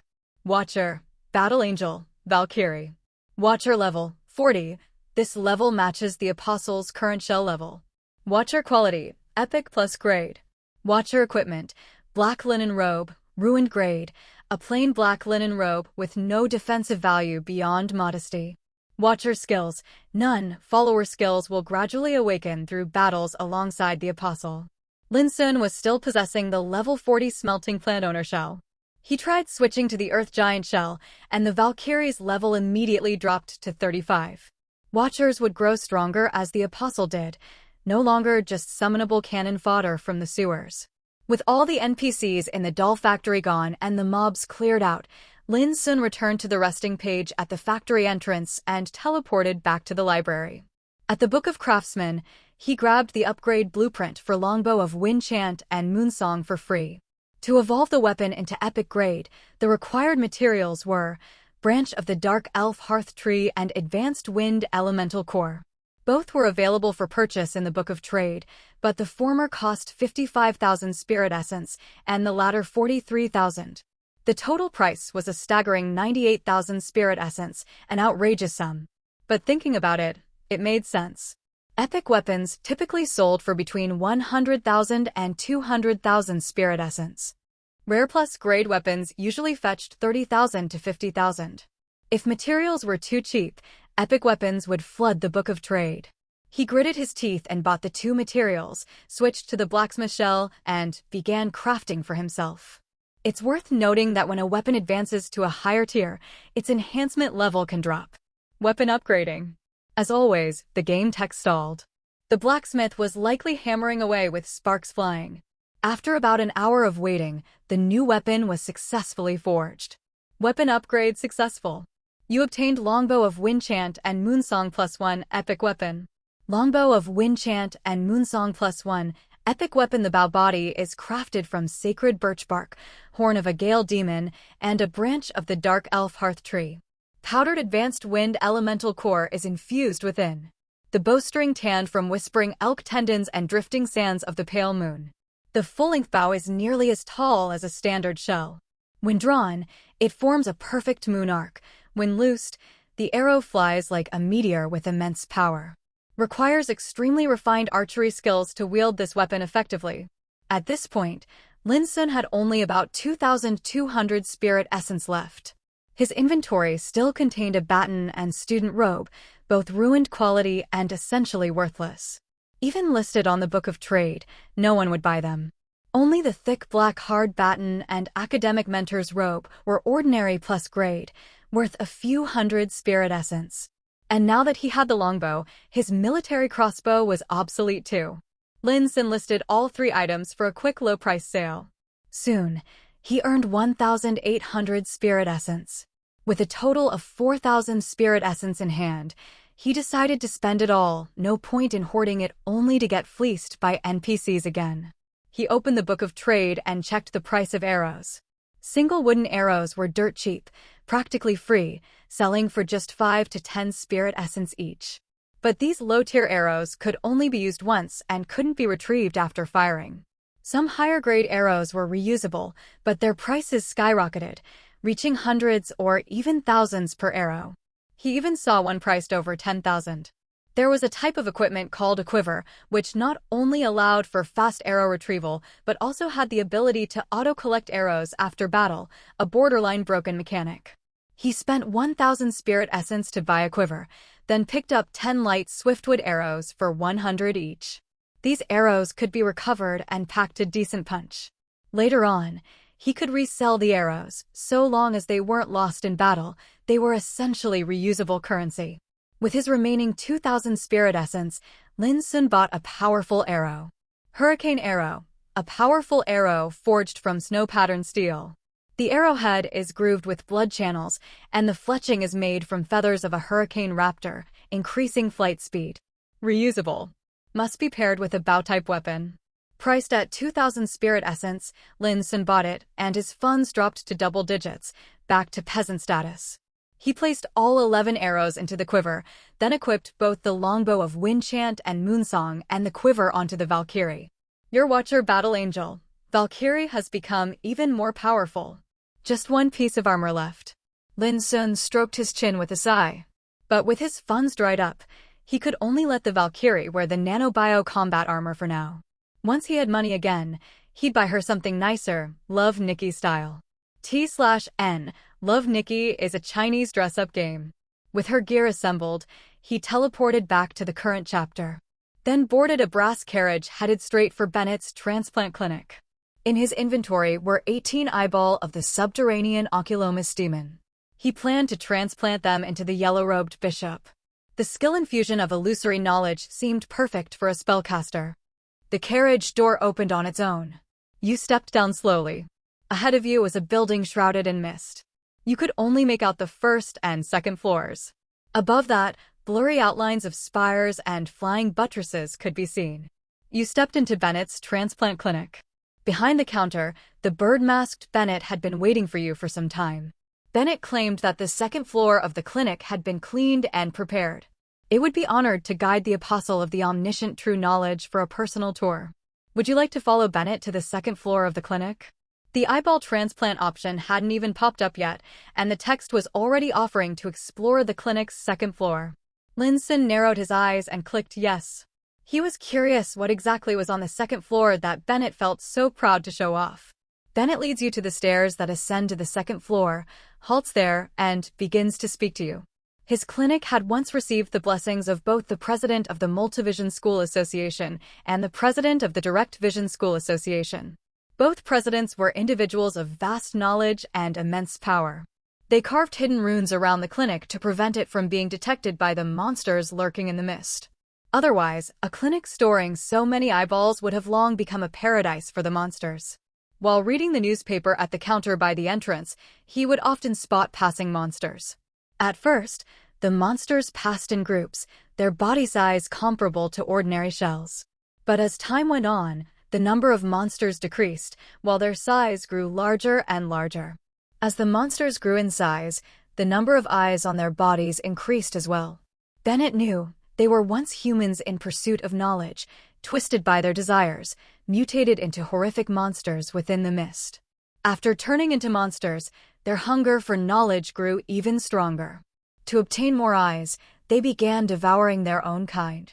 The more eyes a monster consumed, the larger and more grotesquely twisted its body became, and naturally, its power grew as well. As he spoke, Bennett removed his birdbeak mask. You saw his pale face covered in countless pitch-black eyes. Bennett let out a bitter laugh and put the mask back on. He too had not escaped the lure of knowledge. Or rather, no one in this world could ever escape it. By now, very few monsters ever passed by the clinic. The occasional one or two were massive in size.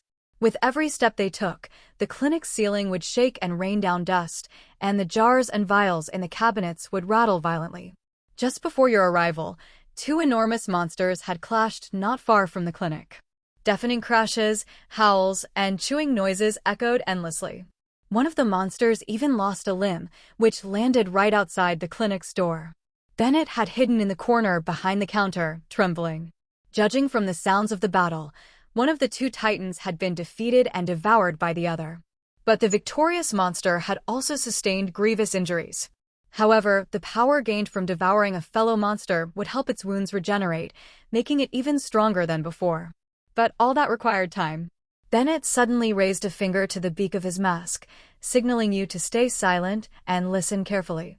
From within the mist outside the clinic came an earth-shattering roar, so loud it made your eardrums ache. You determined that the sound came from somewhere not far from Bennett's transplant clinic. Before you arrived, Bennett had summoned his courage and dashed out of the clinic, dragging the severed limb back inside. He claimed it was the bravest thing he had ever done in his life. Bennett knows that as a true God's envoy, you possess great strength and have a passion for exploring the abnormalities within the mist. Now that the severed limb lies on the second floor of the clinic, he invites you upstairs to have a look. Lin Xun's eyes lit up. So that's what happened. Two monsters had fought just outside the clinic. Although one had won the battle, it was also gravely wounded. He might just have a chance to pick up the spoils. You follow Bennett up the stairs and arrive on the second floor of the transplant clinic. The light of a kerosene lamp illuminates the spacious operating room. Along one wall stands a row of cabinets, filled with jars containing fresh eyeballs. At the center of the room lies an operating table, on which rests a massive arthropod limb. It's so thick it would take two people to encircle it with their arms. The limb is covered in coarse, black bristles, and green slime oozes from its severed end. A pungent, fishy stench assaults your senses. Next to the operating table floats a large book page, glowing faintly in midair. You've discovered a fragment of the Book of Salvation resting page. Bennett walks straight through the resting page and tells you that the second floor of the clinic is truly remarkable. Any corpses or eyeballs stored here never decay. That's why, upon acquiring the giant monster's severed limb, he immediately carried it upstairs, awaiting the arrival of the true God's envoy. There's a resting page on the second floor of the clinic. The faint glow emitted by the resting page could preserve unclaimed shells in perfect condition, preventing rot or decay. However, it seemed that Bennett couldn't perceive the existence of the resting page, and thus had no idea that the magical property of the clinic's second floor originated from it. You step forward to touch the resting page. The lingering divine power within stirs your heart. Your feeble soul resonates powerfully with the page. Bennett casts you a curious glance, then picks up a scalpel from beside the operating table and begins dissecting the severed limb while speaking to you. This limb is likely just a tiny portion of the monster's numerous tentacles, which implies that the creature's full body size is beyond human imagination. It's unknown whether the limb came from the winning or losing monster. Bennett struggles to flip the limb over, sending green slime splashing everywhere. On the other side of the limb, a massive eyeball is glaringly visible. The sclera is filled with countless blood vessels, and the enormous eye blinks intermittently. Bennett tells you that this type of eye evolves after the monstrous behemoths devour their own kind. The quality is poor, but they exist in large quantities. If you, as the true God's envoy, are interested in the giants that dwell within the mist, you could go investigate for yourself, but you must beware the gaze of the giant monsters. Do you wish to tell Bennett that you plan to search for the behemoth outside the clinic? Lin Xun pondered for a moment and clicked yes. Do you wish to tell Bennett that you plan to search for the behemoth outside the clinic? Lin Xun pondered for a moment and clicked yes. Judging from the text, it seemed Bennett might be able to offer some assistance. Bennett nodded, walked over to the cabinet against the wall, rummaged through it, and handed you several vials of powder. You received luminous trail powder. Item, ×3. Luminous trail powder. Item, a vial of multicolored fluorescent powder. After use, your footsteps will leave a trail of rainbow-colored light for a short period, allowing you to retrace your path and return home. Bennett leads you back to the first floor of the clinic and walks out the front door with you. Starlight falls from the night sky, piercing the mist to illuminate the world, yet still failing to dispel the thick white fog. Bennett points to the southeast and tells you that the monster's roar came from that direction. The True God's envoy may explore in that direction if you so choose. Before you explore, remember to use luminous trail powder. That way, you'll be able to return to the clinic once your exploration is complete. Do you wish to head in the direction indicated by Bennett to explore? Technically, even if he completed the exploration, he could still die to return. In the shell slots, Liar's shell was no longer of much use. If he got lost in the white mist, he could switch to Liar's shell and perform a face-first dive on the ground to revive and return to the clinic. Still, no harm in taking the item. Saving it might come in handy later. You bid farewell to Bennett and set off in the direction he indicated. Lin Xun opened the shell panel and switched to the shell of the earth giant. He then clicked the refined copper sand maraca in his inventory. You pull out the refined copper sand maraca and gently shake it. Amid the soft rustling rhythm of the sand, you summon Battle Angel, Valkyrie. A stunning young woman strides forth from the void, clad in a black nano-combat suit.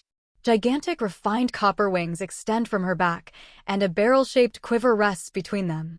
In her hands, she wields a massive curved bow as tall as her shell. She kneels on one knee, awaiting your command. Just as Lin Xun was about to issue a follow command, he noticed a mount option among the combat commands. He slowly typed 3 question marks. Valkyrie, can be ridden? Driven by curiosity, he clicked the mount command. You issue the mount command to Battle Angel, Valkyrie. Battle Angel, Valkyrie steps behind you, gently wraps her arms around your waist, flaps her refined copper wings, and lifts you high into the air, soaring into the mist. Holy crap! I can fly now.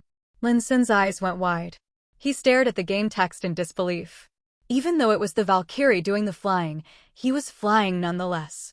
The ability to fly in the game undoubtedly allowed him to bypass many terrain restrictions, cliffs, swamps, high walls, and more. Gaining the ability to fly greatly expanded his exploration options. Choosing Valkyrie over Colossus was definitely the right call. However, this mounting posture deprived the Valkyrie of her combat abilities.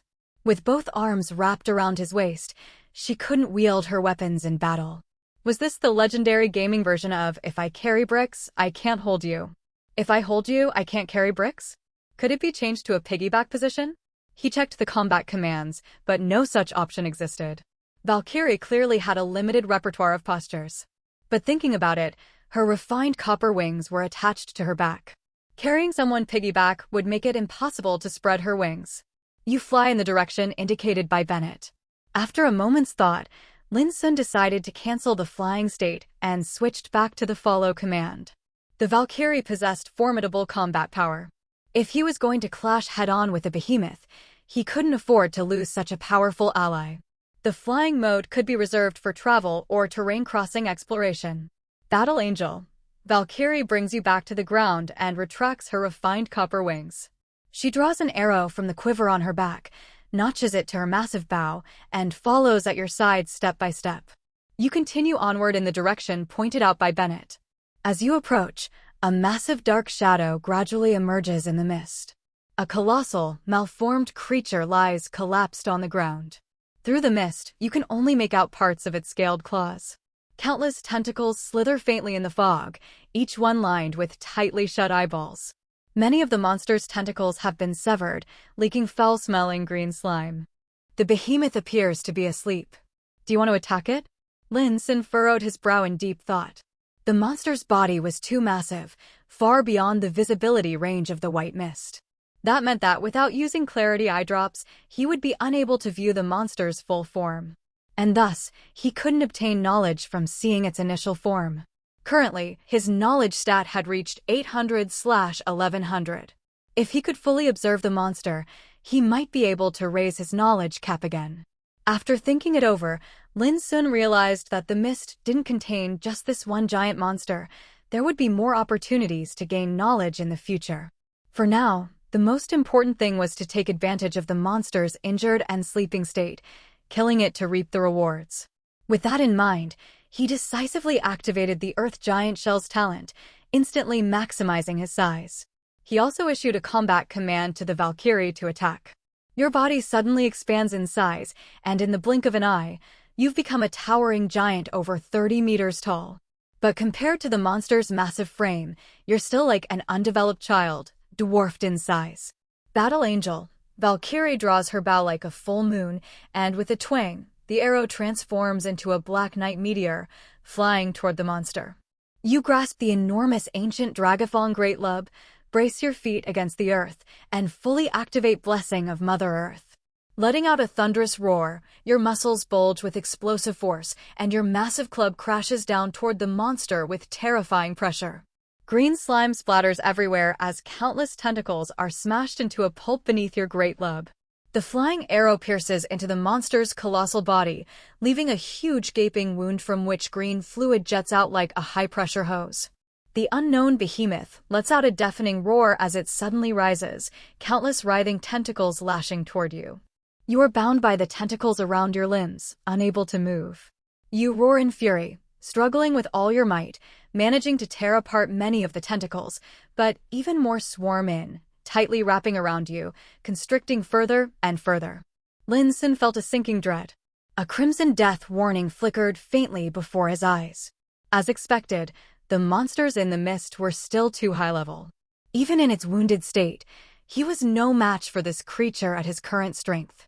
The tentacles lash toward Battle Angel, Valkyrie. She flares her refined copper wings and soars into the air, gracefully evading their assault. Battle Angel. Valkyrie draws a hurricane arrow from her back. She tilts her head and listens to the wind's chant, then suddenly draws her bow to full moon. A swirling white cyclone gathers at the arrow's tip like a raging storm. With a twang, the arrow's tail trails a cyclone of snowy white wind, streaking across the sky like a meteor through the night, and pierces toward the monster. The meteor arrow punches through the monster's body. Accompanied by a shrill wail, the behemoth collapses. Your watcher has defeated the unknown behemoth, and your experience has increased massively. Lin Xun blinked. Was the Valkyrie really this powerful? Before, it was always the three-headed lion up front tanking while he dealt damage from the back. Now it had reversed. He was the tank, and the Valkyrie was unleashing insane DPS from behind. The power within your shell begins to boil. The shell level of the corrupted Earth Giant has increased. Current shell level, 36.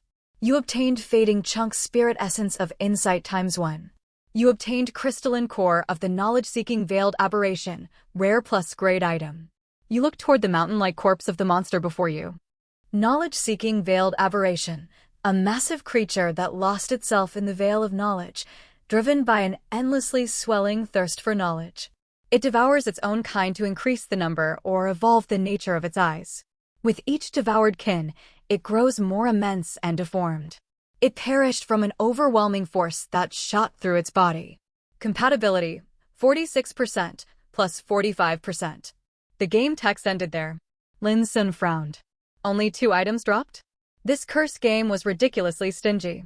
For such a powerful monster to drop only 2 items clearly violated the unspoken rule of high risk, high reward that this cursed game usually followed.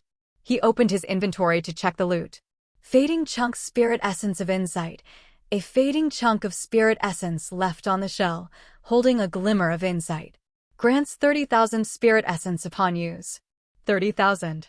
Lin Xun had never seen such a massive value spirit item before. One giant monster dropped 30,000 spirit essence. Just how many of these behemoths were there in Sophia City? That was a fortune waiting to be claimed. He looked at the next item. Crystalline Core of the Veiled Aberration. Rare plus grade item. This crystalline core contains a tiny fragment of chaotic divine power from omniscient true knowledge. Combine 3 items of the same kind and grade to synthesize an epic grade divine item. Lin Xun's eyes widened. A divine item. According to the description, just 2 more behemoth kills and he could synthesize an epic-grade divine item. No wonder this monster only dropped 2 items, it was because one of them was a divine item. At this point, his soul talent 1,000 faces, 10,000 forms had already reached level +3. To advance it to +4, he would need a legendary grade divine item. But that didn't mean an epic grade divine item was useless to him. After all, divine items were immensely valuable and almost impossible to come by. With just 1 spare divine item, he could sell it for an astronomical amount of spirit essence at the library. However, officially registered apostles rarely did that. The library's trading tax was too steep, auction fees could reach as high as 10%. Most registered apostles used the transaction board on the Apostle Forum to sell high-value items. That was because apostles usually only visited the library to browse the Book of Trade when they had specific needs while progressing through chapters. Meanwhile, registered apostles checked the forum frequently, basically every day, to look up guides. The biggest advantage of the forum's transaction board compared to the Book of Trade was that it only charged half the fee. These transactions were mediated by the Apostle Security Council, allowing both parties to trade without ever meeting, much like online shopping deliveries. Although this method was already fairly convenient, it was still a bit more cumbersome than the real-time delivery system of the Book of Trade. Forum-based trades were more suitable for selling high-value items to reduce transaction fees. And as an official apostle, Lin Xun didn't have to pay any fees at all when using the forum to trade. However, official apostles with extra divine items usually handed them over to the organization in exchange for essential resources. He'd heard from the black-stocking lady that headquarters was in dire need of divine items. Right now, using divine items to trade for resources would yield far greater returns than auctioning them off in the library. After storing away the divine item, Lin Xun was brimming with motivation, eager to immediately seek out another giant monster in the mist for a fight. But even a wounded monster had nearly cost him his life. If it hadn't been for the Valkyrie's strength, he would have already seen that bright red game over. This made one thing clear: he likely couldn't defeat a fully healthy behemoth. Right now, what he needed most was to increase his power until he reached a level where he could farm behemoths for valuable divine items. There was still an unexplored area, marked as the Multivision School Association on the route map. Lin Xun switched back to Lyre's shell and wandered aimlessly through the mist, hoping the suicide upon being lost option would eventually appear. A thick white mist clouds your vision. You can see nothing and cannot discern any direction. After waiting for a while, the text updated. You wander blindly, soon losing your sense of direction within the veil of knowledge. You stumble about, unable to find your way out of the mist. You stumble about, unable to find your way out of the mist. Now the suicide option should appear. Knowing that you can no longer continue exploring, do you wish to end your life to return to the beginning of your journey? Lin Xun was just about to press yes and get a free teleport back to town, when suddenly, new game text appeared. A silhouette of a building emerges in the mist ahead. Through the thick fog, you can only see the bottom 3 levels. Judging by its broad base and narrow top, you deduce it is a tower. Do you wish to investigate? Lin Xun raised an eyebrow. He'd only meant to return to town for free, but somehow he'd stumbled into a hidden area? How could he possibly miss out on such a stroke of luck? He was just about to switch to the Earth Giant shell and step forward to explore. But then he remembered his current knowledge was nearing the upper limit. His current knowledge stat, 800/1100. If he suffered knowledge overload and died inside the tower, how would he ever find this hidden area again? He quickly switched to the Dancer shell and equipped the special item Blindfold of Isolated Knowledge. The Dancer shell had no knowledge amplification skills, and with the blindfold that reduced knowledge gain, he wouldn't suffer a knowledge explosion death inside the astrologer tower. You stride forward. Battle Angel. Valkyrie follows closely at your side, one hand slung over her massive bow, the other gripping an arrow with its tail already knocked to the string, ready to shoot at a moment's notice. You slowly push open the tower's refined copper doors. The entrance hall of the tower comes into view. You have entered Shamara's astrologer tower. The glow of kerosene lamps illuminates the hall. Inside are many desks and small astrolabes. At the far end of the hall stands a refined copper elevator that leads to the upper levels of the tower. A hunched figure clad in white robes and wearing a tall pointed hat squats before the elevator. The white-robed one has their head bowed in thought. You cannot see their expression. Do you wish to exit the tower or approach and speak with the white-robed one? There's a dialogue option. That means this is an NPC. Lin Xun's eyes lit up as he clicked to speak. Field NPCs either sell items or give quests. You stride forward and attempt to speak with the white-robed one. The figure in white suddenly raises their head. A pale face is revealed, dominated by a pitch-black, oversized eye that takes up half of their face. You are seeing the form of the knowledge-seeking tower astrologer for the first time. The enormous singular eye sends a chill down your spine. You feel dizzy and disoriented as a surge of chaotic knowledge floods into your soul. You have gained knowledge. Knowledge plus 30. Current knowledge, 830/1100. A savage glint flashes within the black eye. The astrologer raises their short staff and begins muttering incantations, radiant starlight gathering at the staff's tip. This thing wasn't an NPC, it was a monster. Damn it. You curse game, doing sneak attacks now. You had to know, the Earth Giant's new epic plus grade eyeball came with a 5-fold knowledge amplification effect, while the blindfold of isolated knowledge reduced visible knowledge intake by half. Thankfully, Lin Xun had used the dancer shell, which had no knowledge-boosting skills. Otherwise, just one glance at that monster might have triggered knowledge overload and an instant head-exploding death. Twang! An arrow shot out with incredible speed, nailing the white-robed figure right in its giant eye. Thick, translucent fluid splattered everywhere. The knowledge-seeking tower astrologer let out a piercing scream before collapsing to the ground, no longer moving. Your watcher has defeated the knowledge-seeking tower astrologer. Your experience has increased slightly. Without hesitation, the Valkyrie drew her bow and fired, striking the monster down with heroic flair. She gave the dancer no chance to perform at all. But since Lin Xun still got the EXP, whether or not he landed the final blow didn't matter. You obtained Fading Chunk Spirit Essence of Steadfast Will ×1. You obtained Book containing Trace Knowledge ×1. 3,000 Spirit Essence in the bag. He now had 4 of those books in his inventory. You look toward the corpse of the monster before you. Knowledge-seeking tower astrologer, a hunched, elderly astrologer obsessed with gazing at the stars in search of unknown knowledge. To better observe the night sky, he underwent surgery to transplant a single massive eye. He died from a forceful blast that pierced through his head. Compatibility, 108% plus 45%. Do you want to possess the shell? Lin Xun tossed away Liar's shell and clicked yes. You have possessed the shell of the knowledge-seeking tower astrologer. He opened the shell panel to check. Shell, knowledge-seeking tower astrologer. True name, unknown. Compatibility, 108% plus 45%. Compatibility threshold exceeded. Shell quality upgraded. Shell quality, fine plus grade. Shell level, 36 plus 6. Shell equipment, pure white astrologer robe, ruined plus grade. A standard white robe adorned with countless twinkling stars. Aside from being decorative, it has no other function. Shell equipment, stargazer short staff, fine plus grade. A short wooden staff roughly forearm length, with a gleaming crystal embedded at the tip. A weapon suitable for spellcasting.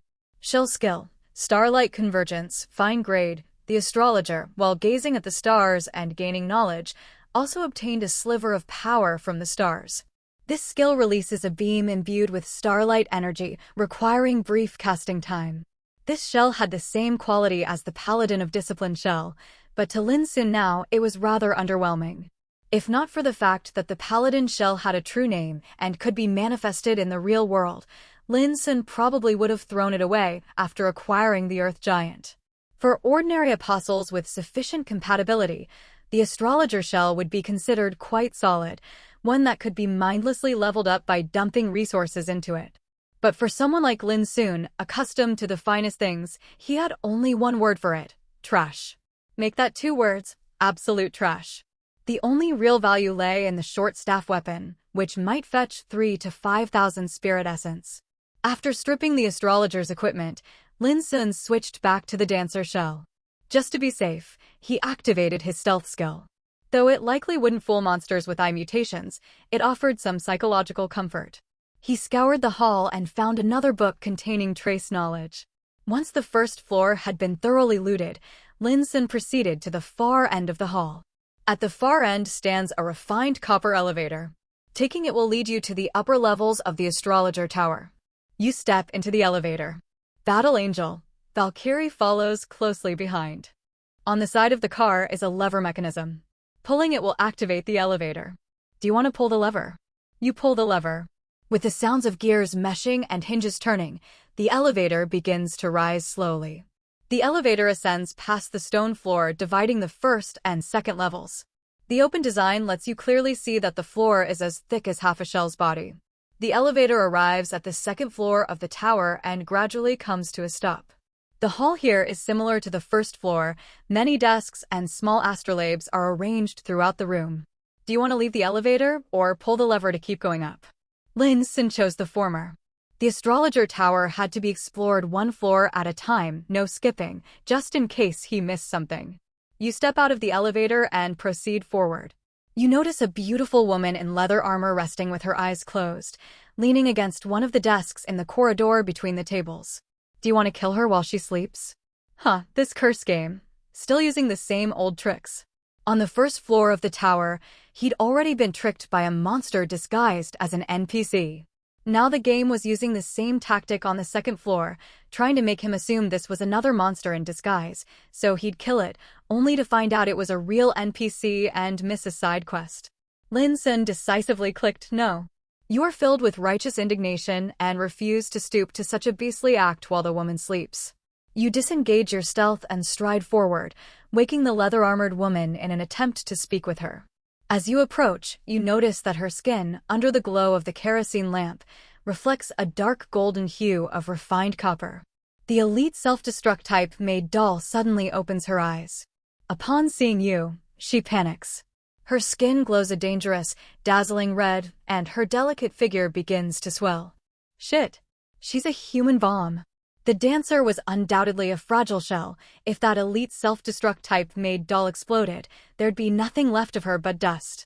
Lin Xun had no time to switch to the earth giant shell now. Outsmarted myself, huh? Once again tricked by this cursed game, he let his guard down and failed to dodge. This death would almost certainly prevent Lin Xun from ever re-entering the hidden area known as Shamara's astrologer tower. He had only found this place by wandering blindly through the mist. Finding it again, even with 100 tries, wasn't guaranteed. The maid doll's body began to crack, crimson explosion flames spewing from within. The bright red game over nearly loomed before his eyes. A soft body suddenly embraced you from behind. She turned, shielding you from the blast, and unfolded her massive, refined copper wings to enclose you both. The raging firestorm failed to penetrate the protection of her refined copper wings. Through the visor of your nano-combat suit, you caught a glimpse of two mischievously winking dark golden eyes. As the firelight faded, Battle Angel, Valkyrie folded back her wings, continuing to guard at your side. Phew. Lin Xun let out a long sigh of relief. Thank goodness the Valkyrie had his back. He decided that once he finished the game, he would manifest her in the real world and give her a proper reward. Elite self-destruct type made doll has died. Your experience increased significantly. You obtained large chunk spirit essence of steadfast will ×1. You obtained elite refined copper spring material ×3. The refined copper parts weren't of much use to him right now, but getting another 5,000 spirit essence wasn't bad. After looting the second floor of the astrologer tower, he found 2 more books containing trace knowledge. Second floor complete, now on to the third. You step into the elevator. Battle Angel, Valkyrie follows right behind.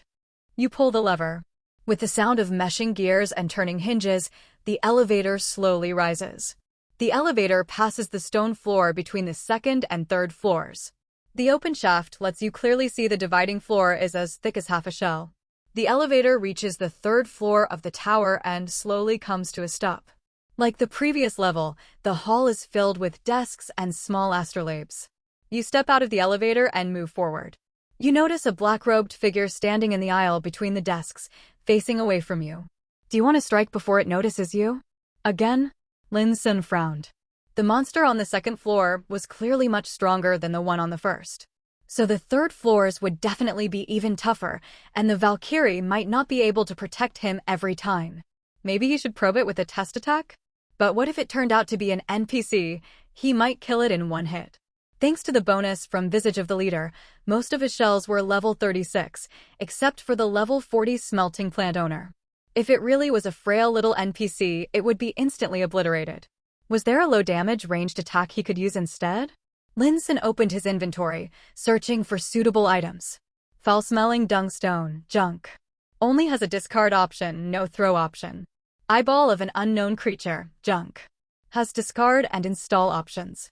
If the black-robed figure was a knowledge-seeking monster, tossing it an eyeball might get its attention. Thinking this, he clicked discard.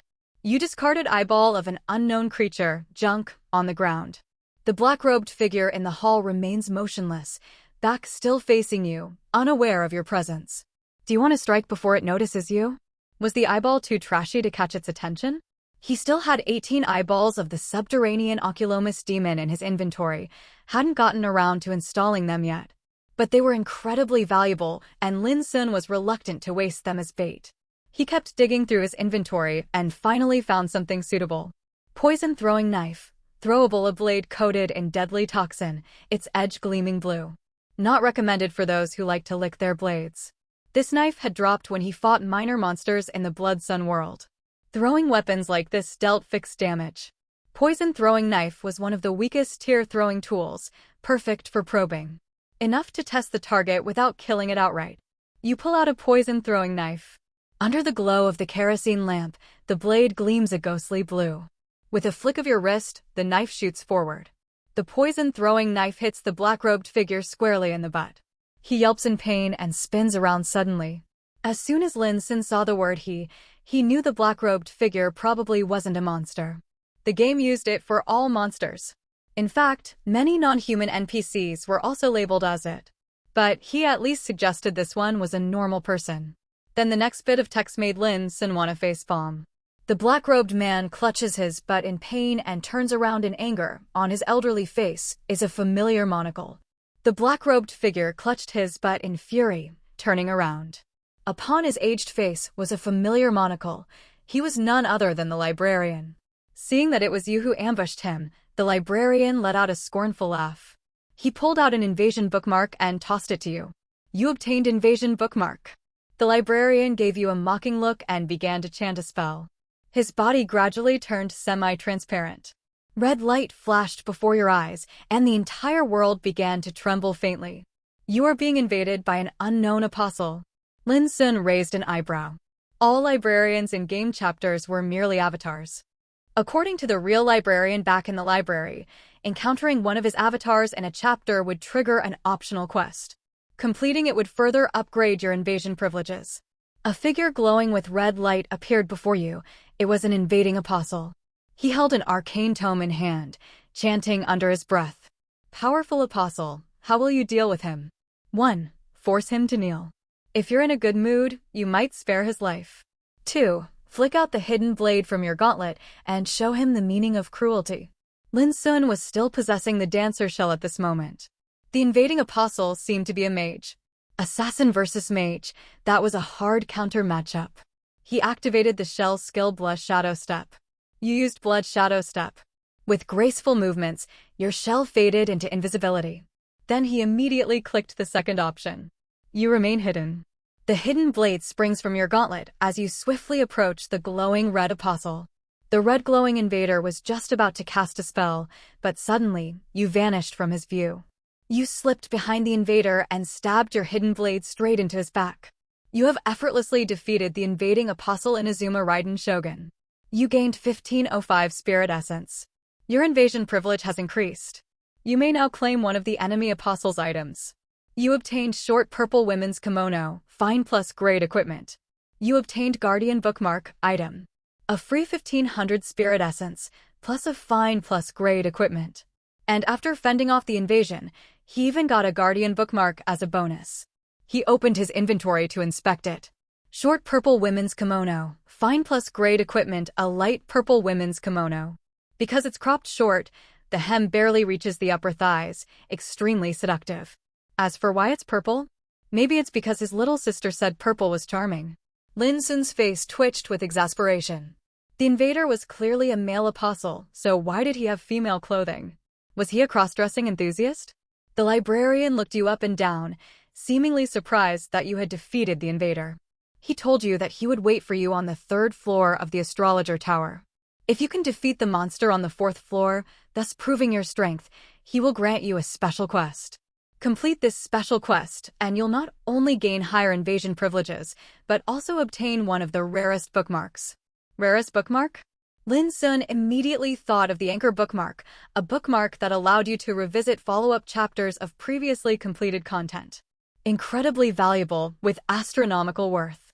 But first, he needed to defeat the monster on the 4th floor of the tower to qualify. He stepped back to the elevator. You enter the elevator. Battle Angel. Valkyrie follows right behind. You pull the lever. The sound of gears and hinges echoes as the elevator slowly ascends. The elevator rises past the floor between the 3rd and 4th levels of the astrologer tower. The open shaft gives you a clear view. The floor between levels is as thick as half a shell's body.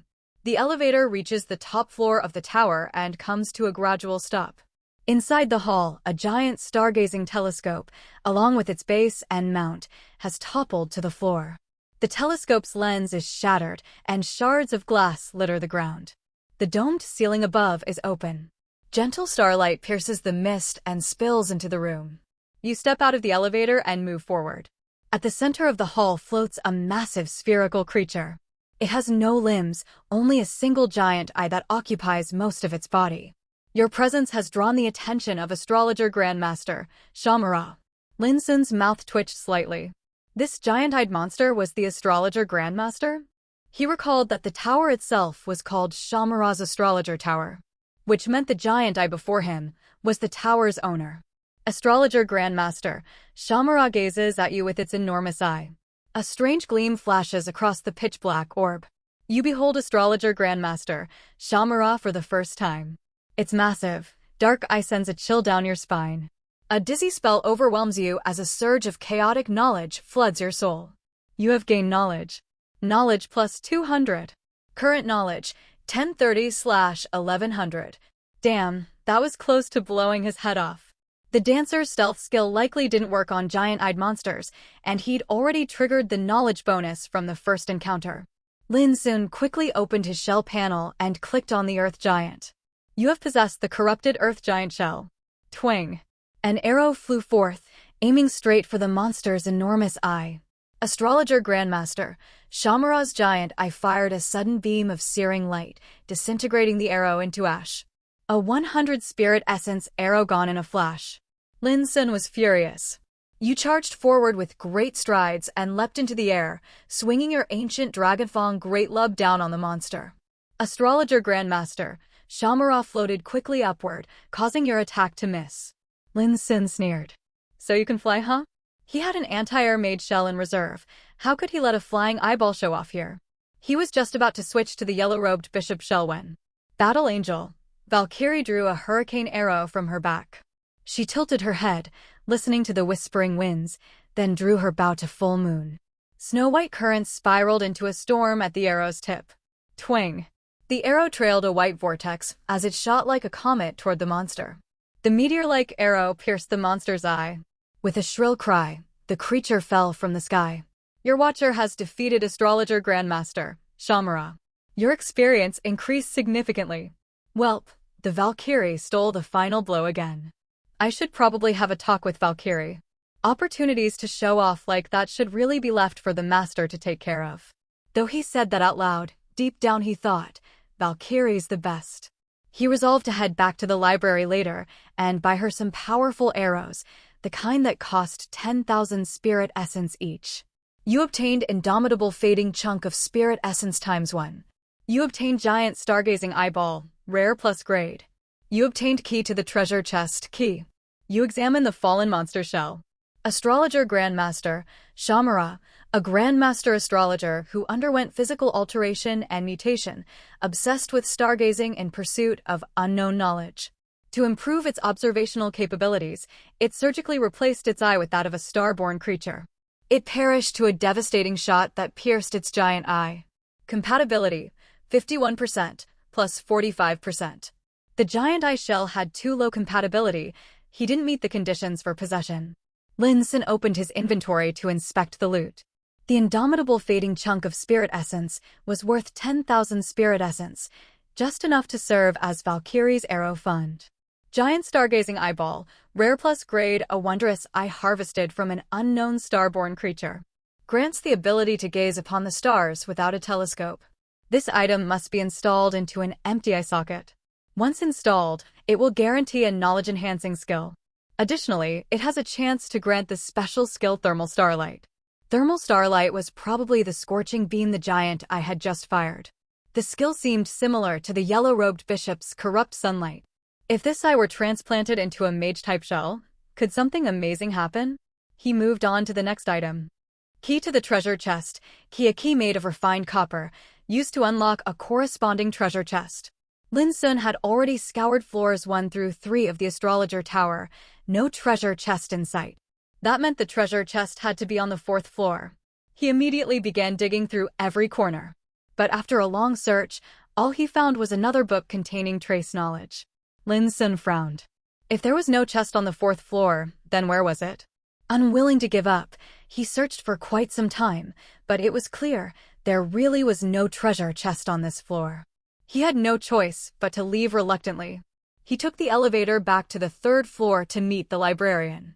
Seeing your triumphant return and the fact that you obtained the key to the treasure chest, the librarian gave a slight nod and told you there is a hidden area within the astrologer tower. The astrologer grandmaster, Shamara's treasure chest, is concealed there. Once you discover the hidden area and unlock the treasure chest, he will explain how the special quest works. So the treasure chest was in a hidden area. That explained why he couldn't find it on the 4th floor. Lin Xun furrowed his brow in thought. He had already cleared all 4 floors of the astrologer tower, so where exactly was this so-called hidden area? He spoke to the librarian again. The librarian tilted his chin slightly, indicating you should find the hidden area yourself. He wouldn't tell you. If you couldn't locate it, it just meant you were too dumb to take on the special quest. Good grief, getting mocked for being stupid by an NPC, this really was a first for Lin Xun. He returned to the elevator and went back to the 1st floor of the astrologer tower to begin searching again. From the 1st floor to the 4th, then from the 4th back to the 1st, he searched the entire tower twice over and still didn't find any so-called hidden area. Don't tell me that old bastard librarian was lying to me. Maybe there's no hidden area in this tower at all. Unable to find anything, Lin Xun started to suspect the librarian was playing him. He prepared to head to the 3rd floor and confront the guy. You step into the elevator. Battle Angel. Valkyrie follows closely behind. You pull the lever. With the clanking of gears and the turning of hinges, the elevator begins to ascend slowly. The elevator rises past the floor between the 1st and 2nd levels. With the open car, you can clearly see the gap. Each floor's stonework is as thick as half a shell's body. The elevator arrives at the 2nd floor and comes to a slow stop. Staring at the game text, a flash of inspiration struck Lin Xun. The elevator car was open. What would happen if he jumped out while it was still rising? No sooner thought than done. He operated the elevator to return to the 1st floor. Then he pulled the lever once more. You pull the lever. With the clanking of gears and the turning of hinges, the elevator begins to ascend slowly. The elevator slowly rises. Now, Lin Xun quickly clicked the return option. You jump out of the rising elevator and return to the 1st floor of the astrologer tower. Battle Angel. Valkyrie stared at you in a daze, as if she couldn't believe you would do something so against all logic.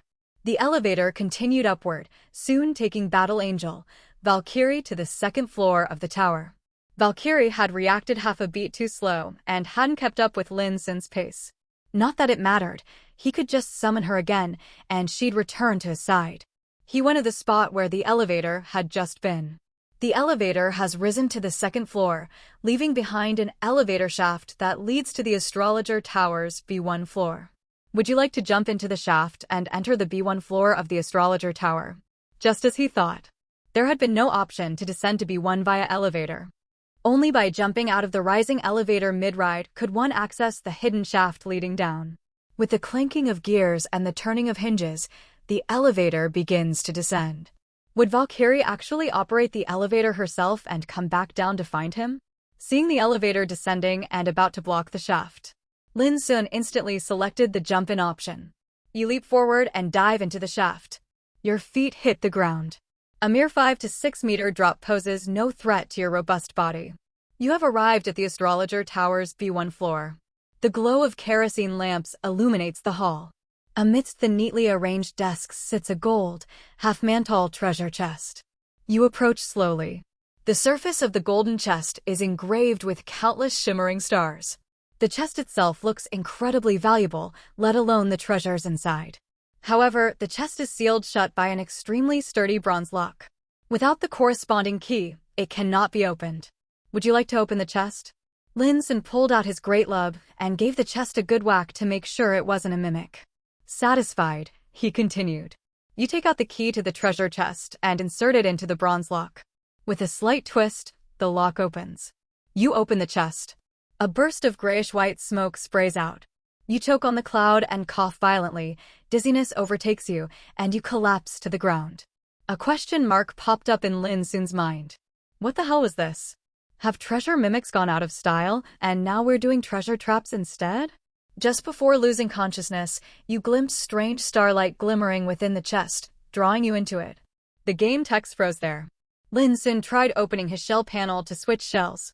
You are currently in a transfer state. Shell possession is not possible.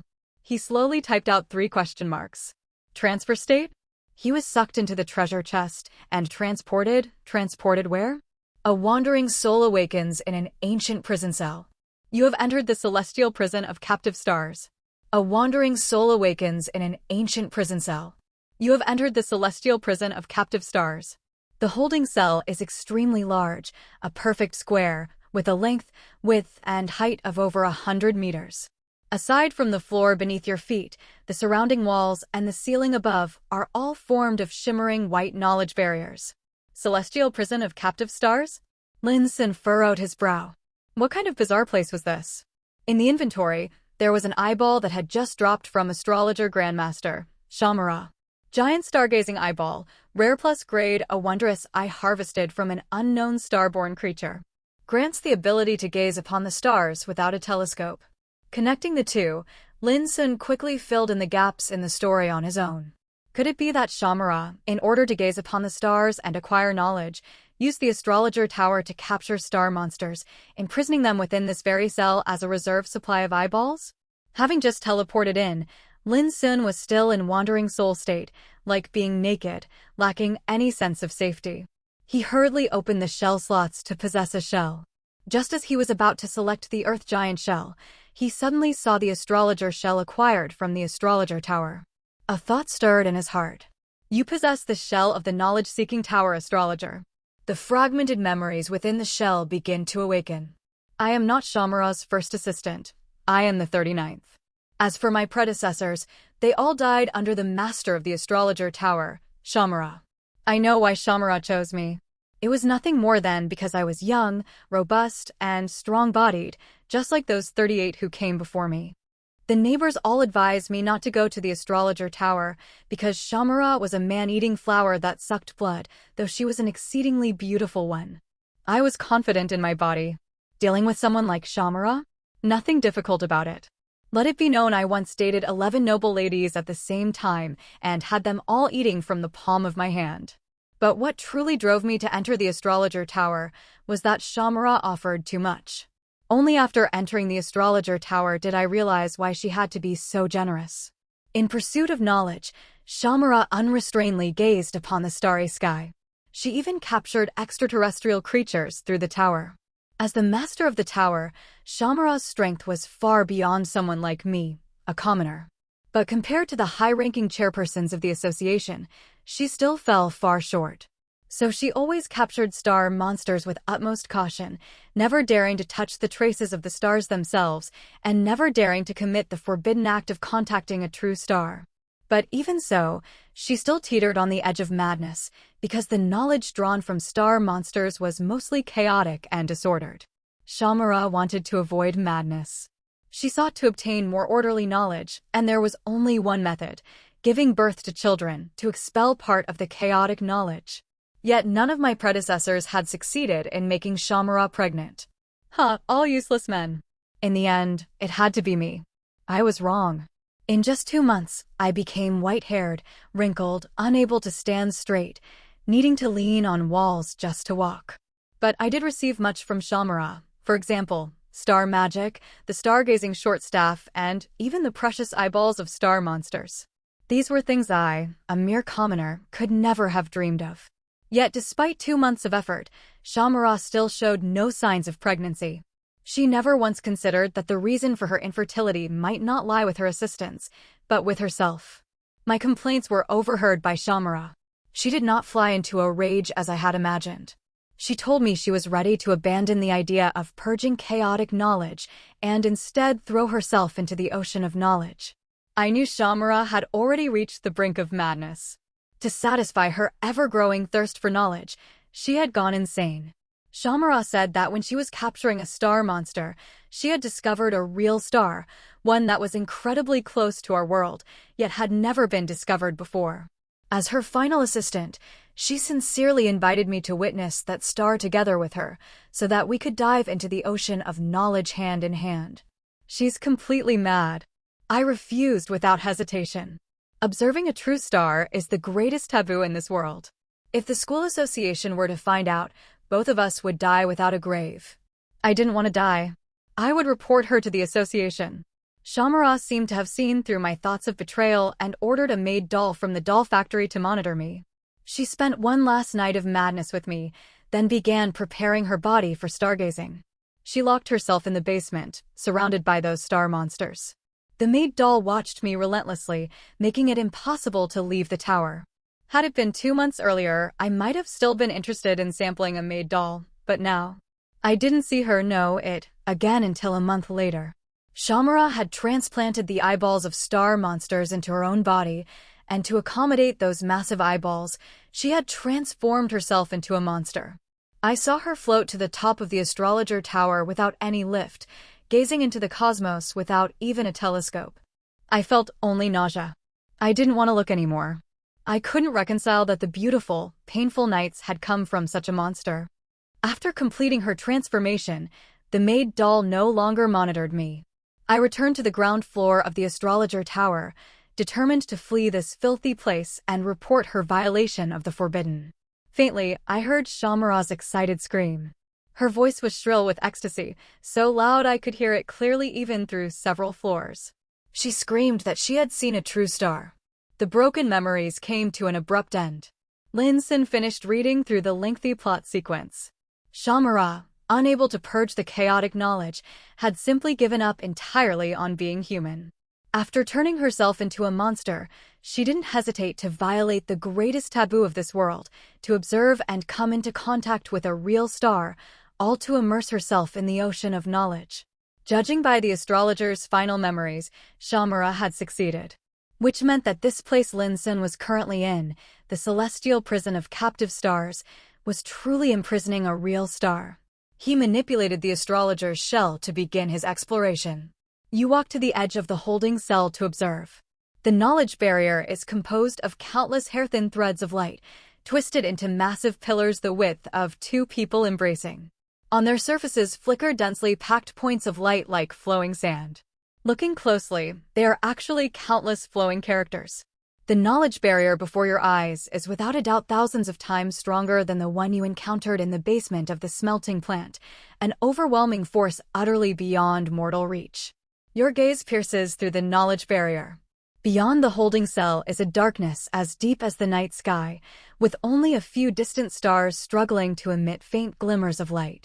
The holding cell floats in a vast, deathly silent space.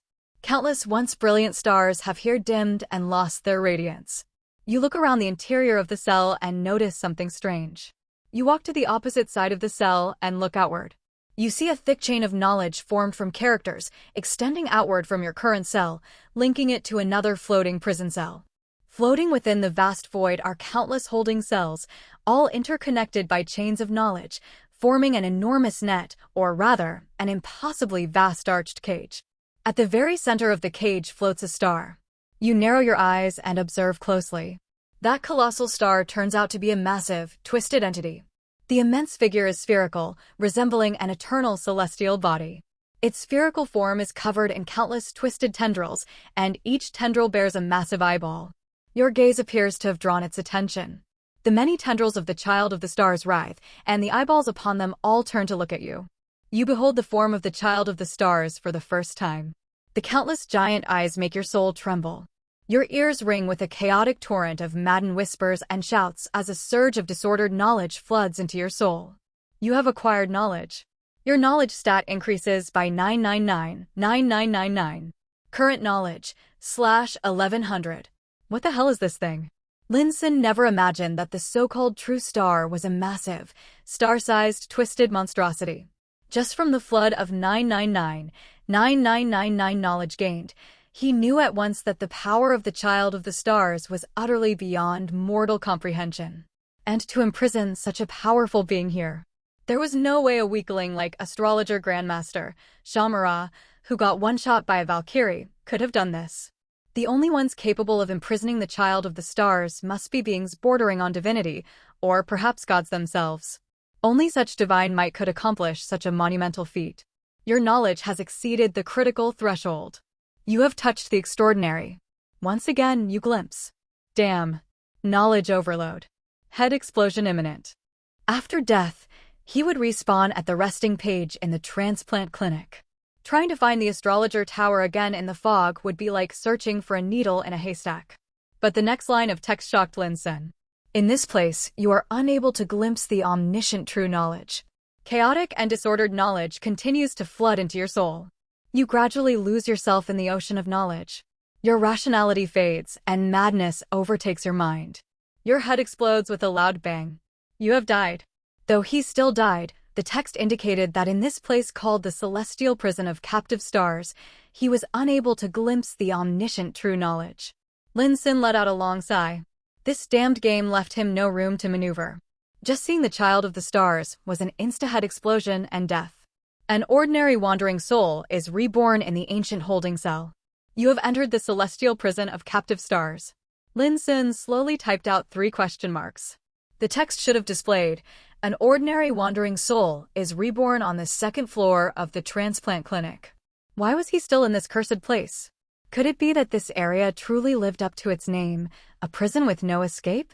The ordinary wandering soul is filled with chaotic knowledge and cannot move freely. Would you like to consume 9 points of soul strength to purge the chaotic knowledge from your soul? Current soul strength, 1/3. Lin Xun's eyes widened.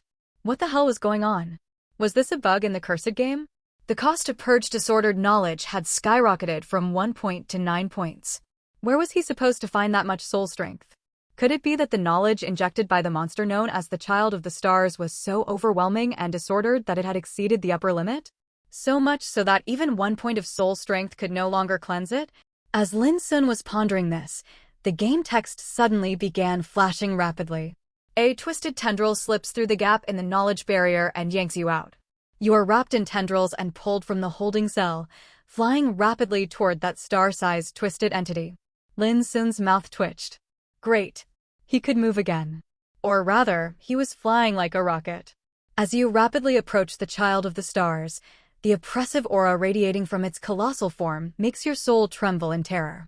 You stare at the immense form of the Child of the Stars, as insignificant as a grain of sand gazing upon an endless desert. The Child of the Stars opens a massive eyeball on its spherical body. A consciousness as vast as an ocean presses into the depths of your soul. The chaotic knowledge within your soul has been completely purged. Your knowledge cap has increased. Current knowledge, 0/1200. You receive the effect of Blessing of Knowledge +3. Your knowledge cap increases again. Current knowledge, 0/1900. A soul piercing will transmits the intent of the Child of the Stars. It asks you, you are not one of the spirits of the stars. Why have you been imprisoned here? Tiny Apostle, how will you answer? The moment Lin Xun saw the word it capitalized, he knew he was face to face with a true god. No wonder this celestial prison of captive stars was built with such grandeur, because what was imprisoned here was an actual god. 1. O mighty divine being, I stumbled into this place unintentionally. I hope I have not disturbed you. If it's possible, could you kindly send me away from here? 2. I came to visit you. I heard you've been imprisoned for a long time. A god must get lonely and cold. I came to keep you company. 3. I've come to submit myself to you, child of the stars, ringed and radiant among the stars. I've had enough of the omniscient true knowledge and wish to devote myself wholly to your cause. Lin Xun stared at the 3 options before him. All 3 glowed blood red and trembled slightly. This all-too-familiar scene made 1,000 stampeding alpacas gallop through his heart. The librarian had mentioned some kind of special mission and tricked him into opening a treasure chest beneath the astrologer tower. He had even said that the instructions for the special mission would be given after the chest was opened. The moment the chest was opened, however, Lin Xun was teleported into this god-imprisoning dungeon. And now a god had grabbed his soul and was interrogating him. One wrong answer, and he'd lose a point from his soul strength cap. Damn it, next time I run into that old man, I swear I'll beat him to death. Which option do I choose? I'm online right now, please hurry, this is urgent. 1. Oh mighty divine being, I stumbled into this place unintentionally. I hope I haven't disturbed you. If possible, I ask humbly for your aid in leaving. 2. I came to visit you. I heard you've been imprisoned here for ages. A god must get awfully lonely and cold. I came to keep you company. 3. I've come to pledge myself to you, radiant and resplendent child of the stars. I've had enough of the omniscient true knowledge and wish to wholly devote myself to your cause. The options came with a time limit. The blood-red text clearly warned that choosing the wrong one would cost Lin Xun a point of soul strength. No, not just 1 point. Even if he respawned, he'd still be stuck in the celestial prison of captive stars. If the child of the stars was determined to kill him, then 1 more death would lock his account, and 2 more could mean. The thought made every hair on Lin Xun's body stand on end. Staring hard at the 3 choices, his mind raced. The first option seemed like an escape route. But the child of the stars had already been imprisoned here for who knows how long. Lin Xun seriously doubted it even had the power to help him escape. And nothing comes for free. Even if the child of the stars could send him out, the cost would likely be steep. The second option just screamed death flag. Instantly dismissed. The third option? Back to the old ways, betray and defect. In theory, choosing the third should give him the highest survival rate. Who knows, maybe he'd even be allowed to join the faction of the Child of the Stars and reap some unexpected rewards. Normally, the higher the NPC's status that invites an apostle into a faction, the better the rewards. As for the omniscient true knowledge, after his earlier brain-exploding knowledge overload, he should have glimpsed the omniscient true knowledge. But here, for reasons unknown, the connection was cut. Meaning that right now, he had lost the protection of the big boss. Heaven and earth alike offered no aid. Omniscient true knowledge, if you don't come save me now, then you're gonna get NTR'd. T/N. NTR means being cuckolded. Unfortunately, no new text popped up saying, you feel a mysterious gaze. Your connection with the omniscient true knowledge deepens. Apparently, the omniscient true knowledge couldn't hear his desperate cries. Completely unaware its chosen one was on the verge of betrayal. Truly unworthy of the title omniscient. Seeing the trembling blood-red text grow increasingly violent, Lin Xun had no choice but to select the third option. After all, the first one might cost too much, and his motto was always, if I can freeload, I will freeload. You loudly denounce the many failings of the omniscient true knowledge, declaring that it is not even a billionth as great as the mighty child of the stars. If the omniscient true knowledge is but a dim firefly, then the child of the stars is the brilliant celestial beacon that lights the heavens. Lin Xun twitched his mouth and muttered, these aren't my words. Once I get out, dear omniscient true knowledge, please don't hold it against me. The countless eyeballs on the tendrils of the child of the stars all gaze at you. After a moment, the tendril wrapped around your soul loosens, and you float silently before it. A powerful thought once again surges into your soul. The child of the stars speaks to you. Lin Xun found he could now possess a shell. He quickly opened the shell panel and selected the smelting plant owner shell. When facing a god, the earth giant shell might not fare any better, but at least the smelting plant owner dying wouldn't hurt him emotionally. Possession was more for protecting his soul strength cap than for actual combat effectiveness. The people of this world all believe the omniscient true knowledge is the rightful god, but in truth, it is the stars that are. After the omniscient true knowledge was born, it used its immense power to suppress the stars. Countless stars fell.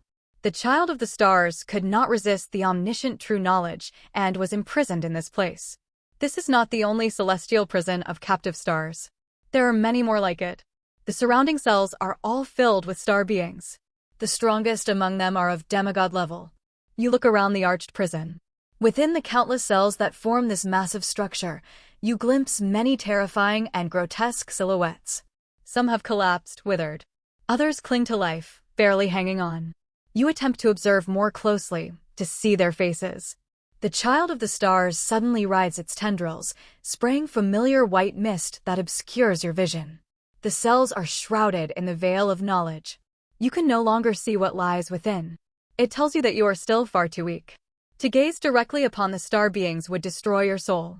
It no longer has the power to cleanse the chaotic knowledge from your soul. Do you still wish to continue observing the star beings within the cells? Lin Xun felt a tinge of regret. The child of the stars had made it very clear if he tried to act recklessly and peek again, resulting in a knowledge overload and exploded head, it would not bail him out again. Otherwise, this would have been a great spot to farm knowledge stats. But he noticed something. The child of the stars could also release the veil of knowledge.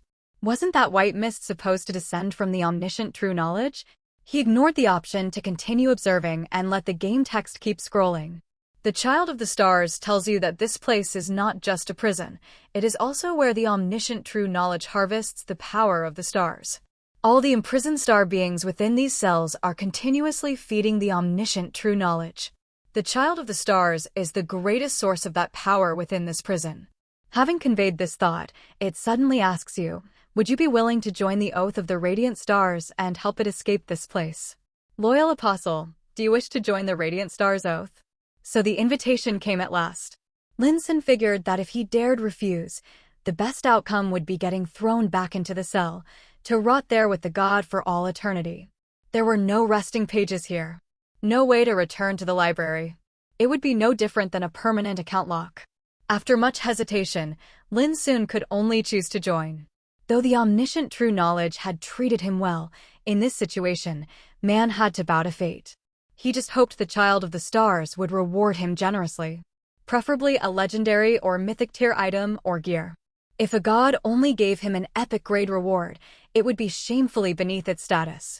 Lin Xun silently prayed that being a traitor would at least get him something worthwhile. Otherwise, once he escaped, he'd have to face the wrath of the omniscient true knowledge. If the reward wasn't substantial, it'd be a total loss. In the presence of the child of the stars, you loudly praise the radiant stars and swear your oath. Loyal apostle, you have joined the radiant stars' oath. Within this volume, chapters 82740-870-82740-879, only one oath can be sworn. If you betray it, you cannot rejoin this oath and will be permanently hostile to this faction. Current enemy oath, omniscient true knowledge. Current allied oath, none. Seeing allied oath, none, made Lin Xun scoff. This damn faction didn't even have any teammates. No wonder the omniscient true knowledge had beaten them so badly. All he could do now was hope the joining reward would be worth it. In this hell difficulty volume, Oath Invasion probably wouldn't even match him with enemy apostles. His only hope lay in the sign-on bonus. The child of the stars rides its countless tendrils, seemingly overjoyed that you've joined the radiant stars' oath. A powerful consciousness once again floods your soul. Here it comes. The juicy part. Lin Xun's eyes lit up, eagerly awaiting the reward. The child of the stars tells you that it is currently sealed here and has nothing of value to give you. However, if you can help free it, it will grant you eternal life and boundless riches. But to free it requires enormous power. If you continue to pretend allegiance to the omniscient true knowledge after escaping, you might just succeed in liberating it. When that time comes, you shall be a great hero among the radiant stars, and it will bestow upon you the supreme title, Wielder of Star-Guarding Might. For now, it needs you to offer up all your spirit essence to help restore its power. Do you wish to donate 49,515 spirit essence to the child of the stars? Are you serious? That's the smoothest con job I've ever seen. Lin Xun never imagined that instead of getting a reward for joining, he'd have to pay nearly 50,000 spirit essence up front. Eternal life and riches? Empty promises. Wielder of Star-Guarding Might? Why not throw in donation might while you're at it? The child of the stars begging for donations conjured a familiar image in Lin Xun's mind. Hello, I am Qin Shi Huang. I am not actually dead. I have 100 tons of gold in Xianyang, but I need you to transfer me 50 spirit essence to unlock it. Once it's done, I will resurrect tomorrow and appoint you commander of my legions. This was no different than those scams. I, Qin Shi Huang, need money. Lin Xun didn't hesitate to press decline. He wasn't about to be fleeced. Nobody alive had ever managed it. Well, except for the time with the blacksmith and that dancer. But they weren't human. The countless tendrils of the Child of the Stars lashed toward you. What the hell? This guy doesn't even try to hide his intimidation tactics. Just as you believe death is imminent, the tendrils halt beside you. They writhe incessantly, occasionally spraying unknown fluids. That line made Lin Xun's finger freeze mid-tap on the decline button. Seriously? Now you're trying both carrot and stick? The Child of the Stars had fully adopted a pay-me-or-die gangster attitude. Lin Xun ground his teeth in frustration. If he were strong enough to take this thing on, he'd beat it to death 100 times over just to blow off steam. But for now, he could only grit his teeth and click donate. You have donated 49,515 spirit essence to the Child of the Stars. The Child of the Stars absorbs your offering. Another surge of thought floods your soul. It tells you your offering is far too meager. With such a pitiful contribution, it doubts you can truly help free it. If you have any special eyeballs in your possession, consider offering those as well so that it might regain more strength. The tendrils around you do not retreat. Instead, they writhe even more violently. Lin Xun took a deep breath and forcefully suppressed the burning fury in his chest. It was clear now, unless he fed the Child of the Stars to its satisfaction, he wouldn't be leaving this place. He opened his inventory. Do you wish to offer the giant stargazing eyeball *1 rare plus grade item to the Child of the Stars? The Child of the Stars coils a tendril around the eyeball, and it vanishes without a trace. The tendrils around you do not retreat. Instead, they writhe even more violently. Still not enough. Lin Xun couldn't hold back a curse. He opened the inventory again. Do you wish to offer eyeball of the subterranean oculomus demon *18 epic grade items to the Child of the Stars? The Child of the Stars coils its tendrils around the pile of eyeballs, and they all vanish. The tendrils surrounding you do not retreat. Instead, they writhe with even greater frenzy. Damn it. Still not enough. That was my last type of eyeball. 18 epic grade eyeballs weren't enough to satisfy the Child of the Stars. Lin Xun suddenly felt a suffocating sense of helplessness. He was stuck here, couldn't even return to the library. If the Child of the Stars remained unsatisfied, even his life could be at stake. Clenching his fists tightly, he swallowed his rage. Eyeballs, were there any special ones left? You remain inactive for some time. The tendrils around you writhe and inch closer. Suddenly, a flash of insight struck Lin Xun. He opened the shell panel and selected a shell. You possess the corrupted earth giant shell. He opened the inventory and clicked on a special item. Eyeball extractor. Special item, a surgical tool capable of removing eyeballs intact, without damage. While carrying this item, you can perform basic eyeball extraction surgery on your shell. He had obtained this item along with the eye socket perforator in the basement of the academic building. Never did he expect he'd be using it under these circumstances. You use the eyeball extractor to perform surgery on your current shell. Please select the eyeball you wish to extract. Surgery in progress. You have successfully extracted eyeball of the pale dragon of ancient sages *1 epic plus grade item. This shell has lost the shell skill knowledge plunder, epic grade skill. This shell has lost the special skill weak point insight, epic plus grade skill. Gritting his teeth, Lin Xun continued the operation. Every click was like carving into his heart. Do you wish to offer eyeball of the pale dragon of ancient sages *1 epic plus grade item to the Child of the Stars? The Child of the Stars coils a tendril around the eyeball, and it vanishes. The tendrils writhing around you finally begin to slowly retreat. The Child of the Stars coils a tendril around the eyeball, and it vanishes. The tendrils writhing around you finally begin to slowly retreat. Lin Xun coldly watched the text display. After receiving the eyeballs, a thought once again pours into your soul. It tells you that your offerings of spirit essence and eyeballs are still far from sufficient. However, they have barely restored a minuscule fraction of its power. The Child of the Stars can now briefly rupture the celestial prison of captive stars, but only enough to open a tiny crack, and that crack must be at the outermost edge of the prison. Furthermore, Rupturing the prison will weaken the seal it placed here to block the omniscient true knowledge, risking exposure to its gaze. It will send you away at the fastest possible speed the moment the crack is formed, to avoid attracting the attention of the omniscient true knowledge and triggering catastrophe. Before sending you off, it will bestow upon you a gift. Lin Xun sneered. This damned thing finally sprouting a conscience? A tendril coils around you. A strange force pours into your soul. You have acquired the special skill Devout Service, special skill. Devout Service, special skill, a skill that only the most fanatical and selfless believers among countless worshippers can comprehend. While this skill is active, all spirit essence you obtain will be automatically offered, without exception, to the being you serve, demonstrating your utter devotion. Lin Xun slammed the table and couldn't stop himself from shouting. I swear to every damn star in the sky. The skill explicitly included all spirit essence, not just monster drops, but also ones acquired through trade. This move made it clear the Child of the Stars had no real hope Lin Xun would free it. It merely saw him as a long-term meal ticket, letting him leave the prison to continually collect and funnel spirit essence to restore its strength. The previous extortions, while painful, hadn't harmed him fundamentally. But this move? This turned his game difficulty into hell mode times 1,000. Without spirit essence, he couldn't buy materials or gear, couldn't forge or upgrade, couldn't even afford more bookmarks. Most of the library's functions would be inaccessible. Take a recent example. Valkyrie's arrows required spirit essence to purchase. He had 11 arrows left, but one had already broken. Once they were gone, Valkyrie would lose all ranged combat capability. Cutting off a man's money was like killing his parents. With this act, the Child of the Stars had ignited the full fury of Lin Xun's heart.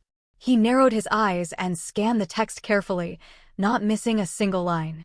The Child of the Stars is about to tear open a crack at the prison's edge. It signals you to prepare.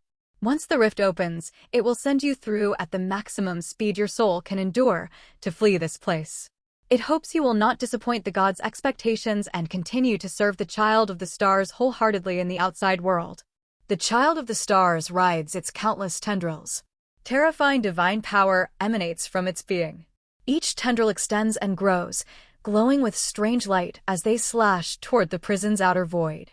The entire prison trembles under this divine power. The text paused here.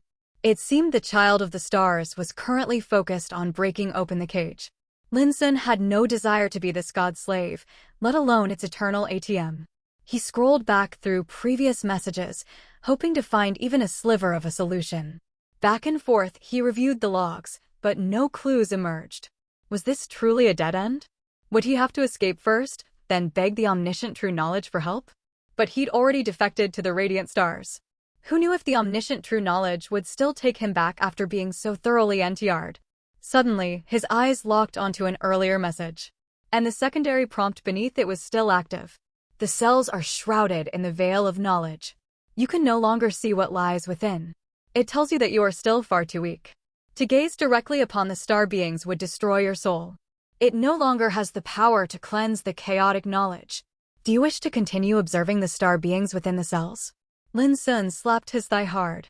He had a plan. If this worked, he just might slay a god. The Child of the Stars said it would send him through the rift at the fastest speed he could handle.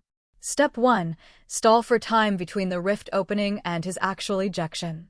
He opened the shell panel and switched shells. You possess the knowledge-seeking smelting plant owner shell. Although the plant owner shell was level 40, for levels higher than the others, it was far squishier than the yellow-robed bishop, the hard-working pile-driver shell. Using it would theoretically delay his escape time just enough. The Child of the Stars seemed preoccupied with breaking the cage and ignored him. No new text popped up after the switch. Lin Xun opened his inventory and selected an item, silently waiting. Roughly 5 minutes later, the game text resumed. The entire celestial prison of captive stars shakes. Within surrounding cells, the star beings cry out in terror. Countless luminous tendrils carve a spatial rift into the void at the edge of the prison. Thunder crackles and storms rage within. A thick tendril wraps around you and flings you rapidly toward the prison's edge. Now, Lin Xun immediately clicked the selected item in his inventory. Clarity eye drops, item a small glass vial containing a blue liquid. Upon use, it grants temporarily heightened vision and sharply enhanced perception. You use the clarity eye drops. Your vision becomes razor sharp. You can now pierce through the veil of knowledge to see what lies beyond. Then, with lightning-fast reflexes, he confirmed the previously delayed option. Do you wish to continue observing the star beings within the cells? You are being flung at great speed, wrapped in tendrils. You continue to observe the star beings within the cells. In a fleeting glance during your rapid transit, you glimpse a colossal, twisted aberration within one of the cells. You witness the form of the eye of the dread star halo for the first time. Its grotesque body chills you to the bone. You feel dizzy and disoriented as chaotic knowledge floods your soul. You gain knowledge. Your knowledge stat increases by 5000. Current knowledge, 5000/1900. Your knowledge has exceeded the critical threshold. You have touched the extraordinary. You once again glimpse the omniscient true knowledge. You are being watched by an unknown presence. Your connection with the omniscient true knowledge deepens. You are being watched by an unknown presence. Your connection with the omniscient true knowledge deepens. You are being watched by an unknown presence. Your connection with the omniscient true knowledge deepens. The tendril flinging you through the air suddenly freezes in place. The child of the stars emits a piercing scream that nearly shatters your eardrums. It's happening. Lin Xun stared at the scrolling text, a wicked grin spreading across his face. The tendril hurling you through the void suddenly freezes. Immediately afterward, the child of the stars lets out a shriek so piercing it nearly bursts your eardrums in terror. The tiny rift at the prison's edge suddenly expands several-fold. A massive glowing character of white light emerges from the rift, drifting toward the imprisoned deity. The child of the stars, upon seeing the white character, recoils like a rat before a cat, frantically retreating. In its panic, it even forgets your existence. The tendrils wrapped around you fall away, leaving you adrift in the void. But no matter how the child of the stars flees, the glowing character clings to it like a bone-deep parasite, drawing closer and closer until it touches. A world-shaking surge of divine power erupts, shaking the entire prison to its very core. The child of the stars, in its final moment, casts a despairing curse into your soul, damning you to one day become lost alongside the omniscient true knowledge. The child of the stars has died. You have gained no experience. Your worship target has perished. Your special skill devout service has been removed. Lin Xun pumped his fist hard. Finally, that bastard is dead. Your current knowledge cap is 1900, reaching the threshold for entry into the Temple of Knowledge. You are being summoned by an unknown presence. Countdown to entry into the Temple of Knowledge begins. 10. Previously, Lin Xun's knowledge cap had been too low to meet the conditions for summoning. He'd suspected for a while that surpassing the 4-digit mark and overloading would trigger the summoning. Sure enough, this time it happened. The omniscient true knowledge was calling for him. As the star falls, several glowing items emerge from the remains and drift into the distance. Do you wish to retrieve the items? Lin Xun's eyes widened. There were loot drops. Omniscient true knowledge, can you not summon me just yet? Let me grab the boss drops first, you can pull me in afterward. His fingers clicked madly to rush forward. These were drops from a god. Even thinking about it, the value had to be astronomical. 9. You float in the void, flailing both arms and legs as you paddle toward the glittering items. 8. The glowing character causes the prison to begin collapsing. The entire space quakes. Chains of knowledge linking countless cells snap one after another. Cells fall like rain and shatter. 7. You're moving too slowly. At this pace, you won't even reach the loot before the celestial prison of captive stars collapses. Damn it. Lin Xun thought fast. He opened his inventory and clicked the refined copper sand maraca. 6. You pull out the refined copper sand maraca and gently shake it. Accompanied by a beautiful rustling rhythm, you summon the guardian battle angel, Valkyrie. A stunning long-haired girl steps forth from the void, clad in a pale lavender short kimono. Great wings of refined copper spread from her back.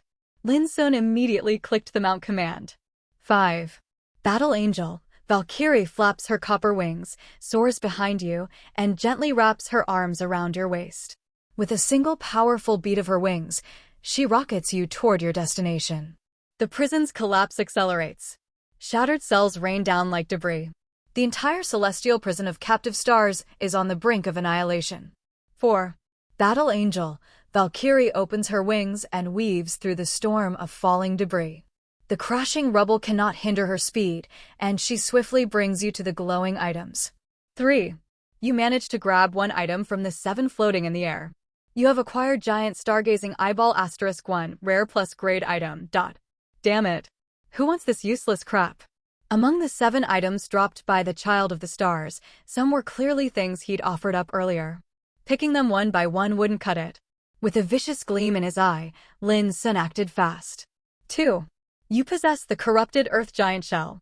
Without hesitation, he maximized the Earth Giant's body size. Your form instantly enlarges. In the blink of an eye, you grow into a 30-meter-tall giant. 1. Teleporting imminently.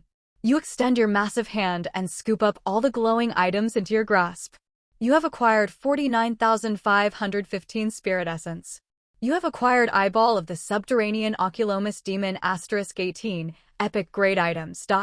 You have acquired Eyeball of the Pale Dragon of Ancient Sages *1, Epic plus Grade Item. You have acquired Dried Spirit Essence of the Child of the Stars, Special Spirit Essence Item. You have acquired Falling Starlight, Legendary Grade Item.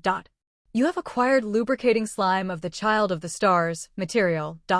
The entire celestial prison of captive stars begins to disintegrate. All beings within are vanishing into eternal oblivion. 0. Teleporting now. Teleportation successful. An ordinary wandering soul awakens beside the ancient obelisk. Phew. Lin Xun let out a long exhale. That was way too intense. This cursed game had always maintained an unspoken rule that risk and reward were proportional, so Lin Xun was sure this time the reward wouldn't disappoint. But if anyone claimed Lin Xun had just recklessly charged in, he would strongly disagree. He had always known when to play it safe and when to take a bold gamble. During his previous exploration, Lin Xun had already acted with enough caution. Before opening the treasure chest, he'd tested it with probing attacks, and only after confirming there was nothing unusual did he open it. Even when he was unexpectedly transported into the prison, among the 3 dialogue options, he had chosen the one that offered the highest survival rate, pledging allegiance. What? Is it now considered cautious to refuse every special mission, to ignore every treasure chest just because it might be dangerous? He had already chosen the most cautious path. Whether his exploration would lead to a harvest or end in bitter loss depended entirely on the whim of the Child of the Stars. Who would have thought the Child of the Stars was so utterly despicable? A being called a god, yet so eager to squeeze him dry. But Lin Xun wasn't the type to indulge NPCs. Even gods didn't get special treatment. If he couldn't fight a god, he'd call for backup. No way was he going to eat the loss quietly. Fortunately, in the end, he managed to kill the Child of the Stars and even scored some loot. He turned to the game text, ready to inspect his spoils. Beside you towers a massive obelisk that pierces the clouds, etched with countless cryptic characters. The stone appears to have weathered countless ages, yet remains eternally unchanged. Beyond the obelisk stands a grand temple of pure white. Upon closer inspection, the white hue comes from countless glowing white characters forming its structure. At the steps before the temple's entrance, a beast of incomprehensible size is staring directly at you, its massive form nearly as tall as the temple itself. It is composed entirely of chaotic characters, which constantly tremble and shift shape. Just looking at it fills you with disorder and confusion. Damn, it's a beast of chaotic knowledge. This one was far larger than any Lin Xun had seen before, undoubtedly. Its strength matched its size. No time to examine the loot. He quickly opened the shell interface. You possess the corrupted Earth Giant Shell. You grip the ancient Dragafong Great Lub tightly in your hands, assuming a battle stance. A flash of disdain flickers in the beast of chaotic knowledge's eyes. It snorts, then shifts its massive body aside, clearing a path into the temple. Do you wish to enter the Temple of Knowledge? He instantly understood. The beast of chaotic knowledge must be the temple's guard dog. As a guardian of the Temple of Knowledge, it wouldn't attack someone summoned by the omniscient true knowledge. Moreover, this creature was likely well known in the mythos of this world. That explained why NPCs often mistook him for an envoy of omniscient true knowledge when he encountered these beasts. He tapped yes. Under the gaze of the beast of chaotic knowledge, you ascend the stone steps and enter the temple. Inside the magnificent hall, 2 rows of statues stand on either side, not humanoid, but each one a unique configuration of characters. Following the statues with your eyes, you see at the far end a divine throne of pure white. No one sits upon it, but at its base kneels a single figure. Your arrival draws the figure's attention. It rises. On the chest of its white robe gleams a single flickering character. With white hair and a long staff in hand, it smiles gently at you. The servant of knowledge gestures for you not to be afraid. You are one chosen by the true God. In this world, none dare defy the will of the true God, and no one can harm you within the temple of knowledge. You step forward and approach the divine throne. The servant of knowledge senses your confusion and begins to speak slowly. The great omniscient true knowledge is all-powerful, the one true God in this world. In a long-distant era, the omniscient true knowledge wielded all authority, guiding the people to live in peace and joy. But bliss is fleeting and suffering is the norm, for the stars descended. The stars, jealous that their radiance was overshadowed by the great omniscient true knowledge, sought to overthrow him and claim the world as their own. To protect his people, the omniscient true knowledge had no choice but to launch a divine war. He led his loyal followers into battle to suppress the stars. The war was brutal. The stars were no match for him, but they still brought unrelenting fire and destruction to the world. In the end, the great omniscient true knowledge emerged victorious, but at a grave cost. Holy knowledge became tainted, turning chaotic and disordered. His divine authority was also corrupted. The power drawn from knowledge by his people became filthy and unstable.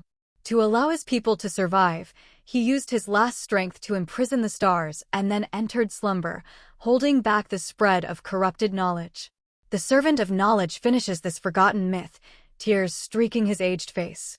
Wiping his cloudy eyes, he tells you that although the omniscient true knowledge sleeps, he still sees all and occasionally issues divine decrees. But due to the corruption of knowledge, these decrees are chaotic and require the servant of knowledge to interpret them using the fragments of divine authority left behind.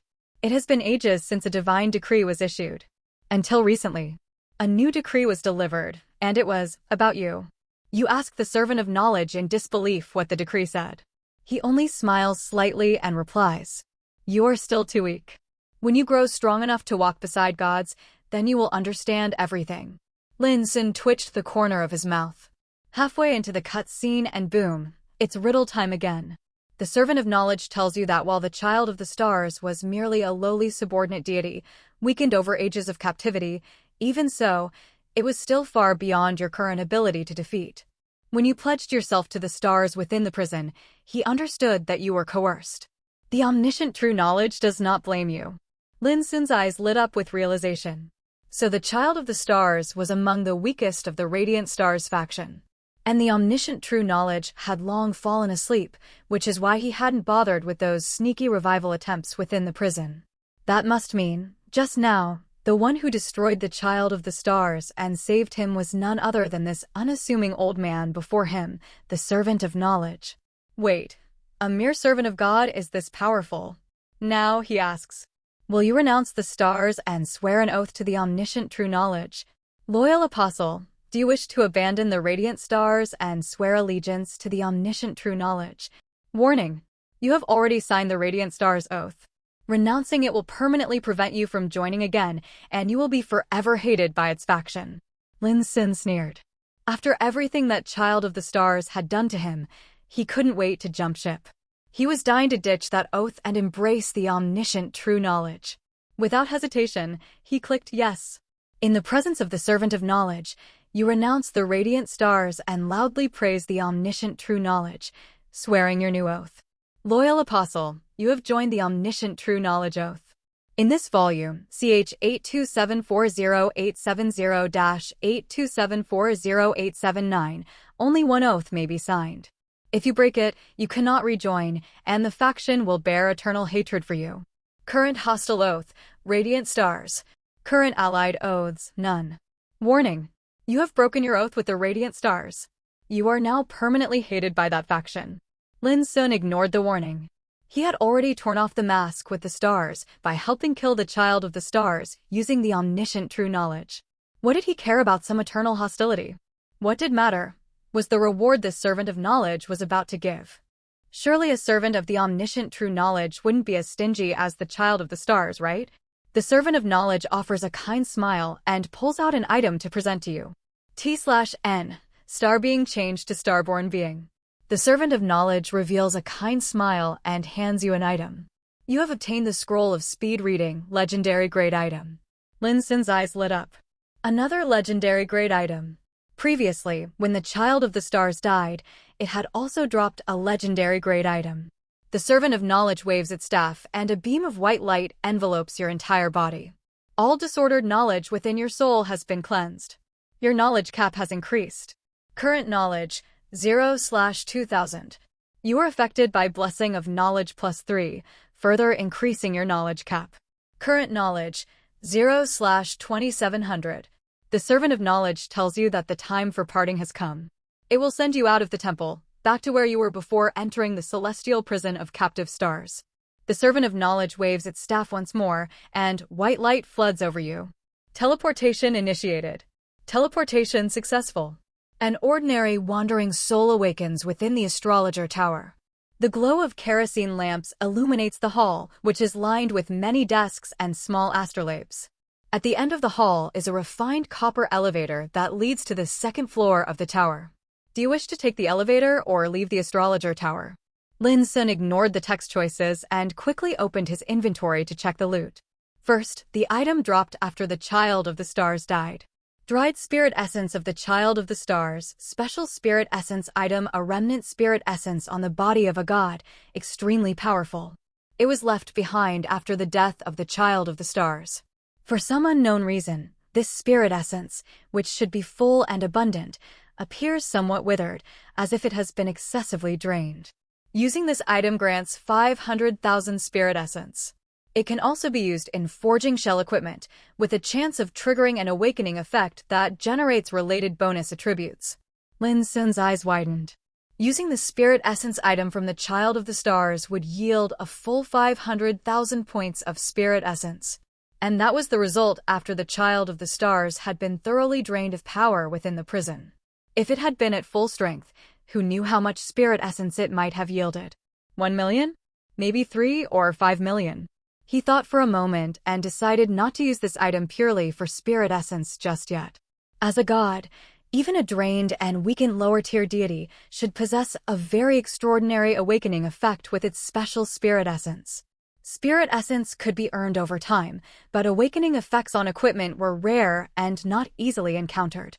Using this spirit essence to awaken equipment would undoubtedly make the gear immensely powerful. Next, he looked at the legendary grade item. Falling Starlight, legendary grade item. Nothing in this world lasts forever, not even the eternal stars. When a star falls, it releases the most radiant light of its existence. Use this item on a designated shell to grant it the powerful skill Falling Starlight. Falling Starlight, legendary grade skill. The radiance released as a star falls. It possesses devastating destructive power. When cast, it unleashes a beam of annihilating starlight infused with the power of a falling star. Requires extended chanting to cast. Spell type skill. Lin Xun's eyes gleamed with excitement. This item could grant the legendary skill Falling Starlight, which was clearly a high-tier mage-exclusive spell. However, he also noticed that Falling Starlight required a long chant to cast, meaning the skill had significant limitations. Although the bishop's jeweled crown equipped on the yellow-robed bishop's shell could slightly boost casting speed, it was only a fine plus grade piece of shell equipment. Its speed enhancement was marginal at best. Lin Xun opened the shell panel. You are currently possessing the shell of corrupted yellow-robed bishop of the White Moon Church. He clicked on Falling Starlight. Using this item will cause the current shell to learn the shell skill, Falling Starlight. Do you wish to proceed? Of course, Lin Xun clicked yes. The current shell's quality is too low. Using this item will result in a reduced skill quality. Do you still wish to proceed? Lin Xun slowly typed out 3 question marks. He opened the yellow-robed bishop's panel. The shell quality was still rare plus, which indeed seemed a bit low for a skill of legendary grade power. The yellow-robed bishop's shell had accompanied him for a long time, acquired shortly after entering the Blood Sun world. Before acquiring the Earth Giant, the yellow-robed bishop had been a very powerful shell, taking down countless bosses. But compared to the epic plus grade Earth Giant, this shell had gradually fallen into the role of tactical support. Without realizing it, even the yellow-robed bishop has fallen behind. Lin Xun sighed, stored the item, and continued inspecting the next one. Lubricating slime of the Child of the Stars, material slime dripping from the surface of its slick tentacles. This is no ordinary slime. This is divine slime. He twitched at the corner of his mouth. Scroll of speed reading, legendary grade item, a scroll pure as snow, inscribed with glowing symbols, containing unfathomably complex knowledge. Use this item on a designated shell to greatly enhance that shell's spell casting speed. Spells requiring short chance will become instant cast, while long chance spells will have their casting time drastically reduced. Lin Xun gazed at the item in deep thought. The Servant of Knowledge must have known that he had obtained Falling Starlight, and so changed his reward for joining the oath into the scroll of speed reading to help him grow stronger. The problem was, the yellow-robed bishop couldn't learn Falling Starlight. He tried having the Earth Giant learn Falling Starlight. The game's grim text indicated that the Earth Giant's shell had sufficient quality, but the shell wasn't suitable for learning the skill, and forcing it would also reduce the skill's quality. Then a thought struck Lin Xun. Weren't the astrologers in the astrologer tower mages too? Maybe in this world, scholars and academics were often mage-class professions. He still had a route map to the Multivision School Association that he hadn't explored yet. There might just be even more powerful mages over there. Just as Lin Xun was about to exit the astrologer tower, he suddenly remembered there was still something he hadn't done. He took the elevator at the end of the hall and arrived on the 3rd floor of the astrologer tower. The elevator reaches the 3rd floor of the tower and comes to a slow stop. Like the 2nd floor, this hall is filled with many desks and small astrolabes, but the black-robed figure who resided here is now nowhere to be seen. He frowned. The librarian ran off? That can't be right. According to the Apostle Forum, during game chapters, the administrator's apostles encountered were all avatars of the true librarian. These avatars weren't very strong, and their memories didn't connect. They were entirely different individuals, with differing personalities. One couldn't assume that an administrator's attitude in a previous world would match their attitude in the current one. But there was one thing consistent across all administrators. As long as you completed a task issued by them, they would reward you accordingly, even if they did so begrudgingly. They absolutely wouldn't go back on their word or ghost you after the mission was done. Lin Xun had followed the administrator's instructions, opened the treasure chest, and explored the celestial prison of captive stars. The administrator should have appeared to reward him. After a brief thought, he returned to the 1st basement level of the astrologer tower. You arrive at the 1st basement level of the astrologer tower. The hall is illuminated by the glow of kerosene lamps. Among the neatly arranged desks, a waist-high, gleaming golden treasure chest sits tightly shut. You approach slowly.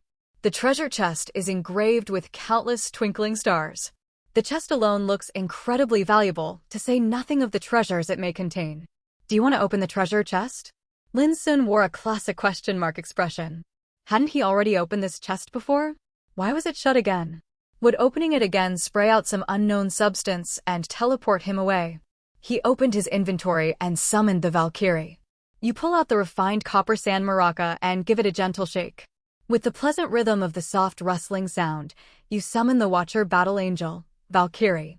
A beautiful long-haired girl steps forth from the void, wearing a light purple short kimono, with a pair of massive refined copper wings extending from her back.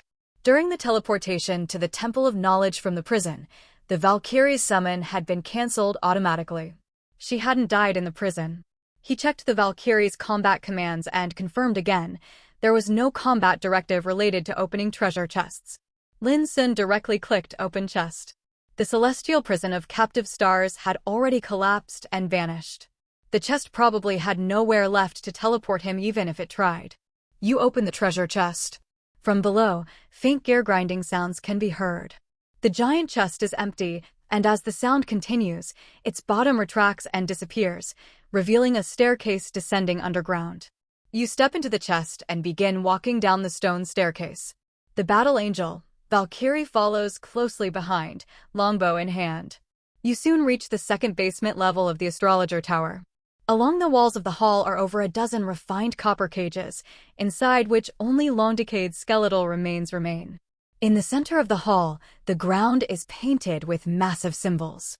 These symbols are not white, but a deep crimson blood red, evoking a chilling sense of dread. An elderly man in black robes leans against one of the refined copper cages, holding a book in hand. As he reads, he huffs and glares impatiently, frequently pushing up the monocle on his nose. He seems to have been waiting here for some time. When the librarian sees you, he glares and loudly scolds you for your stupidity. The hidden area of the astrologer tower is clearly in the shaft beneath the elevator, yet you were confused by such a simple problem for so long. He's tired of waiting. If you still want to undertake a special task, then hurry up and get on with it. Don't waste his time. Lin Xun furrowed his brow. It seemed the librarian didn't know he had been teleported to the celestial prison of captive stars. His dialogue was still stuck on the process of finding the hidden area in the astrologer tower, opening the treasure chest, and receiving the special mission. Is this old man pretending, or does he really not know? He thought deeply. According to the astrologer's memories, Shamara had indeed glimpsed the true stars in the end, whether the child of the stars or other deities among the radiant stars. But given Shamara's power, she shouldn't have been able to link the chest's teleportation array to the celestial prison of captive stars. Moreover, it seemed the teleportation array in the chest only affected him. The librarian could freely pass through the chest to reach the second basement level and wait for him to undertake the special mission. So who had sent him to the celestial prison of captive stars? Was it the administrator, the radiant stars, or the omniscient true knowledge?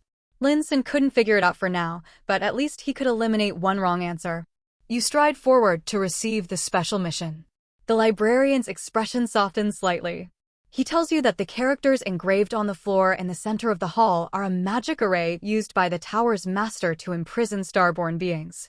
If you can defeat the starborn being released after he activates the array, the special task will be considered complete.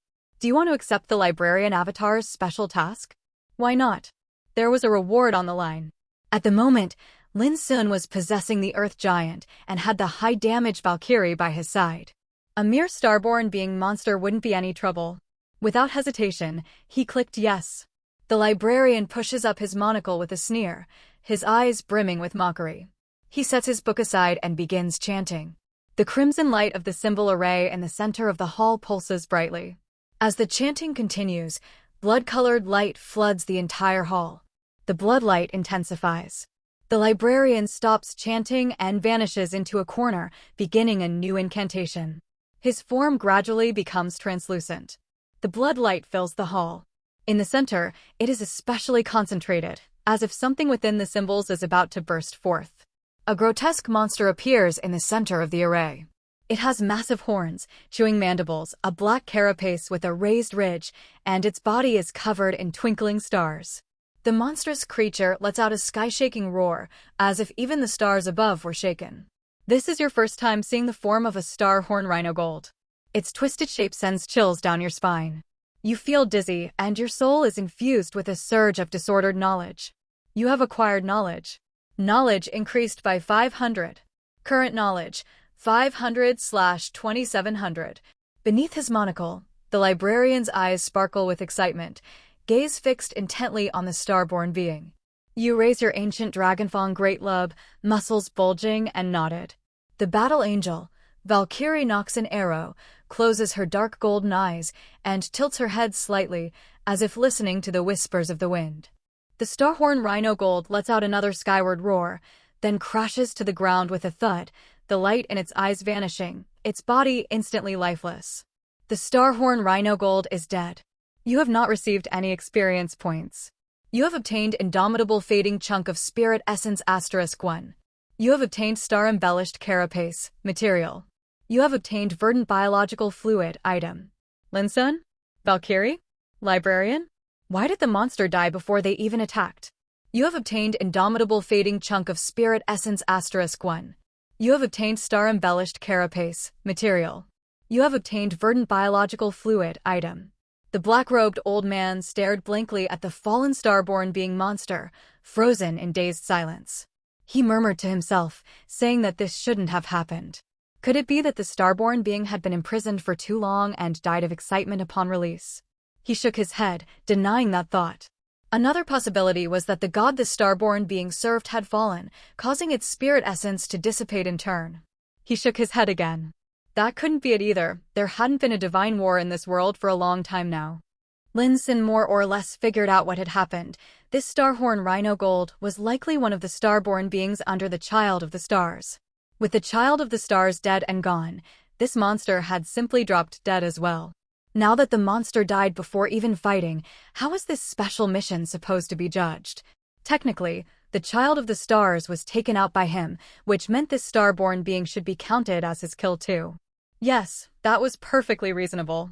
The librarian stood in silence for a while before letting his semi-transparent figure solidify.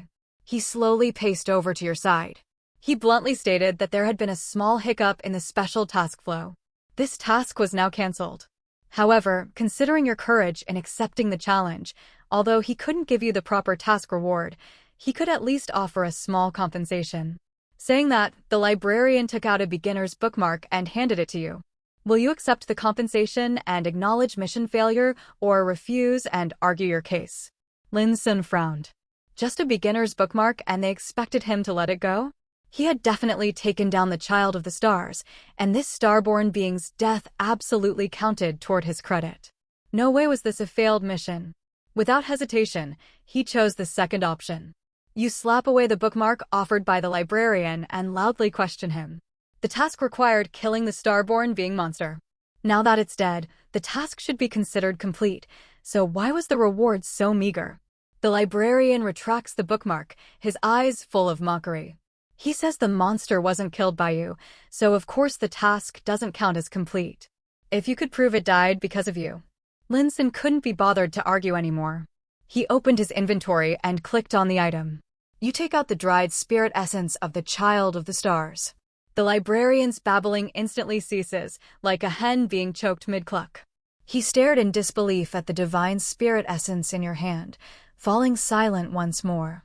After a long pause, the librarian helplessly removed the monocle from his nose and pulled out another bookmark from his robes to hand to you.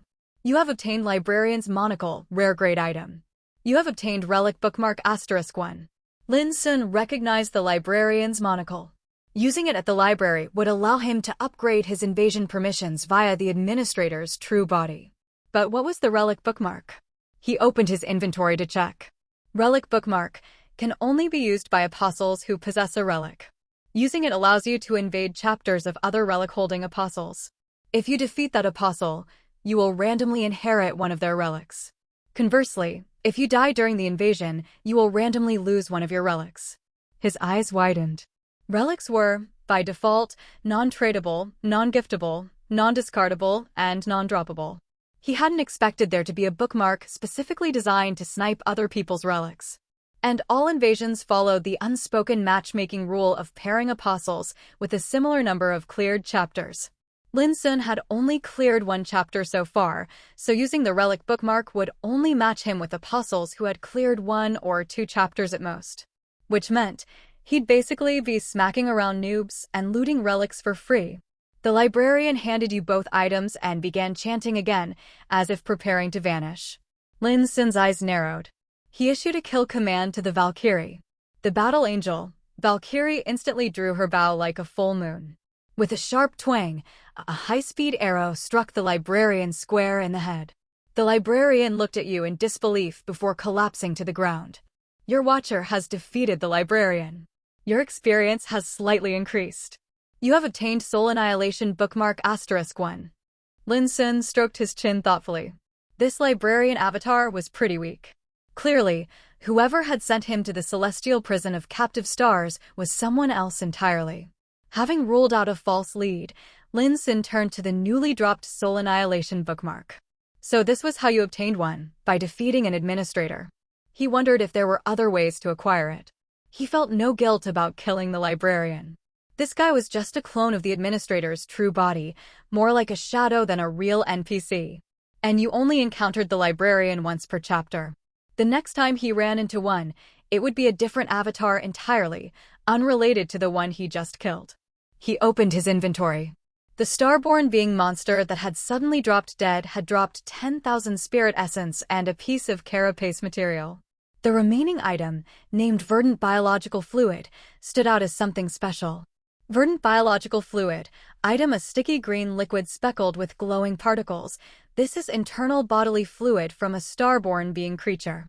Using it will temporarily transform your current shell into the form of a starborn being. A transformation type item? Lin Xun had never obtained this kind of item before.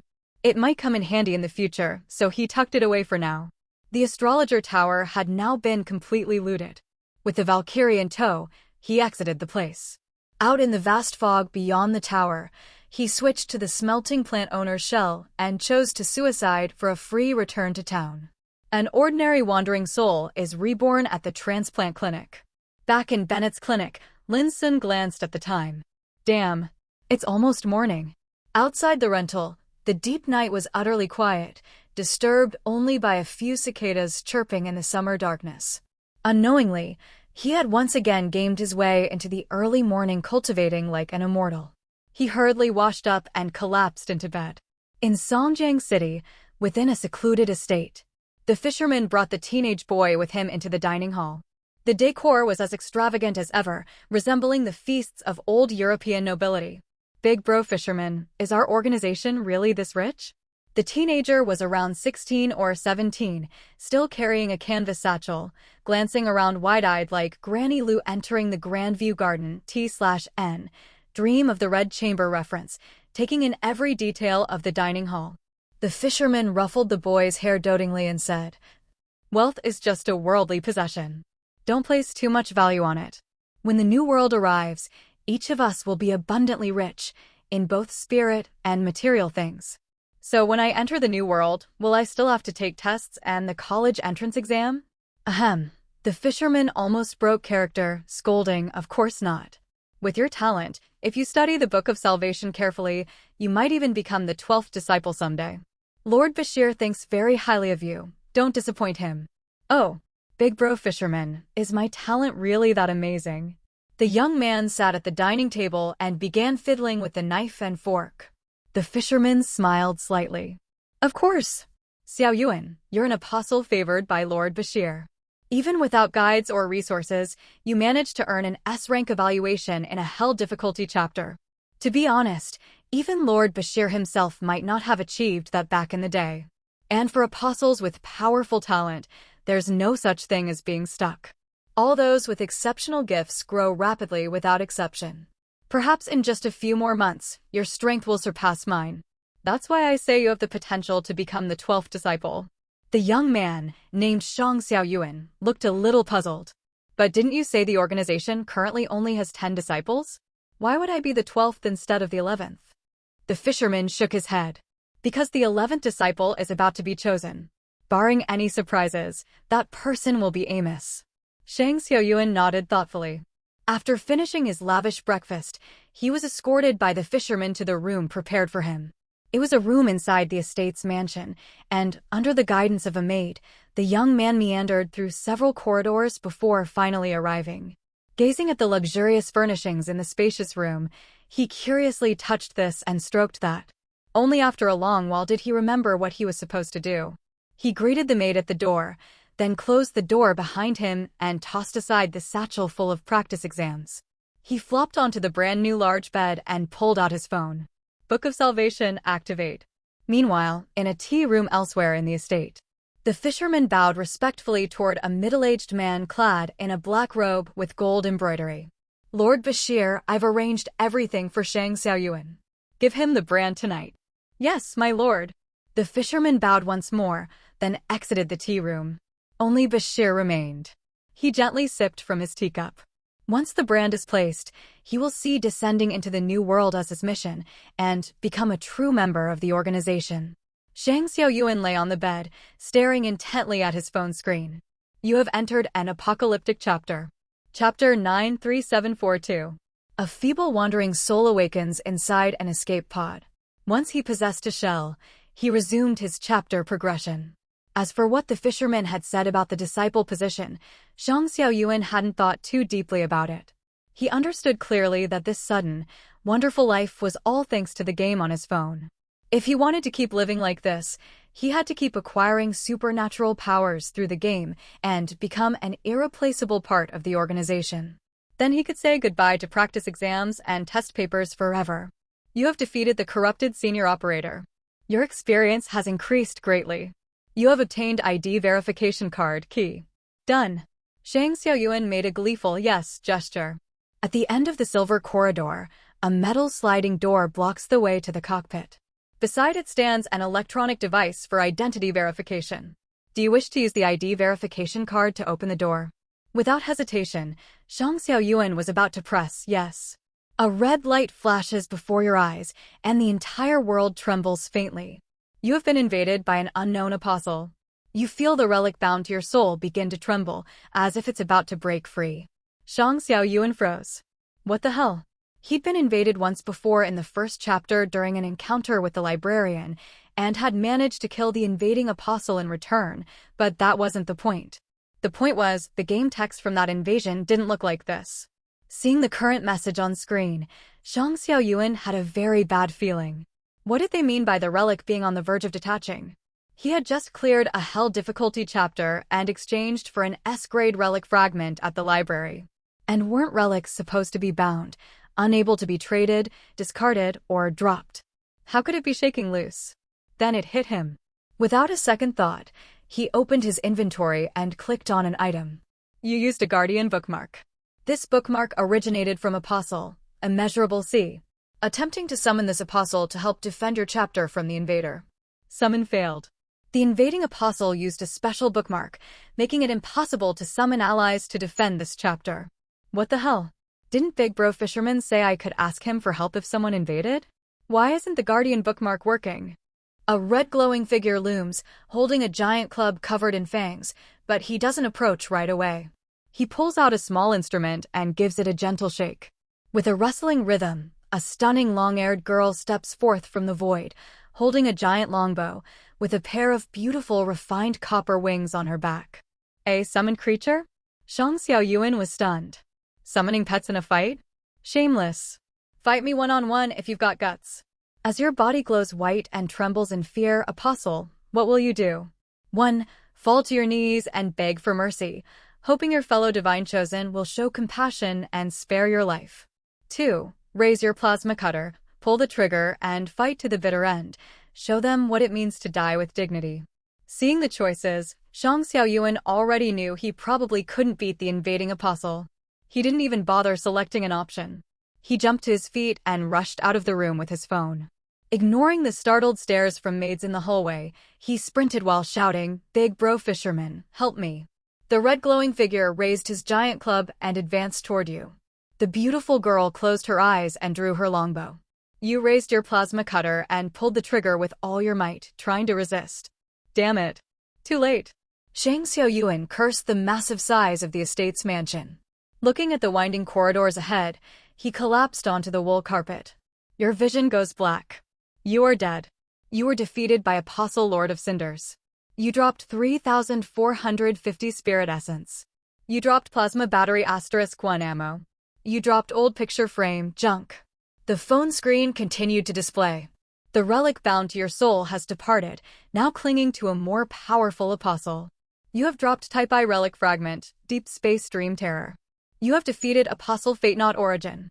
You have gained 3,450 spirit essence. Due to your increased invasion permission, you can claim 2 additional items from the opposing apostle. You have obtained plasma battery *1 ammo. You have obtained old picture frame junk. Due to the special power of the relic bookmark, you will randomly receive one of the apostle's relics. You have obtained Type I relic fragment, Deep Space Dream Terror. You are returning to your chapter. So it really is bullying noobs. Lin Xun had used the relic bookmark and, unsurprisingly, crushed the opposing apostle. Adhering to his principle of even a lion uses full force to catch a rabbit, he had summoned the Valkyrie during the duel, just in case something went wrong. In the end, the opponent got one shot. The 2 item drops from the opposing apostle were due to Lin Xun using the librarian's monocle, which had increased his invasion permissions. With upgraded invasion rights, defeating an apostle allowed him to loot 2 items. Unfortunately, this time the loot wasn't great. Aside from the relic, the opposing apostle hadn't dropped anything valuable. He opened his inventory to inspect the relic he'd just obtained. Type I Relic Fragment, Deep Space Dream Terror. Equip this relic to amplify your soul. Amplification effect, 10%.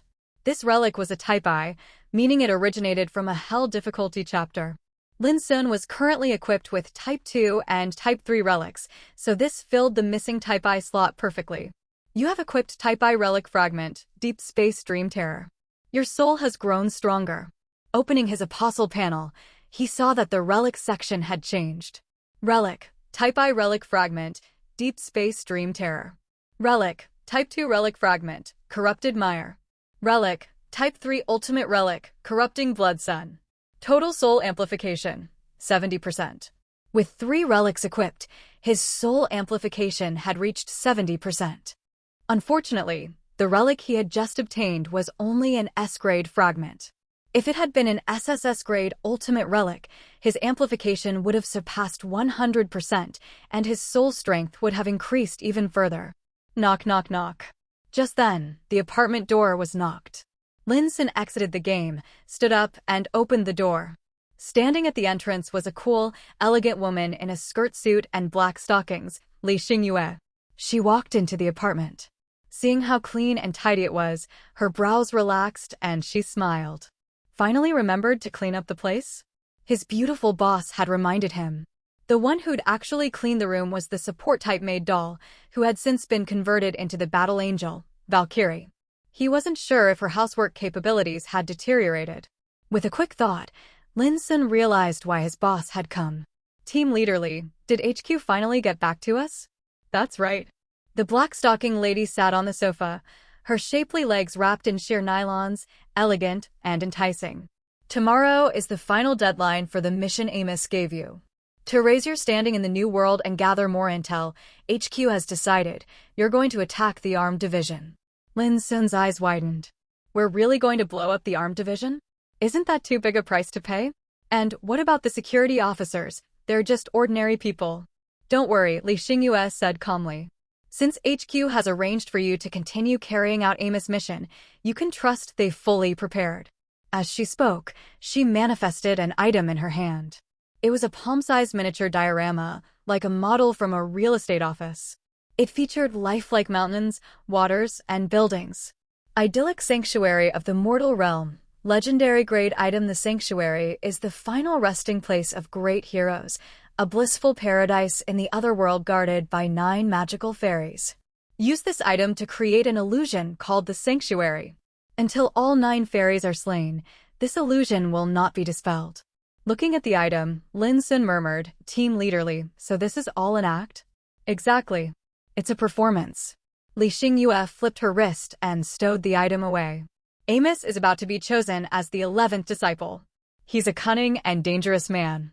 To earn his trust, we must pay a price, but the organization will keep that price as small as possible. Before you use the source of the apocalypse at the Public Security Bureau, all ordinary personnel will be evacuated. Then this item will be used to create the illusion. Even if someone from the New World is observing from the shadows, they won't notice anything off. But to make the performance convincing, a few security officers will be sacrificed in the pollution created by the source of the apocalypse. After the incident, they'll assume new identities and work behind the scenes. Lin Xun nodded. Since the organization had everything arranged, he had no objections. By tonight, HQ will have all ordinary staff removed from the Public Security Bureau. At midnight, take the source of the apocalypse from Amos and create the pollution zone. At that time, the apostles from the armed division will do everything they can to contain it. After discussing business, Lin Xun noticed his superior stockings looked different from usual. These weren't the usual sheer ones, but had embroidered lettering. Her long, black stocking legs curved seductively at the calves. Like what you see? The black stocking lady sat on the sofa, crossed her legs, and casually dropped the question. Yeah, very nice. It'd be a shame if legs this pretty weren't pedaling a tricycle. Li Xing rolled her eyes with a flirtatious smirk. With a wave of her hand, she stood and bid him farewell, leaving the apartment filled with a lingering violet fragrance. Watching his gorgeous superior leave, driven away by his lack of charm, Lin Xun smiled and pulled out his phone. Book of Salvation, activate. You have entered an apocalyptic chapter. Chapter 82740874. An ordinary wandering soul awakens at the transplant clinic. He still had some eyeballs left in his inventory. Heading to the first floor of the clinic, he had Bennett retransplant the eyeball of the pale dragon of ancient sages back onto the earth giant. Then, after a moment of thought, he transplanted both the giant stargazing eyeball and the eyeball of the subterranean oculomus demon onto the yellow-robed bishop. You have successfully transplanted the giant stargazing eyeball. You have successfully transplanted the eyeball of the subterranean oculomus demon. You slowly open your eyes. Everything before you becomes incredibly clear. Even the floating dust in the air cannot escape your sight. Due to the special nature of your new eyes, you faintly sense a unique new ability awakening within you. You have gained the Shell Skill Knowledge Seizure. Knowledge Seizure, rare plus grade. Every living being has an insatiable thirst for knowledge. The pursuit of knowledge is life's sole purpose. When this skill is activated, it drastically increases the amount of knowledge you acquire. You have obtained the eyeball's special skill Thermal Starlight, rare plus grade. Thermal Starlight, rare plus grade. The blazing radiance of a searing star possesses immense burning power.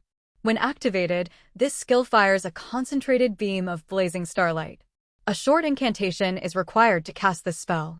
You have obtained the eyeball's special skill Infusion of Illusory Knowledge, epic grade. Infusion of Illusory Knowledge, epic grade injects one's vast and complex knowledge into another. Those with insufficient mental capacity will suffer severe trauma. Using this skill inflicts damage based on your maximum knowledge capacity. The higher your knowledge cap, the greater the damage inflicted. This skill has no casting time. Thermal Starlight originated from the giant stargazing eyeball. It differed from Falling Starlight by just one character, yet the power gap between them was vast. One was a rare plus grade skill, while the other was legendary. Naturally, they couldn't be compared. Worth noting, the yellow-robed bishop's default Corrupt Sunlight was only rare grade. This new Thermal Starlight was a full tier higher and should surpass the former in power. The skill Infusion of Illusory Knowledge came from the smelting plant owner's eyeball of the subterranean oculomus demon. It was an epic grade skill with no casting time, greatly enhancing the yellow-robed bishop's combat capabilities. Moreover, the skill scaled with Lin Xun's maximum knowledge, making it a potent, growth-oriented ability. Aft. A brass carriage was parked at the clinic entrance. The brass horse's eyes locked onto you, steam hissing from its nostrils. Beyond the carriage lay a vast expanse of white mist, stretching endlessly and engulfing the rest of your view. Will you venture into the mist to explore, or board the carriage? You approached the carriage. Its door swung open on its own. You stepped onto the brass steps extending from the cabin and entered. Please select your destination. 1. Dis Academy of the Multivision School. 2. Doll Factory. 3. Refined Copper Smelting Plant. 4. Multivision School Association. The first three options had already been explored. Lin Xun selected the fourth without hesitation. You issued a command to the brass horse to head for the Multivision School Association. As the cabin door closed, the carriage slowly began to move in a certain direction. Along the way, he once again encountered a massive aberrant beast in the mist, but Lin Xun resisted the urge to open the door and farm it. Although he had just acquired a new relic, gaining a 10% boost to his shell's amplification, he still estimated he wasn't strong enough to defeat a full health aberration behemoth. He'd have to improve further before hunting for divine items. His goal was the powerful scholar shell within the association. If he could obtain a high-quality shell, he would be able to learn the legendary spell Falling Starlight. With that spell, he might actually have a solid chance at beating a colossal aberration. After more than 10 minutes, the carriage reached its destination. The carriage came to a gentle halt. The cabin door opened on its own, and you stepped out. From the pale mist emerged a massive brass gate flanked by tall brass fences. Inside the walls, a grand and imposing building loomed faintly in the mist. Would you like to push open the brass gate and enter the Multivision School Association? Lin Xun thought for a moment, then summoned the Valkyrie. Without her by his side, he didn't feel safe. You pulled out the refined copper sand maraca and gave it a light shake. A soft rustling rhythm echoed as your watcher, the battle angel, Valkyrie, was summoned. A breathtaking girl with flowing hair stepped gracefully from the void. She wore a light violet short kimono, and a pair of massive refined brass wings extended from her back. You stepped forward and slowly pushed open the gate. A harsh creak echoed through the silent mist. The loud noise seemed to draw the attention of something. Shadows shifted in the mist, creeping toward you. Soon, several shambling figures became clear. Knowledge-seeking association guards leveled their spears and charged at you. Will you turn and flee, or stand your ground and fight? Lin Xun was currently occupying the yellow-robed bishop's shell. These trash mobs were perfect for testing out his new skills. He issued a mounted combat order to the Valkyrie. The battle angel, Valkyrie, approached from behind, gently wrapped her arms around your waist, and with a flap of her brass wings, soared into the air with you. He opened his panel and activated thermal starlight. You raised the Thunder Dragon Staff Spear and began chanting. Brilliant starlight gathered at the tip of your weapon. Lightning danced through the condensed rays. You have defeated the Knowledge-Seeking Association Guard. Your experience slightly increased. You flew through the air as the guards on the ground jabbed their spears upward, but not one could so much as touch the hem of your robe. Lin Xun switched skills and activated infusion of illusory knowledge. You opened the dense cluster of eyes across your face, unleashing a torrent of incomprehensible glyphs upon your foe. A guard raising its spear suddenly froze in place. With a loud bang, its head exploded. You have defeated the Knowledge-Seeking Association Guard. Your experience slightly increased. The mobs were far too weak. Every skill was a one-hit kill, making them poor test subjects. Lin Xun dismounted and issued direct combat orders to the Valkyrie. The battle angel, Valkyrie, landed with you in her arms, then folded her refined brass wings. She swiftly drew several arrows from her back, knocking and firing them in rapid succession. The hum of bowstrings echoed nonstop. Your watcher has defeated the Knowledge-Seeking Association Guard. Your experience slightly increased. Your watcher has defeated the Knowledge-Seeking Association Guard. Your experience slightly increased. The Valkyrie made short work of a few small fry. You examined the corpse of a monster shell. Knowledge-Seeking Association Guard, a young guard hired by the Multivision School Association. Possesses mediocre martial skills. Its hollow eye sockets have long since been gouged out. It died from an arrow piercing its chest. Compatibility, 129%, plus 45%. Lin Xun discarded the astrologer shell and switched into the guard shell. He opened the panel and closed it almost immediately. These low-level trash mob shells were only good for acting as scapegoats. There was no hoping for god-tier stats from them. You continued walking into the depths of the Multivision School Association. From behind the brass fence gate, thunderous footsteps began to approach. The sound grew louder and louder. A massive entity loomed in the mist. It had spotted you and was approaching the association. Damn. A veiled aberration showed up. Lin Xun knew he couldn't take on an aberration behemoth yet. He had to run. He prepared to mount the Valkyrie and escape.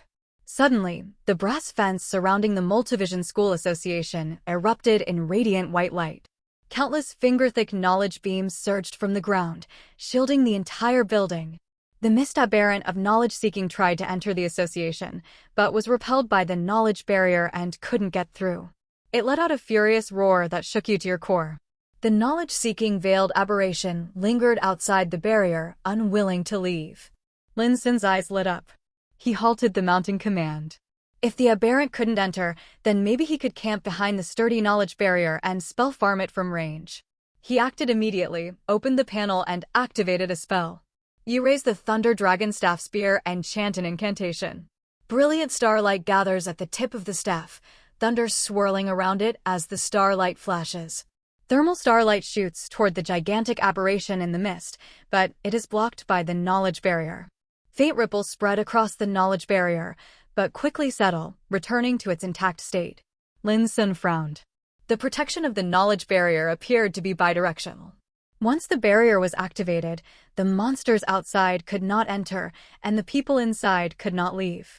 It had been the same when he fought the refined copper monstrosity in the basement of the smelting plant.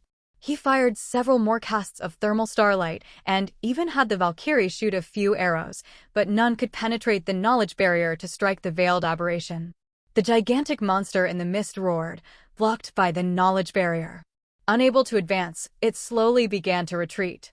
The veiled aberration was unable to set foot into the Multivision School Association. It seemed to be losing patience and preparing to retreat. Lin Xun felt a sense of urgency. It had been hard to come by such a safe opportunity to farm monsters. How could he let it go to waste? He quickly pondered. Conventional spells and skills couldn't pass through the knowledge barrier, but could infusion of illusory knowledge penetrate the barrier? Seeing that the monster was about to withdraw, he swiftly activated the skill. You open the countless eyes densely covering your face, and numerous complex characters surge forth from thin air. The characters, flashing with white light, effortlessly pierce through the knowledge barrier and shoot toward the gigantic monster in the mist. The complex characters surge into the monster's body. The monster lets out a painful screech, seemingly wounded. It stops retreating, then lunges toward you again, but is once more blocked by the knowledge barrier. Success! Infusion of illusory knowledge could ignore the knowledge barrier and directly strike the monster. Having discovered a way to farm monsters, Lin Xun huddled inside the barrier, repeatedly using the skill. You gaze directly at the gigantic monster in the mist, countless complex characters surge forth from thin air. The characters pierce the knowledge barrier and strike the monster. You gaze directly at the gigantic monster in the mist, countless complex characters surge forth from thin air. The characters pierce the knowledge barrier and strike the monster. After pressing the skill button for quite a while, his hand was sore. When the text displayed, "You feel slightly fatigued," the monster finally collapsed. The characters surge into the monster's body. Amidst a shrill howl, the monster slowly topples over. You have defeated the unknown behemoth. Your experience has increased massively. The power within your shell begins to boil. The shell level of corrupted earth giant has increased. Current shell level, 37. You have obtained Fading Chunk Spirit Essence of Insight *1. You have obtained Crystalline Core of the Knowledge-Seeking Veiled Aberration, Rare Plus Item. The monster dropped 30,000 Spirit Essence and a Rare Plus Grade Divine Item upon death. Lin Xun still had one piece in hand. As long as he defeated another Veiled Aberration, he could gather 3 pieces to synthesize an epic grade divine item. However, for now, he could only rely on the knowledge barrier for protection to farm these monsters. Without the barrier, the monster wouldn't simply stand there and let him cast skills. After killing the monster, Lin Xun continued to explore deeper into the association. You step forward, and soon a tall stone statue emerges from the mist. The statue depicts a scholar with a blurred face, wearing an academic cap and holding a book. Behind the statue stands a large building, with numerous strange characters engraved on its outer walls. Do you wish to enter the Multivision School Association building? Lin Xun's mind stirred, and he opened his shell panel. You possess the shell of corrupted earth giant. The indoor combat space was relatively narrow, so using the melee-focused earth giant would be more effective. You ascend the stairs, with the battle angel, Valkyrie closely following behind with an arrow nocked, ready to shoot at any time. You push open the door and step inside the building. Countless kerosene lamps illuminate the hall brightly. The reception counter at the center of the hall is unoccupied. Behind the counter floats a massive glowing page. You have discovered a fragment of the Book of Salvation, resting page. Past the reception counter lies a deep corridor, with additional corridors branching off to the left and right of the hall. Where do you wish to go? Lin Xun approached the reception counter, activated the resting page, and set the respawn point. At the reception counter, you discover a blueprint. Upon closer inspection, it turns out to be a directory of the association building. You have obtained the directory map of the Multivision School Association building map. Directory map of the Multivision School Association building. Map a map recording the layout of the association building's various sections. While carrying this item, you can identify the locations of different areas on each floor according to the markings on the map. The corridor to the left of the hall leads to the Scholar Registration Hall. The corridor to the right of the hall leads to the Scholar Assessment Hall. The corridor past the reception counter leads to the Grand Scholar Auditorium and the elevator to the second floor of the association building. Many choices lie before you, Apostle. Where do you wish to go? Scholar Registration Hall? Assessment Hall? Lin Xun frowned, realizing that this place wasn't just an ordinary monster farming map. After a brief consideration, he decided to head first to the Scholar Registration Hall on the left. You step into the left corridor. The Battle Angel, Valkyrie, knocks her arrow and follows closely, ready to fire at any moment. You stride forward and soon pass through the corridor into a spacious hall. Behind the reception counter inside the hall sits an elderly scholar wearing an academic cap and gown. As it sees your arrival, the many eyes densely covering its face simultaneously open, flashes of excitement flickering within them. You behold the appearance of the knowledge-seeking Multivision Association registrar for the first time. The multitude of eyes gives you a chilling feeling. You feel dizzy and a stream of disordered knowledge floods into your soul. You have acquired knowledge.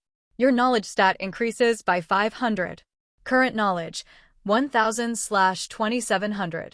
After clearly seeing your appearance, the knowledge-seeking Multivision Association registrar curls its lips in disdain. It tells you that this is the registration hall of the Multivision School Association, a noble place where scholars register their identities. For a crude warrior like you to enter here is nothing short of defiling the sacred hall. You had best leave now while it is in a good mood. Otherwise, it will summon the guards to throw you out. Lin Xun sneered. He had already turned all the guards into experience points earlier. Where was it going to find guards to summon? This was clearly a plot-related NPC, so he didn't act rashly. Following the words of the knowledge-seeking Multivision Association registrar, it seemed that his current shell of the Earth Giant wasn't able to trigger the event. Lin Xun opened the shell panel and switched shells. You possess the shell of corrupted yellow-robed Bishop of the White Moon Church. Seeing your new appearance, which radiated scholarly bearing, the knowledge-seeking Multivision Association registrar lit up, eagerly asking if you wished to register as a scholar. Learned Apostle, do you wish to register as a scholar? As expected, switching to the mage-type shell triggered the corresponding event. Of course, he chose yes. Hearing your desire to register as a scholar, the knowledge-seeking Multivision Association registrar smiled. It explained that scholars are learned individuals certified by the association after passing its assessment. Once you pass the assessment, you will receive a certificate and badge from the Multivision School Association, becoming a lofty scholar in the eyes of the world. However, you must first pay a registration fee of 1,000 spirit essence. Do you wish to trade with the knowledge-seeking Multivision Association registrar? The option presented was trade rather than give, meaning that once Lin Xun handed over 1,000 spirit essence, even if he killed the registrar afterward, the traded spirit essence would not drop. Having just slain a giant monster and earned 30,000 spirit essence, his savings had already exceeded 90,000. A mere 1,000 spirit essence was nothing to him, so he paid it without hesitation. You hand over 1,000 spirit essence to the knowledge-seeking Multivision Association registrar. The knowledge-seeking Multivision Association registrar handed you a form and a quill, motioning for you to fill in your personal information. You looked at the unfamiliar characters on the form and fell into deep thought. Crap, could it be that the yellow-robed bishop is illiterate? This illiteracy didn't mean the yellow-robed bishop couldn't read. It simply meant that his shell didn't recognize the writing system of this world. Up until now, all the information had been displayed through system text, which Lin Xun had overlooked. He still had the plant owner shell from this world and the recently acquired guard shell in his shell panel. But the plant owner shell had already perished and required one soul strength to reshape, while the guard shell. If he killed a guard and then used the guard shell to register as a scholar, the registrar would likely turn hostile immediately. Lin Xun was momentarily at a loss and froze awkwardly. Seeing your hesitation, the knowledge-seeking Multivision Association registrar frowned and coldly questioned you. You wouldn't be trying to register as a scholar without even being able to read, would you? Illiterate apostle, what will you do? 1. Fly into a rage, shouting, so what if I can't read? Am I eating your rice, while raising the Thunder Dragon staff spear and impaling its repulsive head? 2. Shamefully admit, softly saying, my family was very poor. My mother told me since childhood that children from poor families must take responsibility early, so I dropped out of school to work, attempting to gain sympathy. 3. Bribe secretly, shamelessly claiming, I hurt my hand while studying all night recently and can't write right now, while pulling out 1,000 spirit essence and slipping it under the table. Lin Xun twitched his lips and selected the third option. Any problem that could be solved with spirit essence wasn't a problem. You take out 1,000 spirit essence, hide it beneath the form, and hand both to the Knowledge-Seeking Multivision Association registrar. It silently accepts the form and spirit essence, staring fixedly at the untouched form. After a long pause, it sighs with admiration, excellent handwriting, and hands you a square card. You have obtained Scholar Assessment Qualification Certificate, Junk. The Knowledge-Seeking Multivision Association registrar informs you that next you must proceed to the Scholar Assessment Hall on the other side of the first floor of the association building. Only by passing the assessment can you become a true scholar. Lin Xun scratched his head. An assessment? He just hoped it wouldn't be a written test. Otherwise, he'd have to clear the way with spirit essence again. Glancing at the registrar before him, he hesitated for a moment but decided not to kill it and seize its shell. You leave the Scholar Registration Hall with the Battle Angel, Valkyrie, and return to the reception hall. What will you do next? Following the registration process, Lin Xun chose to enter the corridor on the right side of the hall. You step into the right corridor and soon pass through into a room filled with desks. 3 elderly examiners sit upright inside. One of them stands upon seeing you, raising a hand with an eye embedded in its palm staring at you. You behold the appearance of the Knowledge-Seeking Multivision Association examiner for the first time. The eye gives you a chilling sensation. You feel dizzy and a surge of disordered knowledge floods into your soul. You have acquired knowledge. Your knowledge stat increases by 450. Current knowledge, 1450/2700. The Knowledge-Seeking Multivision Association examiner sternly questions why you have intruded into this sacred examination room without permission. You present the Scholar Assessment Qualification Certificate, indicating that you are here to take the Scholar Registration Assessment. It nods and begins to explain the assessment process. The first part of the assessment is acquiring knowledge from books. The more knowledge you obtain from the book, the higher your score will be. The Knowledge-Seeking Multivision Association examiner hands you a book. You have obtained book containing trace knowledge *1. Lin Xun still had 8 such books in his inventory. Using a native shell without special eyeballs allowed him to gain 10 knowledge per book. But reading with the Earth Giant shell that had the eyeball of the Pale Dragon of Ancient Sages granted 50 knowledge per book, a 5-fold increase. However, he couldn't switch to the Earth Giant shell yet, worried that the examiner would scold him for being a crude warrior and expel him. The yellow-robed bishop, after receiving 2 eye transplants, also possessed knowledge-boosting skills, so reading with his shell still yielded decent results. You open the book containing trace knowledge, reading its contents and absorbing the knowledge. You have acquired knowledge. Your knowledge stat increases by 45. Current knowledge, 1495/2700. The Knowledge-Seeking Multivision Association examiner nodded with satisfaction and gave you an excellent rating before returning to its seat. The second examiner stood and stepped forward, telling you that the second part of the assessment was to comprehend a knowledge skill from a scroll it would give you. The higher level the skill you comprehend, the higher your score will be. It then produced a scroll inscribed with characters and handed it to you.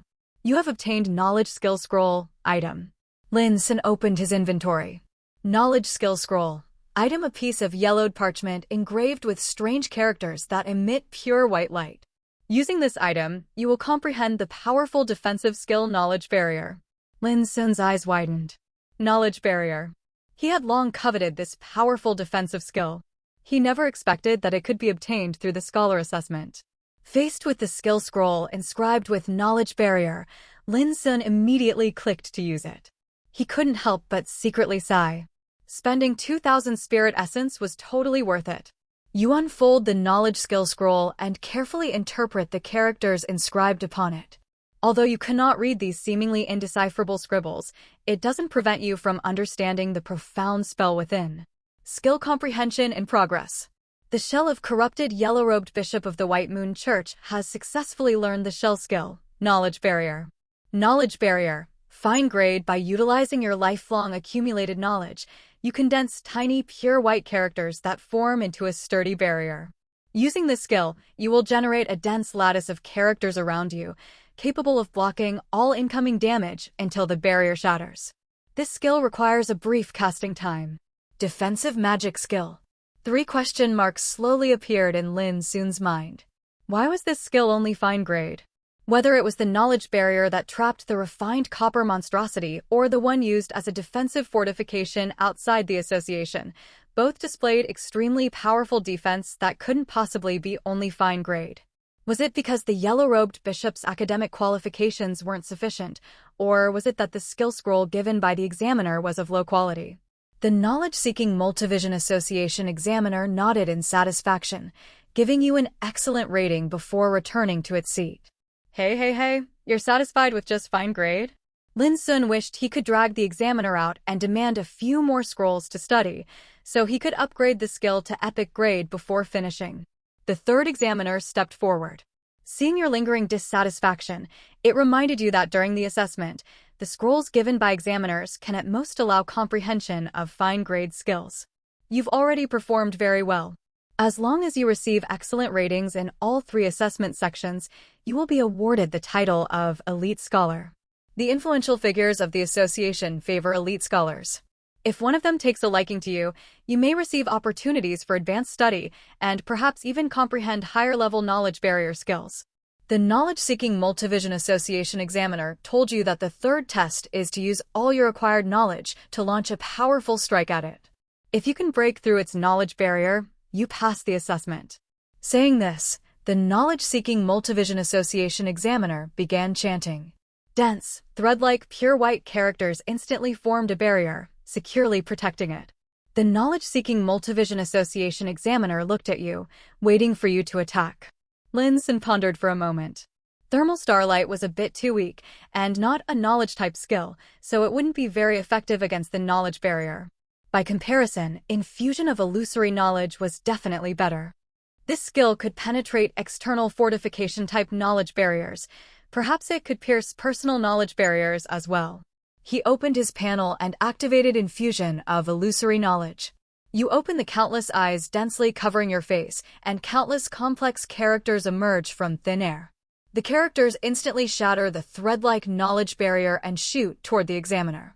The knowledge-seeking Multivision Association examiner froze, and its head exploded with a loud bang. You have defeated the knowledge-seeking Multivision Association examiner. Experience greatly increased. You have attained Multivision School Association examiner uniform, fine-grade equipment. Lin Xun was dumbfounded. He hadn't expected that a single cast of the skill would directly blast the examiner's head off. At this point, not to mention receiving excellent ratings, he was worried whether he could even safely leave the association building. The first examiner wiped the blood from its face, nodded in satisfaction, and declared that the candidate was simply too outstanding, which led to the examiner's death. The blame could not be placed on the candidate, but only on the examiner's own lack of strength. It stepped forward, kicked over the still-standing headless corpse, and requested your Scholar Assessment Qualification Certificate. You handed over the item. It stamped 3 excellent marks onto the square card and returned the Scholar Assessment Qualification Certificate to you. The knowledge-seeking Multivision Association examiner told you that next, you may proceed to the Grand Scholar Auditorium at the far end of the first floor, where your promotion ceremony as a newly appointed scholar will be held. Since the third examiner's head was blown off, the game did not display any possession text. Fortunately, he still passed the scholar assessment and even received full excellent ratings. Lin Xun couldn't help but look forward to the treatment that came with the elite scholar title. With the test complete, he left the examination room. You exit the scholar assessment hall and, accompanied by the battle angel, Valkyrie, enter the corridor and return to the reception hall. What will you do next? Following the examiner's instructions, his next destination was the Grand Scholar Auditorium. You pass the reception counter and enter the corridor leading deeper into the first floor. At the end of the corridor stands a tightly closed door. According to the directory map of the Multivision School Association building, pushing open the door leads to the Grand Scholar Auditorium. On the side of the corridor is a refined copper elevator. By taking the elevator, you can reach the upper floors of the association building. Do you wish to enter the Grand Scholar Auditorium or take the elevator? You walk to the end of the corridor and push open the closed door. The auditorium is filled with tiered seating where only a handful of scholars are present as witnesses. At the far end of the auditorium stands a stage draped in red curtains. Your sudden arrival draws the attention of the seated scholars. They put down their books and turn their gazes toward you. You behold the appearance of the knowledge-seeking Multivision Association scholars for the first time. The numerous eyes give you a chilling feeling. You feel dizzy, and a surge of disordered knowledge floods into your soul. You have acquired knowledge. Your knowledge stat increases by 225. Current knowledge, 1720/2700. A knowledge-seeking Multivision Association registrar wearing association uniform hurriedly approaches you. It arrives at your side and gestures for you to hand over the Scholar Assessment Qualification Certificate so it can conduct your promotion ceremony. You hand over the square card. Upon seeing it, the registrar exclaims in surprise that you are an elite scholar who passed with full excellent ratings. The observing scholars cast envious glances at you. The knowledge-seeking Multivision Association registrar explains that for ordinary scholars, the promotion ceremony is simple. They are awarded a certificate, badge, and robe from the association on stage in front of the assembled scholars. But for an elite scholar like you, things are somewhat different. It takes out a list and hands it to you. Scholar badge, item: a book-shaped badge made of refined copper, inscribed with numerous white glowing characters. Carrying this item provides a minor boost to your knowledge type skills. Spirit essence value, 0. Elite Scholar badge, item: a book-shaped badge made of refined copper, inscribed with numerous white glowing characters. Carrying this item provides a small boost to your knowledge type skills. Spirit essence value, 10,000. Grand Scholar badge item. Carrying this item provides a significant boost to your knowledge type skills. Spirit essence value, 100,000. Association Scholar robe, fine grade equipment: a finely tailored robe made from special silk, bearing the unique many-eyed symbol of the Multivision School on the chest. Wearing this equipment grants minor resistance to knowledge type skills. Spirit essence value, 0. Association Elite Scholar robe, fine grade equipment. Wearing this equipment grants small resistance to knowledge type skills. Spirit essence value, 5,000.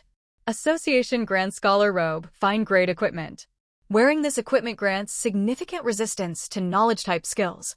Spirit essence value, 50,000. The knowledge-seeking Multivision Association registrar tells you that during the promotion ceremony for ordinary scholars, the association will issue certificates, badges, and robes free of charge, but all of them are the lowest grade trash. If you wish to obtain higher grade badges and robes, you can, but you must spend spirit essence to purchase them. However, as an elite scholar, you receive a special benefit. All the items listed on the inventory can be purchased at half price. If your funds are limited, you may choose the free trash items. But if you have the means, it still recommends you spend spirit essence to purchase the superior badge and robe. After all, missing such a rare opportunity may become a lifelong regret. Do you wish to trade with the knowledge-seeking Multivision Association registrar? Lin Xun widened his eyes. Good grief, why did this feel just like those lucky draw booths at cheap jewelry counters? As long as you participate, you either draw the grand prize or the first prize, and the reward is the right to purchase some jewelry or jade at an extremely discounted price. The customer thinks they've profited and eagerly spend the money, not realizing they've fallen right into the merchant's scam, where only the seller ever wins big. His so-called elite scholar title was basically the grand prize, wasn't it? Once again, Lin Xun found himself blacklined at the shady tricks of this hellish game. After pondering for a while, actually, it seemed that, after the discount, the price compared to the utility of these items was still somewhat acceptable. Lin Xun shook his head and quickly banished that terrifying thought. What a joke! As the king of zero-cost acquisitions, the ambassador of freeloading, and a living money-hoarding mythical beast, could he possibly let this shady game scam him? He narrowed his eyes, decisively chose to trade with the registrar, and selected the 2 free items. Without hesitation, he pressed the free option, completing the operation smoothly and effortlessly. The knowledge-seeking Multivision Association registrar stood frozen, seemingly not expecting your decision to be so firm. It stared at you for a while before helplessly shaking its head. Lin Xun sneered. If he wanted the Grand Scholar's robe and badge, it was simple. Why spend money? All he needed to do was find a Grand Scholar, kill it, and possess it to freeload successfully. The knowledge-seeking Multivision Association registrar kept a straight face and led you onto the stage. Under the witness of the many scholars below, it awarded you the Multivision School Association Scholar Certificate, badge, and robe. You have obtained Multivision School Association Scholar Certificate, Junk. You have obtained Scholar Badge Item. You have obtained Association Scholar Robe, Fine Grade Equipment. Thunderous applause erupted from below, but when the observing scholars saw that you had chosen the lowest grade trash, the applause quickly faded. Scattered boos and curses rose from the audience. Good grief, so the audience was full of planted shills, huh? Lin Xun barely resisted the urge to fire a laser cannon at them. The Knowledge-Seeking Multivision Association Registrar kept a straight face and informed you that you are now a certified scholar recognized by the association. The facilities on the second floor of the association building will now be open to scholars. If you're not in a hurry to leave, it suggests you explore the second floor of the association building. Perhaps you'll make astonishing discoveries. Astonishing discoveries? More like astonishing scams. Opening the inventory, the scholar certificate was merely proof of official membership, essentially a useless junk item. The robe was fine-grade equipment and rather trashy, not as good as the bishop's robe. The badge provided a minor power boost to knowledge-type skills simply by being in the inventory. Lin Xun curled his lip and exited the Grand Scholar Auditorium. You exit the Grand Scholar Auditorium. Beside the corridor is the elevator leading to the upper floors of the association building. Do you wish to take the elevator or return to the reception hall? You and the Battle Angel, Valkyrie, enter the elevator. Inside the elevator car is a lever mechanism.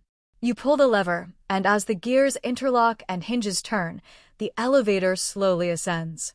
You arrive at the second floor of the Multivision School Association building.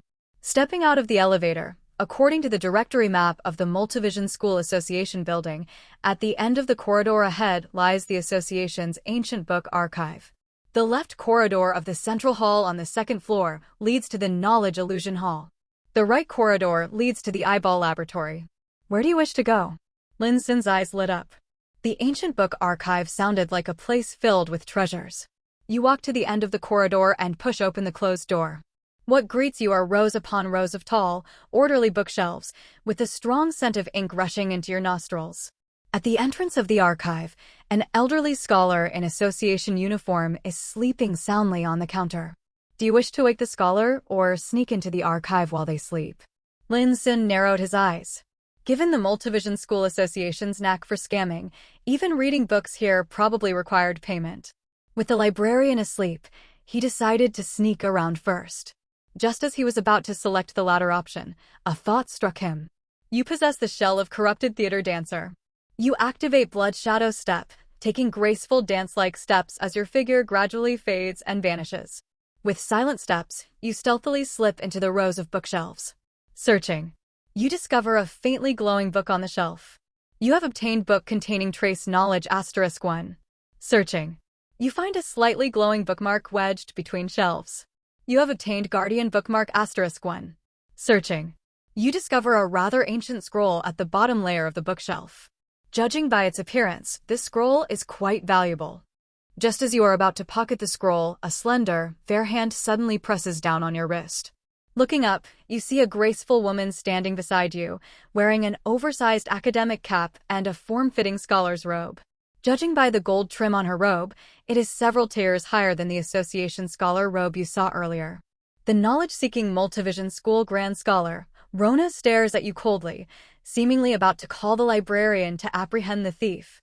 You behold the appearance of the knowledge-seeking Multivision School Grand Scholar for the first time. The icy gaze gives you a chilling feeling. You feel dizzy, and a surge of disordered knowledge floods into your soul. You have acquired knowledge. Your knowledge stat increases by 800. Current knowledge, 2520/2700. Guilty Apostle, what will you do? Lin Xun frowned. Grand Scholar Rona? Why did that name sound familiar? Guilty Apostle, what will you do? Lin Xun suddenly recalled that Grand Scholar Rona was none other than the ice-cold beauty whom the smelting plant owner had been pining for. The plant owner loved her but could not obtain her, practically a textbook example of a simp.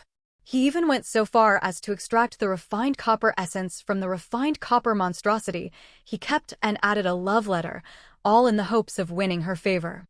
The Grand Scholar Rona standing before him was undoubtedly formidable. Even before he possessed any shell that could amplify his knowledge stat, he had already obtained 800 knowledge points upon first meeting her. This made it clear that facing her head-on was not the most reasonable choice at this moment. 1.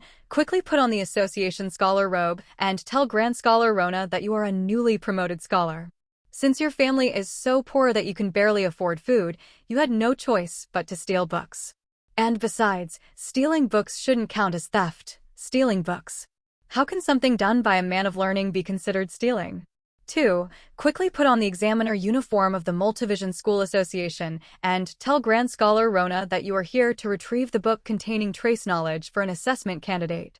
As for why you look unfamiliar, it's because an examiner suddenly dropped dead and you were newly appointed as a replacement. 3. Quickly take off your ornate performance costume and ask Grand Scholar Rona whether your broad frame and impressive physique suit her tastes. 2 longs and 1 short, of course. Pick the short one. Pretending to be an examiner was not very reliable. By comparison, the first option seemed more reasonable. After all, he was indeed a newly promoted scholar, and it was normal for newcomers to be unfamiliar with the rules. However, he had another option. That was to spend a bit of soul strength and reshape the plan owner's shell. In his inventory, there was a special item called Confession Letter to Grand Scholar Rona. Confession Letter to Grand Scholar Rona. Special item, a finely sealed envelope with a bright red wax stamp. The letter inside is full of scribbled characters expressing explicit adoration toward Grand Scholar Rona. Using this item on a specific target will trigger unknown outcomes. It might lead to a passionate night, a let's just be friends response, or maybe even a slap in the face. Who knows? Confessing as the plant owner likely wouldn't make Grand Scholar Rona mistake him for a thief. However, Lin Xun had a faint feeling that this was not the optimal moment to use the item. Based on the item description, he speculated that the game probably had a favorability system. Even the plant owner had to use precious items like refined copper essence to pursue Grand Scholar Rona. If he used the item now just to escape being caught stealing, it would undoubtedly be a great waste. The 3 options on the panel began to tremble slightly, indicating that he had little time left to decide. Lin Xun stopped hesitating and selected the first option. You equipped the Association Scholar robe, fine-grade equipment. As you put on the Association Scholar robe, you also pulled out your Multivision School Association Scholar certificate to present your identity to Grand Scholar Rona. The cold gaze of knowledge-seeking Multivision School Grand Scholar, Rona softened slightly, and she gestured for you to follow her. Grand Scholar Rona turned and walked away, leaving you with a graceful and alluring silhouette. Do you wish to follow Grand Scholar Rona? Lin Xun frowned slightly. What was Grand Scholar Rona up to? He pressed the follow option. Grand Scholar Rona led you out of the ancient book archive. On her way out, she lightly tapped the counter, waking the clerk who was snoring away. She then brought you into the elevator, taking it directly to the 5th floor of the association building. You secretly pulled out the directory map of the Multivision School Association building and glanced at it. The 3rd floor of the association was where the Grand Scholars gathered, while the 4th floor housed the offices of scholars. The 5th floor was where the Grand Scholars resided, and the 6th floor belonged to the association president. Lin Xun narrowed his eyes. The 1st and 2nd floors of the association building were not combat zones. However, these upper floors gathered many scholars, and perhaps they were places where shells could be farmed. The lobby and corridors of the 5th floor were completely deserted and eerily quiet. You glanced around and saw only a few offices here, but each occupied a vast area, suggesting that the Grand Scholars ranked just below the association president. Grand Scholar Rona led you straight into an office and casually closed the door behind her. Lin Xun's heart tensed. Having a private conversation in the office, could it be that Grand Scholar Rona had some unspeakable intentions? Or perhaps something like, this newly promoted scholar, you wouldn't want anyone else to know you were stealing books, would you? Some sort of inappropriate proposition? Grand Scholar Rona frowned slightly as she looked at the battle angel, Valkyrie closely following behind you. In a cold tone, she questioned how a newly promoted scholar, supposedly so impoverished, could afford to purchase a made doll of such high quality. Moreover, this doll was undoubtedly a top-tier doll, one that even her vast knowledge had never encountered before. If not for this doll having broadened her understanding somewhat, she would have slain you on the spot for your attempted theft, purging the filth from the association. As she spoke, she sighed quietly, lamenting how the association was declining year after year, where anyone could become a once lofty scholar by simply offering enough wealth. The once pure and sacred temple of knowledge had been corrupted by filthy riches. Grand Scholar Rona looked at you and remarked that, for some reason, this doll gave her an unusually familiar feeling. Your doll was slightly different from others. It seemed to possess a degree of intelligence. With proper training, perhaps it could even absorb knowledge from books. Grand Scholar Rona wishes to train your watcher, instructing her in knowledge skills. Do you wish to issue a command to the battle angel, Valkyrie, allowing her to remain here for advanced study and training? Lin Xun never would have expected this. He himself hadn't yet received the opportunity for advanced study, yet the Valkyrie was already getting it. Was it because his own appearance lacked any hint of wisdom? In his mind, he was already imagining the Valkyrie wearing a mage's robe, wielding a staff, and chanting spells while firing massive fireballs. A flying spell turret, what boss could possibly withstand that? So the real powerhouse was the Valkyrie after all. Without hesitation, he pressed yes and issued the stay command to the Valkyrie. After all, he still held the refined copper sand maraca summoning item. There was no need to fear Grand Scholar Rona pulling any tricks. As long as the Valkyrie peacefully studied knowledge, here, she would eventually become a watcher capable of mastering all classes. Grand Scholar Rona waved her hand, signaling that you may leave. Once she has completed the training, the doll will come find you on its own. During this period, unless absolutely necessary, you must not summon the doll, so as not to interrupt her studies. Grand Scholar Rona pulled out several books from the bookshelf behind her and began to instruct the battle angel, Valkyrie, on the profound knowledge within them. The battle angel, Valkyrie, looked at you longingly, but due to the command given, she could only remain here to study. Since there was nothing more for him to do here, Lin Xun exited Rona's office. The 3rd, 4th, 5th, and 6th floors should be areas where scholars could be farmed. And since the scholar shells wouldn't run away, he figured it was best to first finish exploring the non-combat areas on the 2nd floor before returning to farm and level up. He took the elevator back to the 2nd floor to continue his exploration. His previous exploration of the ancient book archive on the 2nd floor had been interrupted halfway by Grand Scholar Rona. Now he planned to thoroughly loot it. You step toward the deepest part of the corridor and push open the door. Before you is a series of tall, neatly arranged bookshelves, the strong scent of ink flooding your nostrils. At the entrance to the archive, an elderly scholar wearing an association uniform is hunched over the counter, fully engrossed in his reading. Your arrival does not attract his attention in the slightest. Do you wish to greet the scholar, or take advantage of his distraction to search the archive? This gatekeeper guy is basically useless, huh? At this point, Lin Xun was still possessing the dancer shell. Although the dancer's stealth skill was ineffective against most of the many-eyed creatures in this world, it still offered some psychological comfort. At the very least, it might help him avoid little monsters without eyes. He activated the stealth skill and continued looting. Searching. At the bottom layer of the bookshelf, you found a rather ancient scroll. Judging by its appearance, it seemed quite valuable. You have obtained Scroll containing Ancient Knowledge X1. Scroll containing Ancient Knowledge. The yellowed scroll is densely packed with text. These characters seem to possess a mysterious power, unconsciously drawing one in. Using this item will increase knowledge by 50 points. Searching. You found a faintly glowing white book on the bookshelf. You have obtained book containing Trace Knowledge X1. Searching. You found nothing further. There were no more useful items of interest on the shelves. Just as you were about to leave, you noticed a faint white glow emanating from a row of bookshelves in the corner of the archive. You silently approached to investigate. In a compartment at the bottom of the shelf, you discovered an old, damaged canvas. You have obtained Incomplete Star Map, Special Item.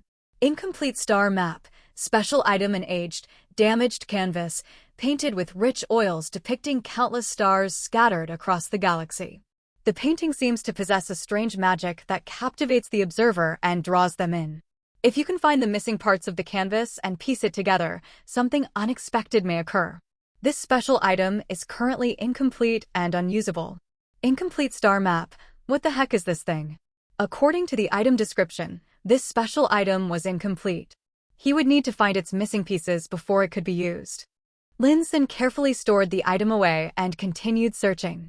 The game text kept displaying nothing found, which suggested that all the valuable items in the ancient book archive had already been looted by him. Just as he was about to leave the ancient book archive, he suddenly stopped.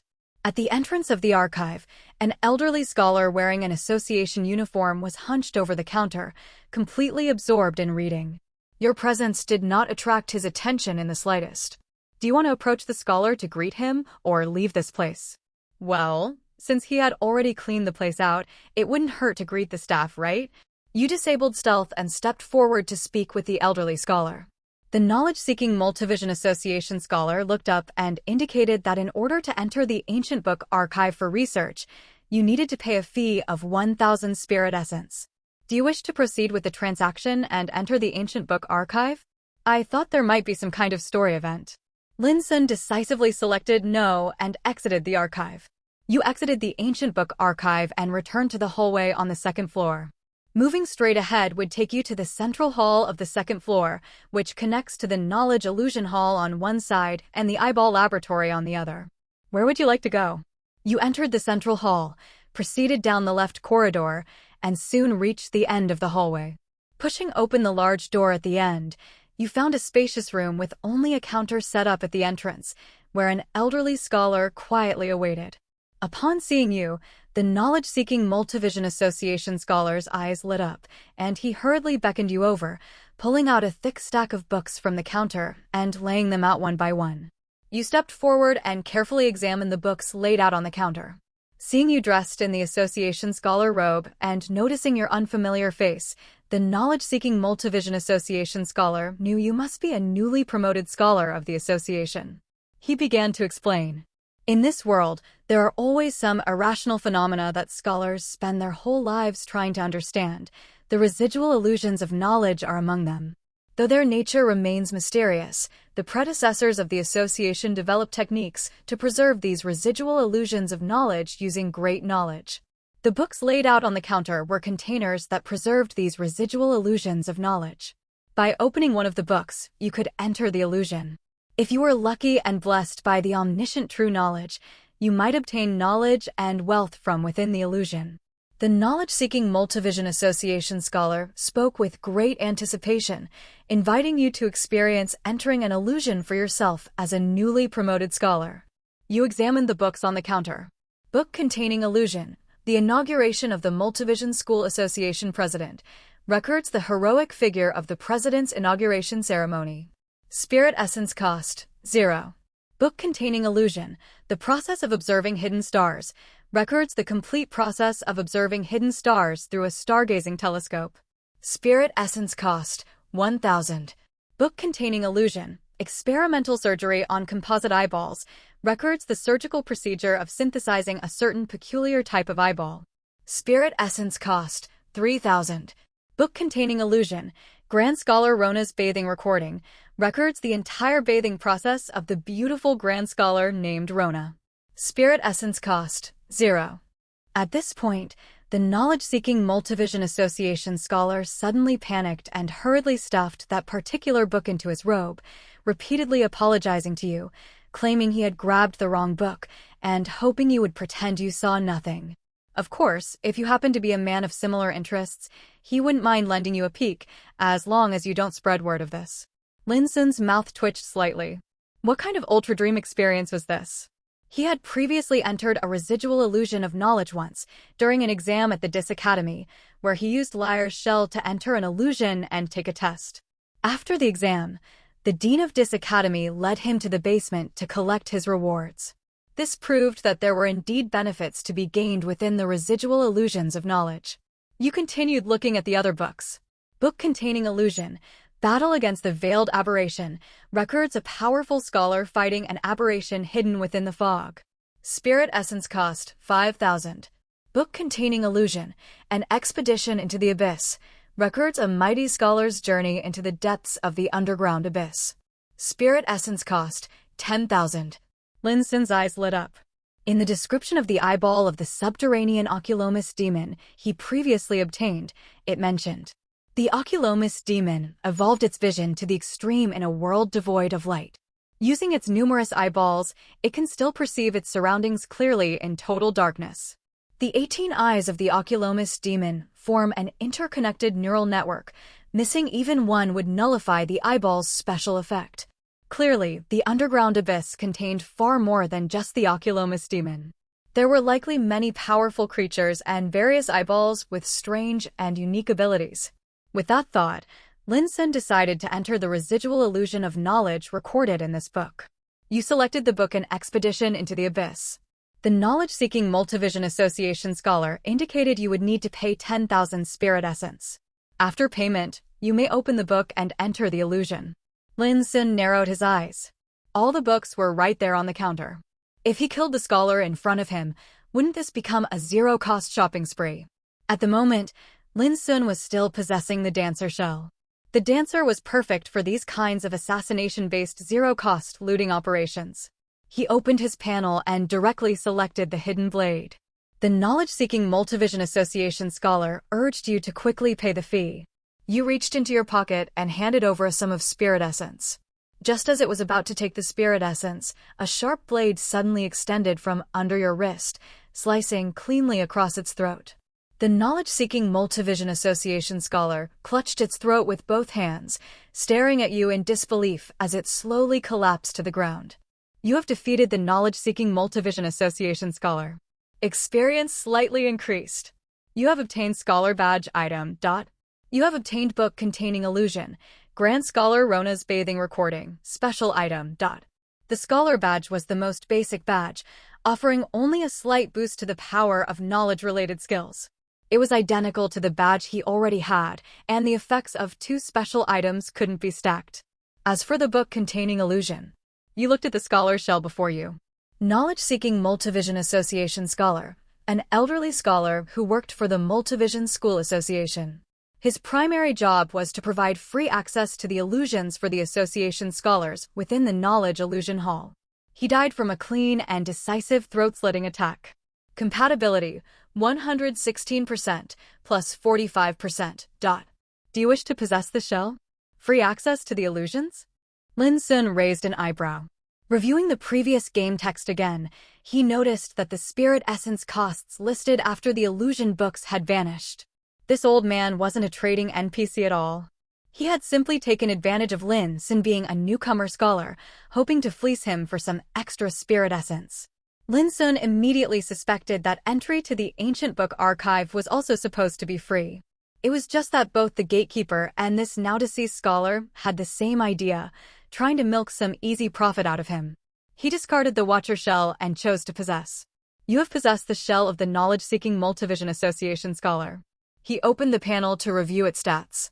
Shell, knowledge-seeking Multivision Association scholar. True name, unknown. Compatibility, 116% plus 45%. Compatibility exceeded critical threshold. Shell quality upgraded. Shell quality, fine grade. Shell level, 37 plus 12. Shell equipment, spellcasting ring, fine grade equipment. A mysterious ring made of an unknown metal, engraved with faintly glowing characters. Wearing this equipment allows you to use it as a medium to cast spell-type skills. Shell equipment, Association Scholar robe, fine grade equipment. A finely tailored ceremonial robe made of special silk, embroidered with numerous eye symbols unique to the Multivision School. Wearing this equipment provides slight resistance to knowledge-type skills. Shell skill, knowledge barrier, common plus grade. Utilizing a lifetime's worth of learned knowledge, you condense tiny pure white characters, forming a solid barrier from these characters. Activating this skill creates an extremely durable character barrier around you that blocks all incoming damage until shattered. This skill requires a brief chant to cast. Shell skill, knowledge radiance, common plus grade. Utilizing a lifetime's worth of learned knowledge, you condense tiny pure white characters, then annihilate them in a burst of intense light. Activating this skill releases complex characters that explode in a blinding flash, dealing heavy damage to enemies. This skill requires a brief chant to cast. Even though ordinary scholars are basically spellcasters, these stats are still pretty weak. The scholar had one other skill besides Knowledge Barrier, called Knowledge Radiance. However, both skills were only at common plus grade, practically the bottom of the barrel. Lin Xun sighed, closed the panel, and continued playing. The books on the counter could now be accessed for free. He directly selected the illusion book he most wanted to enter, an expedition into the abyss. You opened the book and focused intently on its text. In a daze, you felt the surroundings begin to shift. You have entered the residual illusion of knowledge.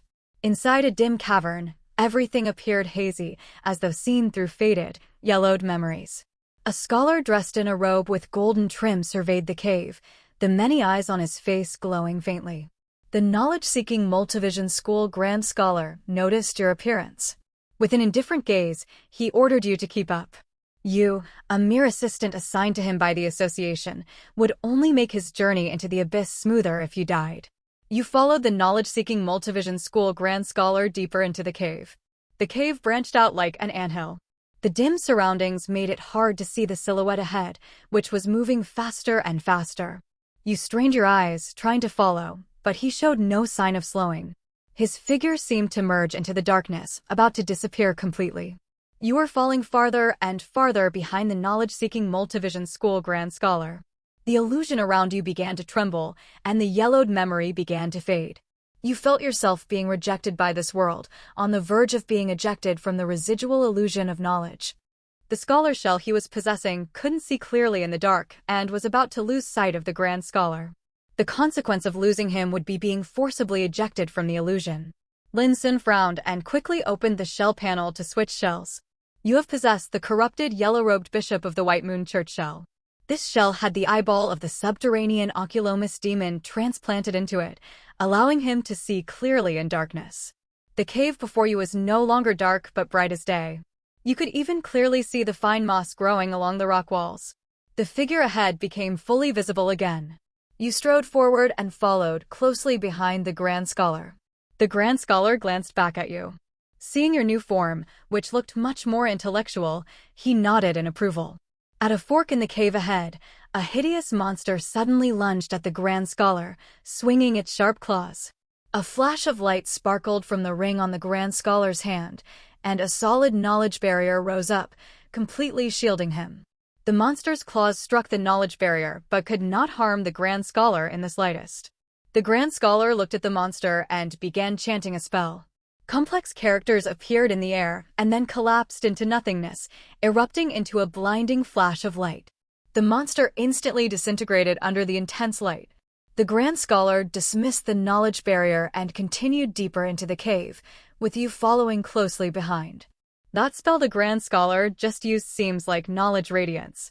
Judging from its power, the version of knowledge radiance the Grand Scholar cast was far superior to the one Lin Xun had just acquired. This made Lin Xun start eyeing the Grand Scholar's shell. He recalled when he first entered a residual illusion of knowledge in Dis Academy. Back then, when he encountered the Dean, he did not obtain any knowledge points. This suggested that the shells within illusions weren't physical entities. Even if he managed to kill the Grand Scholar here, he likely wouldn't be able to possess the illusion shell. It seemed that high-level spellcaster shells would still have to be obtained from the association building itself. The knowledge-seeking Multivision School Grand Scholar led you through the winding caves, effortlessly dispatching any subterranean monsters that ambushed you. Before long, you arrived at the cave's end. Before you was a sheer cliff at the edge of a bottomless abyss. The Grand Scholar stood at the brink, staring intensely into the darkness below. He suddenly turned to you and said that he was about to awaken the subterranean demon slumbering in the abyss. The demon was unimaginably powerful. If he failed to defeat it, you should immediately flee back to the association to preserve your life. The knowledge-seeking Multivision School Grand Scholar pulled a faintly glowing object from his robe and tossed it into the abyss. As the faint light fell, he quietly chanted an intricate and lengthy incantation. From the endless darkness below came a chilling roar, like the agonized scream of some monstrous creature, causing your eardrums to tremble. Clusters of red light lit up in the darkness as violent winds howled. A massive figure unfurled its skeletal wings, breaking through the shadows and entering your sight. The subterranean skeletal demon emerged, its enormous body covered in pale exoskeletal plates, with countless crimson glowing eyes embedded across its bones, all staring at the mortal who had awakened it from its slumber. The demon roared and dived downward, launching an assault at the Grand Scholar. The normally indomitable knowledge barrier wavered under the demon's assault, on the verge of collapse. The Grand Scholar chanted rapidly, trying to cast a spell. At that moment, the knowledge barrier shattered under the demon's attack. Forced to interrupt his spell, the Grand Scholar waved his hand, activating his ring once more to conjure a new knowledge barrier around himself. Seeing that the Grand Scholar was struggling under the demon's attack, do you choose to flee or assist him in battle? Naturally, Lin Xun chose the latter. If he ran, there probably wouldn't be any rewards. You opened the countless eyes on your face as innumerable complex characters began surging into existence. The flashing white character shot toward the subterranean skeletal demon. Countless complex characters surged into the demon's body. The demon let out a pained screech, as though suffering some injury. Lin Xun operated swiftly. Having suddenly joined the battle and injured the demon, he would surely draw its aggro. The yellow-robed bishop hadn't learned advanced knowledge barrier skills yet and would likely be instantly killed under the demon's assault. He opened the shell panel and quickly selected the Earth Giant. You have possessed the corrupted Earth Giant shell. The subterranean skeletal demon turned its countless crimson eyes toward you, flapping its skeletal wings as it charged at you. The massive eyeball on your forehead gleamed with a strange light. Special skill weak point insight activated. Your knowledge is lower than the enemy's. Judgment in progress. The lucky gold coin you carry flickered faintly. Judgment successful. You have identified the subterranean skeletal demon's weak point. Facing the demon's dive, you stood firm like the earth itself, bracing your feet against the rocky ground at the cliff's edge. Blessing of Mother Earth fully activated. The power amplified by your Tiger Beast King belt surged through your body. Your muscles swelled as you swung the ancient Dragonfang Great Lub, creating a terrifying gale as you smashed it down upon the charging demon. With a deafening crash, dust filled the air. The impact forced you to stagger back, gouging 2 deep trenches in the stone floor beneath you. The subterranean skeletal demon burst out of the dust cloud, one of its skeletal wings severed at the base, rendering it unable to fly. The knowledge-seeking Multivision School Grand Scholar finished chanting. Countless brilliant white characters materialized, forming into a massive spear. The character's spear shot toward the demon, instantly piercing through its remaining skeletal wing. The subterranean skeletal demon howled in agony and once again charged toward the Grand Scholar. You stepped forward like an iron wall, blocking the demon's assault to shield the Grand Scholar. After several more volleys of character spears from the Grand Scholar, the demon finally collapsed under the relentless assault. The subterranean skeletal demon has been slain. You have obtained memory of the skeletal demon item. The knowledge-seeking Multivision School Grand Scholar collapsed to the ground in exhaustion, giving you a thumbs up as the many eyes on his face glowed with approval. With the demon's death, the illusion around you began to tremble, the yellowed memory fading. You have been rejected by this world and expelled from the residual illusion of knowledge. In a daze, the scenery shifted once more. You returned to the Knowledge Illusion Hall. No knowledge points or experience were gained in the illusion. The only loot was the memory of the skeletal demon dropped after killing the demon. Lin Xun opened his inventory to inspect it. Memory of the skeletal demon, item a hazy mass of swirling light, within which flashes terrifying fragments of imagery seemingly from the abyssal depths. Using this item will allow you to comprehend one of the subterranean skeletal demon skills based on your current knowledge stat. The higher your knowledge cap, the higher the skill quality you will earn. Lin Xun's eyes lit up. The demon's skills probably wouldn't suit a spellcaster shell, but would match well with the Earth Giant shell. His current knowledge cap was 2,700, so there was no rush to use the item. If he raised his knowledge cap further, he might unlock a higher quality skill. Suddenly, a thought struck him. The scholar was already dead, and the books on the counter were his for the taking. Re-entering the illusion books no longer cost anything. In that case, couldn't he farm memory of the skeletal demon infinitely? Acting on the thought, Lin Xun selected an expedition into the abyss once again. You have already viewed this illusion. Re-entering will not yield further rewards. Do you still wish to read this illusion book? Damn. This hellish game really doesn't leave any loopholes. Helplessly, Lin Xun had no choice but to give up on returning to the abyss. He turned his attention to the other books. Just as he was about to select battle against the veiled aberration, the game text suddenly displayed. Footsteps sounded at the entrance of the Knowledge Illusion Hall. Someone appeared to be approaching. A flash of inspiration struck Lin Xun. He quickly switched back to the scholar shell. The doorknob turned, and a young-looking scholar stepped inside. Approaching cautiously, the scholar asked you if it was possible to view the illusion books, and whether there was any price to be paid. 1,000 faces, 10,000 forms apostle, how will you respond? 1,000 faces, 10,000 forms apostle, how will you respond? Lin Xun's first reaction was, a fat sheep has arrived. In this hellish game, most NPCs were just as devious as the game itself, constantly trying to fleece him. Although they hadn't succeeded many times, it still left him feeling rather annoyed. He never expected to encounter a special event where he could finally turn the tables and fleece an NPC in return. Rolling up his sleeves, Lin Xun decided to go all in. 1. Tell the new scholar that the association's illusion books are all free to read. No payment is required for the books on the counter. 2. Tell the new scholar that reading the illusion books is quite cheap, offering the original prices that the previous staff member charged you. 3. Tell the new scholar that the cost isn't too high, but double the original prices. 4. Tell the new scholar that the cost is quite expensive, tripling the original prices. Without hesitation, Lin Xun chose option 4. If he missed this chance, who knew when he would next get to reverse fleece this hellish game?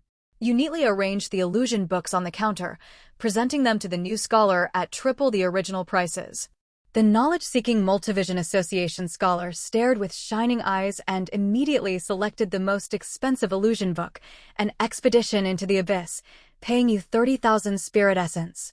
You have received 30,000 spirit essence. Damn, this guy is loaded? Lin Xun was stunned, never expecting to run into such a wealthy fat sheep. For a moment, he even had the impulse to just kill the scholar and loot him. But taking down this new scholar wouldn't necessarily yield that much spirit essence. Knowing this hellish game's nature, he'd probably only get a garbage shell at best. However, judging by this scholar's wealth, it was likely he had already purchased a Grand Scholar badge and robe on the first floor. Even if he only obtained the shell, he could inherit its equipment and badge. Lin Xun decided not to act rashly and opted to milk him for more spirit essence first. You gestured for the knowledge-seeking Multivision Association scholar to browse the illusion books and select one. He eagerly opened an expedition into the abyss, becoming immersed in its content. Before long, the book emitted a soft white glow, enveloping him completely.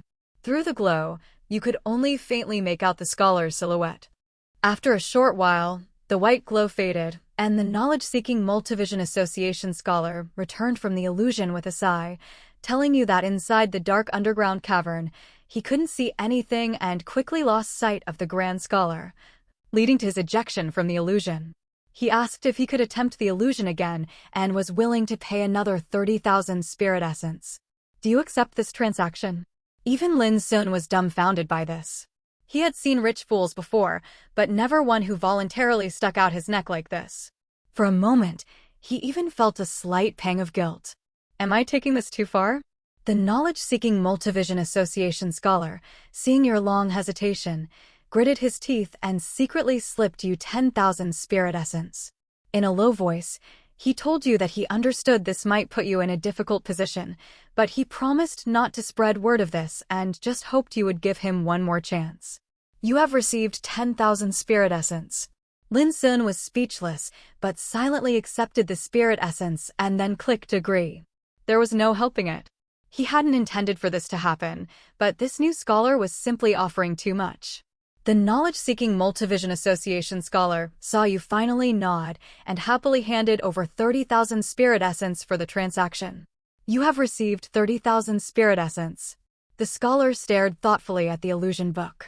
This time, he didn't immediately enter the illusion, but instead looked toward a kerosene lamp in the corner of the room. He asked if he could borrow the kerosene lamp and offered an additional 2,000 spirit essence. Do you accept this transaction? What else could Lin Xun say?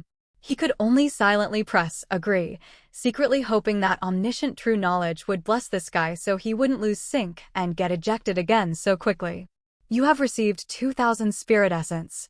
The knowledge-seeking Multivision Association scholar picked up the kerosene lamp, reopened the illusion book. Not long after, the white light faded, and you heard his familiar sigh once again. He said he was too timid. Though he managed to face the abyss, and even saw the subterranean demon this time. The illusion felt too real, and he became so terrified that he turned to flee, leaving the Grand Scholar alone to face the demon.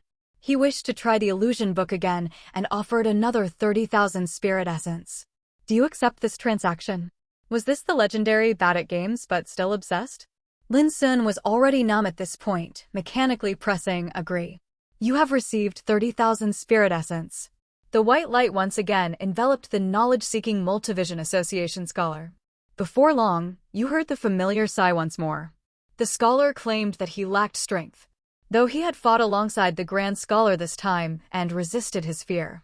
His knowledge spells were completely ineffective against the demon and instead drew the demon's attention, resulting in his instant death. Shaking his head, he admitted he needed further training and would return after improving his strength. He bowed to you apologetically and quietly exited the Knowledge Illusion Hall. Lin Xun opened his inventory and stared at the massive sum of over 190,000 spirit essence, lost in thought. Was this greenhorn scholar planning to continue training and return to deliver even more spirit essence later? From this one novice scholar alone, he had harvested 102,000 spirit essence, equivalent to the yield of farming 3.5 failed aberrations. Such a reward clearly violated the Hellish Game's usual rule that greater risk yields greater reward. Where had things gone wrong? Was it because of his talent, exploiting a bug by impersonating a staff member? After all, ordinary apostles couldn't possess that staff shell and certainly couldn't impersonate an NPC to scam other NPCs. Still, Lin Xun felt something was off. For now, he decided not to explore the remaining illusion books and to leave the scene first. He collected all the illusion books, switched back to the corrupted yellow-robed bishop of the White Moon Church shell, and exited the Knowledge Illusion Hall. You have left the Knowledge Illusion Hall and returned to the second-floor Central Hall. The right hallway from the hall connects to the Association's Eyeball Laboratory. Proceeding straight through the hall leads to the Ancient Book Archive and the elevator to the upper floors of the Association building. Where would you like to go? The only unexplored area left on the second floor was the Eyeball Laboratory. You entered the right hallway and proceeded forward. Soon, you reached the end of the hallway and pushed open the tightly closed doors, revealing dozens of neatly arranged workbenches. Only a handful of scholars were actively using the equipment. They operated various refined copper instruments on their benches, with jars and bottles filled with eyeballs soaking in strange fluids. Your arrival caught the attention of a scholar near the entrance. Seeing your unfamiliar face, he recognized you as a newly promoted scholar. The knowledge-seeking Multivision Association scholar stepped forward and began explaining that this was the laboratory used for eyeball synthesis. Eyeball synthesis originated from the Direct Vision School. Many eyeballs possess both advantages and disadvantages. To eliminate their flaws while preserving their strengths, synthesis surgery was developed. For example, the common owl has excellent night vision and depth perception, but its eyes have a fatal flaw, a narrow field of vision and inability to rotate. Meanwhile, goats possess square pupils with an extremely wide field of view. Transplanting these on both sides of the skull grants nearly 360-degree vision. Combining the two produces a nearly perfect eyeball. As synthesis technology advanced, scholars discovered that combining specific eyeballs produced many unusual effects. This technology became highly popular in the Direct Vision School, whose philosophy differs from the Multivision School. Instead of drilling multiple eye sockets all over the body, they use only the 2 natural eye sockets to implant the best eyes possible. However, the current president of the Multivision School has borrowed from the strengths of the Direct Vision School, leading to the establishment of this eyeball laboratory within the association. The knowledge-seeking Multivision Association scholar secretly told you that some grand scholars had already drilled so many eye sockets into their bodies that they could no longer add more. Thus, they began studying the Direct Vision School's refined approach. The knowledge-seeking Multivision Association scholar led you to an unoccupied workbench. You stared at the refined copper instruments in silence. You have not yet learned the skill of eyeball synthesis and cannot operate the equipment. You do not possess any eyeball synthesis formulas and cannot synthesize eyeballs. The knowledge-seeking Multivision Association scholar smiled and explained that although the association's equipment was free to use, operating it required the necessary knowledge. More importantly, you would need to acquire eyeball materials and synthesis formulas. He offered to teach you how to operate the equipment and provide you with some basic synthesis formulas. You only need to pay 30,000 spirit essence to learn this knowledge. Do you wish to make a transaction with the knowledge-seeking Multivision Association scholar? Lin Xun sneered and pressed no. The knowledge-seeking Multivision Association scholar tried to persuade you, saying that since you're a newly promoted scholar, he was offering you a very generous price. If you missed this opportunity, you would have to pay 50,000 spirit essence next time to acquire the same knowledge. Do you wish to make a transaction with the knowledge-seeking Multivision Association scholar? Lin Xun once again pressed no. If he wanted to acquire this kind of knowledge, he only needed to eliminate the scholar when no one was around and then possess the shell.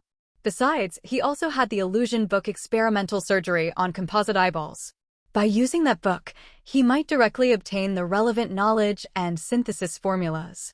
There was no way he would let this guy scam his spirit essence. The knowledge-seeking Multivision Association scholar coldly snorted and walked away in frustration, ignoring you further.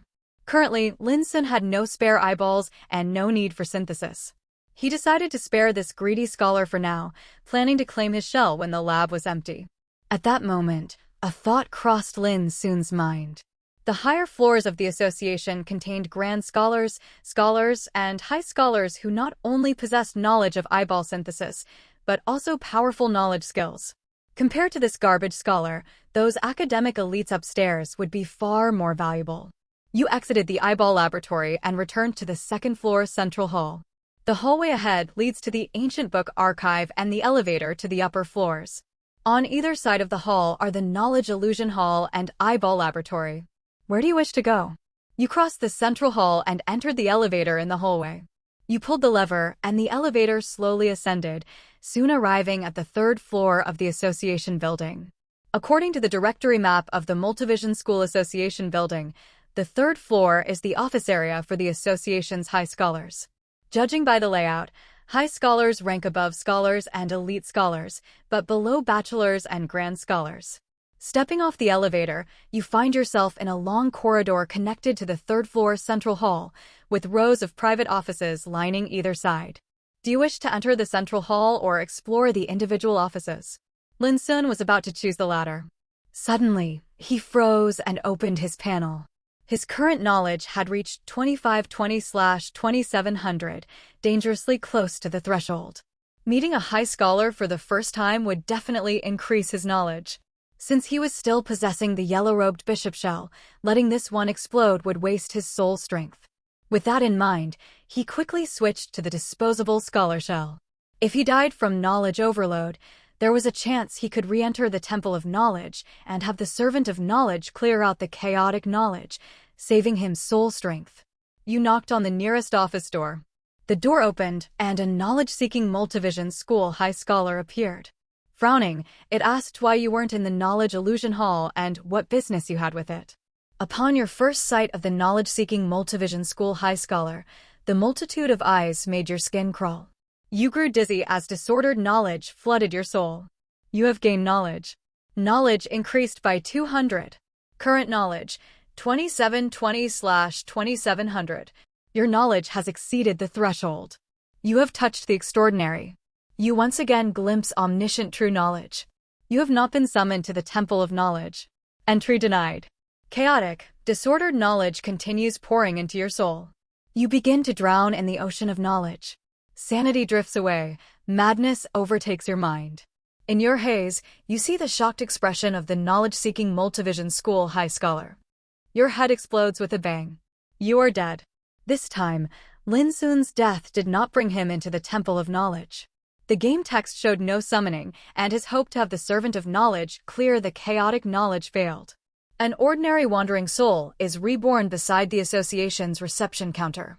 The wandering soul is filled with disordered knowledge, unable to move freely. Do you wish to consume 1 point of soul strength to clear the disordered knowledge from your soul? You consumed 1 point of soul strength to clear the chaotic knowledge. Current soul strength, 1/3. Your knowledge cap has increased. Current knowledge, 0/2800. You are affected by blessing of knowledge +3. Knowledge cap further increased. Current knowledge, 0/3500. Lin Xun repossessed the yellow-robed bishop shell and rode the elevator back to the third floor of the association. You knocked on the nearest office door. The knowledge-seeking Multivision School High Scholar opened the door, seeing your unfamiliar face. It patted its chest nervously and asked what business you had. How do you respond? 1. I am a newly promoted scholar and have long admired your reputation. May I enter your office for a more in-depth discussion? 2. I am a messenger from the underworld. I've heard your time has come, and I've come to claim your life. If you know what's good for you, kill yourself and save me the trouble. 3. I'm gonna kill ya. Lin Xun looked at the 3 options before him. After a brief moment of thought, he pressed the first option. Entering the office before killing the high scholar was undoubtedly the safest choice. If the battle took place right at the corridor by the door and attracted the attention of other scholars, leading to being besieged, it would not be worth the risk. You tell the knowledge-seeking Multivision Association High Scholar that you deeply admire him and wish to learn from him how to advance from a scholar to a high scholar as knowledgeable as himself. The high scholar smiles broadly upon hearing this and invites you into his office for a detailed discussion. You enter the office and casually close the door behind you. The office is simply furnished, with many papers and documents piled on the desk. Along one wall stands a bookshelf packed with books. A particular object in the corner of the office catches your attention. It is a refined copper pipe that connects from the ceiling to the floor. The pipe is as thick as a bucket, running vertically through the office. In the middle section of the pipe, there is a protruding hole, through which the dark interior of the pipe can be seen. Seeing that you are a newly promoted scholar and interested in this object, the high scholar explains that this is a refined copper pipe voice transmission device inside the association building. By inscribing specific characters, the device can be operated to transmit messages to specific rooms within the building. The high scholars and the president can even use the voice transmission device to broadcast information throughout the entire building. The high scholar continues speaking, telling you that just earlier, a staff member from the Knowledge Illusion Hall on the 2nd floor came to visit. Before he could say much, the staff member was so awed by his presence that he died on the spot. You listen to the endlessly talking high scholar, feeling a wave of drowsiness wash over you. Lin Xun twitched the corner of his mouth. What a coincidence! That staff member who died on the spot was none other than himself. Seeing the moment was ripe, he no longer hesitated and revealed his true intention. You possess the shell of the corrupted theater dancer. You lunge at the rambling high scholar. A sharp blade ejects from your gauntlet, piercing his heart. The high scholar looks at you in disbelief, raising one hand as if to chant a spell, but can only clutch his chest and slowly collapse. You have defeated the knowledge-seeking Multivision Association High Scholar. Experience points slightly increased. You have obtained large chunk spirit essence of steadfast will *1. You have obtained high scholar badge item. The high scholar dropped 5,000 spirit essence and the advanced badge that Lin Xun had not purchased earlier. The badge greatly enhanced the power of knowledge skills and was a very useful item. You look at the shell before you. Knowledge-seeking Multivision Association High Scholar, an elderly and knowledgeable high scholar, a member of the Multivision School Association, possessing considerable knowledge. He died from a stab wound to the left chest, causing a ruptured heart. Compatibility 114%, plus 45%. Do you wish to possess the shell? He discarded the previous scholar's shell and chose to possess this one.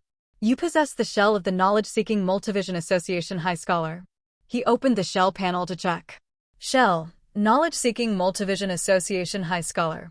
True name, unknown. Compatibility, 114%, plus 45%. Compatibility exceeds the threshold. Shell quality increased. Shell quality, rare. Shell level, 37, plus 2. Shell equipment, spellcasting ring, fine-grade equipment, a mysterious ring made of unknown metal, engraved with faintly glowing characters. While wearing this equipment, you can use it as a medium to cast spell-type skills. Shell equipment, Association High Scholar robe, fine-grade equipment, a finely crafted ceremonial robe made of special silk, with the unique Multivision eye emblems of the Multivision School embroidered on the chest. Wearing this equipment grants significant resistance to knowledge-type skills. Shell skill, knowledge barrier, fine plus grade. Shell skill, knowledge radiance, fine plus grade. Lin Xun looked at the shell's attributes and secretly sighed in relief. The dancer shell was currently at fine plus grade, and that was only after being boosted half a grade thanks to his 1,000 faces, 10,000 forms talent. Before he possessed it, this newly obtained high scholar shell was already equivalent in quality to the enhanced dancer shell. If it hadn't been for the dancer's hidden blade weapon being rare plus grade, combined with the profession counter of an assassin ambushing a mage, and a mere 2-level advantage, he might not have been able to one-shot the high scholar. From this, it could be inferred that on the higher floors, facing scholars of even higher rank, the dancer would no longer be able to achieve instant kills, and might not even be strong enough to win. Originally, he had considered using the dancer for sneak attacks to minimize noise. But now it seemed that to kill the higher-ranked scholars upstairs, he would need to use either the yellow-robed bishop or the earth giant. After searching the office, he didn't find anything valuable, only a few pieces of junk. Lin Xun immediately exited the office and began his monster-clearing journey. The central hall on the second floor connected to 3 corridors, with nearly 20 offices in total. He cleared the offices one by one, leaving no survivors. Fine-grade equipment could fetch several hundred spirit essence each at the library, unlike the clustered weaklings from before whose equipment was too worthless to sell for much. However, he did not possess and strip equipment after killing each high scholar. Because once he possessed them, monsters that normally would respawn after using the resting page refresh function would no longer respawn. Therefore, the operation of possessing and stripping equipment could be saved for the 3rd monster refresh cycle. You lunge at the rambling high scholar. A sharp blade ejects from your gauntlet, piercing his heart. You have defeated the knowledge-seeking Multivision Association high scholar. Experience points slightly increased. The power within the shell begins to boil. The corrupted earth giant shell level increases. Current shell level, 38. After clearing the last office, Lin Xun licked his lips, still unsatisfied. Maps like this designed for harvesting were pure enjoyment. Watching his spirit essence and experience soar brought an indescribable sense of fulfillment. He prepared to use the resting page to refresh the area and continue harvesting.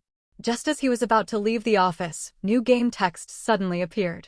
From the refined copper voice transmission device in the corner of the office, a deep voice resounds, announcing that in 1/4 of a standard hourglass time, 15 minutes, all scholars in the association building are to gather in the Grand Scholar Auditorium on the 1st floor for an announcement. From the possessed knowledge-seeking Multivision Association High Scholar's memory, you learn that the voice belongs to the president of the Multivision School Association. Lin Xun frowned slightly. The president convening all scholars for a meeting, what could be happening? He had no choice but to temporarily suspend his monster clearing and head to the 1st floor to attend the meeting. Suddenly, he realized he had already harvested all the high scholars on the 3rd floor. If he was the only high scholar attending the meeting, wouldn't that blow his cover? He quickly went downstairs and hurried to the resting page in the 1st floor central hall. You reach out to touch the resting page. The residual mysterious power stirs your heart as ordinary souls strongly resonate with the page. You choose to take a short rest. All injuries and fatigue of your shell are fully restored, and ordinary monsters in the outside world are revived.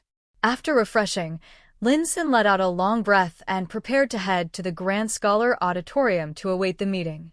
Suddenly, a new thought struck him. If all the scholars and even the president were gathering for the meeting, wouldn't their offices be left completely unguarded? Just because the high scholars' offices on the 3rd floor held little of value didn't mean the president's office would be full of junk. For a big boss figure like the president, his office might contain extremely valuable items. He wasn't a real scholar, so there was no need to roleplay and actually attend the meeting. With this thought, Lin Xun simply waited quietly in the central hall of the 1st floor, waiting for the meeting to start in 15 minutes. You linger by the reception counter, silently watching the corridor. Many scholars descend from the elevator deep in the corridor, hurrying toward the Grand Scholar Auditorium. A registrar and 3 examiners also walk past you from the side corridors. They glance at you in confusion, puzzled why you haven't gone to the auditorium, but due to your high scholar status, they dare not question you. They only lower their heads and jog off toward the Grand Scholar Auditorium. The meeting time arrives. You gaze into the depths of the corridor. No more scholars emerge from the elevator. Narrowing his eyes, Lin Xun continued operating in the high scholar shell. You step deeper into the corridor and enter the elevator. Which floor of the association building do you wish to go to? According to the directory map, the president's office was located on the 6th floor, the top floor. He quickly pressed the 6th floor option. He had no idea how long the president's meeting would last, so he needed to explore the office as quickly as possible. His heart couldn't help but race with excitement. You pull the lever mechanism, and the elevator slowly rises toward the 6th floor of the association building. The elevator arrives at the 6th floor of the building. You step out of the elevator, and right before you stands an enormous refined copper gate, appearing utterly indestructible. According to the directory map of the Multivision School Association building, there is only one office on the entire 6th floor, the office of the president of the Multivision School Association. Do you wish to enter the president's office? Is there even a need to ask? Lin Xun swiftly pressed the option. You approach the refined copper gate and attempt to turn the door handle, but it won't budge. The refined copper gate is tightly locked. You cannot enter the office. Narrowing his eyes, Lin Xun swiftly began operating with the hand speed of a man single for over 20 years. You possess the shell of the corrupted earth giant. You step forward and kick the sealed, refined copper gate.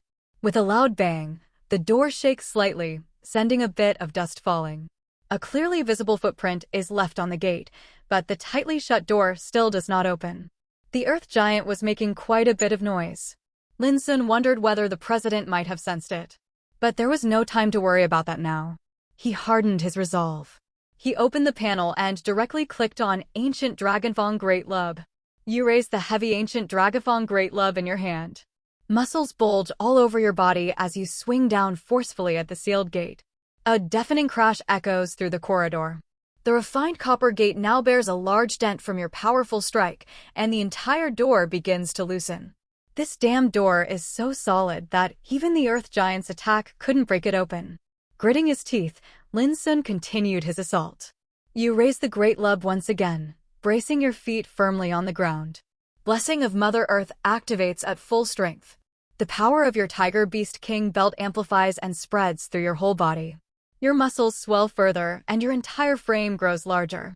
You swing the Great Lub with tremendous force, generating a terrifying gale as you smash it into the refined copper gate.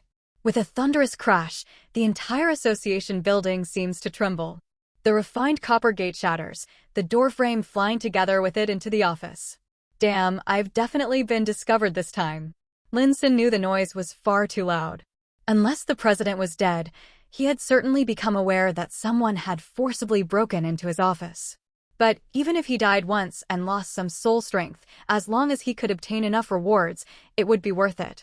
All he could do now was pray that the items in the office were worthy of a boss like the president. You step into the office, crossing over the shattered, refined copper gate, and begin searching the messy, spacious room for anything valuable. Searching. You find a scroll of parchment inside the cabinet at the back of the office. You have obtained route map to the underground abyss cave map. Searching. You find a scroll filled with characters in the desk drawer. You have obtained knowledge skill scroll, epic plus grade item. Searching. You find a refined copper safe under the desk. Do you wish to open it? Lin Xun wasn't foolish enough to waste time using conventional methods to open the safe. Time was tight. The president could return at any moment. He directly clicked on Ancient Dragonfang Great Lub to brute force open the safe. You raise the Ancient Dragonfang Great Lub and, using all your strength, smash it down onto the refined copper safe. With a loud crash, the safe becomes severely deformed. You grab hold of the twisted safe door, your muscles bulging as you yank. Amidst the grating sound of tearing metal, you forcibly rip open the refined copper safe, revealing its contents. Inside the safe are two items. One is a ring radiating white light, and the other is a thick stack of manuscripts.